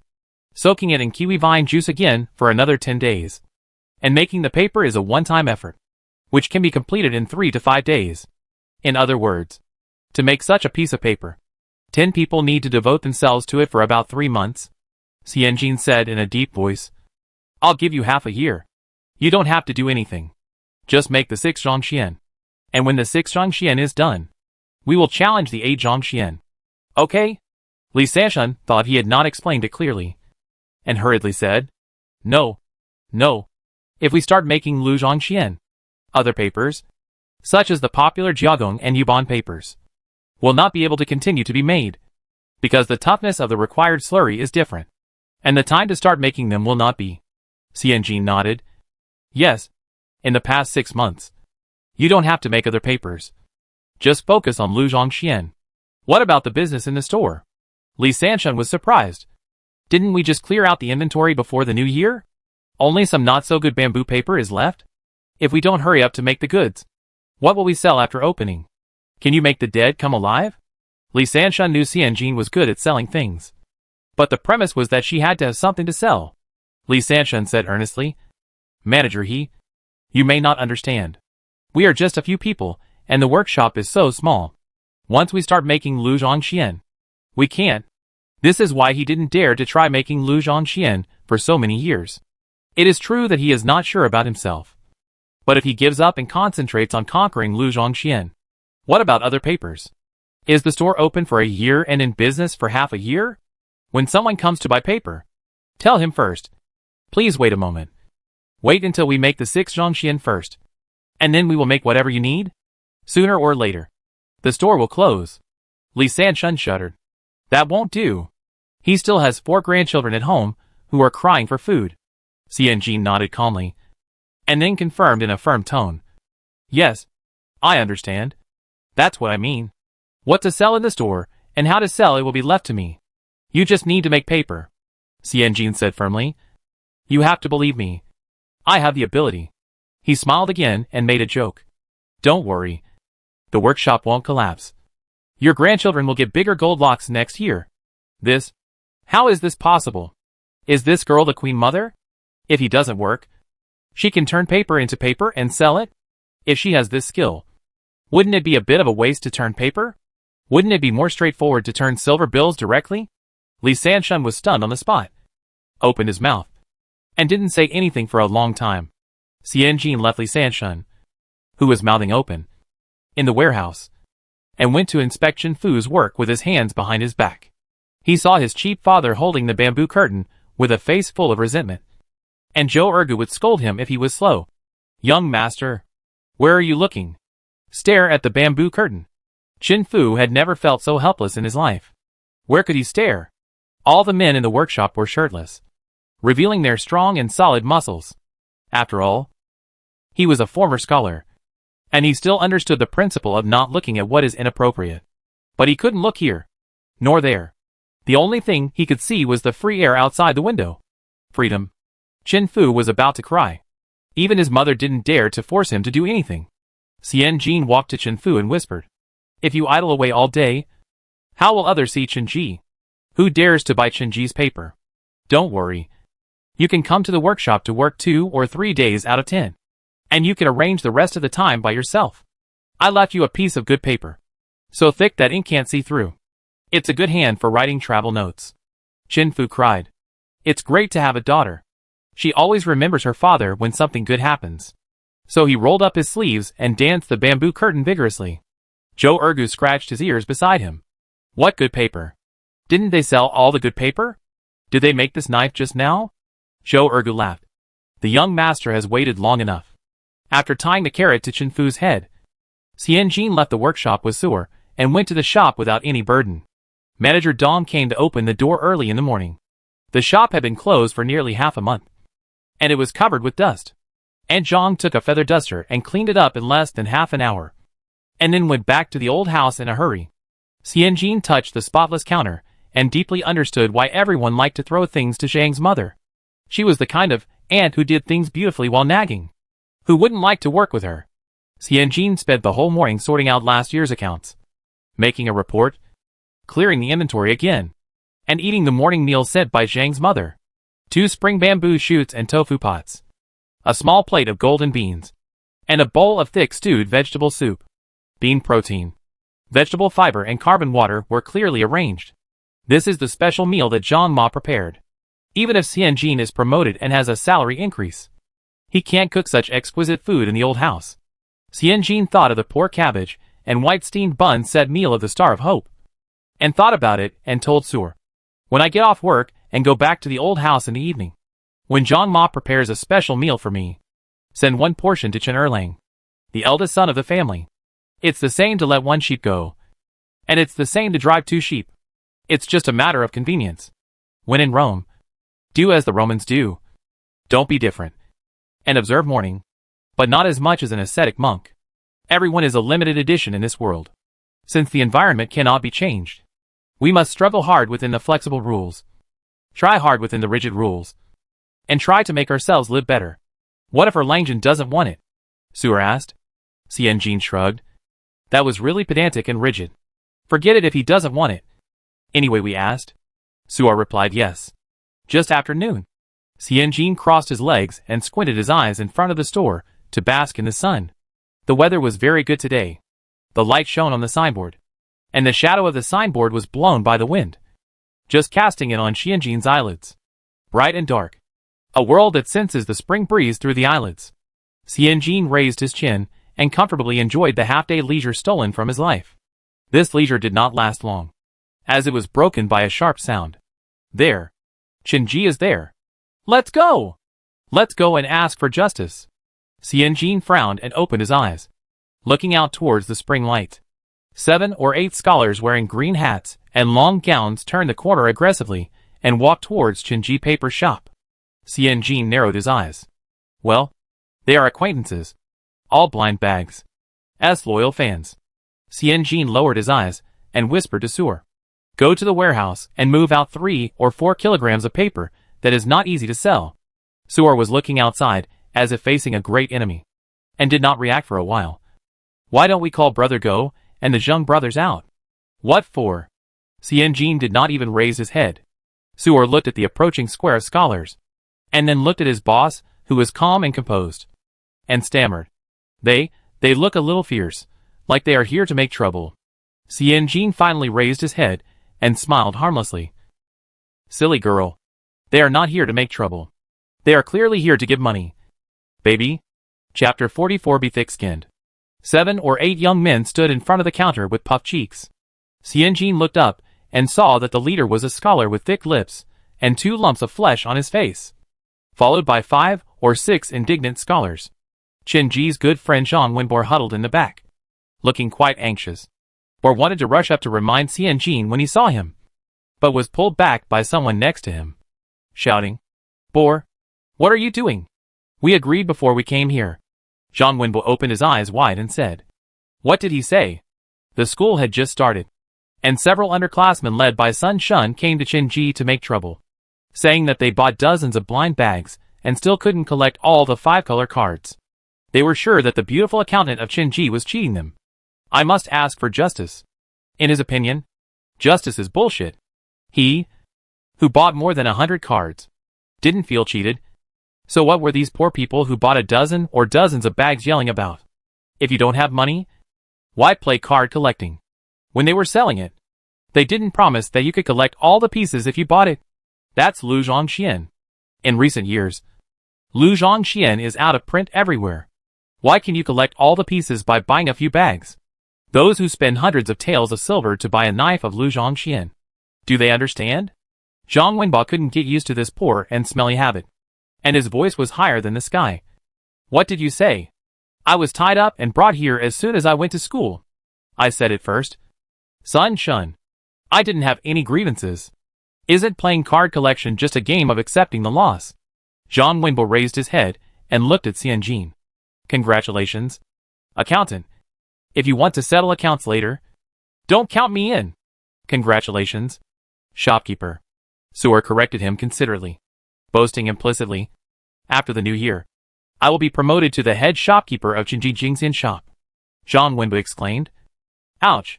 And his face was full of joy. Congratulations on your promotion.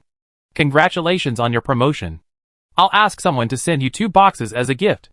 Xianjin bowed in return with a smile, seeing that Zhang Wenbo was turning the accusation into a sisterly love. Sun Shun was so anxious that his hair stood up. Zhang Wenbo, if you don't want justice, get out of here. Don't confuse people here. Fearing that Zhang Wenbo was confused and blurring the point again, Sun Shun crossed his hands and went straight to the point.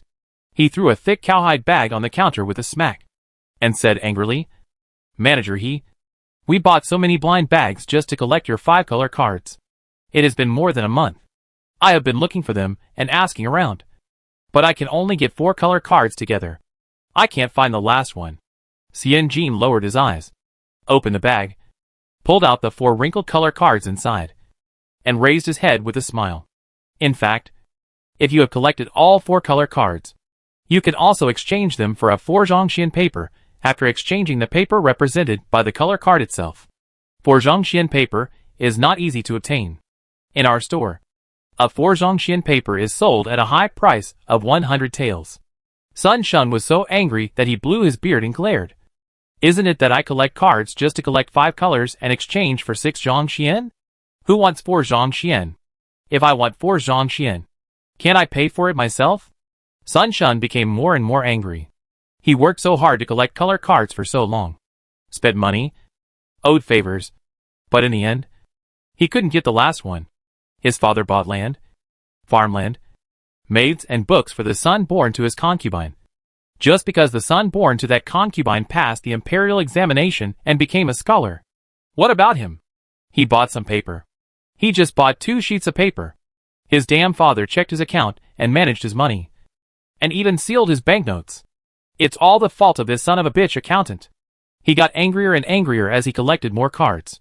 So he specially sent someone to inquire about the origin of this good-looking accountant when the head of Chen's family returned to Jingxian for the new year. As a result, he didn't know until he inquired. And he got even angrier when he inquired. This scheming little hoof is really a son of a bitch. And it's not even from the Chen family. You little whore.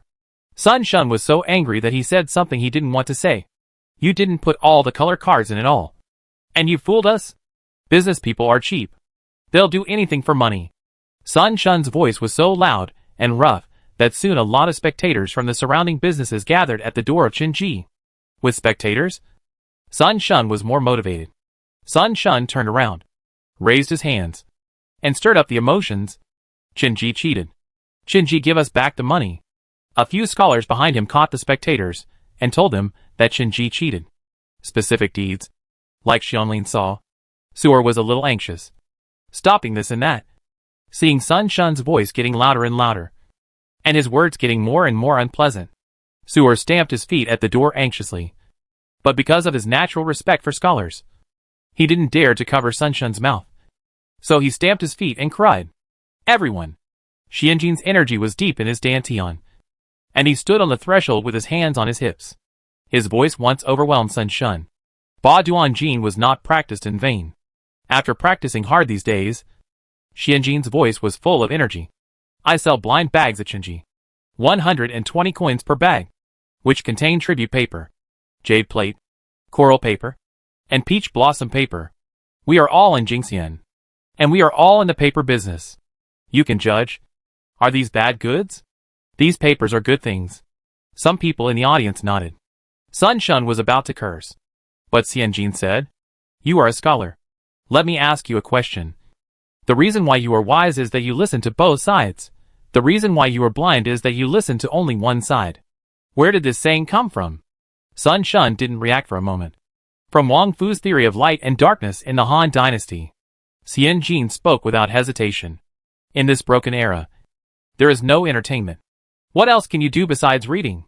Women dressing up as men to go to red light districts obviously only exist in novels.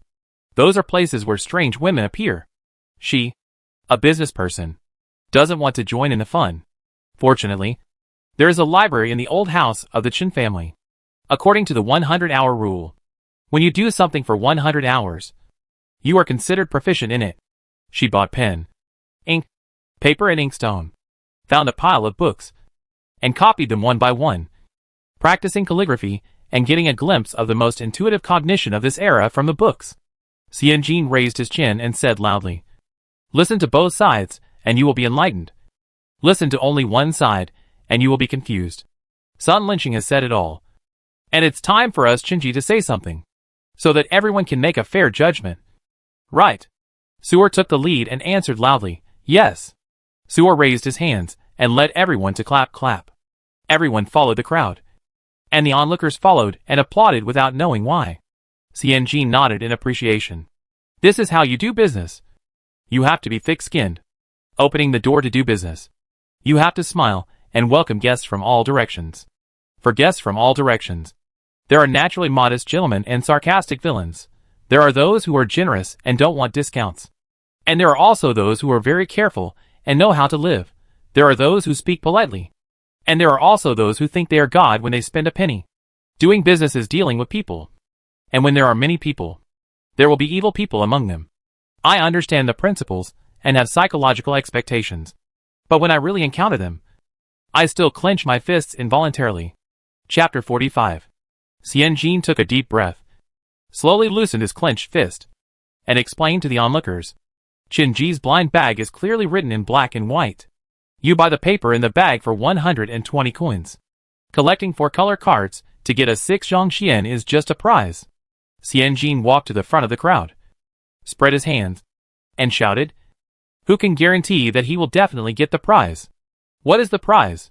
It is both a good omen and a reward for winning the game. To put it bluntly, this prize is not something that everyone can have. If everyone can have it, what is the prize? This fat guy is too strong. He didn't get the prize, but he still came to the door. This is not good." Xianjin is linked together, and each link is concise and clear. The audience thought about it and nodded repeatedly, looking at Sun Shun with disapproval in their eyes. Sun Shun suddenly let out a foul breath in his chest, and the oil on his face was almost dripping with anger. You? Sun Lynching. You are also a scholar. Stop talking about useless things and be careful with your words." Xianjin interrupted him and looked at Sun Shun with a sharp gaze. Sun Lynching said that my Qinji is a swindler. My Qinji is based in Jingxian County and has been making paper for nearly 100 years, for 3 generations. You just say that Qinji is a swindler without any evidence? Just because you spent money? That's too arbitrary. Su'er looked at Xianjin as if she was looking at a god descending. She unilaterally announced that in this world, she liked being the shopkeeper first. Sun Shun squinted his eyes and gritted his teeth. Without any evidence? Sun Shun grabbed the brown paper bag on the counter, pulled out 2 thick sheets of mulberry paper, and threw them to the ground. At the end of December, Qin set up a stall in front of Qincheng Mountain to sell blind bags. A total of 800 bags were sold, all of which were bought by the scholars of my mountain courtyard. Each paper bag has a number. More than 10 of us went over one by one, searching one bag after another. But there was nothing. There was no moon-white card in any bag.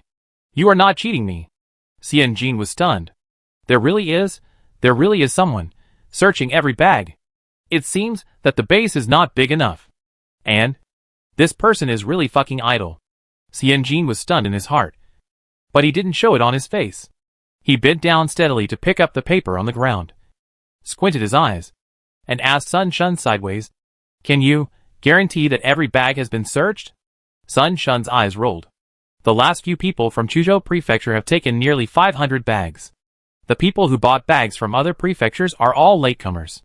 Latecomers cherish latecomers, and they are all acquaintances. This eliminated more than 200 bags. Later, he competed with the fool Zhang from Huan Prefecture and offered a high price for the last color card.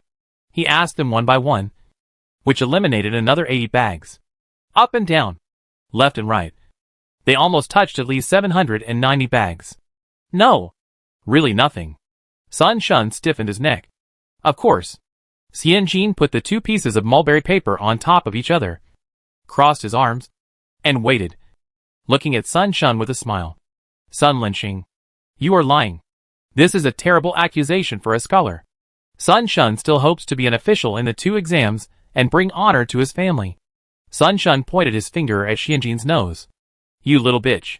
Keep your mouth clean. Xian Jin's fist hardened again. This time, he took 2 deep breaths and suppressed the urge to pull his head off. You should be more careful with your mouth. Xian Jin turned to face the crowd and said loudly, I remember that the son of Gashanyu and Qiao Shanzhong bought a blind bag from Qinji. But you didn't write it on this paper. Sun Shun blurted out. Impossible. He couldn't have bought it. Xian Jin smiled and tilted his head to recall. It was snowing that day. After Mr. Qiao looked at the wooden sign put out by Qinji, he muttered something profound like Tian Yuan style and proper calculation. And then he paid for a brown paper bag and left. I have a deep impression of this. Later, our manager Dong told me that this is the eldest son of Qiao Shanzhong of Qincheng Mountain Academy. He is quite good at counting and passed the provincial examination as the first place in the Jiyuan exam 2 years ago. Hearing that someone was making trouble, Manager Dong, who had just rushed over from the warehouse, was inexplicably cute, and his eyes revealed a confused look of what are you talking about. Xian Jin waved to Manager Dong. Uncle Dong, am I right? The confused light in Manager Dong's eyes became more and more charming. Suor was so anxious that he wanted to roll up his sleeves and almost take his uncle's place. Manager Dong thought about it and nodded quickly. Yes. Yes. Yes. Who in Jing County doesn't know the young master of the Qiao family? He is a young talent and famous at a young age. It is really a blessing for my Qin family that he comes to buy blind bags. Xian Jin nodded with satisfaction, and then turned half sideways to Sun Shun, curling his lips and smiling.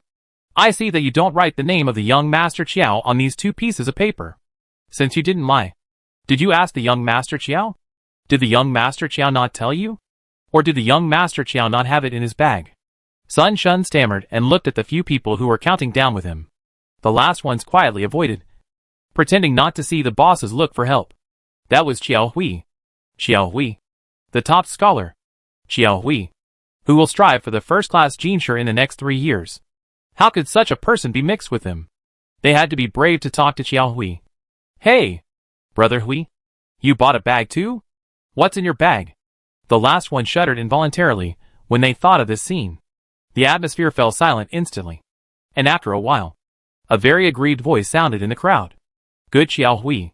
He bought it himself and mocked me. Everyone looked over. Zhang Wenbo clenched his fists, full of grief and anger, like a resentful woman who was betrayed innocently. Sun Shun suddenly remembered something, straightened his back, and glared. Yes. Yes. You said he bought it. So he bought it? I said he didn't buy it. Xian Jin smiled and said lightly. Then go and ask him to come.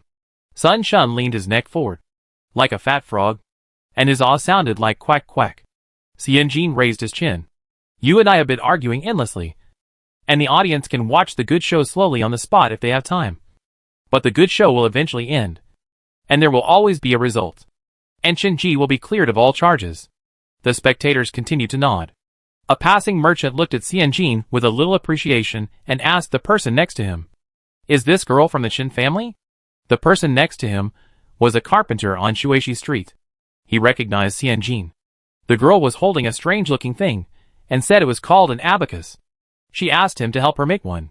She is the new manager of Qin's paper shop.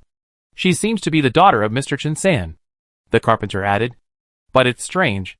This girl's surname is He. The passing merchant was stunned for a moment, and was about to ask more, but heard the young woman continue. Boer, since you are familiar with Mr. Chiao, why don't you ask him to take the bag and run a trip? Zhang Wenbo, who was called by name, hesitated a little. The relationship between him and Xiao Hui relied on Xiao Hui's ridicule. He was choked on the spot, and went home crying because he didn't think of a counterattack in time to maintain the long term. Xianjin saw Zhang Wenbo's hesitation and whispered in his ear, Please tell Mr. Chiao that if he comes, I will tell him the solution of this Tianyuan style. Emphasis. I will not fool you. To do business, you really need to be thick-skinned. Who said that you can't fool someone twice? Chapter 46. What did you say? In the south-facing study, Xiao Hui frowned and looked at Zhang Wenbo, who was panting in front of him. Qinji asked me to open the bags? Zhang Wenbo took a deep breath, nodded repeatedly, and repeated, Yes, yes, yes. Accountant He. Oh no. Manager He asked you to go to Qinji. Sun Shun and several young men from Chuzhou Prefecture went to Shuishi Street to cause trouble. Many people were watching. Oh my. Manager He is really amazing. Incoherent. Upside down. Incomprehensible. Xiao Hui rolled his eyes. He had just finished writing the topic of To the People of the World. Gather the world's goods. Trade and leave. Each getting what it deserves that his father had assigned him last night. He worked late into the night, and filled 2 pages with a lot of writing. He had made a big step forward in thought, but 2 big steps back in spirit. Therefore, his afternoon nap was ruined by that idiot Zhang Wenbo. Xiao Hui had 2 black eyes, and was very irritable. He was irritable. But what did Boer say? Shuishi Street? He's? Xiao Hui took a deep breath, stood up, and handed a cup of tea to Zhang Wenbo. Tell me slowly. Zhang Wenbo raised his head and gulped down the tea, wiped his mouth, and said, Oh, just tell me. Did you buy Chen's blind bag? Xiao Hui, you're talking about something else. There are so many topics. But you just want to talk about something shameful. Just assume I bought it. Xiao Hui decided to ask himself. Did Sun Shun go to cause trouble because he didn't collect all 5 color cards? How many people did he bring with him? Did he go empty-handed? Or did he bring something handy? In addition to He? Are there other people at Chin's? 1 question and 1 answer. For Boer, it was much easier. Yes. Yes. Yes. His grandson couldn't afford to lose, and felt embarrassed for not collecting all 5 color cards. Just like what he said. This thing is just a prize. What are we playing for when we collect cards? Isn't it just the unknown joy of collecting cards? He just took it too far, and insisted that his efforts must be rewarded. TSK, TSK, TSK. In the end, he's still not rich enough. Boer started to mutter again. Xiao Hui closed his eyes silently, took a deep breath, and whispered, Speak to the point. Zhang Wenbo quickly regained his senses. He brought 6 people. They were all from Chuzhou Prefecture, and they lived on the money that fell from Sun Shun's fingers. He went empty-handed. In addition to manager He, Qinji also had a ferocious little girl, and a bald man with few hairs on his head. Luckily there were people. Xiao Hui was a little relieved. Sun Shun was not born into a good family. His family ran a tea house. It was said that several beautiful tea masters there were bought from brothels, and he dared to get involved in any business. Xiao Hui suddenly remembered something and frowned and asked, Manager He asked me to take the bag I bought? Zhang Wenbo nodded vigorously. Xiao Hui lowered his head, curled his fingers, and tapped his knuckles on the Nanma table twice. He was silent for a moment, and all the lines in his mind were connected. After thinking it through, he couldn't help but chuckle. I laughed out of anger. That girl. Really, really, really amazing. Next trap. Cheat people twice. Frugal to the extreme. Nothing is wasted. Xiao Hui recalled the scene where she tricked Master Chen Lu under the tree on Shuishi Street. That was when she got the 6 Zhongxian. This little girl first tricked him into buying a bag, and then calculated that he would not bother to open the bag, which was equivalent to handing the last move to him. This is to find a way to trick 6 Zhongxian to win time. What? Do you think he is a free pawn shop? And bring temporary storage? Zhang Wenbo saw Xiao Hui sneering and knocking on the table. He was familiar with this. It was a sign that Xiao Dijiyuan was going crazy. After thinking about it, he quickly added, Manager, he said that if you go, she will tell you the solution to the Tian Yuan style. Xiao Hui's hand loosened, and her jaw almost hit the table. This little girl. Zhang Wenbo was afraid that Xiao Hui would not go, so he suppressed his fear of Xiao Hui's bad mouth. Go. Go. The little girl is good. She is smart and pretty. Xiao Hui squatted down and searched among the manuscripts piled up half a person high. Zhang Wenbo chattered. The most rare thing about this little girl is her courage. Sun Shun is fat and big-eared, and ordinary men are unwilling to compete with him. But this girl is not afraid at all. Found it. Xiao Hui pulled out the cowhide bag. Seeing that the man was still squatting to avoid trouble, Zhang Wenbo summoned up all his courage and said, Let's not talk about the fact that you only allow the county officials to set fires, but not the people to light lamps. I promise to take you with me in everything I do in the future. Don't be a sneaky shrew, but you must go and clear the name of shopkeeper he today. Xiao Hui stood up with the brown paper bag, expressionless. He? A shrew? What to say? Boer. No beating is in vain. Let's go! Xiao Hui raised the cowhide bag in his hand, looked down and saw 2 more pieces of paper with dense math written on the table, and smiled in his heart. Qian Yuan style solution? He had already solved it. Jingxian is just a small town built along the Wuxi River, and it is not big. Qincheng Mountain Courtyard is on the east side of the Wuxi tributary, and Xinji Paper Shop is on the west side of the Wuxi tributary. So this street is called Shuishi Street. Xiao Hui's feet are full of wind, and just after crossing the small bridge, he saw that the other side was crowded with people, and the shops passing by were empty, and everyone gathered at the door of Xinji to watch the excitement. Across the crowd, Sun Shun's sturdy voice was heard. I have inquired. Your mother is from the house of Master Chen San, and you are a person whose father is unknown. Who knows who your father is? If your father has a name, why do you take your mother's surname? Xiao Hui squeezed in from the crowd. Sun Shun crossed his legs and farted at the door, with his head held high. Tell me, what did your mother do before she followed Master San? Was she a prostitute in a brothel? Or a singing girl on a boat? An onlooker who couldn't bear to listen replied. You are so unkind to talk about a little girl like this. Seeing that Xiao Hui didn't come, Sun Shun knew that the loser Zhang Wenbo would definitely not be able to invite Master Qiao. So he spat at the spectator who spoke out for justice without any scruples. I don't accumulate virtue. She cheats people out of money. She doesn't accumulate virtue. She was raised by a little whore. She is dressed tightly and plainly, but she has learned the skill of cheating men out of money 100%. Xiao Hui looked at He Xianjin. The little girl pursed her lips tightly. Her face flushed. Her hands half hidden in her sleeves clenched tightly. Perhaps she couldn't bear it anymore, and walked towards Sun Shun. Xiao Hui walked quickly to the middle, blocking He Xianjin's way, raised the brown paper bag in his hand to his chest, looked around, and said concisely, I bought a bag, but I haven't opened it because of the New Year's Day. Fellow villagers, please take a close look to see if the opening is sealed. The people in the front row looked over, nodded, and passed on the message to the back. It's sealed with glue. There's even wax on the opening. Xiao Hui nodded and handed the brown paper bag to He Xianjin. Hold it for me first. Xianjin took the brown paper bag and was about to open it, but was stopped by Xiao Hui. Wait a minute. Xiao Hui stretched his elbows, moved his neck and wrists, lifted his long gown, and took a big step to Sun Shun. He exerted force with his elbows, made a fist with his right hand, and punched with a swoosh sound. Xiao Hui punched Sun Shun in the left eye. He used 100% of his strength. The force was great. The angle was precise. The posture was standard. Sun Shun wailed, and covered his left eye. Ouch, ouch. Groaning and squatting down. Xianjin was stunned. Zhang Wenbo was also stunned. The onlookers were also stunned. beside Wuxi River. The spring wind stopped. Xiao Hui retracted his fist, moved his wrist, took back the brown paper bag from Xianjin, tore it open smoothly, frowned and took out a few pieces of bamboo paper, a few pieces of gold-sprinkled cooked rice paper, and finally took out a moon-white, translucent, half-arm-long color card strip.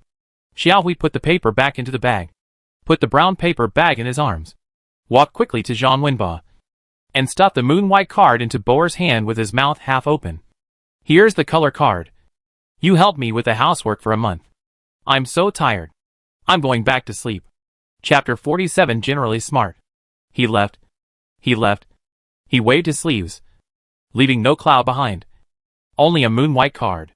Sun Shun covered his tearful left eye. The irritating sourness in his eye socket gradually became numb, and he couldn't help but scream in fear. Ah! I'm blind. I'm blind. While howling, he stumbled towards Zhang Wenba. Zhang Wenba quickly put the moon-white card in his arms, and quickly moved away. Even if your eyes are blown out, don't think about snatching my color card. Sun Shun's attack was in vain, but he was covered by his mouth and head like a headless fly by several men, and they held him down, and he went to the clinic in shame. Beside Wuxi River, the spring breeze started again from east to west. The crowd of onlookers woke up from the shock of Qiao Dejiyuan punching people, and the merchants who had previously spoken out for the show of wealth took the lead in praising. He is both civil and martial. He is both civil and martial. Master Qiao is really a genius in our Jing County. He is both civil and martial. Yes. Yes. Yes. Didn't you notice that Qiao Jiyuan's punching posture is very beautiful? His horse stance is solid, and it can be seen that he has some boyish skills. What a beautiful posture. That man deserves a beating. Even if Qiao Jiyuan doesn't make a move, I'm ready to make a move. What a hindsight. Xianjin's forehead crossed 3 black lines. Sun Shun, who was beaten, ran west. Jiyuan, who beat him, ran east, and the crowd gradually quieted down. Xianjin coughed lightly, refocused his eyes, bowed his hands in a not-so-standard way, and said loudly, "Thanks to all of you for your favor. You came to my Qinji behind closed doors to show your strength. I would like to thank you for your help. If you come to Qinji to buy paper, 80% of the actual price will be charged, and the remaining 20% is Xiao He's sincere gratitude." Turning to the front again, he defined this farce. Our Jing County has been prosperous in commerce since ancient times, and Nanzili is even more prosperous. It is common to be misunderstood when doing business. It's just that this unsurnamed student from Qincheng Mountain Academy spoke too aggressively, insulting my biological mother and slandering my stepfather. As a child, I must bear a grudge against him, and will never reconcile with him. Xianjin raised 3 fingers to the sky and swore solemnly. From now on, my Qinji will no longer do any business with Sun Linsheng. If you violate this, I, Xiao He, will be punished by heaven and earth. You are just a buyer, not my mother. The person was insulted to the face. Xianjin just clenched his fist in his sleeve. If Xiao Hui hadn't suddenly rushed out, Xianjin would have punched him in the face. In this day and age, filial piety is more important than heaven. If you mock someone's parents in public, it would be a light punishment for them to hit you in the face. Even if you report it to the government office, the county magistrate can only give you 50 lashes each. At most, Sun Shun will have the aura of a scholar, and the old county magistrate will order her to pay some money. In the end, we have to consider the face of Qinji, whose family doesn't have scholars. The rising star of the Qin family is much more promising than Sun Shun, who knew Qiao Hui would rush out. Xianjin glanced towards the east invisibly, and there was no trace of Qiao Hui's back in that direction. Only a small arched bridge made of white bricks. Xianjin pursed his lips, turned his head to look at Zhang Wenba, who was listening intently, and said with a smile, "However, after this farce, the first batch of blind bag 5-color card collection owners of our Qinji paper industry has finally been announced. Congratulations to our Qincheng Mountain Academy's Zhang Wenbo for becoming a student." Wang Suer, a kid from the Atmosphere group, raised his hands excitedly over his head and led everyone to clap. Clap, clap. It had nothing to do with him, and the audience clap was very careless. Xianjin raised his voice and emphasized, "After using the 5-color card to exchange for the corresponding paper, he will also get a piece of refined 6 zhongxian produced by Qinji. Sixzhong Xian. Is it the real Sixzhong Xian? After the death of Masterly Lao Zhang of Qinji, dozens of paper workshops of different sizes in Jingxian County have not produced Sixzhong Xian for 3 or 4 years. In the past 2 years, each family still had old products in stocks, and they could still contribute a few when the court sent people to collect tribute. Now, in the past 1 or 2 years, the stocks of each family have been consumed. The court has gradually turned to Fujian and other places to buy top-quality paper as tribute. Jing County itself relied on the paper industry to make a fortune. This situation has a great impact on Jing County. Now that the Sixzhong Xian has been born again, the spectators can't help but be excited. Did Chen Ji really make Sixzhong Xian again? The head of a small paper workshop, who was watching the excitement, asked loudly. Xianjin smiled but said nothing, and turned to Zhang Wenbo. Zhang Linsheng, do you want to exchange for Lia Zhangxuan? Zhang Wenbo nodded fiercely with a red face. Yes, collecting cards is for happiness. But if there is Lia Zhangxuan, wouldn't the happiness be doubled? After getting a positive answer, Xianjin raised his head and said loudly, Qinji will burn incense and bathe in the near future, and choose a good date to send Lia Zhangxuan to your door. Zhang Wenbo rubbed his hands and expressed his great anticipation. Everyone dispersed with the sound. 3 days later, the old almanac said that it was suitable for sacrifice, bathing, seeking medical treatment, marriage, and signing a contract. In short, everything was suitable. After the cock crowed, 4 young and strong guys jumped out of Qinji's shop one after another. They all wore white linen vests, revealing their bronze muscles. They carried a shoulder pole on their shoulders, which was connected to a 20-meter-long wooden board. On the wooden board was a brand new bamboo curtain, which was covered with a layer of golden red yarn, and a few strands of pure red silk were tied into a big red flower knot. Manager Dong got up early today, used lard to smooth the few remaining hairs on his head, put on the red silk shirt he wore when he got married, held a swana, stood at the door of Qinji with his head raised, puffed up his cheeks and blew a long note. As soon as the swana sounded, all the music was extinguished. 2 other strong young men followed closely and beat the drums vigorously. The whole Shuishi street was filled with excitement. The merchants stood at the door and poked their heads out to look at Chin's. After a while, this red team was seen beating gongs and drums and heading towards Qincheng Mountain Courtyard. The leader, Manager Dong, stood at the door and shouted loudly. Chen's respectfully invites Zhang Wenbo, the student of the academy, to announce the winner. The 6 young men behind him shouted loudly. Chen's respectfully invites Zhang Wenbo, the student of the academy, to announce the winner. As soon as the morning training was over, many people gathered at the door to watch. Zhang Wenbo curiously poked his head out and was pushed to the front. Manager Dong smiled and put the swana into his waist. He handed Zhang Wenbo a long pole with both hands and asked respectfully, Please take the lead. Everyone looked at him with burning eyes. A sense of vanity that was satisfied to the extreme climbed up Zhang Wenbo's cheeks.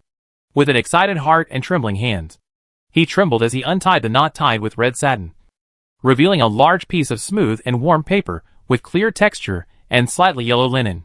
It was about the size of an ordinary dormitory for students in the mountain courtyard. The onlookers all said wow at the same time.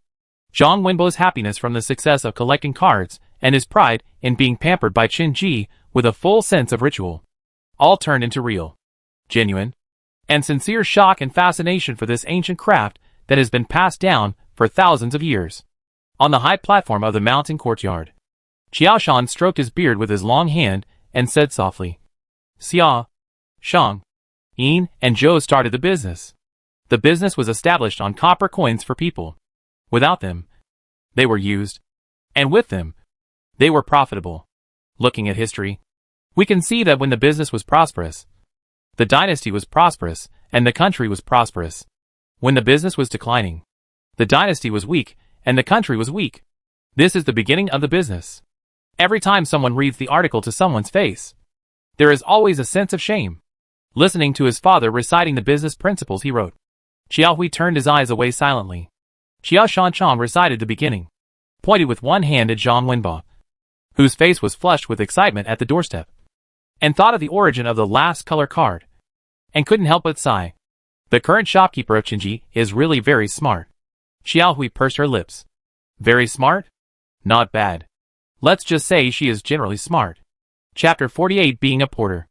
It must be said that Xianjin created a very good atmosphere for the birth of Lu Zhongxian. Within 3 to 5 days, the streets and alleys of Jingxian County were mostly discussing the ceremony of unveiling the list, which was more about the form than the content, and was mainly aimed at satisfying Zhang Wenbo's vanity. There were more and more visitors. Xianjin went to the cloth shop next door and ordered 3 pieces of Haiqing Songjiang cloth. He made a set of clothes with the same color for all the shop assistants, and embroidered a small Qinji on the collar. The 2 characters were embroidered on the scroll by the painter of the fan shop across the street. They also spent 1 or 2 taels of silver to ask the painter to draw a small and exquisite painting on the scroll and embroider it next to the character's Qinji. They also asked the all-purpose gold medal housekeeper Zhang to embroider everyone's name next to the logo. Suor was very excited to have new clothes. After a while, she pointed at the 3 stripes on the cuffs of Dong Guancher, then looked at her own empty cuffs and asked in confusion, "Why are we different?" Xianjin put down his abacus and patiently persuaded. "How much do you make per month?" Suor answered honestly, "half a tael a month." Xianjin looked at Manager Dong. "Uncle Dong, how much is your monthly salary?" Manager Dong touched his forehead and humbly blurred the point. "Not much. Not much. 2, 3, 4 or 5 taels of silver is enough to support a living and support the family." Xianjin laughed. "Well, does this era require internal salary confidentiality?" Xianjin touched Suor and smiled. "Do you understand? When your monthly salary increases to 2, 3, 4 or 5 taels of silver, you will also have 3 bars on your cuffs." Suor suddenly realized and followed to count the bars on the cuffs of all the shop assistants in the store. Masterly has 3 bars. Erga has 2. Sanggu and several Zheng brothers have 1 bar. Suor wailed. "I'm the only one without bars." Wang Sansuo was depressed for 3 seconds, then clenched his hands, his expression firm. "But one day, I will definitely have 5 bars. Xianjin's hand flashed. "Very good. The interns want to take her CEO position. With a dream, anyone can be great." After more spectators came, the remaining paper in the warehouse was sold again. There was not much stock left, and most of it was cheap and difficult to use bamboo paper. Selling these would be a slap in Shenji's face. Li Sanshan has been anxious about this problem for a long time. The shopkeeper of this little girl doesn't care about anything else but studying the methods of making 6 zhongxian and 8 zhongxian.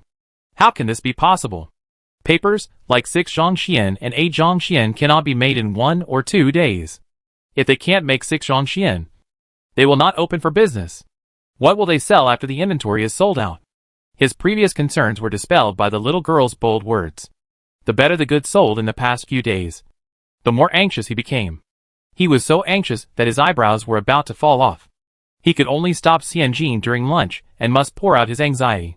He finally discovered that this little girl had a power that could soothe him, and even the anxiety of everyone in this shop and workshop. He saw Xianjin coming hurriedly from a distance. Just as he was about to speak, he heard her say, "Masterly, please change your clothes quickly. We are going out.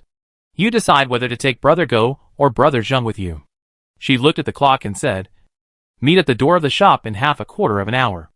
After saying that, he hurried away again. Li Sanshan reached out to grab the busy atmosphere. In order to ease the embarrassment, he had to change his route and scratch his head. Waiting online is very urgent. The boss is too busy and has no time to deal with the anxiety of his subordinates. What should I do? Li Sanshan took Zhou Ergu to the mule cart waiting at the door. When he got on the car, Xianjin was already waiting on it. The little girl was holding a thin booklet in her hand and was leaning against the wall of the car to read it carefully. Li Sanshan was about to speak, but he saw the little girl looked up at them, opened the curtain and greeted, "Uncle Dong, everyone is here. Let's go." As soon as he finished speaking, he lowered his head to look at the booklet again. Li Sanchuan's anxiety was stuck in his throat. So annoying. Even more anxious. The mule cart was shaking, and Li Sanshan was anxious and worried at the same time, perfectly realizing his internal consumption, and finally fell asleep due to anxiety. About half an hour later, the mule cart braked suddenly. When the car stopped, Li Sanshan opened his eyes and followed Xianjin to get off the car in a daze. At a glance, he saw a small village not far away in the wilderness, with about 20 households. Li Sanshan scratched his head. "Jinjier, where is this?" Xianjin smiled and said, "This is Xiaoqiao village." Li Sanshun nodded in sudden realization. Then asked, "What is Xiaoqiao village?" Xianjin. Manager Dong tied up the mule cart and came over, smiling and answering, "Let's go. Let's go in first." Manager Dong led the way, explaining to Li Sanshun as they walked. Xiaoqiao village is an hour's walk from our Jingxian county. The whole village is making paper. But because they have to cross mountains and wade through water, their paper business is not easy to do. Now they make paper during the slack season and thresh wheat during the busy season. Manager Dong came to a small courtyard, knocked on the bolt, and shouted, "Village Chief Chow, our boss is here." After a while, an old man opened the door in a panic. Seeing Chen's group, he did not hesitate at all and bowed to Li Sanshun. "Hello, Mr. Chen." Li Sanshun quickly dodged and pushed Xianjin forward with his palm leaf fan-sized hand. "This is the boss of our workshop. Manager He." The old man saw that Xianjin was thinner than a hemp stalk, whiter than the dough on the stove, and younger than his granddaughter. He was not very happy in his heart, and a little bit of it showed on his face. He looked at Manager Dong. "It's said that the head of Chen's family is here. No one in our village went to the dam today. We are all waiting at home. You bring a little girl?" The old man swung his hands like a pendulum. "Let's get someone who can make decisions. I've been busy planting rice these days." Manager Dong stroked his bald head and was about to speak when Xianjin pulled him behind him. Xianjin smiled and saluted in return, with a humble attitude. "You can't judge a person by appearance. My uncle is lying in the cradle. Although I am young, I am the real head of Qinji in Jing County. The old lady has stamped the seal herself." As he spoke, he took out a roll of bills and a pile of neatly stacked documents from his arms. "Look, if you see it well today, we will pay with one hand and stamp with the other hand, and the money and goods will be settled, which is very clean. Documents can be forged, but bills cannot be forged." The old man, the village chief of Xiaoqiao village, squinted his eyes, put on his clothes and quickly opened the door, smiling. "We farmers are ignorant. Mrs. Chu of the Chen family. We know. We know." Village Chief Chow made way for the outsiders and asked them to go first. The further they walked into the village, the more they could see straw ears drying in the valley. Chow village was built by the water, and the village was winding. From time to time, men could be seen carrying a pile of bamboo curtains along the stream. Li Sanshun was more and more confused, and he bumped into Manager Dong. "Old Dong, this is..." Manager Dong kept a standard smile on his face, turned his head, and spoke without moving his mouth. "We don't have the manpower to make paper now." "Right. The shopkeeper said that we don't do it anymore. Except for a few types of fine paper. We buy and sell the rest of the paper." And do? This word is very difficult to pronounce. And Manager Dong thought about it for a long time. "We are a second-level distributor. We don't produce paper. We are just paper carriers." Chapter 49. The arrangement is very good. What? What is that? What is this? He understood every word. But when they were put together, it was a mess. Li Sanshun wanted to ask more, but was pulled by Manager Dong's sleeve. "Don't ask. When did you ever understand what Jean Jier said? Just follow it. You old dog will definitely eat meat and drink soup." Manager Dong said with gritted teeth, raised his head, and restored his standard smile, put his hands together on his abdomen, and followed Xianjin with his head held high, nodding and interrupting from time to time. He looked very loyal and considerate. Li Sanshun was so angry that he scratched his head. "You are the living dead dog." When he was transferred from Xuanqing to Jingxian, what did he say proudly when he invited him to drink? "If the third master doesn't take care of things, who will? It's me who will take care of it. I will be in charge of Jingxian for 2 years. And then I will be promoted to the general manager when I go back. And then I will retire in a few years. Who in the whole Chen family can be more respectable than me? Who else? What about now?" Li Sanshun looked up. I don't know what Jean Jier said, but Manager Dong immediately showed a reserved and enthusiastic smile. Yes. Our shopkeeper, he is right." Li Sanshun took a deep breath. "Boneless. No opinion. A flatterer. Pooh. How can a man of Jingxian be so subservient?" Li Sanshun turned his head away, stubbornly to show his dissatisfaction. Walking all the way inside, He arrived at the paper-making workshop. Village Chief Chow specially arranged 8 experienced middle-aged masters to wait by the paper-making trough in white coats and vests, waiting to start working, exposing their arms and part of their chests. Village Chief Chow secretly glanced at Xian Jin and saw that Xian Jin did not show any embarrassment or retreat. He felt relieved and loudly asked Xian Jin for his opinion. "Then let's get started." Xian Jin nodded and made a pleased gesture.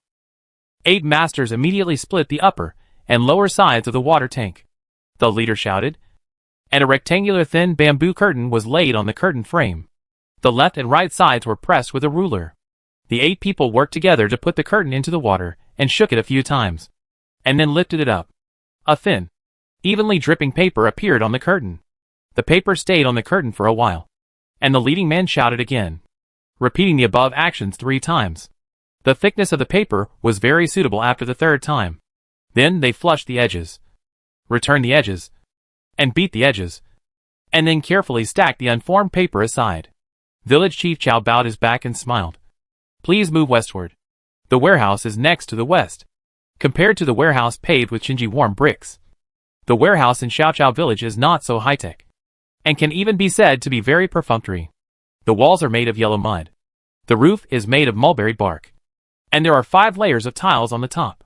The warehouse is not ventilated, warm and waterproof. The 4 walls are only surrounded by 2 layers of thick yellow paper as isolation. Many finished rice papers are piled on the ground, as if they are free of charge. The top and bottom layers have been dyed the color of the soil. Xian Jin bent down and touched it. The damp layer of paper on the top felt very different from the paper produced by Chinji. The paper from Xiaoqiao village was damp and moist, while the paper from Chinji was dry and smooth. Xian Jin stood up, crossed his arms and looked around, his face cold. Without saying a word, the old village chief Chow was frightened by this look, lowered his head, and pulled the sleeve of Dong Guancher. "You, the young master, don't like our warehouse?" His face wrinkled like an old chrysanthemum. Very embarrassed. "We are just a small village, with only about 20 households and more than 100 people in the whole village. The year before last, when there was a mountain flood in Jingda, our whole village fled here. Not long after we settled down. This warehouse was built by the whole village with the efforts of the whole village. It was the most solid place in the village. You didn't see my youngest son's thatched house, which would collapse in the wind." Manager Dong smiled and corrected. "Our boss," Village Chief Chow said. "What? Not the little boss. This is our real boss." Manager Dong spoke clearly, and his attitude was clear. As for the following questions, Manager Dong leaned over and looked at Xianjin's expression carefully. Her expression was normal.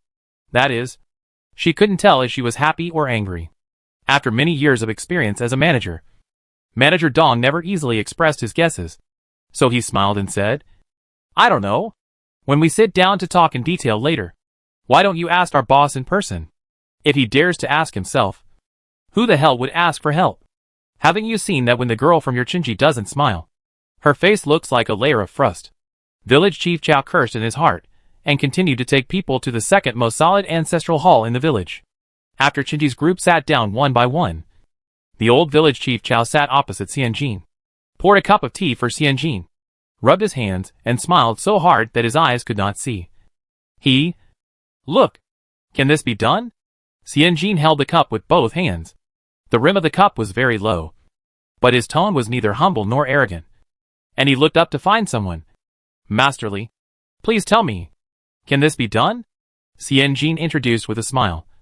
"This is our Chinji's master chef, Masterly Sanshun, who comes from a century-old paper-making family, and is the inheritor of the 18-foot and 16-foot paper. The 6-foot paper that our Chinji launched now is made by Master Li and his people." The eyes of the old village chief Chow suddenly lit up when he looked at the thin old man.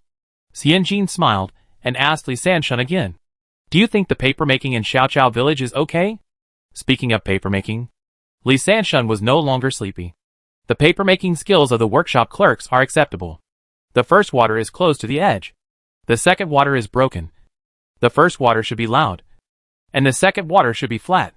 These are well done, and can be roughly judged as qualified."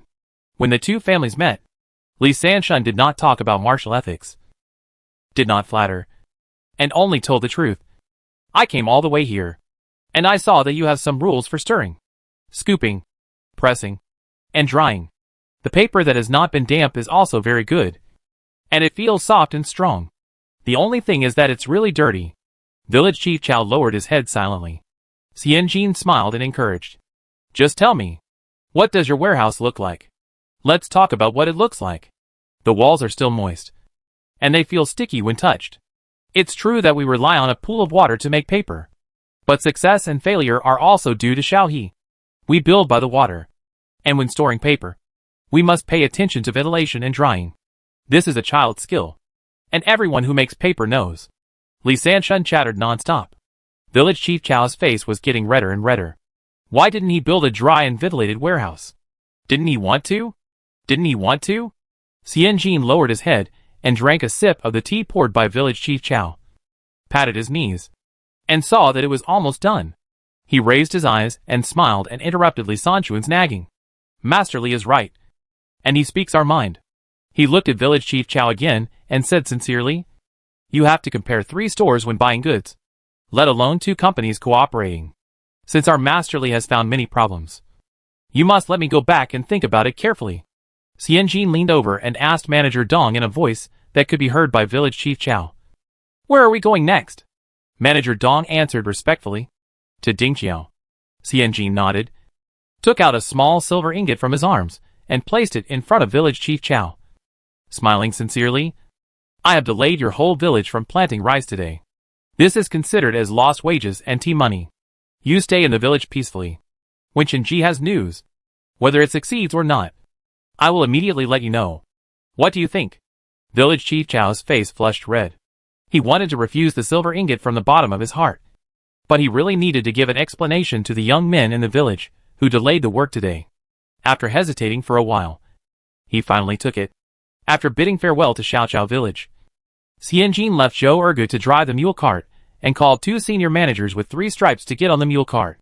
Senior technician Li Sanshun, who had been holding back anxiety for half a day, finally got relief and chased after him to ask questions. Xianjin smiled and explained to Li Sanshun in a concise manner. You focus on making the 6-foot and 8-foot paper, and prepare to buy the rest of the paper from other workshops that do not have the ability to sell it. This will not only solve the trading problems of the surrounding small workshops, but also solve the supply problem of the Chen family. It is good for the surrounding small workshops and Chens. This is the 3rd advanced form of economy. The third-hand circulation. First, stimulates currency interflow. Second, stimulates the production of products to be more excellent and professional. And third, stimulates the prosperity of local trade. Now, Li Sanshun understood. It is selling dog meat under the guise of lamb meat. How can this be possible? People come to buy paper just for Chenji's signboard? If it is not the paper produced by Chenji, why would they buy it? Why is Chenji selling it? What is the difference between this and those profiteers without capital? They, the craftsmen, cannot do this. Li Sanshun subconsciously retorted. You can't do that. If you do that, it will ruin the brand. Xianjin has become accustomed to Master Li Sanchuan's first reaction to new concepts being you can't do that. Sometimes he doesn't even hear or understand clearly, but he just votes against it. This middle-aged man is very opinionated. Xianjin smiled and said nothing. The administrative senior manager Dong said TSK and said in a very disapproving tone. You just said that their paper is soft and strong, and their craftsmanship is experienced and solid. You also saw the tribute made on the spot in their workshop. You know clearly in your heart that their craftsmanship is not worse than our Chen families. Li Sanchuan's tongue was choked. Using his own spear to attack his own shield is really 100 ways to do it. Xianjin smiled and added, I am the head of Jing County. How can I not care whether my brand is damaged or not? The paper we buy from Xiaoqiao village must be reviewed, checked and stamped by Chenji before it can be put into our own shop. If necessary, I will even send 1 or 2 people to Xiaoqiao village to provide guidance and supervision. If we find a good paper-making seedling in Xiaoqiao village, we can also promote it to Chenji and use it for us. Xianjin dipped his tea in the water and drew a small circle on the small wooden table on the mule cart. Then a big circle, pointing to the small circle. This is Chenji today, relying on less than 10 of us to do this business. He pointed to the big circle again. This is Xiaoqiao village. We don't need to pay for their labor, raw materials or even venue fees. We just need to buy. We just need to buy the good ones. The people in this small circle can all be freed from the endless chores. Do you only want to be a jiadong for the rest of your life? And don't want to be a liazangshuan?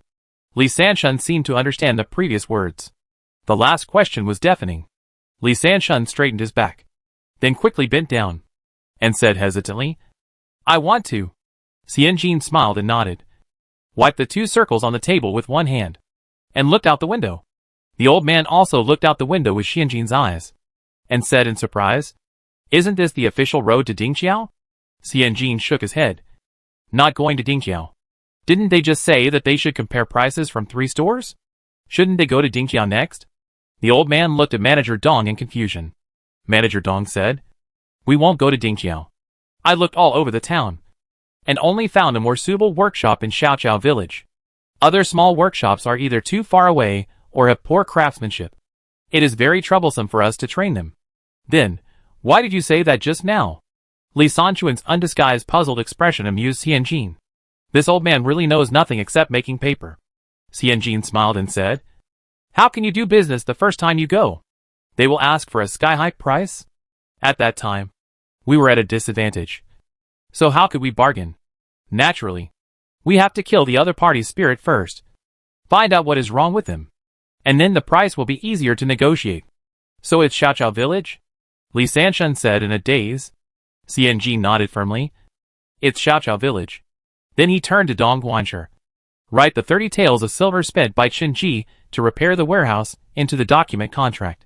And reduce the unit price of the good goods such as coral paper, gold, tribute, and mulberry by half of the purchase price. And increase the purchase price of the other items such as jade plates and baizhe that are not selling too well by 30%. Dong Guanshi lowered his head and wrote it down, and then asked, The 30 taels of silver for repairing the warehouse. Should Xiaoqiao village write an IOU? Or use the payment for the goods to offset it? Xianjin waved his hand. Don't let him pay it back. Manager Dong was stunned. There Yaksha. Can he still suffer this loss? Xianjin continued. Add another sentence to the document. The paper produced by Xiaoqiao village cannot be sold to anyone except Qinji. If there is any violation, Xiaoqiao village will compensate 300 taels of silver as a minimum, depending on Qinji's losses. And there is no upper limit on the compensation. What a cruel heart. But it's very profitable. Manager Dong imitated Xianjin's behavior, holding a reed pen and writing quickly. Excitedly, the few bald hairs on his head were fluttering in the wind. And asked again, Then when is the right time for us to give Xiaoqiao village the final letter? Xianjin pondered. 5 days. 3 days is too short. 10 days is too long. Too short will not arouse their interest. Too long will easily make things fade away. I will not show up in 5 days. I played the role of the bad guy today, so I have to trouble you, Uncle Dong, to play the bad guy. Please invite the clerks from the government office to come to Xiaoqiao village to sign the documents. With the relationship between Qin Zunyang and the current official of Jing County, it should not be difficult to invite people from the government office.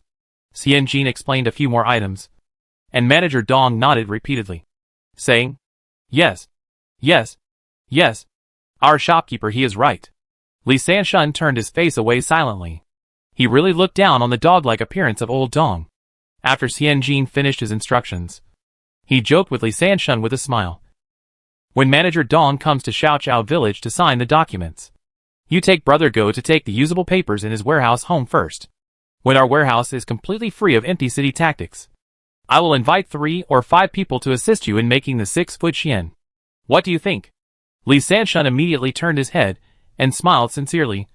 Okay. Our storekeeper, he has made a very good arrangement. Chapter 50 Cockroaches hold a meeting. 5 days later, Manager Dong went to Xiaoqiao village with the newly revised contract documents. He was accompanied by the notary public invited from the government office and Zhou Ergu, who went to check the quality of the purchase paper. Xianjin asked Li Sanshun why he didn't go. Li Sanshun said confidently, You little girl. You pushed me to make a fool of myself. I'm embarrassed to go again. Xianjin laughed hee. He was actually seen by the old man. Next time, he should be used as a gun, and he should be more covert. The contract was signed smoothly, just as Xianjin expected, because old man Li Sanshun turned on the keyboard warrior mode in the ancestral hall and successfully achieved PUA, which made Xiaoqiao village feel that as long as they could sell it, they would be grateful for the extra income besides farming.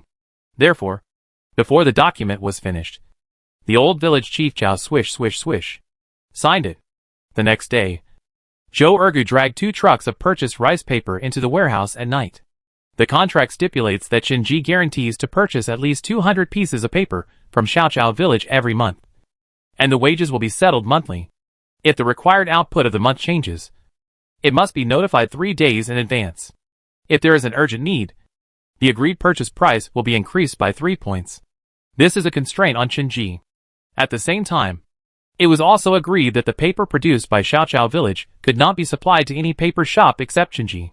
If there were any quality problems with the paper, it would be returned in full. If more than 10 sheets of paper were returned out of $100, 10 points would be directly deducted from the monthly wages. This was a constraint on Xiaoqiao village. Both parties had rights and obligations, which seemed fair at first glance.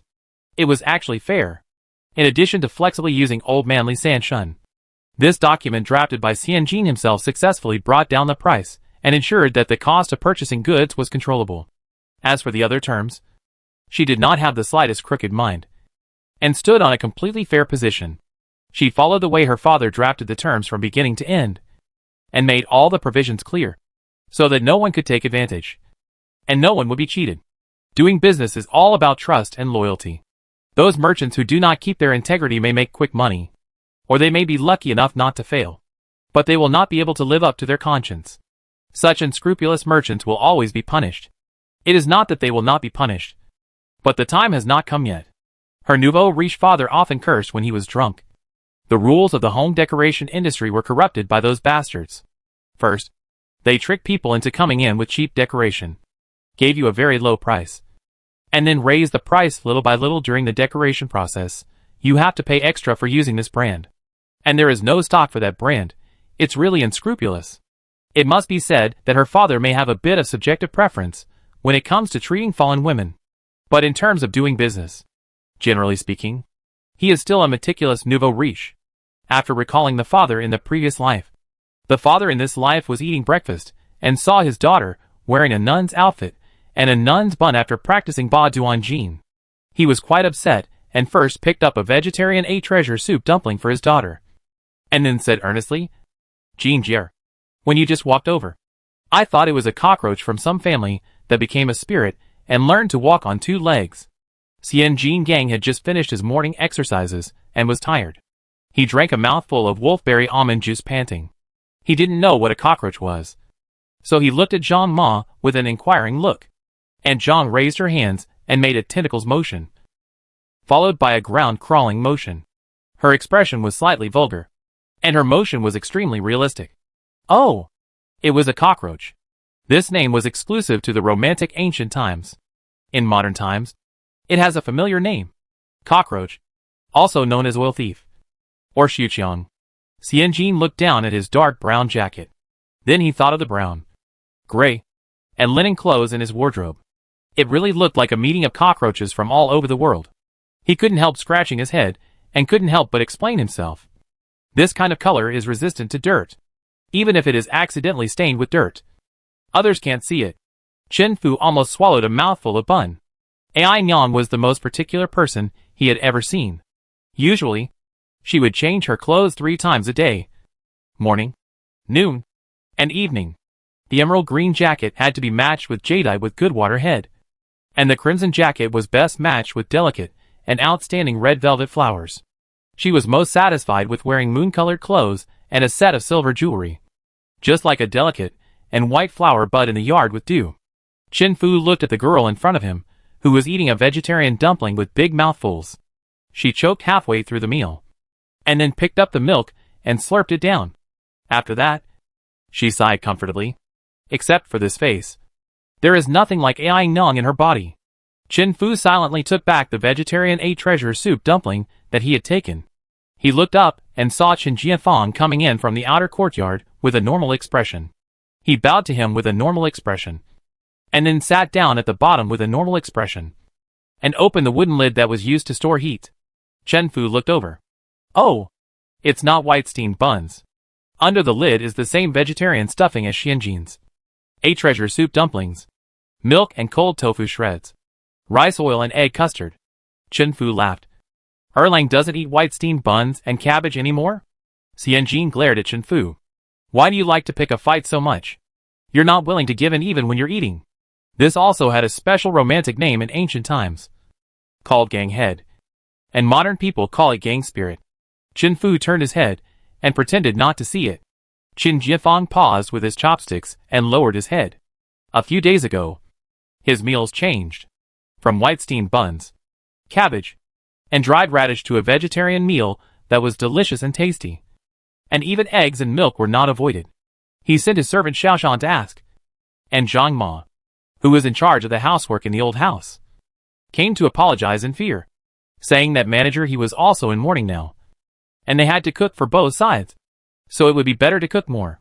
She also said that studying was a waste of brains, and eating only steamed buns and green vegetables and radishes would cause problems. Servants would not change the menu without permission. Most likely it was manager He's idea. Zhang Ma also said that if the rules were violated, she would change immediately. But he was stopped by some strange force. Grandmother always advocated the ascetic monk-like hard work, and often encouraged him by saying that if God wants to give a man a great task, he must first make his mind suffer, his muscles and bones tired, his body hungry, and his body empty. Since the death of my father, such encouragement has become more and more frequent. It makes people feel like a lump in the throat, but they can't get rid of it. Now that he has arrived in Jing County, he finally feels that he has found a free world. He doesn't care about his appetite. He has no resistance to eating white steamed buns and cabbage for several days. But when he eats the carefully prepared vegetarian banquet, he finally feels a little bit of the joy of living. It's not for pleasure, but how to make yourself feel comfortable within the scope of rules and bottom lines. This knowledge is fascinating. And that shopkeeper, he is a master of it. Qin Jiefang lowered his head and drank a sip of milk. When he looked up again, he smiled. No matter what I eat, it can't change my remembrance of my late father. I think my late father would not want to see me work hard and hurt myself. Uncle, don't you think? Chen Fu wanted to continue, but Xianjin kicked his calf under the table. When he looked up, he met his stepdaughter's warning eyes. So he gave up. Xianjin finally understood. Chen Fu is the most annoying male and female supporting role in the domestic fighting novels. As a male supporting role, he favors his concubine, but is neither good at literature nor martial arts, and is lazy and only wants to empty his mother's wallet. As a female supporting role, he really stirs up trouble everywhere, and has a spirit of watching the fun until he stirs up trouble. He is a minor role that will not survive more than 3 chapters. Therefore, Xianjin and Qin Jiefang finished breakfast and came out of the main hall together. Qin Jiefang went to Qincheng Mountain Courtyard and Xianjin went to Shuishi Street, so they were considered to be on the same road. Before parting ways, Xianjin sincerely defended the extra. Third master has such a ridiculous temper. For so many years, everyone has heard and seen it. The old lady has scolded and beaten him. Even a dog can't change its eating habits. How could Chen Fu change his argument? Xianjin thought that this metaphor was very clever. Qin Jiefang was holding a bamboo basket with pens, ink, paper and inkstone in it. Hearing Xianjin's words, the corners of his mouth unconsciously curled up. It's okay. Third uncle. Third uncle also suffered a lot in studying. I heard from my father that when he was young, he was severely scolded by my grandmother. Over the past 10 years, he has gradually become what he is now. Sure enough, not every Kong Jing is born with this ability. Xianjin listens attentively to the growth history of Kong Jing. Qin Jiefang saw the little girl leaning sideways, stretching her ears long, like a very well-behaved donkey, and then he chuckled and told the story in a gentle voice. When my third uncle was 4 years old, he could recite the Baijia, 3-character classic, Analects and other Enlightenment books. At that time, he was quite famous in the surrounding area. Later, my grandmother sent my third uncle to school. Every time there was an exam in the school, my grandmother was very concerned. If my third uncle did not get the first place, he would be punished to kneel in the ancestral hall and copy books. And often the punishment lasted all night. Qin Jiefang's words and actions showed a temperament that Xianjin had never seen in anyone around him. Xianjin also calmed down. Qin Jiefang continued. This punishment became heavier and more frequent. and Uncle San's performance in the Confucian Classics exams became worse and worse. The more he studied, the less he wanted to study. This cycle continued, and the family was often in chaos. Grandma wanted to beat him, and Uncle San wanted to run away. Later, Grandma gritted her teeth and sent Uncle San to take the college entrance examination, probably to try her luck. Of course, Uncle San failed. So Grandma said, "The eldest son studies. The second son does business. She might as well not have a third son. 2 sons are enough." That night, Uncle San got drunk and burned all his books, including the paper music he had learned when he was a child. He never went to school again, and spent all his time at home and on the streets. Qin Jianfang lowered his eyes, as if thinking of a suitable word. Xianjin came to the rescue at the right time. He was fooling around. Qin Jianfang glanced at Xianjin and smiled. "You can say that. Let's get back to the point." The more my grandmother showed her sadness, the more Uncle San's behavior became. Later, he got married and changed his personality a little. He lived a peaceful life with Aunt San for a few years. Later, Qin Jianfang said vaguely, "You know what happened later." Afterwards, it was after she met her mother that things got out of hand. Xianjin nodded, showing his understanding. In general, this is a story about how a donkey who goes along with a hare is driven crazy by his involuntarily mother. In Xianjin's opinion, Chen Fu is a wise man who is extremely self-centered and a white person among the black people. If his whiteness were placed in modern times, he would definitely find people of the same color in the vast sea of people. But unfortunately, he lived in ancient times when all 10 fingers were required to be the same. Therefore, either you can isolate yourself and exhaust your spirit, or you can let go completely and go crazy steadily. Fortunately, Chen Fu chose the latter. Rather than exhaust yourself, it is better to drive others crazy. Xianjin raised his chin and nodded in approval. His peripheral vision swept over Qin Jianfang's gentle, upright, restrained and quiet face, and he asked inexplicably, "What about you?" Under the heavy pressure of the family and elders, "You don't seem to be crazy yet?" Chapter 51. I will feel bad. Qin Jianfang paused and stopped at the threshold of the gate of the old house of the Qin family.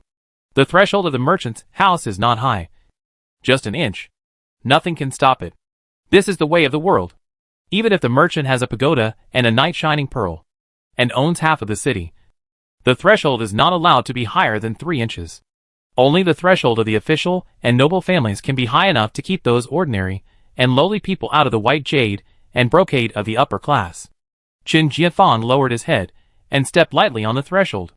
The threshold of the old house was slightly peeling, revealing the old wood grain under the red paint. He thought for a long time, looked up, and saw the girl's eyes were pure and kind, as clear as a mountain stream without fish. So he raised the corners of his lips and smiled. "Me?" He turned his eyes away and stepped over the low threshold. "When I was a child, the boy who was in the private school with me went back to chop wood and carried loads after reading the Analects. When I was in the prefectural school, my classmates had 2 white steamed buns a day, half of which was eaten dry in the morning, one with pickles at noon, and the other half was soaked in salt water at night to swell, and the stomach was filled with salt water and white steamed buns, so that they would not wake up hungry at night." Qin Jianfang's voice was ethereal, like the sound of pine trees in the wind outside the distant mountains. Xianjin followed closely behind him. "And what about me? Although I don't have silk and satin on my body, my clothes are comfortable and clean, and I have 3 meals a day, 2 snacks, and seasonal vegetables. I don't need to rush for money, let alone worry about food and clothing." Qin Jianfang smiled and shrugged lightly. "All expectations for me are only one thing: to read good books." So, he couldn't imagine what would happen if he couldn't read well like his uncle, which would overturn his cognition that had been accumulated day by day, hour by hour, and moment by moment for 17 years. The two of them turned the corner of the old house side by side. Shuishi Street is on the right, and Qincheng Mountain Courtyard is on the left. But Qin Jianfang hadn't finished his words yet. Xianjin slowed down his pace, waiting for him to finish his words. But after waiting for a long time, no more words came. Xianjin glanced over, and Qin Jianfang lowered his eyes. His long and curled eyelashes reflected on the bags under his lower eyelids. His angular profile and straight nose bridge gave him a sense of unexpected frailty. Well, it's frailty. It's the frailty that many actresses and actors in the past life had to compete for. Now, when I see this native scholar from the old times, I know that the feeling of being weak is not simply about putting a mole on the corner of the eye, applying blush to the nose, or wearing a dark brown large diameter contact lens. This thing is innate. It is the atmosphere of being immersed in the bookish atmosphere of the old times for more than 10 years. Standing on the crisscrossing blue brick streets, with a corner of the auspicious lion eaves flying above the head. It is the scholar carrying a white brushed cloth bag, with the small red tassels of a soft brush on the bag. It is the shadow of the scholar's long eyelashes. And it is also the unshakable burden hidden on the shoulders of the eldest grandson of the big family. All these together constitute the sense of weakness and fragmentation. Xianjin blinked and swallowed his saliva, not knowing what to think, let alone how to answer. At the crossroads, the crowd was noisy. Breakfast and drink occupied half of the long street. The fragrance of soy milk, the sweetness of water-ground glutinous rice balls, the clearness of vegetable porridge and the liveliness of oily fruits, and the greasy smell of sugar-oiled cakes mixed with a complex atmosphere of human fireworks. Xianjin was hit hard by the worldly atmosphere, as if awakened from a dream, and pointed to the west in panic. I'll go. I should go to the store. Chen Jianfang nodded gently to Xianjin. Go ahead. See you in the evening. See you in the evening. No, I didn't see you in the evening. Xianjin worked overtime. Zhou Ergu dragged 2 mule carts of paper back from Xiaoqiao village. The muscular man with big breasts and no brains was rough and reckless. When he loaded the paper from Xiaoqiao village onto the car, he didn't sort it into different categories. When he moved it from the mule cart to Qinji's warehouse, he didn't sort it into different categories either. More than 200 pieces of paper were just piled up in the warehouse with hammers here and there. Next to the 10-cent jade plate lived the 20-cent Lanting silkworm paper. Next to the 30-cent Sajin Xizhong paper was the rough edges that were not even wanted for free.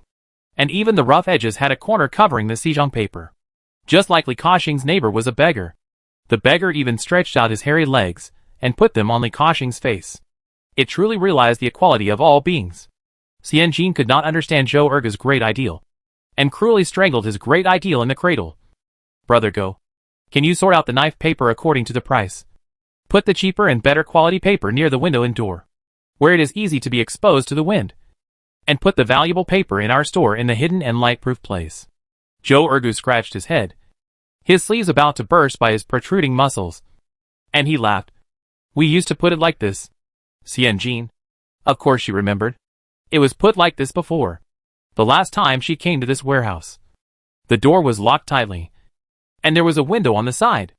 A few days ago, she had to fight with Master Chen Lu and that pork head, and fill the debts on the books, which was really too much to do. Now that she has a little free time, Xianjin feels that the Jingxian workshop was originally under the jurisdiction of Master Chen Lu. Like a pile of loose sand, like a group of idle soldiers. There are no rules for the purchase and sale of shops and workshops. And it is all arranged by the preferences of the person in charge. The people working below. Those who make paper don't care about selling. Those who sell paper don't know how to make it. Those who do the accounting just eat money. And those who manage. The worst. They don't care about anything. A group of people, each with their own characteristics. Let's not talk about Masterly Sanshun, who denies things first when encountering them, and is the most stubborn person in his body. He has all the problems that middle-aged and elderly men have. And he also has a bit of stubbornness and simplicity that the boss admires the most. Then, there is brother Zhou Ergu, a silly muscular man who can shoot wherever he points. But if he lets him carry the gun himself, he will probably hit his own foot. The few young brothers who followed Zhou Ergu are like Zhou Ergu's leg pendants, with little presence. The only person who can make Xianjin feel that he is fighting side by side is the manager Dong, who has few hairs. And there is Zhang Ma, who has been trying to cook a dish in her mouth. Wang Sansuo, a little boy, has thin arms and legs, can't write or read, and has no fighting ability for the time being. Xianjin is so lucky that he can smoothly turn his thin face into a fat melon seed. This team has problems all over. When the sun sets in the west and the sky is slightly drunk, Xianjin puts the account books and the balance of the day's list on the counter. When he is about to go out, he sees that the lights are still on outside the storehouse in the backyard of the store. Xianjin goes to see, but there is no light in the storehouse. and he could only see the dust flying in the air by the light from the porch. Joe Erga had a pile of paper on his back, another pile of paper under his arm, and a thin booklet in his hand. He leaned against the window frame, but he didn't dare to open the window. He could only squint his eyes to see the light coming through the gap in the window frame. Xianjin poked his head out. "Brother Go, what are you doing?" Joe Erga was startled. "I'm arranging the paper in front of the booklet." He raised the booklet in his hand while speaking. "Didn't you tell me to arrange the paper according to the price?" "I'm stupid. I only know what each type of paper is, but I can't remember the price of each type of paper. I did it 5 times today, but it didn't seem right. Everyone has something to do. I can't always take up people's time and delay the work. So I asked Masterly to write it down, so I won't forget it." Xianjin walked in and glanced at the booklet. It was written very concisely. Jia represents Jia Gong. Mao represents Mao Bian. Xianjin pointed to a painting that looked like a fish and asked Joe Ergu, "What is this?" "Fish." Joe Ergu smiled, his 8 teeth shining white. "Jade plate. Masterly is the best person here who can read, but he can't write some words, so he can only draw." Sure enough, there are many different kinds of paintings below, such as mountain representing coral paper, heart representing clear heart paper, and moon representing moon shadow paper. Xianjin returned the book to Joe Ergu and said, "Arrange it well." Then he turned around and was about to leave. And Zhang said that they would have a hot pot tonight, a spicy black bean soup pot, with her favorite fried tofu puffs and white radish slices, and a pot of steamed wild vegetable potato rice, and asked her to go home on time for dinner. It sounds so exciting. Xianjin walked to the door and heard someone mumbling behind him. "This is Crescent." "What is Crescent?" "The crescent moon." "The moon? The moon is?" Xianjin stopped at the door. 2 forces were fighting madly in his mind. "Goodbye, my wild vegetable potato rice. Goodbye, my spicy black bean soup pot. Goodbye, my fried tofu puffs." Xianjin finally loosened his fist, turned around, and walked towards Joe Ergu as if he had accepted his fate. His voice weak. "That is moon shadow paper. 8 cents a piece of moon shadow paper. Forget it. I'll help you. This group of people have all kinds of problems, but they have one thing in common, which is also their greatest advantage. They are kind-hearted and obedient. This is rare." After breakfast the next day, Xianjin lowered her head and kicked the threshold of the old house with her toes. When she kicked it 128 times, the figure of the weak scholar appeared in her sight. Xianjin raised her head and looked at Chen Jianfang with burning eyes.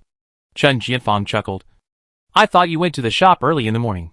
Stepping over the threshold, he slowed down his pace. "Last night, and John kept complaining about the spicy black bean pot she made just for you. But you weren't there." Xianjin hurriedly followed, smiling. "Something happened at the shop, so I can't come back." "Still looking for trouble?" he asked. "Is it delicious?" Chen Jianfang smiled. "It's delicious." The 3rd master was in agony after eating it, and said that if Aunt Zhang made spicy food again, he would invite the young master of Xiade Oxiang back home to cook and steal Aunt Zhang's job. Xianjin laughed. Chen Fu has the most typical Huizhou stomach. Salty, fresh and light, and wants to eat the original flavor. Xianjin was born in Sichuan in his previous life. In addition to liking bamboo shoots like pandas, he also loves spicy food. Zhang Ma has a very flexible taste. Basically, she likes whoever she likes. Zhang Ma's favorite recently is Xianjin. She puts more dogwood, spicy and chili peppers on the dishes on the table, which makes Chen Fu complain bitterly. It is said that he squats in the toilet 8 times a day. But it doesn't matter. He also fell in love with the toilet before. He was either in the toilet or on the way to the toilet. I don't know where he got so much stock. Her father in her previous life was like this too, claiming that squatting in the toilet is the last time a man can enjoy solitude. Xianjin stretched his arms, stretched his muscles and wrists, and raised his chin in a nonchalant manner. Chen Jianfang asked sharply, "Is there something?"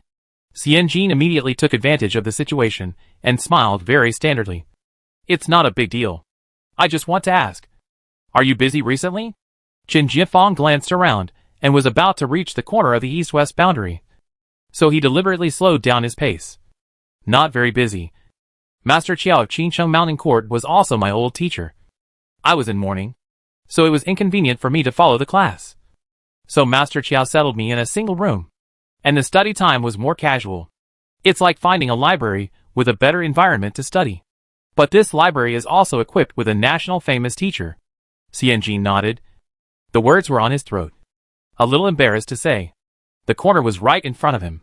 Chen Jianfang simply stopped and said in a gentle voice, "Is there anything urgent?" Xianjin rubbed his hands. It's like this. The shop assistants have never opened their eyes. They can only recognize a few very simple characters, and they don't know the slightly more complex characters. Our Chenji business is quite special. It is a business for scholars. If they were all rough and uncouth, there would be no way to do business and manage the store. Xianjin and Zhou Erge played paper until very late last night.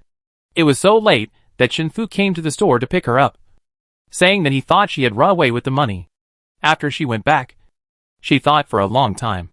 To do business, there must be rules and regulations. Whether you are the shopkeeper, the clerk, the CEO, or the intern, you must act according to the rules. How can the soldiers under her command act according to the rules when they can't even read? Rely on Zhou Ergu's well-developed biceps? Or on Li Sanchuan's textbook stubbornness? After much thought, she decided to teach the employees to read, whether it was for the future development of the shop or the employees' career prospects. Knowing how to read was much more valuable than being blind. Then the question came. Who would teach? She? She could write and read. But how could she teach? She was separated from them by a gap of several hundred years. Should she teach them Abbasid or Abbassidi? Not to mention that she herself writes in simple vernacular Chinese. Nowadays everyone uses traditional Chinese characters. If she teaches them like this, wouldn't she be misleading the students? If there were adult night schools in this era, she would definitely send these illiterate people to learn literacy without hesitation. But there aren't any. There are academies, but the teachers may not be willing to accept these big and strong men to start their education with a group of children. Let's take a step back and say that even if the teachers are willing, the parents of the children who have paid the tuition will probably object. Xianjin spent the whole night thinking about this matter.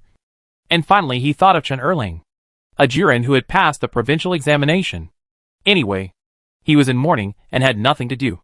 So if he was willing to come and teach, it must be a great thing. Seeing that Chen Jianfang had not responded for a long time, Xianjin decided to use his trump card. Don't worry.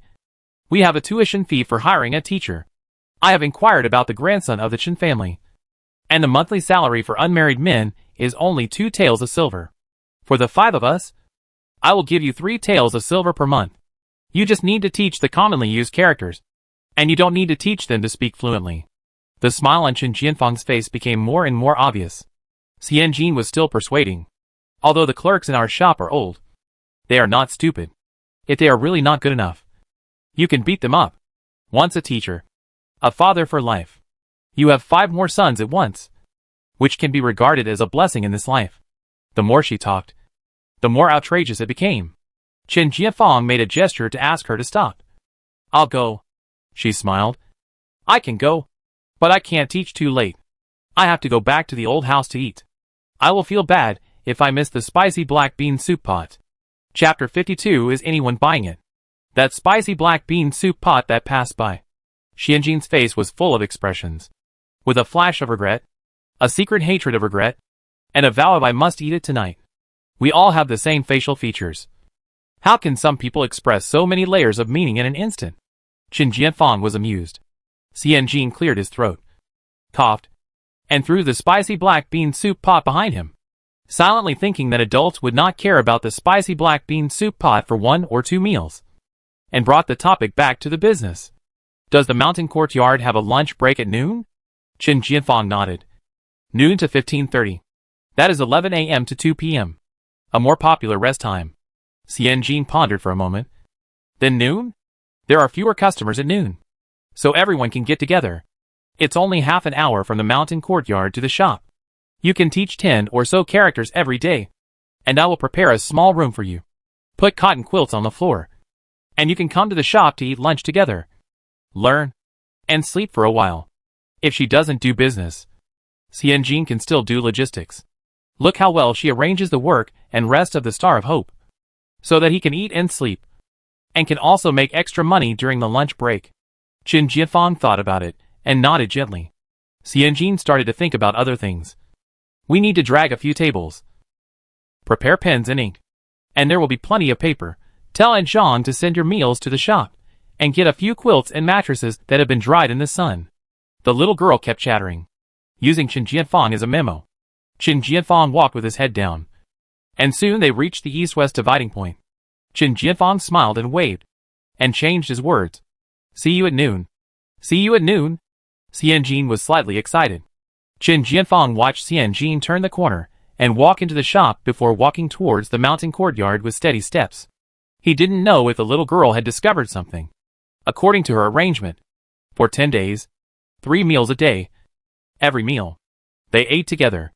Xianjin did what he said. As soon as he entered the shop, he called everyone to hold a short meeting in the front hall. They stood in positions according to the number of sleeve bars.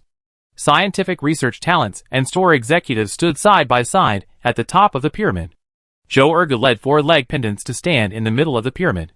In turn, Wang Sansuo was alone at the bottom of the pyramid. He could only see the backs of the heads in front of him, but not the bright face of his own shopkeeper. Very sad, but to no avail. Little Wang Sansuo quietly stood on tiptoe, and caught half of his boss's nose from the gap between the biceps of the leg pendants. Even though he couldn't see the face, his voice was still very clear. Xianjin announced loudly. From today on, everyone will take an extra half-hour break at noon. Pa pa pa pa. The applause was warm and long-lasting. Then let's make full use of this half hour. I specially asked Erlangjin to teach everyone to recognize words. Recognize 20 words a day. The next day, dictate and accept the situation of the day before. If you make a mistake in a word, you will stay for an extra half hour at night. If you make a mistake in a word for 3 consecutive days, your wages will be deducted. Deduct 10 copper coins. The applause stopped abruptly. Zhou Ergu said angrily. Other paper shops don't have this requirement. Xianjin said expressionlessly. Then go to the government and sue me. Manager Dong laughed out a girlish smile. Xianjin was disappointed. Among all the people in our room, only Manager Dong can read and write. Masterly. You are such a great master. If you don't learn a few more words, when you make a 6 Zhangxian, how will you write paper scores? How will you leave your name forever? Li Sanshun was instantly convinced by this reason, scratched his head, and turned to walk inside. Temporarily exit the stage of complaining. Xianjin continued. Brother Sangu and the brothers of the Zheng family. We will hold a paper score knowledge competition at the end of the year. The result of the competition is directly linked to the bars on your sleeves. If you pass the exam, you will add a bar. And if you fail, you will subtract a bar. The competition includes both hands-on practice and papermaking. And written questions. Are you sure you don't want to come and learn calligraphy? Bars equals money. Money equals happy life.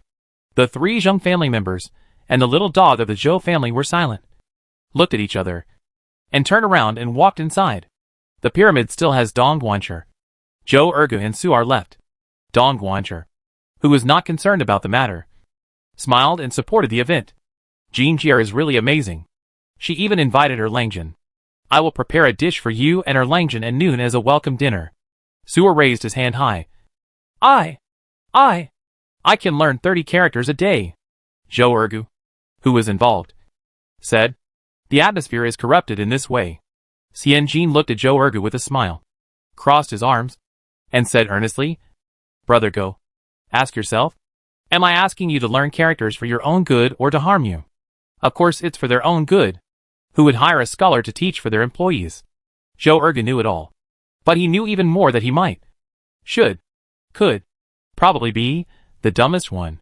Zhou Ergu thought about it, took out $50 from his pocket and put it on the counter, then followed the pace of the large group to the workshop. His steps were heavy, and his back was lonely. Xianjin smiled and said, What are you doing? Zhou Ergu waved his hand back. Save it first. To offset my typos. Xianjin. Sincerity is the ultimate weapon forever. Before noon, Xianjin stood at the door and waited. The Qinji sign hanging high above her head fluttered in the wind. After a while, Qin Jianfang arrived as expected, walking slowly from the white arch bridge to the steps, still with a roll of old books, still not many words, and still like the breath of the breeze and the moon. Xianjin was afraid that the scholar would not be used to eating with the hard-working laborer, so he specially placed a small wooden screen in the backyard. Chen Jianfang smiled. Are you afraid that I will scare you guys by my ugly eating manners? Xianjin's face was distorted. Mainly because they are afraid that I will nag and lecture you guys uncontrollably during the meal. After being interrupted, the screen was removed, and 7 or 8 people in the shop sat around the round table to eat lunch. At first, everyone was still concerned about Chen Jianfang's status as a rising star, and they were very elegant and restrained when eating. But before 10 chopsticks were used, Zhou Ergu was the first to show his true colors, holding a bowl, dipping into the sauerkraut, tofu and pork soup, and slurping down a large bowl of soup and rice. Manager Dong was almost scared to death. He glanced at his own shopkeeper, who was sitting next to the Star of Hope, and his heart was also cold. His own shopkeeper was eating hard. His movements were not ugly, but the frequency was very fast. In his eyes, there were only dishes and rice. His movements were neat, and his eating manner was crisp. Others could not have 2 tigers in one mountain. But she only cared about the food. Eating in the shop was like this. And it was still open for business. Who could sit down properly, comfortably, boil tea around the stove, and chew a grain of rice 10 times? Especially here. There are only the shopkeeper and Shiasur, 2 girls. The rest are all coolies. Cutting grass, scooping paper, and stirring water all require a lot of strength. If you are among the laborers, being gracious, elegant, and gentle is useless. If you want to control this group of laborers, being smart is one thing, and paying enough money is another. The most important thing is whether you get along well with them in daily life, and whether you can get along well with them. This is what the laborers value most. If you have a bad temper, you will do it even if you are paid 1 or 2 taels of silver a month. If they don't fit in, it won't work even if you give them 8 taels of silver a month. So, it's conceivable. What else does Jin Jie, who can completely convince the young man, have besides being smart, generous, and straightforward? Manager Dong looked down on Chen Jianfang and was stunned.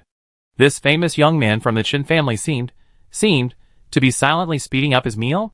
After dinner, everyone poured a pot of strong tea, took a break, and got back to business.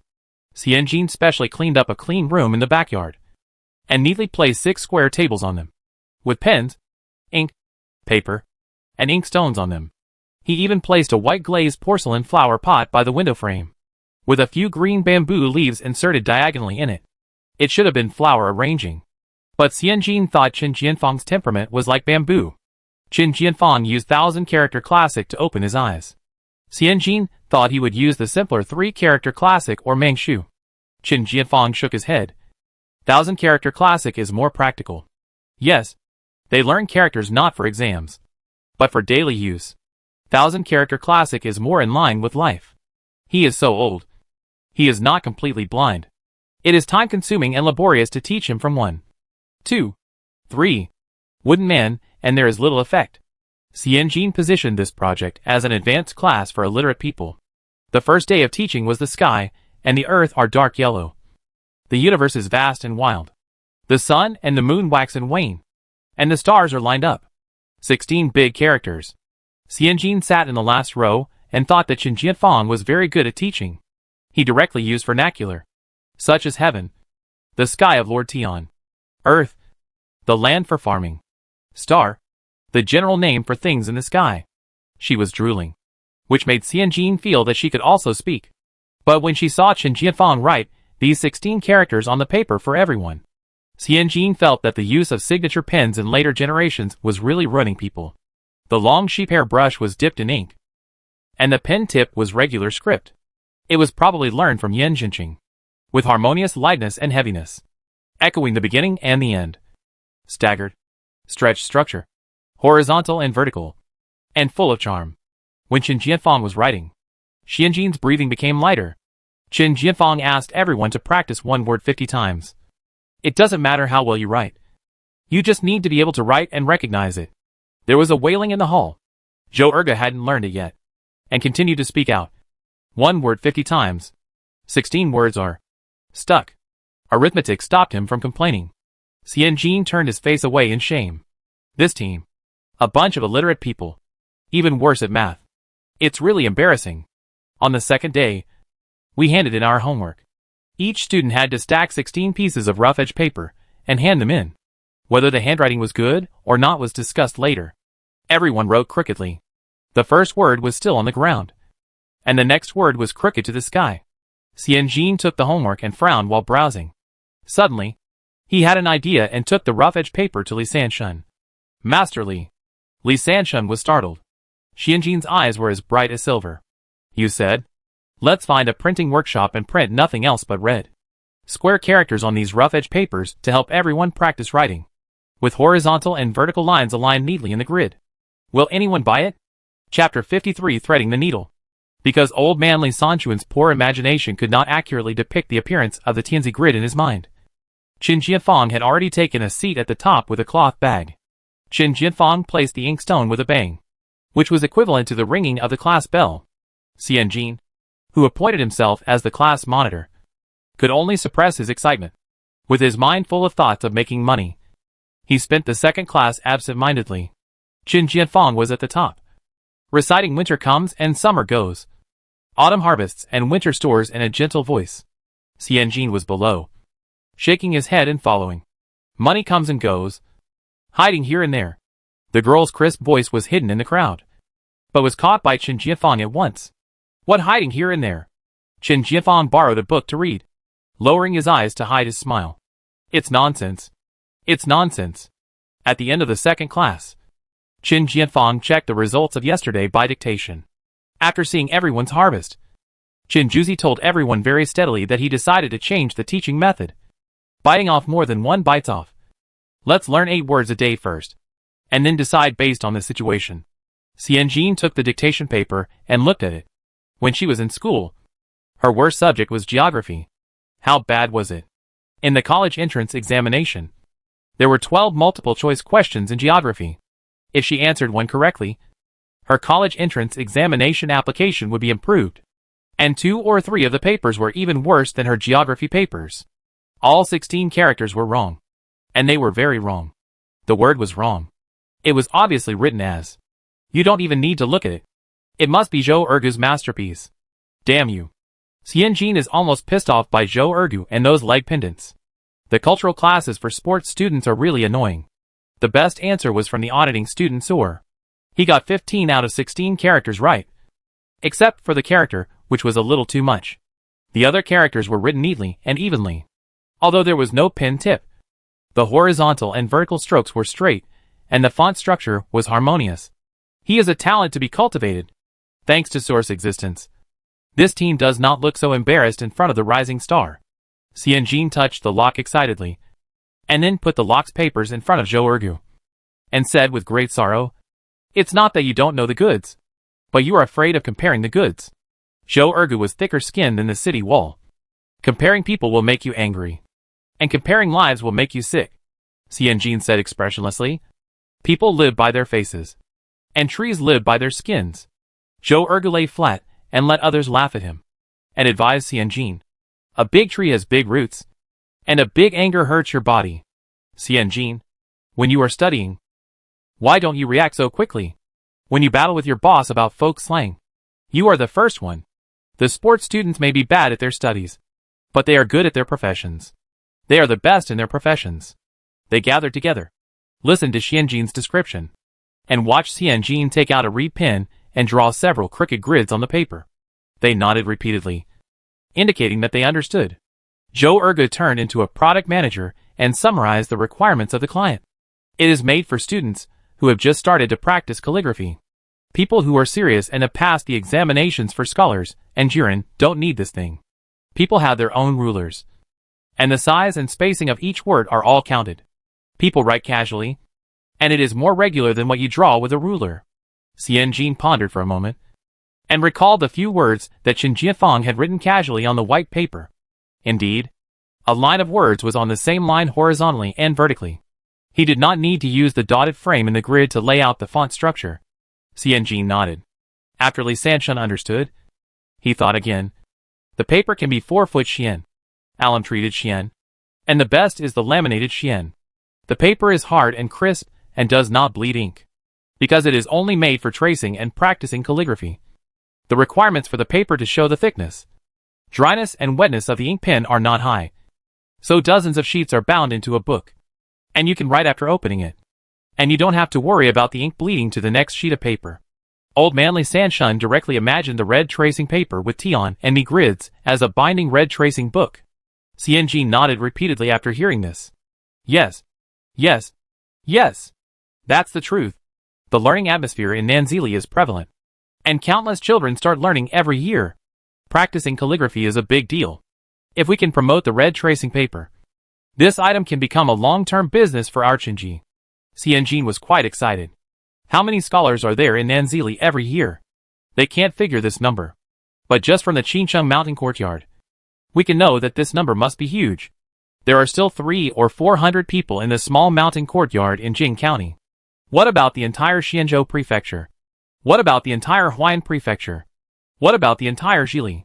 Let's take the example of the thin and handsome scholar from the eldest branch of the Chen family. He came to open the door and taught 16 characters a day. He was required to write a character 50 times, which is hundreds of characters. If you write large characters on a 4-foot paper, there is only room for 60 or 70 characters. If you assign homework of 600 characters, you will need 10 pieces of tracing paper a day. Those who concentrate on studying and look forward to the imperial examination will only have more demand, not less. This paper can be sold. Li Sanchuan's heart was also warmed by the steam rising from the workshop. They did it as soon as they said it. The premise of selling paper is that they can make it. It's easy to make a 4-foot-long laminated rice paper. The task list was sent to Xiaoqiao village. Zhou Erge personally took charge and worked on it for 3 days. He used the raw rice paper in the warehouse and a wool brush. He brushed it with 2 parts of alum, 3 parts of gelatin, and 5 parts of white hyacinth for 3 times. And then it naturally dried into cooked rice paper. After getting the hard, thick, and ink-proof Xian paper, Master Li Sanshun went to find a printing workshop. The business of this printing workshop was not very shady. Those romantic books about love and affection were produced here. Nowadays, the saints in the palace are more inclined to the Confucian way of self-preservation and preservation. For these erotic books that are heretical and bewitching, they must be killed as soon as possible. The printing workshop had no business for 4 or 5 months. Now Master Li Sanshun came to the door with Xian paper. The shopkeeper nodded repeatedly with tears in his eyes, before he could hear what Li Sanshun said clearly. Do it. Do it. Do it. We do everything except murder, arson, highway robbery, kidnapping, extortion, honey traps, fire pits, and beauty traps. Xianjin. It can be seen that this boss has a really hard time. In the poor time when there was no business, he probably thought about the most profitable business in the world. Nowadays, wood block printing and movable type printing have developed very advanced. Xianjin briefly explained the concept, and then took out a 4-foot rice paper with red ink and a grid pattern drawn in proportion, and asked for proofs according to the rules. The boss pondered the sample for a while, took out several wooden tablets and carving knives, and his skills flew. The wooden tablet instantly turned into a convex plate, and then compared it with the sample to form a shape. Smeared red dye on the wooden tablet, put a 4-foot rice paper on the wooden machine, and pressed the handle down. The boss took out the 4-foot-long paper and handed it to Xianjin for inspection. Is it like this? Wow! The wisdom of the ancient Chinese people is endless. Xianjin said a few words and took out the proof draft, and people could copy it 1-to-1. Xianjin's admiring expression successfully amused the printing workshop owner. The boss proudly said, "Your work is not difficult at all. When our business was the best, we engraved 3 storybooks in 1 night. Printing 3 books in 1 night. High productivity like a sow." The boss boasted in a low voice. "Let's not talk too much. Which lady in Jing County doesn't have a storybook printed by our family under her bed? I fell in love with you through the crowd. The temptation of a beautiful concubine. That scholar is really handsome, are all our masterpieces." Xianjin wiped his forehead. "I'm sorry. She didn't know that this was the biggest entertainment outlet in Jing County. The boss does all kinds of business." From another perspective, it proves that he has strong business ability. But under Xianjin's repeated requests, the boss swore that when printing Qinji's red copybooks, even if the entertainment boom is over and the situation slows down, he will never use one machine to print romance novels and another machine to print red copybooks. How split? If parents of students who are beginning to learn know that next to their son's copybook, there used to be a book series of The Temptation of a Beautiful Concubine, Xianjin is afraid that the child's mother will be so angry that she can't breathe. If the wife is dead, wouldn't The Temptation of a Beautiful Concubine be played out in reality? This risk must be avoided. The printing workshop moved very quickly, printing and binding more than 24-foot TNZ grid copybooks in one night. Now that the goods are available, how to sell them? Qinji expressed his own opinions and brainstormed in the backyard. Xianjin is mainly responsible for the brain, and the others are responsible for the storm. Li Sanshun is conservative. Just put it in the store and sell it slowly. People come and go. We rely on word of mouth. The product is good. It will always be successful. Manager Dong puts profit first. Not right. Not right. We invested nearly 100 taels of silver in this. If we take it slowly, when can we get the money back? You must remember that Xiaoqiao village pays in cash on a monthly basis. Then the two of them started to argue wildly and violently. Zhou Erge buried his head and said nothing. Xianjin walked over and saw that the guy was still copying homework. Zhang Ma held the bowl and muttered, "Selling paper or not? We have to eat." Her hand stretched from Xianjin's armpit to Xianjin's mouth. "Ah, this orange is so sweet." Xianjin swallowed the orange in one gulp with a blank expression. She had to eat it. If she didn't, she was afraid that Zhang Ma would pry her mouth open in public. Xianjin crossed her arms, chewed the orange, and stared at the half-person high tracing book in front of her. 1,000 things passed through her mind, and she seemed to have grasped something. "Let's go directly to the academy." Qin Jianfang carried a white cloth bag in his hand as usual. It was getting dark. He had been waiting for someone at the corner for a long time, but he didn't see him. He came to Qin's and saw that the lights in the shop and the backyard were on. So he knew that everyone in the room was staying in class again. As soon as he came in, as expected, everyone was sitting with sad faces. The little girl crossed her arms and looked at the copybook in front of her, as if she was looking at a mountain of gold that had not yet exploded. Chen Jianfang whispered, "Since it is needed by scholars, why not go directly to the academy to do business? Scholars need to buy. Chen's needs to sell. It's a perfect match. Both sides are comfortable." Xianjin moved his mouth. They didn't go directly to the school, because they didn't like it. Last time, they set up a stall to sell blind bags at the gate of Qincheng Mountain Courtyard, and were accused of setting up a trap to cheat students' money. Later, the Sun Shun incident happened. Although they were not at fault, they didn't dare to offend others openly again. Chen Jianfang said calmly, "If you need an introduction, the headmaster of Qincheng Mountain Courtyard is my mentor. Tomorrow, I can help He Zhigui get in touch with the headmaster." Chapter 54 The First Meeting. Xianjin didn't know if the matchmaking Chen Jianfang mentioned was the same as her understanding of matchmaking. Under the influence of her father in the previous life, business talks were either done at the wine table or on a woman's thigh. Xianjin hesitated and glanced at Chen Jianfang's gentle and upright figure, and spat at herself in her heart. How could she pollute the clear star of hope with such filthy dregs? The matchmaking of the star of hope must be a high mountain stream or a high spring snow. Maybe there will be some Xushui Liushang, some flying flowers, some toasts, and some poems at the banquet. For this reason, Xianjin was very worried. With her level of education, it is very likely that she will not be able to accompany the former Tanhualang. Therefore, Xianjin got up in the middle of the night, lit 4 candles, and took out several books of Yuefu poetry collection, Yutei Xinyong and Huajian collection from the library of the old house, preparing to make up for the ancient poetry and literature, so that the former Tanhualang, Qiao Shanchang, one of the 2 beauties in Jing County, would feel at home and sing songs with her.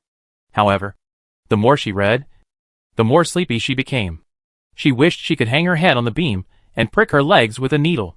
She wanted to take out the cooling ointment made by Zhang Ma to refresh herself.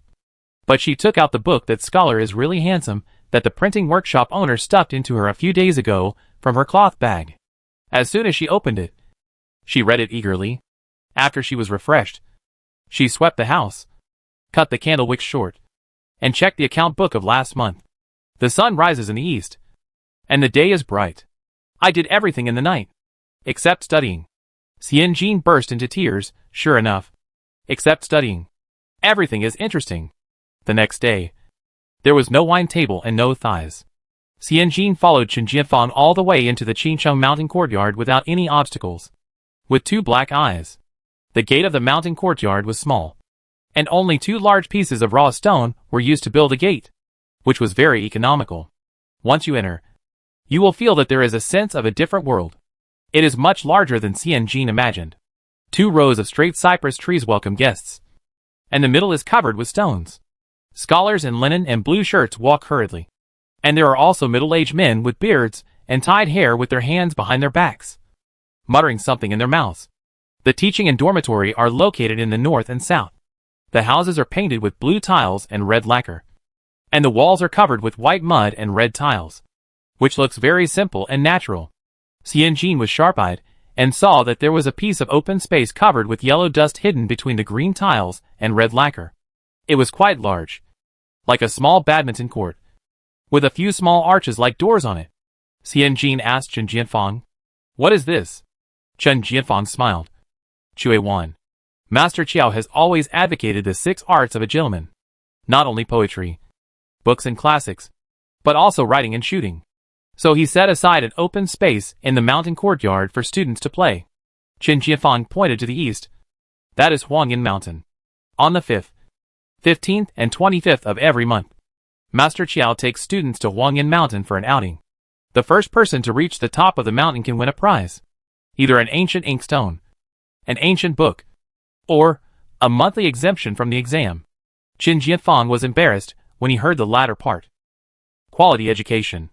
Xianjin nodded repeatedly, and agreed with Qiao Shanzhong's educational philosophy. The 6 arts of a gentleman are etiquette, music, archery, charioteering, calligraphy, and mathematics. Archery and horse riding are also among them. Many scholars can't afford to raise horses after studying for a lifetime, let alone raising horses. In addition, the imperial examinations do not test these miscellaneous subjects, which directly leads to a clearer distinction between civil and military.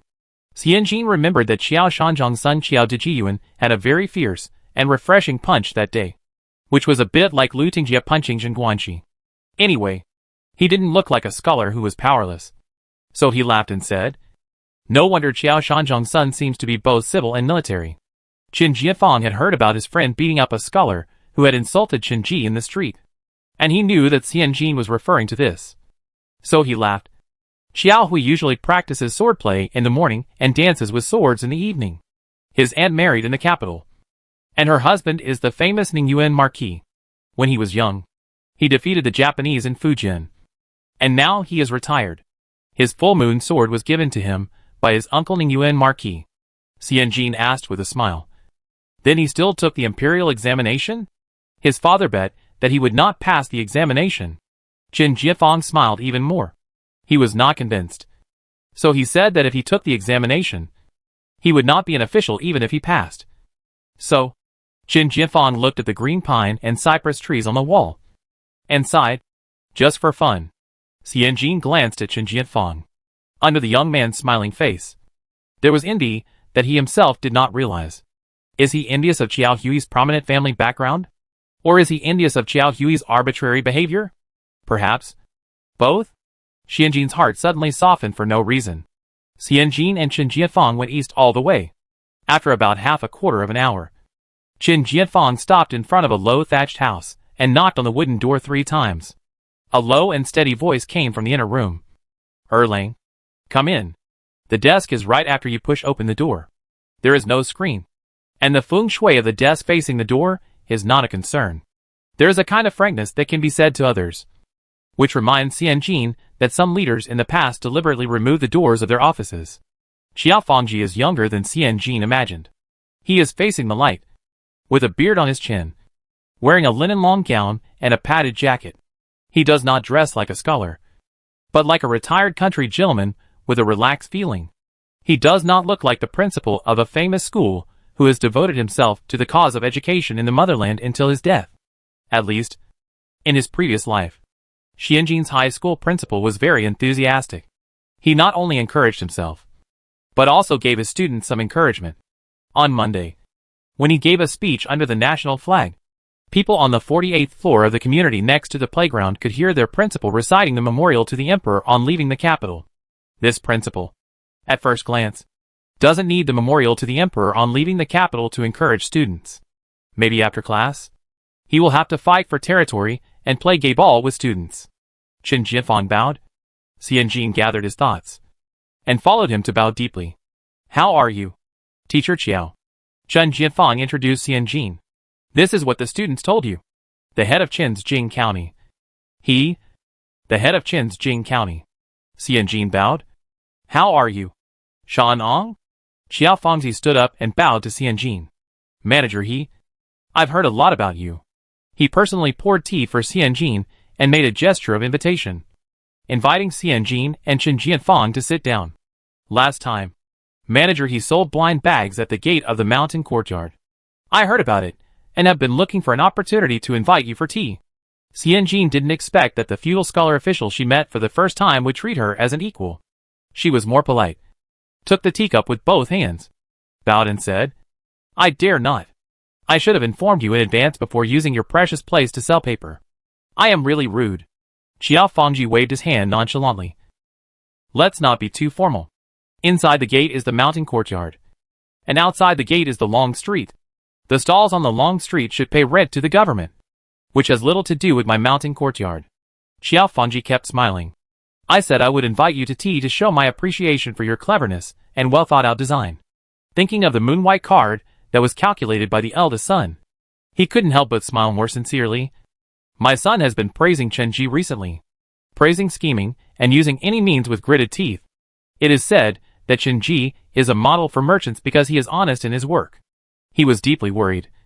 Nowadays, the morals of the world are going downhill, and merchants are eager to make a living. I also think that Manager he is a heroine, and she has a lot of rules and regulations in her behavior. He was filled with grief and anger.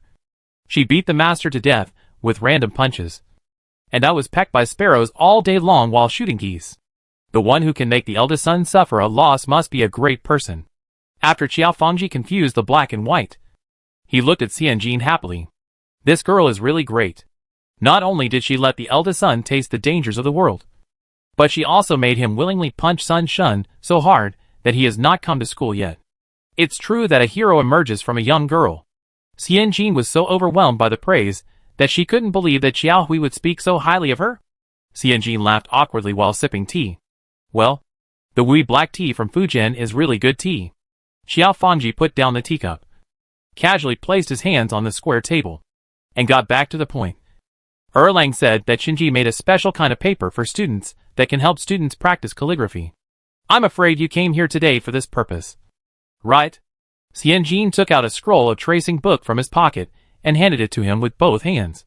It's rough workmanship. Please take a look. Qiao Fangji opened it and understood it at a glance. Tracing book specifies the writing position, and the 4 diagonal lines in the grid help students determine the font structure. It is indeed a good thing for beginners to write. But Qiao Fangji covered the tracing book and smiled. Your stuff is good, and the idea is also clever, but it's not suitable for us here. Chen Jianfang stood up to pour tea for his teacher. Qiao Fangji looked up at Chen Jianfang and said in a relaxed voice, Erlang, don't be anxious. Chen Jianfang pursed his lips, and his long eyelashes moved slightly. Qiao Fangji continued to explain. This book is suitable for students who are just beginning to learn. When students just pick up a pen, it is the time to practice writing big characters, and the hand feeling of writing is not yet in place. Students of Qincheng Mountain Academy are either scholars or jurin, and they have a certain age to read and write, so they don't need these lines to help them write. Chen Jianfang said softly. Students, remember that our Mountain Academy recruits newly enlightened Confucian children from various small roads and villages every year. Qiao Fangji knocked on Chen Jianfang's forehead. You kid. He then told Xianjin in detail. Erlang is right. The Shan Yuan recruits a group of newly enlightened Confucian students from Nanzili and surrounding prefectures and states every year. There are not many places. Less than 10 people a year. But these Confucian students are all poor and cannot afford the paper produced by Chenji. Those with money would only ask a teacher to open a private school for enlightenment, and would not send them to the Shan Yuan school to eat the big pot meal. Only people like Boer or Sun Shun, who have been enlightened at home for a period of time and want to take the college examination, would be sent to the Shan Yuan, which has a good relationship with the school and the government. to eat questions.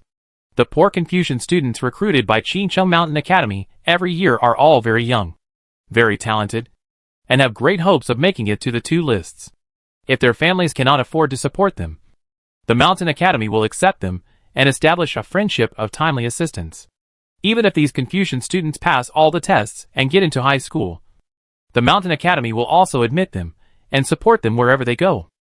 Xian Jin heard Chen Jianfang's detailed introduction of these situations yesterday, and when she was selling blind bags at the entrance of the Mountain Academy a few years ago, she also ran into a young student who was eager for Chen's paper but could only flee in panic. Xian Jin smiled confidently. His eyes were sharp. These notebooks, Qinji will give them to the poor students of Qincheng Mountain Academy for free, until they can pay for them themselves. Qinji has only one request for this. Xiao Fangji put down the teacup in his hand. A little surprised. You said? Xian Jin smiled. And his light and upturned eyebrows suddenly became strong and vivid. After the monthly exams of Qincheng Mountain Academy, please post the papers of these Confucian students who practice calligraphy with Qinji's red tracing books outside the gate of the Mountain Academy.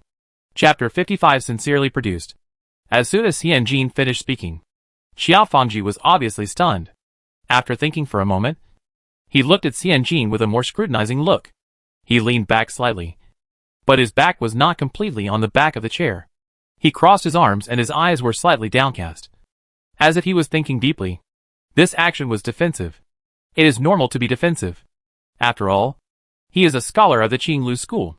He is afraid that Xian Jin, a businessman, will do bad things under the name of Qincheng Mountain Academy. Who can't afford 1 or 2 tracing books? Since Qincheng Mountain Academy can afford this group of Confucian children, it is not afraid of having a few more tracing papers. It is afraid that if it agrees to Qinji's request, Qinji will take advantage of it, and it will be impossible to get rid of it in the future. Well, it seems that Xian Jin has seen through it. Xian Jin took another sip of wheat black tea. It tasted slightly bitter, then sweet, and had a mellow and elegant taste. Such good tea was probably specially shipped from Fujian. Why did they say specially? Because cross-city trade was not easy in ancient times. Nanzili was not close to Fujian. Jingxian was just a very small county under Xuanqing. It was famous only for Xian paper, and this Qincheng Mountain courtyard. Other things were not good. There was basically no exchange between merchants from Anhui and Fujian. Such good tea was probably specially shipped by the Ningyuan Marquis of the Qiao family, who pacified the Japanese rebellion and occupied Fujian. As mentioned by the Star of Hope, in ancient times, clan and marriage were very important. Just like a small tree that rose from the ground.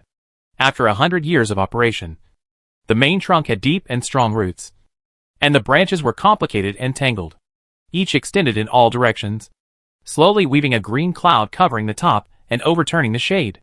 Unless the main trunk was hollowed out by insects or hit by a huge force, this tree could stand forever and ever, and absorb nutrients from the dead leaves and yellowing, and grow stronger. This is probably the family that old Lady Chu wants. So what role will she gradually play in this family? Is it the soil that feeds the main trunk? Or is it the side branches that slowly sprout new buds? Teacher, Chen Jianfang called softly, breaking the silence. Xian Jin realized that his thoughts were drifting away. He lowered his eyes and drank another sip of tea. He decided to take the initiative and refused to wait passively. His tone was sincere, and he went straight to the point. You are worried that the academy and Qinji will be involved and linked, right? Xiao Fangji smiled. Business is for the people, and the people take what the business needs. It's just a trivial matter, not worth mentioning. Isn't it to protect the reputation of the Mountain Academy? Why? Xian Jin waited for Xiao Fang to say. I am worried about those Confucian students. Are they willing? Dong dong dong sounded outside the window. 3 bells rang, followed by the sound of students packing their bags and pushing their chairs. School was over in the morning. Xiao Fang's eyes were withdrawn from the window, and the smiles on his lips were restrained one by one. The Confucian students in my Mountain Academy, some because of poverty, some because of loss of blessings, all have pitiful life experiences, but they have the ambition of Song Lian and the tenacity of Quang Heng. Given time, I dare not say that all of them will pass the 2 lists, but they may also be the reserve prime ministers of the Hanlin Academy and hold power in the future. Xiao Fangji's tone was light, but his aura leaked from the end of his words. Chen Jianfang subconsciously looked at Xianjin. Fortunately, the little girl was not scared. How could the head of the mountain courtyard, who passed the imperial examination once, was selected as the third place in the palace examination, and served as an official twice, be just a cheerful, smiling, retired person? He was protecting the reputation of those children. Xianjin's expression also became solemn. Xiao Fangji continued, "These Confucian children are still in their infancy. If they become successful in the future, will Qinji repay them with a favor? Those who study and enter the officialdom must cherish their feathers. The favor of sending paper can be big or small. Are they willing to be a debt of favor for a copy of the Red Book from now on? Although these thoughts are trivial, they are what a teacher should think about for them. Manager He, do you think I am overthinking?" Xianjin was stunned. She really didn't think of them. Now that I think about it carefully, what Master Qiao said makes a lot of sense. For scholars, no matter how small the matter is, it is big. A piece of paper, a piece of ink, or even a piece of cake is a favor. If it is a favor, you must repay it. Otherwise it will be a lack of virtue and easy to be criticized. In modern times, companies donate money to poor students. Some companies only give out a few thousand yuan in scholarships, but they invite the media to publicize it, making the students' embarrassing and poor situation known to everyone, just to highlight their own goodness. Words. Actually, this is quite disrespectful. Xianjin's proposal just now was fundamentally disrespectful to these poor students. If you use my paper, you have to post it, and you have to let everyone see that you use my paper. The only difference is that Xianjin does not want to highlight goodness, but directly treats those poor Confucian children as tools, which is a more pure business thinking. Xiao Fangzi's subtle and tactful reminder made Xianjin blush. Xianjin pursed his lips and wanted to speak, but was interrupted by the lazy voice outside the window. Pick 2 students who can write well and do tracing in exchange for work. Xianjin turned his head. Xiao Dejiyuan was carrying a cloth bag on his back, squinting his eyes, holding a steamed bun in his mouth, and he looked like he hadn't woken up yet. Everyone else has finished school. This Xiao Degongzi just woke up. But he is Jiayuan. God is really unfair. Xianjin pursed his lips and went over Qiao Hui's words in his mind. What did he say? To pay for work? If the Confucian students work hard and get rewards, Qinji will not have the possibility of repaying the favor. Qinji is not giving alms or gifts. These papers are earned by the Confucian scholars themselves. Xianjin's mind raced, and he spoke quickly. Yes, we can do this. If the Confucian students are willing, they can write the 4 books for Qinji as a reward, and agree that Qinji will use the 4 books they wrote as templates for tracing, and print them in the first grid of each line of the tracing book. From the Tianzi grid, it has completely become a tracing book. No, blank Tianzi grids can also be sold, and they have added another sales category. Xianjin was eager to try, and said repeatedly, as compensation, Qinji promised to buy all the paper for the poor Confucian students from Qinsheng Mountain Courtyard to enter high school. The payment is in exchange for the money, and there is absolutely no possibility of repaying a favor. This little girl, her mind is really quick. Xiao Fangji was stunned. Xianjin asked anxiously, So, do you think it's okay? Xiao Fangji came back to his senses and said with a smile, This exchange seems to be a loss for the shopkeeper. As a businessman, if you don't take advantage, you lose. This is much weaker than the initial proposal. Xianjin smiled and shook his head. No loss. No loss. As long as you allow us to print 1 sentence on the book, we will not lose anything at all. 1 sentence? Xiao Fangji repeated. Xianjin nodded with a smile and confirmed. 1 sentence. Xiao Fangji saw that the little girl quickly regained her position, with a confident and calm look, and he couldn't help but look at Xiao Hui. Xiao Hui yawned in response to his father. The yawn was rich in meaning. I told you early in the morning that the new shopkeeper of Qinji is very smart and has a lot of money in her mind. You say she is cunning, but she is also educated and listens to advice, and doesn't want to take advantage of others. You say she is not cunning, but she just wants to take all the benefits. Xiao Fangji felt like he was crazy. He could actually interpret so many words from his son's ordinary yawn. After the matter was finalized, Xianjin relaxed a lot and discussed with Xiao Fangji, mostly around business ethics and people ethics. Xiao Fangji was a theorist with rich experience in books. He quoted classics from Family to Shenhuasan, from the salt transport route to the tax on wine, and talked about it eloquently. It was clear that he did not despise business ethics at all. On the contrary, he valued and favored it. In such an era, it is very rare. As a scholar who is a government official, it is a great virtue not to disgrace business. Xianjin is a business major, and has been influenced by it since childhood. Now, he has some practical experience. He belongs to the double buff of the theoretical school and the practical experience school. He always praises Qiao Fangji in his words. The two of them sing the same tune and chat very congenially. One asked, "Why do merchants make money?" Of course, he can't answer that they make money to make jade for the hall and gold for the horse. For this kind of philosophical question, Xianjin decided to fight air to air. Generally speaking, it is for the common people. Qiao Fangji smiled. Then you can go to the novel. This question, in fact, can be asked in another way. That is, why develop business? In the era of emphasizing agriculture and suppressing business. This question is very advanced. Xianjin also smiled. To pay monthly wages to the clerks. To pay rent to the government office. To pay taxes to the court. To have money to buy goods from other industries and other businesses. To continuously invest in costs and make our own goods better. Absorb labor and create jobs.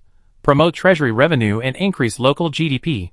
Promote industrial development and enrich product categories.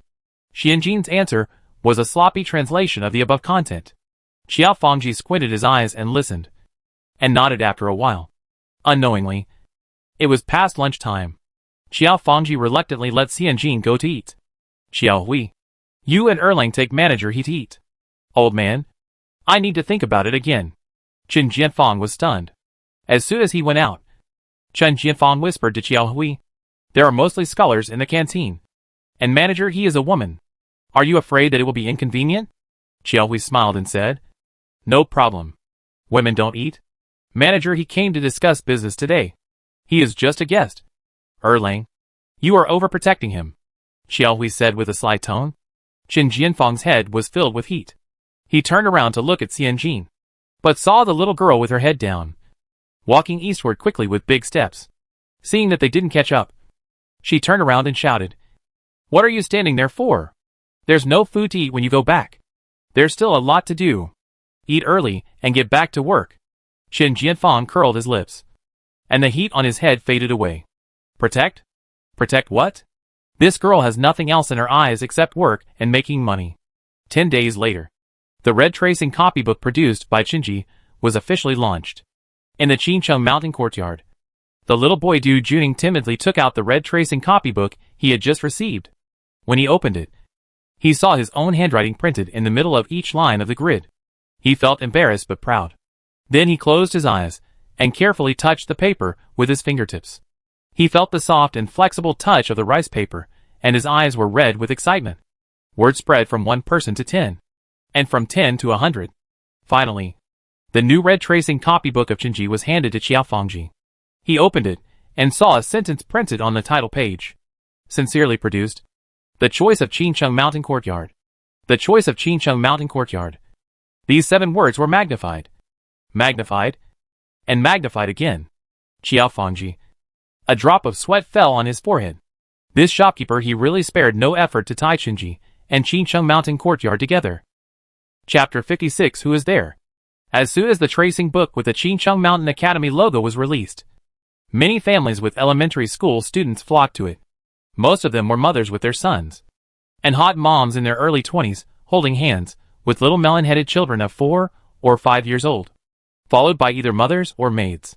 4 or 5 people came in a mighty way just to buy some tracing books for their little ancestors.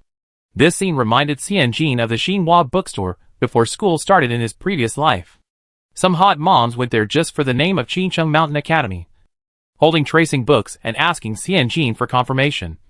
"Boss, is this book in your house really for Qincheng Mountain Academy?" Xianjin smiled and said, "Look at what you said. Jin's family has been in Jingxian for almost 3 generations.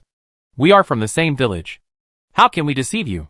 He casually flipped open a book, pointed to the printed words on the first line, and said with a smile, "These words were written by the new students of Qincheng Mountain Academy." Lama came over to take a look. A little excited? Qingcheng Mountain Academy also accepts students. I thought only the prospective scholars, who could take the academy exam, could go in to study. Xianjin smiled and nodded. Of course it's true. Xianjin lowered his eyes, and glanced at the confused melon-headed boy next to La Ma, and couldn't help but smile sincerely. The children recruited by Qingcheng Mountain Academy are all personally selected by Principal Qiao. And the best are selected. Only those with extremely top talents and knowledge can enter Qingcheng Mountain Academy in advance. The confused melon-headed boy didn't understand anything. He blinked his eyes and grinned at Xianjin like a puppy, showing a bright smile. Xianjin restrained the urge to pinch his little face, praised the puppy's eggs in his heart, and turned around to brainwash his mother unethically. The young master used the copybook approved by Qingcheng Mountain Academy. Who knows? He may be recruited in advance. From now on, he will be able to rise to the top and become the first #1 scholar in our Jing County. After thinking for a while, he added, the young master is 4 or 5 years old. Right? Lama nodded hurriedly. 4.5 years old. A month ago, I invited Li Xiaocai from the village to teach him. Xianjin nodded profoundly. He is not young anymore. When the son of the head of the village passed the imperial examination, he was only 15 years old. There is not much time left for the young master. Lama was stunned by Xianjin's irresponsible deception. When she lowered her head, she seemed to see her own guapi with a big red flower on his head, a golden apron around his waist, and a handsome horse returning home. After listening to Xianjin's words, she felt a sense of urgency. She gritted her teeth, stomped her feet, and slapped the counter. Bye! Give me 100 tracing books. Turning his head to look at little guapi. Let's write 300 characters every day.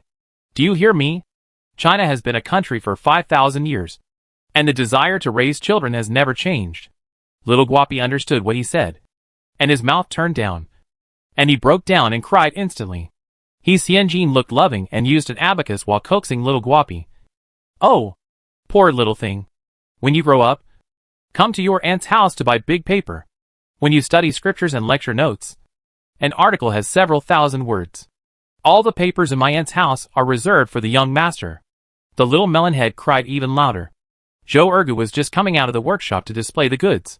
Hearing the bad taste of his own shopkeeper, he took a step back silently. It's scary.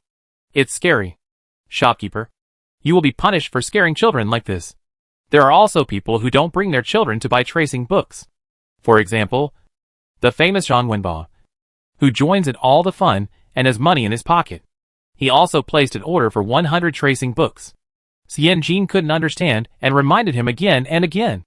This is for children to practice calligraphy. Boer nodded calmly. I know. Xianjin said again. You are already studying in Qingcheng Mountain Academy. You don't need to be influenced by the scholarly atmosphere of the Mountain Academy. Boer was as calm as an old monk in his arms. I know. Xianjin laughed. Then why did you buy it? Boer glanced at Xianjin. I am happy. I am willing. I have money. Xianjin, not knowing what to say, she ripped off Boer and pushed him hard for the 3 or 4 pieces of paper that she asked Suer to take out and put in the shop when Sun Shun came to make trouble but never sold. Zhang Wenba happily accepted the order. When Chen Jianfang got out of school, Xianjin told Chen Jianfang about this strange thing while eating red date agate cake. But Chen Jianfang smiled with pursed lips, cleared his throat twice, and told Xianjin not to care. Someone wanted to spend 20 taels to buy the 6 zhangxian that he won. And he was always afraid that you would lose money. This is to support Qinji. Since the last 6 zhangxian was released, many people came to Qinji to ask about buying it. But Xianjin refused them all, and just said to wait for the next time Qinji released the blind bag. If something can be bought by anyone, is it still a good thing? The preciousness of goods depends on creating momentum. Who creates momentum? It is the seller. Xianjin was very touched by the concern of dear Boer, but also very angry. She would not lose money even if the king or the lord lost money. The sales of the red copybooks were better than expected, taking advantage of the beginning of spring, when various schools and private schools started. They could basically sell 300 to 400 copies a day. Xianjin placed an order for 3,000 copies in Xiaoqiao village. After eating the loving dinner made by Zhang Ma, she took a walk to the printing workshop to encourage the boss, who had been working all night, and his nose was crooked and his eyes were squinting. The printing workshop owner's surname is Shang. He is white, fat, short and stocky, like a short pole. As his surname suggests, he is a very reasonable person. Every time Xianjin goes there, he gives him 2 early printed bloody romance novels. This boss is also smart. He only gives him the upper part of the novels, leaving the middle and lower parts for Xianjin to ask for. When Xianjin was scratching his head and asking for the lower part, Boss Shang took the opportunity to cry. "We can't print it all. We can't print it all. We printed 500 copies all night yesterday. We sent another 500 today. Take a look." Boss Shang stretched out his hand.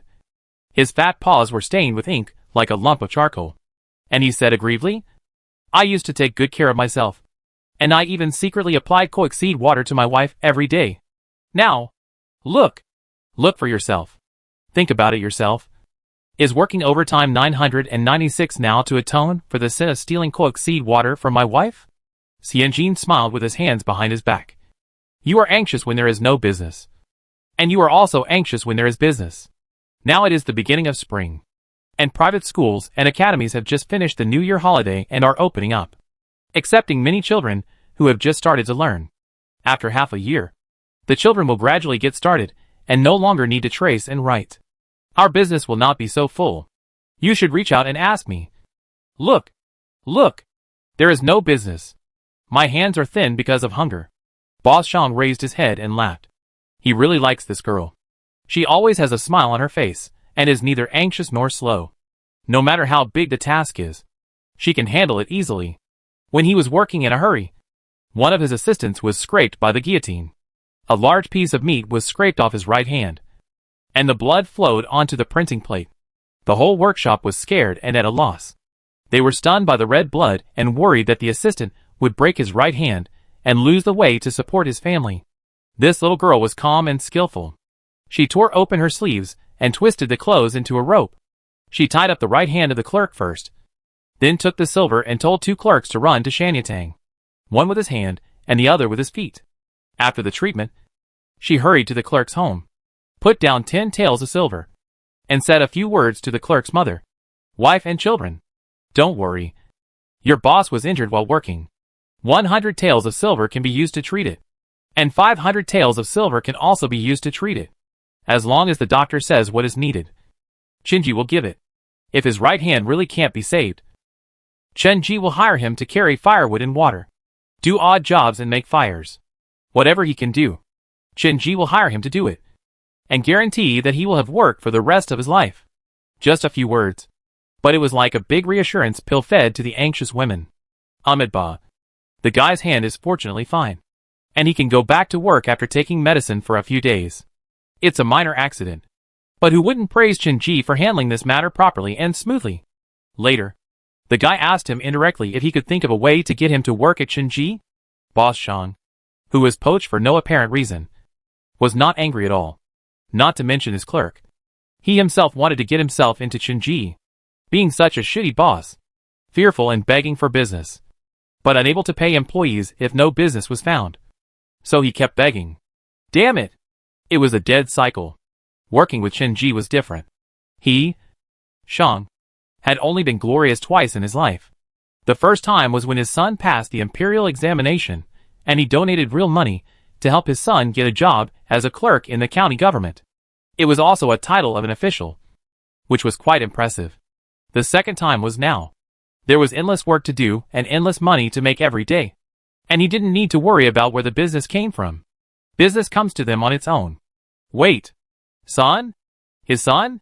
Lao Shang touched his big fat belly and squinted at the little girl Chenji. She has fair skin and black hair, red lips and white teeth. The best thing about her is her eyes. They are not very big but very beautiful. The corners of her eyes are slightly obtunded. Her eyelids are narrow but deep. Her eyes are very bright, and she has big ideas. He couldn't squeeze himself in.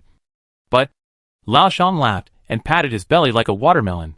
He asked casually, I heard that Mr. Chen San treats manager he very well. Like a real father and daughter? Xianjin was holding a newly printed copybook and looking at it against the light. Because the paper was thick, he couldn't see through it at all. So he nodded with satisfaction. He listened to Boss Shang's question and nodded with a smile. Third master has nothing to say to me. If we weren't father and son, the big workshop in Jing County wouldn't have been run by a son. Old Sean narrowed his eyes again, with a nostalgic look. Third master is an open-minded person. Very successful. And smart. I have always wanted to drink a pot of wine with him. Successful? Smart? Is this Chen Fu? Xianjin looked at Boss Sean with a strange look in his eyes, and said blankly, Then I will arrange a meeting for you? Boss Sean smiled and waved his hand. Don't bother, shopkeeper he. I will arrange it myself next time. Xianjin scratched his head, very puzzled. As soon as she went out, she touched the dark crimson cloth bag she carried with her, and found 2 thin books inside, and she became happy again. Boss Sean is really nice. He works 996, but he still remembers to send her spiritual food. She walked back to the shop. It was dark. The crescent moon and a few stars in the northeast matched like an oil painting carefully laid out on the drawing board. Xianjin stopped to admire the beautiful scenery at the edge of the sky before he stepped into the store. Now that there are more customers, Xianjin asked Zhou Ergu and a few leg hangers to organize the chests and papers displayed in the store to make room for customers. Zhou Ergu carried the chest on his shoulder and propped himself up. When he saw a dark shadow sneaking out of the door, he couldn't help but shout angrily, Who's there? Chapter 57. The person in the painting. Zhou Ergu was so angry that he roared, and even the iron mountain would tremble. Xianjin looked up and saw the black shadow on the wall tremble. And then a woman, with a hunched back and chest hunched, walked out from the corner. The woman was dressed simply. No, it can no longer be considered simple. She was poor. It was a cold February, and the woman was wearing a linen jacket with patches on her shoulders, and cuffs in the same color as her clothes. It was probably her first time to come to a place like a paper shop.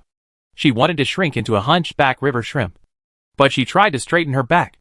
Are you Chen Ji? I'm looking for he, the shopkeeper. Xianjin looked over and saw a child of 7 or 8 years old following behind the woman. She held the child tightly with her right hand and tried to straighten her back to give the child the last dignity as a mother. Zhou Ergu was stunned and hated himself for not being a human. Why did he scare the orphan and the widow for no reason? He would slap himself in the face when he sat up and thought about it in the middle of the night. Xianjin looked at Zhou Ergu disapprovingly, smiled and said loudly, Yes, wiped his hands neatly on the bib around his waist, and greeted him with a smile. It's Chen's paper shop. Please sit down first. A piece of space was cleared in the shop, just right for placing a square table and 4 pair with stools. Next to the stools was a pot of lush green bamboo and a 3-legged high table. The flower pot on the high table was a bright white glazed double-handled vase with a few bright yellow winter jasmine flowers in it. The shop finally had a proper reception area. The woman followed Suor in awkwardly, looking at the table and stools, and then the bamboo porcelain. She didn't dare to sit down immediately. She just held the child tightly and stood behind the chair. Xianjin stood with her, naturally poured her a pot of tea, and handed it to her with both hands. It's late at night. I'm afraid you can't sleep well, so I didn't make strong tea. Just sprinkled a few leaves and put some honey. Try it. Are you used to it? There was bright red dye on the woman's shoulders, and the cuffs were a mixture of blue, black, and indigo. The hem of her trousers under her skirt was still wet. She probably came directly from the dyeing factory. Xianjin was afraid that she hadn't eaten dinner, so he made some honey water to at least cushion her. The woman waved her hand subconsciously. No. Xianjin didn't force her, and smiled as he put the teacup on the table. Are you here to buy paper? Or to find someone? When it came to business, the woman pulled out the child behind her, pursed her lips tightly, and pushed the child forward while stammering. We are here to thank the shopkeeper Chen. Xianjin was stunned. The woman said quickly, My son is studying in Qingcheng Mountain. Yesterday, he brought back a very expensive-looking paper book. I thought he stole it. I beat him up. Later he said he wrote for Qingji Paper Shop. He wrote some template for the beginning of the story, and the paper shop gave him the reward. Xiao Juer doesn't understand. But we do. Xiao Juer's handwriting is ugly. Not worth much. Qingji's paper is good. Worth a lot of money. This is Qingji doing good deeds. The woman poked the boy's back and whispered, Thank the shopkeeper. The boy, who was pushed in front of the crowd by the woman, lowered his head, put his hands behind his back, and his ears were red. He whispered, "Ju Ning thanks the shopkeeper." As he spoke, he got ready, put up his shirt, folded his hands, and bowed deeply to Xian Jin 3 times. The movements were very fast. Xian Jin couldn't avoid it. Xian Jin couldn't help but be speechless. She was just doing it as a business, as a performance. Her mind was full of taking this opportunity to link the relationship between Qinji and Qincheng Mountain Court together. If we talk about a true gentleman, it must be Principal Qiao. Principal Qiao is also a truly compassionate and kind person. He truly thinks about problems from the perspective of the weak, and is truly willing to use the freedom of the weak as a boundary. And she? Xian Jin smiled bitterly. She was just a businessman and really didn't deserve these 3 bows. Xian Jin tucked his meticulous hair behind his ears as if to cover up, and hurriedly helped the little boy up. He felt embarrassed to claim the reward. "You are really too polite. It's just a copy of the red book. How can it be worthy of the little boy's gift of thanks? If you really want to thank, go to thank Principal Qiao." It was Principal Qiao who allowed Qinji to print the 4 big characters Qincheng Mountain Courtyard on the book, so that the boys now had the copy book. The woman was stunned, then shook her head firmly. "No, no, no. Shandong Qiao is a kind person. And you are also a kind person. How can a person who has spent real money not be a kind person? A very simple view of good and evil." Xian Jin didn't know how to answer. The woman smiled and was very emotional, let alone anything else. This is the first time that Xiajuer has used such good paper to write. Ordinary paper is already very expensive. 10 sheets cost 8 cents. And you have to collect 100 sheets before selling. Qincheng Mountain Court provides children with food and clothes, and also has tools for writing. But how can there be a fixed number for practicing calligraphy and writing? The ink can be diluted a little, and the pen can be made up if it is broken. There is nothing we can do about this paper. Little Jier, go practice on the sand. Use a tree branch as a pen. Practice on the ground. Smooth the sand and practice again. The woman squatted and gestured. Just squat like that, with your butt hook raised. Such a small baby head. The meat on the buttocks is hard. Every day. Lie on my legs and let me rub his butt hook to loosen the knot. The mother spoke in an ungentlemanly way. Du Juning, whose butt hook was exposed, blushed and pulled the mother's sleeve, indicating that he must pay attention to the impact.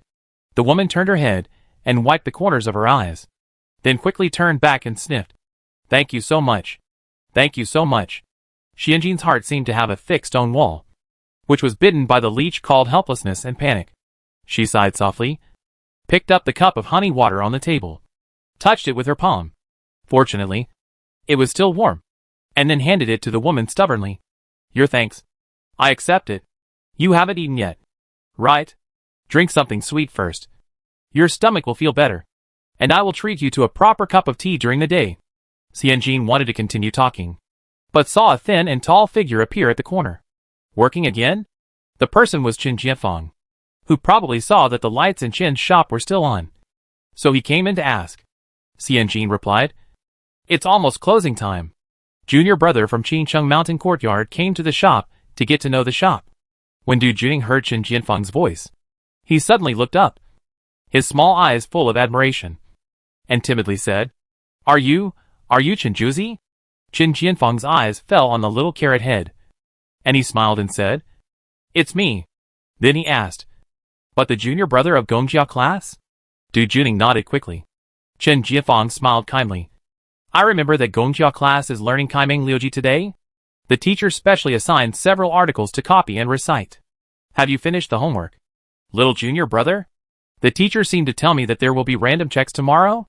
Du Juning's face changed, and he screamed. He immediately grabbed his mother's hand, hurriedly saluted Xianjin and Qin Jianfang, and then rushed out with his hard buttocks covered. Xianjin laughed. "This little shit. He came to thank you before he even finished his homework. He is really not doing his job properly." Qin Jianfang also smiled, with a hint of a clear sky, and whispered to Xianjin, "Let's go. It's too late. Be careful that Uncle Sam will come to catch us again." Every time Chen Fu came to catch people after overtime, it was the most embarrassing moment for Xianjin. The famous shopkeeper, he was scolded by his cheap father, just like a chick that didn't peck at a grain of rice. It was very unfavorable for Xianjin to establish his prestige in the shop. Xianjin cleaned up the counter, gave Zhou Ergu a few words, and then took a lantern from the door and followed Qin Jianfang to clock out, who knew that as soon as he stepped out of the door, a light rain began to fall from the sky.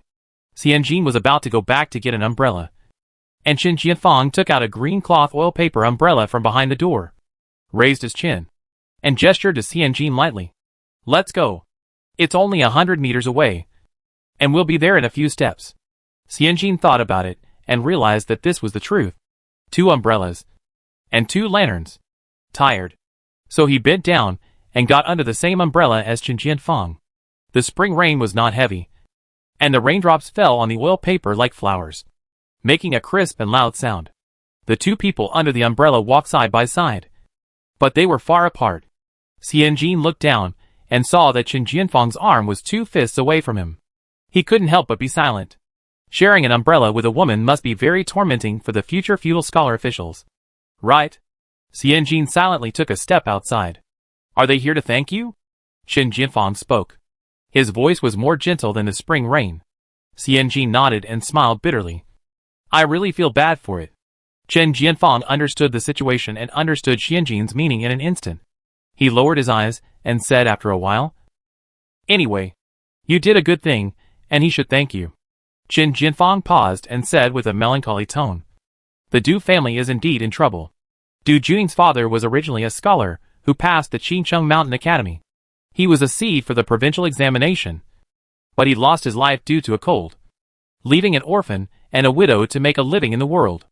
The Du family clan swallowed up their sacrificial land and took over the house left by Du Xiucai. The Du family's aunt's family was far away, and considering that Du Juning wanted to study in the Mountain Academy, she stayed in Jing County with all her strength. Life was very difficult. Actually, you can give them some paper today." Xianjin shook his head like a rattle. "No! No!" Speaking of the dye marks on Du Juning's mother's shoulders, and the thick calluses on the fingertips of his right hand, Xianjin said softly, "She is an extremely strong-willed woman. She would rather go to the dyeing factory to compete with men for food. How could she accept gifts from others without reason?" Qin Jianfang pursed his lips and lowered his head, not knowing what he was thinking.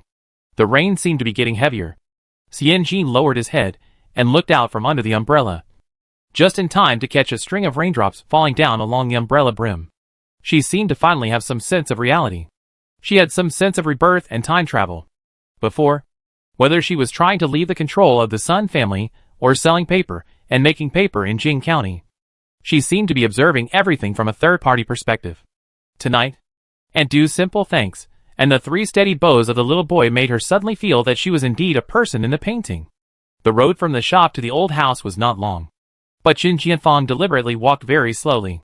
Xianjin didn't notice it either, and even reached out his hand to gently touch the raindrops dripping from the umbrella eaves. Cold, light, and crisp, the light of the lantern shimmered in the small puddle on the road, swaying, reflecting itself into the moon in the sky. Xianjin sighed softly. Qin Jianfang glanced sideways. "What's wrong?" Xianjin said sadly. "It's raining. We have an umbrella." "But they didn't. Du Juning didn't." Wang Sansu, whose legs were swollen and his face was red after being beaten by his 2 brothers, didn't. The former Xianjin, who was thrown into the backyard with an awkward identity, didn't have it either. Chapter 58 gave the key. It was night. It was a spring night. The rain came in the dark, and as the night deepened, the raindrops jumped more happily on the green tile and gray wall. In the innermost courtyard of the Qin family's old house, there was a long-standing cherry tree. The dark green curled leaves wrapped around the weak white flower buds, and the afterimages of the flourishing branches and leaves were reflected on the oilcloth paper of the window frame. An oil lamp was lit on the square table in the yard, and the tip of the flame of the lamp jumped. Qin Jianfang's hand trembled, and the ink fell on his favorite mica pure skin rice paper. The moist ink fell like raindrops into the mud, and the ink marks were spread layer by layer. Qin Jianfang stared at the drop of ink, lost in thought. He closed his eyes gently, and in the darkness, the cold and clear eyebrows of the girl in the bluestone alley tonight, and the slender and thin hand gently spread out under the wallpaper umbrella emerged. Qin Jianfang gently rolled up the unfinished homework, was silent for a while, and finally dipped the ink and wrote, leaving the indelible picture in front of him on the paper. Paper lasts for 1,000 years. But people's memory is short and changeable. Jing County in March is Qinji's Jing County. The red copybook was popular for a time. Basically, every family with a child who is starting to learn must have a copybook jointly signed by Qinji and Qincheng Mountain Courtyard. Every time people came and went, and gave gifts and affection, there would always be a copy of Qinji's red copybook in the pen, ink, paper and inkstone. Qinji's red copybooks became popular, just like the Zibo barbecue that suddenly became popular in later generations. Xiaoqiao Village worked overtime, and Boss Shang even bought an extra printing machine and hired 4 extra workers. But they still couldn't catch up with Qinji's orders. Most of them were wholesale. And some private schools received orders of 100 books at a time. I don't know who they wanted to write to death. Therefore, Xianjin adopted the order-by-order method, taking large orders first and then small orders, and urgently carried out sales training for Suor and Dudong Guanxi. If someone comes to buy 50 red copybooks, but the store is full and can't be taken out, what should we say? Suor raised his hand actively. Sorry, sir, we don't have it now. How about you wait a little longer? Manager Dong thought about it and felt that Suor was very thorough. So he stroked the 3 hairs on his head to show his approval. Xianjin shook his index finger and shook his head repeatedly. No, no, no. If you want to say sorry, the warehouse will ship according to the order sequence. So the sooner you order, the sooner it will be shipped. Manager Dong stroked the hair on his head to the other side and diligently wrote it down in his notebook, talking about something else. Anyway, he didn't give a clear time. Xianjin asked again. What if the customer ordered 100 tracing books 10 days ago, but we haven't delivered them yet? Manager Dong answered this question first. I suggest that we apologize sincerely first, and then urge the warehouse to deliver the goods properly as soon as possible. We are a century-old store, and we must not deceive or deceive. Otherwise we will destroy our reputation. Xianjin shook his index finger like a pendulum. No, no, no. We should immediately suggest to the customer to return the full amount and offer compensation. As for compensation, 20 or 50 cents is usually enough. Manager Dong suddenly realized. They don't lack business. There's no need to grab every business. Besides, most people would have long since calmed down after hearing about the full refund and corresponding compensation. And they might even want to come to Qinji to buy paper next time. The bill was lost, but the repeat customer was not. But with 20 or 50 coins, a customer was retained, which was the most cost-effective business. Manager Dong was enlightened after hearing this, and he wrote it down in his notebook with deep approval. Besiege way to save Zhao. Those who do great things are not afraid of tips. Xianjin also taught some unethical words such as yes. Yes. Yes. I understand your needs, and I will urge you immediately. I understand your anxiety. After you pay the full amount, I will help you make notes first. Yes. Yes. Yes. We are on pre-sale. The pre-sale system means that you place an order and pay first. We will issue a receipt and wait for 10 days to ship. Pre-sale. Xianjin finally sinned and started the pre-sale system that she hated so much in her previous life. In the past, when she bought a piece of clothing on Taobao, she had to wait for at least a month. She couldn't help but wonder if the store owner had gone to Xinjiang to pick cotton. Now, she proudly told the group of wholesalers that yes, it was right. It was indeed soaked from the bark. Qinji's red tracing books are hard to come by, and many people come to Qinji through people they know well to get in line. Chen Zuanyang came here specially. Her face flushed, and she hesitated. I just want to ask if our store still has red tracing books. The county government has recruited a new batch of clerks who are good at writing, but need to practice writing. The county government's business. Xianjin straightened his back, and he dared not relax. The county government wants to buy red tracing books? Chen Zuanyang bowed her head gently, and gently put a few strands of hair that fell on her ears behind her ears. Her voice soft and light. I'm not buying. I just want to ask if there are any defective products that have been discarded at home. These poorly made goods cannot be sold and take up space. So it is better to send them to the county government office, which is always a way. How can the goods sent to the county magistrate be defective? It is obvious that the county government wants to collect Qinji's red copy for free. A copy of the red copy costs 50 yuan. The monthly salary of the 6th-rank government office is only 7.5 share of grain, converted into silver. The monthly income is only 7 taels and 5 chien of silver. 100 copies of the red copy cost 5,000 won, which means 5 taels of silver are deducted. This is not much money, but it is not a small amount. There are only so many income items in a county government office. Adding an expenditure item is to increase the cost and reduce the self-profit. It's so convenient to ask the merchants for it. You don't have to pay anything, and they deliver it to your door.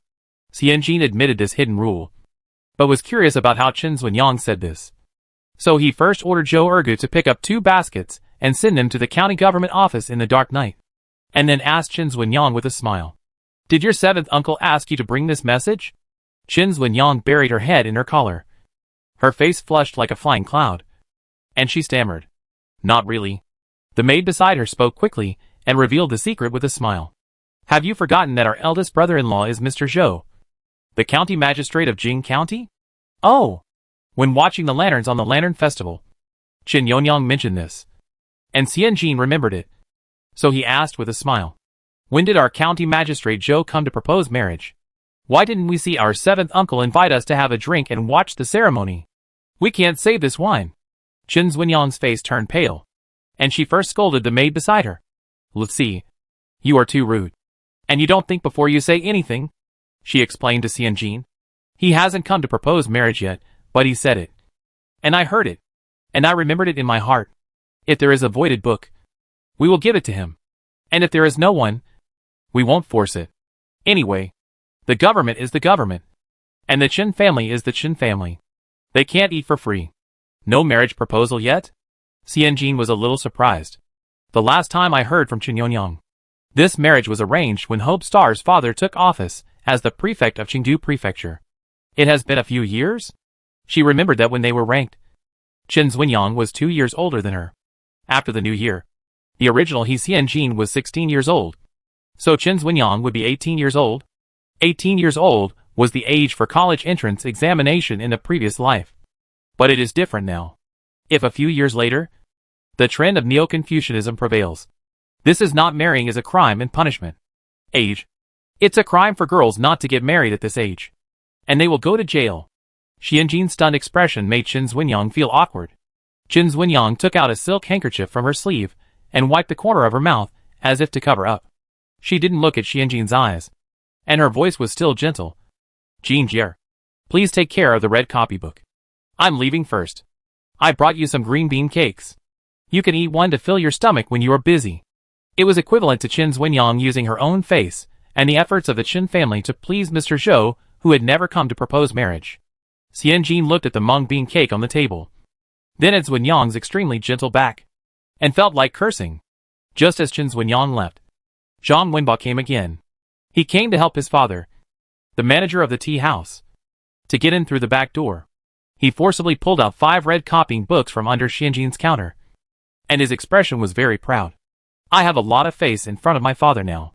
I can get things that he can't get. There are 6 Zhongxian in front and red copying books in the back. When the end of season evaluation results come out, my father will definitely show mercy." What a humble wish. Can't we work hard and try not to get beaten? Xianjin smiled and poured him a cup of tea, and served 2 plates of white jade lotus cake made by Zhang Ma. Since the reception area in the store was tidied up, Zhang Wenba likes to sit here the most. When the store is busy, he leans on the rocking chair to read makeup book sleep. When the store is not busy, he chats with Xianjin. "Dong Guancher or sewer," Zhang Wenbo said. "The paper fragrance in the store calms the mind. And I sleep better." "Oh no. Read better than other places." Xianjin's eyes moved, and a long series of thoughts passed through his mind. Since the red tracing books can be used as hard currency, Xianjin thought about it, stayed up all night to guard Boss Shang, and dug out 300 red tracing books, and asked Zhou Ergu to deliver them to Qincheng Mountain Courtyard. Sha Nongqiao must have more interpersonal relationships than Boer. The next day, a small folded book was sent from Qincheng Mountain Courtyard, which looked a bit like a memorial or a file in a TV series. Xianjin opened it, and saw that it was an article written by Shan Zhongqiao himself. The Great Way of Business. The Ultimate Theory of the Traveler. With nearly 4,000 words. Vertical font from right to left. and traditional Chinese characters, without punctuation marks. Xianjin couldn't understand it even with his big head. There was a line under the folded book, with the words, "The Zhuji Tower in the mountain courtyard has a collection of more than 1,800 books, all of which are expected to be presented in person by the headmaster in his spare time." The folded book has a book cover with the words Qincheng Mountain Courtyard Yitzi on it, meaning books. Of course, the Qin family also has books. The library is in the inner courtyard, and next to it is the clan ancestral hall of the Qin family. There are not many books in the Qin family's library. They are all common goods such as paper genealogy, Tiandong Kaiwu, Kaiming Liuxue, etc. They are not very professional and diverse. There are only 50 or 60 books at most, which is considered a very rich collection of books among the people. Ba Shang has a lot of books, but the nutritional content is still a bit monotonous. Xianjin was a little excited when he took this note. The original appearance of some things still needs to be found in contemporary books. There are many other aspects, such as the regional distribution of this era, such as local customs and habits, such as some basic systems, such as transportation, such as silver system, such as official system, such as imperial examination system. Xianjin does not think that these contents are in the spiritual food that scholar is really handsome. These contents cannot be fully understood through daily communication with Chen Fu or the people in the store. And Xiao Fangji gave her the key to the new world. Chapter 59, Keep Yourself Out of Trouble. Xianjin specially sent the book cover of Qincheng Mountain Courtyard Yitzi to the mounting shop, pasted 2 layers of paper, sealed the edges, and made it into a lacquered wooden roll, which he cherished very much. Xianjin read the book The Great Traveler's Theory of Business, written by Qiao Shanzhong himself. Well, it can't be called reading. Basically, it's reading, sleeping, sleeping, sleeping, reading. He couldn't stand the first 3 columns at all. There were not many rare characters, but when put together, Xianjin couldn't imagine the general idea even if he guessed. Maybe it was because he quoted too many classics, and each word contained many layers of meaning. Perhaps a person's name, perhaps a place name, or perhaps a specific reference to something. For example, a small character can mean really, sincerely, or if. The most unethical one is that there is a male supporting actor named. Xianjin took the classical Chinese test. First, she relied on memorization. Second, she relied on guessing. And third, she relied on her deskmate's help. She guessed based on her sense of language, which was basically a good guess. Don't guess next time type. She simply turned to the last page, and the signature was Baoyuan. Xiao Baoyuan? Is Qiao Shanzhong called Xiao Baoyuan? Xianjin's expression was a little weird, as if she had swallowed a cockroach. Treated as a treasure. Unique? It seems to be out of place with the immortal appearance of Qiao Shanzhong. It looks like a fairy descended to earth, selling sugar-roasted chestnuts. Xianjin quietly put away the files, and prepared to take them with him, when he went to Qincheng Mountain Courtyard. At noon, Qin Jianfang finished teaching the literacy class and his throat was dry. He stood at the counter and drank a sip of tea that the maid had prepared in advance. When he looked up, he saw Xianjin with his head down, kicking the threshold of the store door with his feet, like a donkey kicking its hind legs. The temperament is also similar. What's wrong? Qin Jianfang quickly swallowed the tea, smiled unconsciously, put the textbook into the cloth bag, and stood under the gray wall of green tiles. Xianjin raised the scroll in his hand. Master Qiao gave Zhang Yi a book cover and told me that I could go to the library to borrow books. Can you please take me there? Qin Jianfang was slightly surprised. The book covers of Qincheng Mountain Academy are divided into 3 grades: E, C, and D, and there is no A grade. It is because Master Qiao is called Tianzi No. 1 that he is called a grade. He is a great man, so the highest grade is B. Therefore, the highest book cover of Qincheng Mountain Academy is B grade. Master Qiao gave Xianjin the highest authority in the academy. But it is also true that Master Qiao has never paid attention to gender, family background, or clan differences. In the more than 10 years since the academy was founded, his students have spread all over the world. And the school of mind he believes in almost dominates the officialdom of Southern Jili. Students who have graduated from Qincheng Mountain Academy are just ordinary Jinshi in the 2 lists. And there are 1 or 2 who get all 10 in the 2nd class in almost every spring exam. At present, the highest position they have achieved is the assistant minister of the 6 ministries. And in time, It is only a matter of opportunity for them to enter the cabinet and become prime ministers. Many of them are students from poor families. Xianjin was born in a poor family and was in an awkward situation. So it was not surprising that Master Qiao showed sympathy and favor to him. Qin Jianfang nodded, slightly stepped aside to make way for Xianjin, motioned Xianjin to go first, and then followed, smiling. Master Qiao is biased. My book cover is C grade, but yours is B grade. Xianjin laughed. Really? Maybe it's because I don't have to take the imperial examination.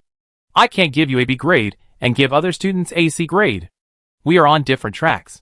The girl was frank, and each word rushed out like a slingshot, as if no matter what she said, it was sincere and convincing.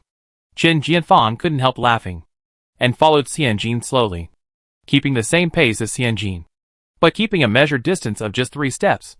As soon as he entered the Qincheng Mountain courtyard, a student came to find Qin Jianfang in a hurry. The teacher of Shangyi class drank too much at noon, and is vomiting while holding a toilet. Principal, please go and help him. The bell rang 3 times, and it was time for class. Qin Jianfang glanced at Xianjin. Xianjin understood very well, and quickly waved his hand at him. Go! If the teacher is not here during class, the students may become Monkey King without the suppression of Tathagata Buddha. Qin Jianfang was easily amused again, and first whispered to Xianjin, keep going west. Turn around the cypress forest, and walk 100 steps or so, and you will see a 3-story thatched house. When you get there, show the book cover to the gatekeeper. The first floor is the classics. The second floor is the history books. And the third floor is the collections and various miscellaneous books. You can go directly to the 3rd floor. Xianjin nodded repeatedly, indicating that he would never hold him back. After explaining clearly, Qin Jianfang hurried to the library while understanding the situation with the visitor. Where did we go in the last lesson? Chuxian poetry and prose criticism. Can we talk about Chu Yuan? Well, just like a doctoral student under the guidance of a supervisor, who takes 1,000 days to cultivate his doctorate and only uses it for a short time, and helps to guide undergraduate students when he has nothing to do. Xianjin followed Qin Jianfang's instructions and walked forward, showing the book cover, which surprised the gatekeeper. He carefully checked Xianjin's background and took another serious look at Xianjin. He knew that this was indeed not a student from the Mountain Academy. So he asked again, You are a girl, right? The word right completely destroyed Xianjin's confidence in her appearance. In her previous life, she was not ugly. At most, she had a pale and haggard complexion due to congenital heart disease, but her facial features were definitely not ugly. In this life, her appearance is about 70% similar to that of her previous life. She was weak, but she was no longer pale or haggard after being nourished by Zhang Ma's 6 meals a day and practicing the 8-section brocade every day. She now has bright eyes, white teeth, and black hair. She can be a beauty blogger with a minimum of 5 million fans. If she is paired with a couple to be an emotional blogger, her fans may exceed 10 million. And this gatekeeper suspected that she was a man? Xianjin looked down at the dung beetle-colored jacket on his body. Although the color of the clothes is a bit ugly, at least it can be seen that this is a skirt. Right? Uncle Qiao. Let her in. The voice was obviously trying to hold back a laugh. Xianjin turned his head and saw Qiao Hui leaning against the porch with his hands in his pockets, his face obviously twitching from trying to hold back a laugh. She is indeed a Class B. My father signed it himself. Raise your hand according to the rules. I'll testify. Xianjin thought of Qiao Hui's punch and thanked him first. I've never properly thanked you before. Then thought of the blind bag he had used to trick Qiao Hui, and apologized again. Your blind bag? Qiao Hui turned his head away, an expression that said, Let's not talk about the shameful thing that was plotted against us. Xianjin smiled and stopped talking, and then said, Anyway, thank you for giving Lu Zhongxian the opportunity to see the light of day again. Qiao Hui turned his head back again. Xianjin smiled sincerely. It seemed like a smile to end all grudges. The gatekeeper let Xianjin in, and Xianjin walked to the 2nd floor. The 2nd floor was history books. Qiao Hui nodded appreciatively. It's a good choice to learn from history and be wise from history. Then I saw Xianjin pull out several books in a row. Xuanjiezi, Zihui, Jiyun, Qiao Hui. He overestimated this girl. I thought she was reading Ziji Tongjian, but she was still learning to read. The thatched house was decorated with a wildness. On the first floor, dozens of wooden shelves were arranged in a row. There were several square tables and stools around. There was a row of bamboo fences hanging outside the window. It seemed that a few handfuls of mud were stuffed into the fences, and a few bunches of wild grass were dug from the mountain and transplanted in them as decoration. Xianjin chose a seat near the window and sat down. He took out the file and reed pen, the small inkstone, and the draft book that was cut and bound. He opened the file written by Qiao Shanzhong himself and read the Shuanjiezi word by word to explain the meaning of each word. Xiao Hui chose a table next to Xianjin. After seeing the name of the file Xianjin took out, he was slightly stunned. His father asked Xianjin to correct his sutra paper. The two of them were silent for the whole afternoon. Xianjin was very focused on the classical Chinese translation questions.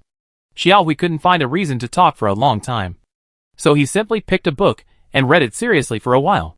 This sutra has more than 4,000 words, and the classical Chinese translation is even more magnificent. Xianjin held the reed pen and buried his head in swish swish swish. After a while, he read the entire translated paragraph through, tapped the tip of the reed pen on his forehead as if thinking, and then buried his head and annotated a large paragraph. When the incense burned out, Xianjin stood up and poured a cup of hot water from the teapot, picked up the kettle, and asked Xiao Hui, "Do you want some water?" Xiao Hui was thirsty. His eyes were glued to the book, so he handed over a green glazed teacup. Xianjin looked down and saw that there were wolfberries, red dates, quick seeds, and lotus seeds floating in the teacup, which was whitening, dehumidifying, and clearing heat. And the three-piece healthcare set was complete. Looking at Xiao Hui's sharp jaw and broad forehead, he couldn't help but be amused by the contrast of this macho man. "Do you want to add some rock sugar?" Rock sugar is also a good thing for clearing heat and moistening the lungs. Xiao Hui's eyes left the book. He just doesn't like drinking tea. So what? What's the difference between it and taking medicine? It just so happens that the reading circle advocates drinking tea. Anyone who drinks tea is a gentleman. Some students drink a cup of strong tea in the morning, a cup of strong tea at noon, and a cup of strong tea in the evening to stand out as a sociable person. Let's not talk about whether it refreshes him or not. He deeply feels that this person is almost pickled by the strong tea. He refused. He could drink whatever he wanted. No one should interfere. Xiao Hui remained calm and showed his white teeth when he smiled. "You can have it if you want. I just like to drink something sweet." Xianjin laughed, picked up the teapot with one hand and poured him half a cup of hot water, and handed it to Xiao Hui. "Then I'll remember it and bring it to you next time." Xiao Hui finally found a reason to talk, and while flipping through the book, he pretended to be nonchalant and said, "That copybook." Xianjin looked up at him. Xiao Hui cleared his throat. "Have you considered using cheaper bamboo paper for your tracing book? In fact, many scholars practice calligraphy without being restricted by the type of paper or ink they use. For them, having a piece of paper to write on is a great blessing. Young gentry like Boer, who don't know the hardships of life, naturally account for the majority of scholars. But there are also many children from poor families. They have lost a long way since the start." Xiao Hui closed the book respectfully without reading it, and smiled self-deprecatingly. This suggestion may be ironic when I say it. Born in a noble family, he naturally has no worries about financial burdens. He does not have these worries. But it does not mean that he does not know. The scholars of Qincheng Mountain Courtyard are protected by the Qiao family, no matter what method they use. Those who are truly talented and learn naturally do not need to worry about their economic life. But what about those places that Qincheng Mountain Courtyard cannot see? If learning can only be a game for the rich, then how can the son of a poor family get out? Xiao Hui admitted that just like he does not like to drink tea, but likes to drink sweet water, he has always been rebellious and different. However, he seemed to see the same rebelliousness and the courage hidden in the Philistine in the shopkeeper he in front of him. Xianjin's expression became serious. Xiao Hui raised his head, put his hands behind his head, and his expression returned to the carelessness and high spirits of the past. "I just hope that those people can stand on the same starting line with me and compete fairly. My joke is only for reference." Only for reference. Xianjin's expression relaxed. The weeds on the window frame were blown by the wind. Xianjin sniffed lightly and frowned. Why did she smell the faint smell of plum wine? The wind also blew the files on Xianjin's desk. Xiao Hui raised his eyebrows and looked from a distance. He vaguely saw that the girl had written a long annotation. The author is very kind. If he is successful, he will help the world. If he is not so successful, he will help as many as he can. This is the way of business. Chapter 60. Kill them. Students came into the hut one after another. When they saw Xianjin, their reactions were similar. They were stunned at first. Then their faces turned red. They took the books to cover their faces, pretending to be righteous and aloof. Xianjin. Those who knew that she was in the library of the mountain courtyard. Those who didn't know thought she had fallen into the Ponzi cave of the male college students. The bell rang 3 more times, and more people came into the library of the hut. Even though Xianjin was thick-skinned and knowledgeable, he couldn't resist the vague gazes of the male college students. He looked down at the file again. There were more than 4,000 words of classical Chinese. Even if it was a reading machine, it would take some time to translate it. Right? There are book covers around, so he can come if he has nothing to do. Xianjin simply closed the file and prepared to leave. Xiaohui looked at the file that was solemnly remounted and felt relieved. He lowered his voice and said, "What are you looking at?" It was quiet all around, and Xianjin also lowered his voice. "The headmaster gave me some advice." Xiaohui concealed the smile on his face. "So what do you think of the writing?" Xianjin was embarrassed. "This is hard to judge. Headmaster Qiao is the 3rd place winner." "What kind of dung beetle is she?"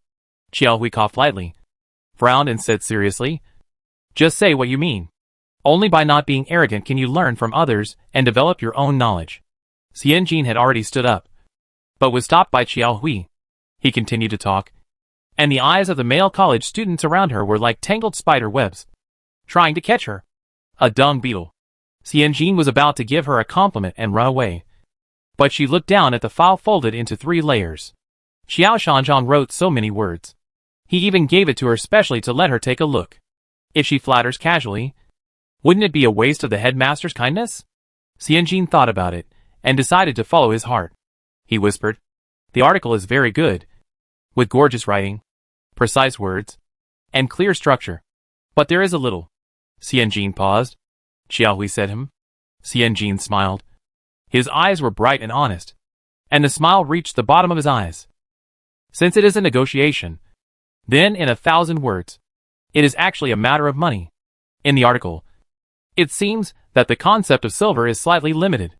To put it bluntly, this article is well written, with classics, and every word is a pearl, explaining the extension of business from ancient times to the present very clearly.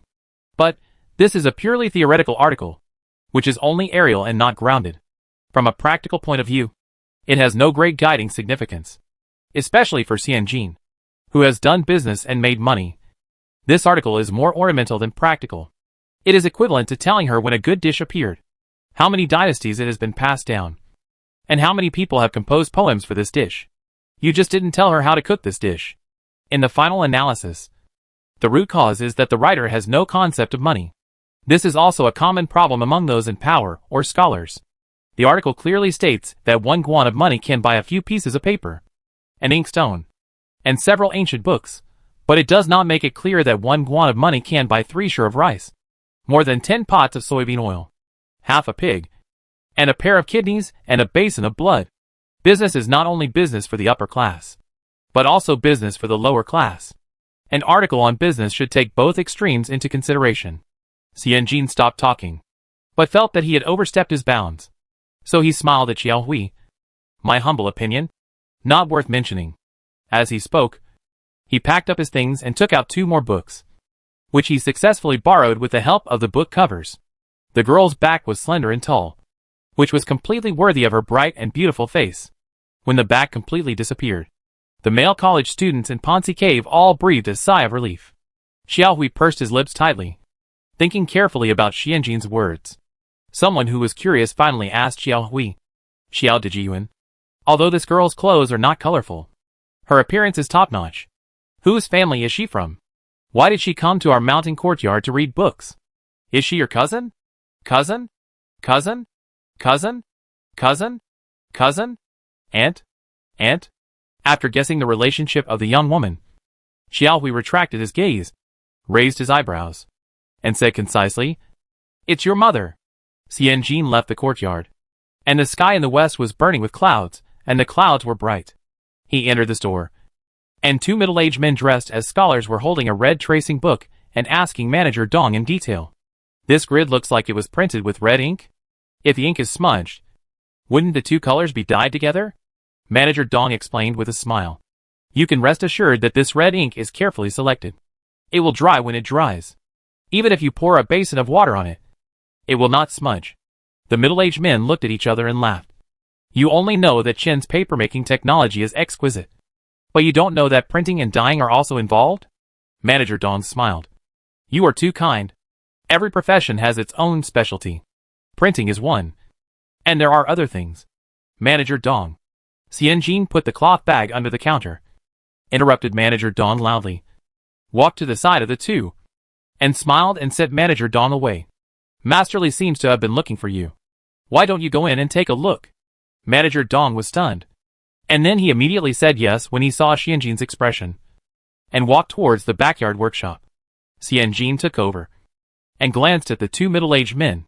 The hemp-green straight-stitched long gown, made of Songjiang Prefecture's fabric, was not very expensive, but was often worn by scholars. They were wearing a pair of wide-mouthed green cloth shoes. The uppers were very new, and they seemed to be cut from the same piece of cloth as the straight-stitched long gown. This is a new outfit. Xianjin retracted his gaze, and smiled as Manager Dong continued to introduce. If you are worried that the paper and ink used in this tracing book will be smudged, you must put your mind at ease. We sell 700 to 800 copies of this tracing book every day. If it is not good, people would have come to our door to rob us. Xianjin opened the tracing book and asked the two to feel the material. Touch the paper. I won't go into details about what material it is made of. We all know the business. If it is not good, how dare we cut 8 4-foot-long pieces of rice paper into tracing books and sell them for 50 coins? The two followed Xianjin's words and touched it. One of them nodded repeatedly.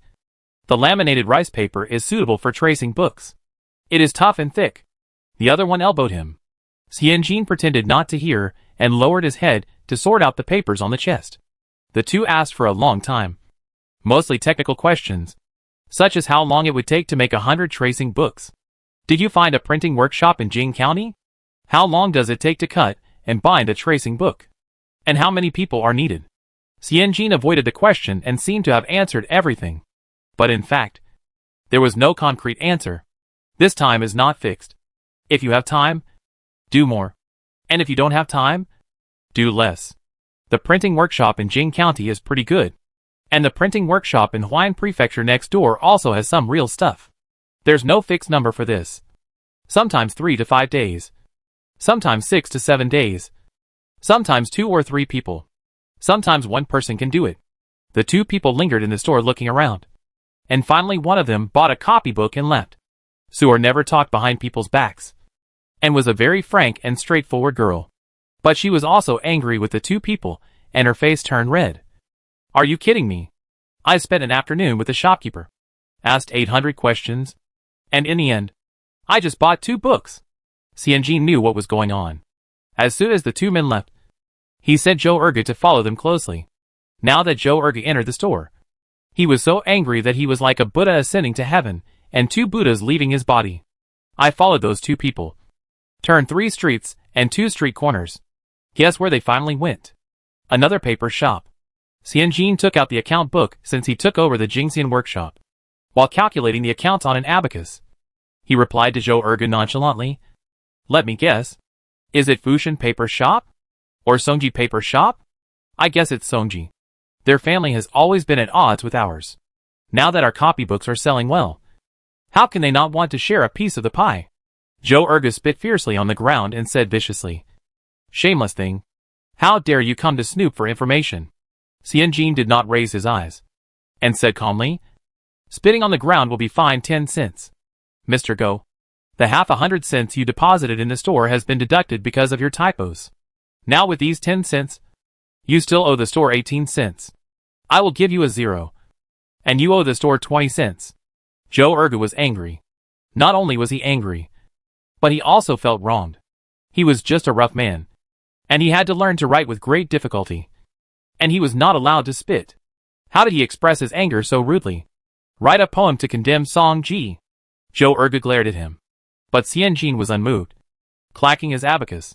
After a while, Zhou Erge quietly took out a handkerchief, squatted down, and wiped the floor clean. Li Sanshun quietly turned his head away. Spineless thing. Look how well he remembers. After being fined for spitting for the first time, he never spit in the store again. Manager Dong slapped his thigh. Ouch. He suddenly realized. No wonder those two asked questions as soon as they came in, wanting to know everything. They were just short of asking directly how we make this thing. What is the cost? What is the sales volume? Manager Dong has always held herself to the standard of near retirement. Not to cause trouble. To spend the gap year in Jing County smoothly. And to be peaceful and tolerant to people and things. But now she is furious. And the 3 hairs on her head stand up. Shameless. Really shameless. Do they want to learn to do our red copybook? Manager Dong glared, putting pressure on Xianjin. Jean Jier. How can we sit and wait for death? Xianjin is still calculating accounts. Now she has completely rectified the income and expenditure of the Jingxin shop, using the 4-quarter account that frightened Madame Chu in the past. The income and expenditure are completely separated, and the daily flow is done, and the cash is settled every day, and the 50 is rounded. Once 50 taels of silver are sold, they are packed and deposited in the public account, and basically no longer used. Manager Dong is a long-time old man, just like teaching abacus. Xianjin taught this way of collecting and recording accounts twice. Manager Dong did it for 3 days and was completely mastered. A ledger is standardized and easy to manage. Xianjin did not spend much effort to calculate the total income and expenditure before and after the new year. In 2 or 3 months, Qinji made a lot of money by borrowing blind bags and tracing red books. Now the net income is about 600 taels, excluding the surplus from Xiaoqiao village and Boss Shang next time. There are still more than 300 taels of cash left on the account. Xianjin let out a long sigh and smiled. What can we do? We have no choice. The red tracing book is not like the Sixsheng or a Zhongxian. If you have it, you have it. If you don't have it, you don't have it. The technology of tracing the red book is not complicated. If you find a good printing workshop, it is very simple to make. If Songji is willing, it can launch a batch of red tracing books for sale in 10 days at most. These days, there is no patent protection law. This loss must be suffered. Manager Dong was so angry that his throat whistled. Then let them do whatever they want. Xianjin smiled and shook his head. Of course not. If he wants to use a shady trick, we will use an open trick to kill him.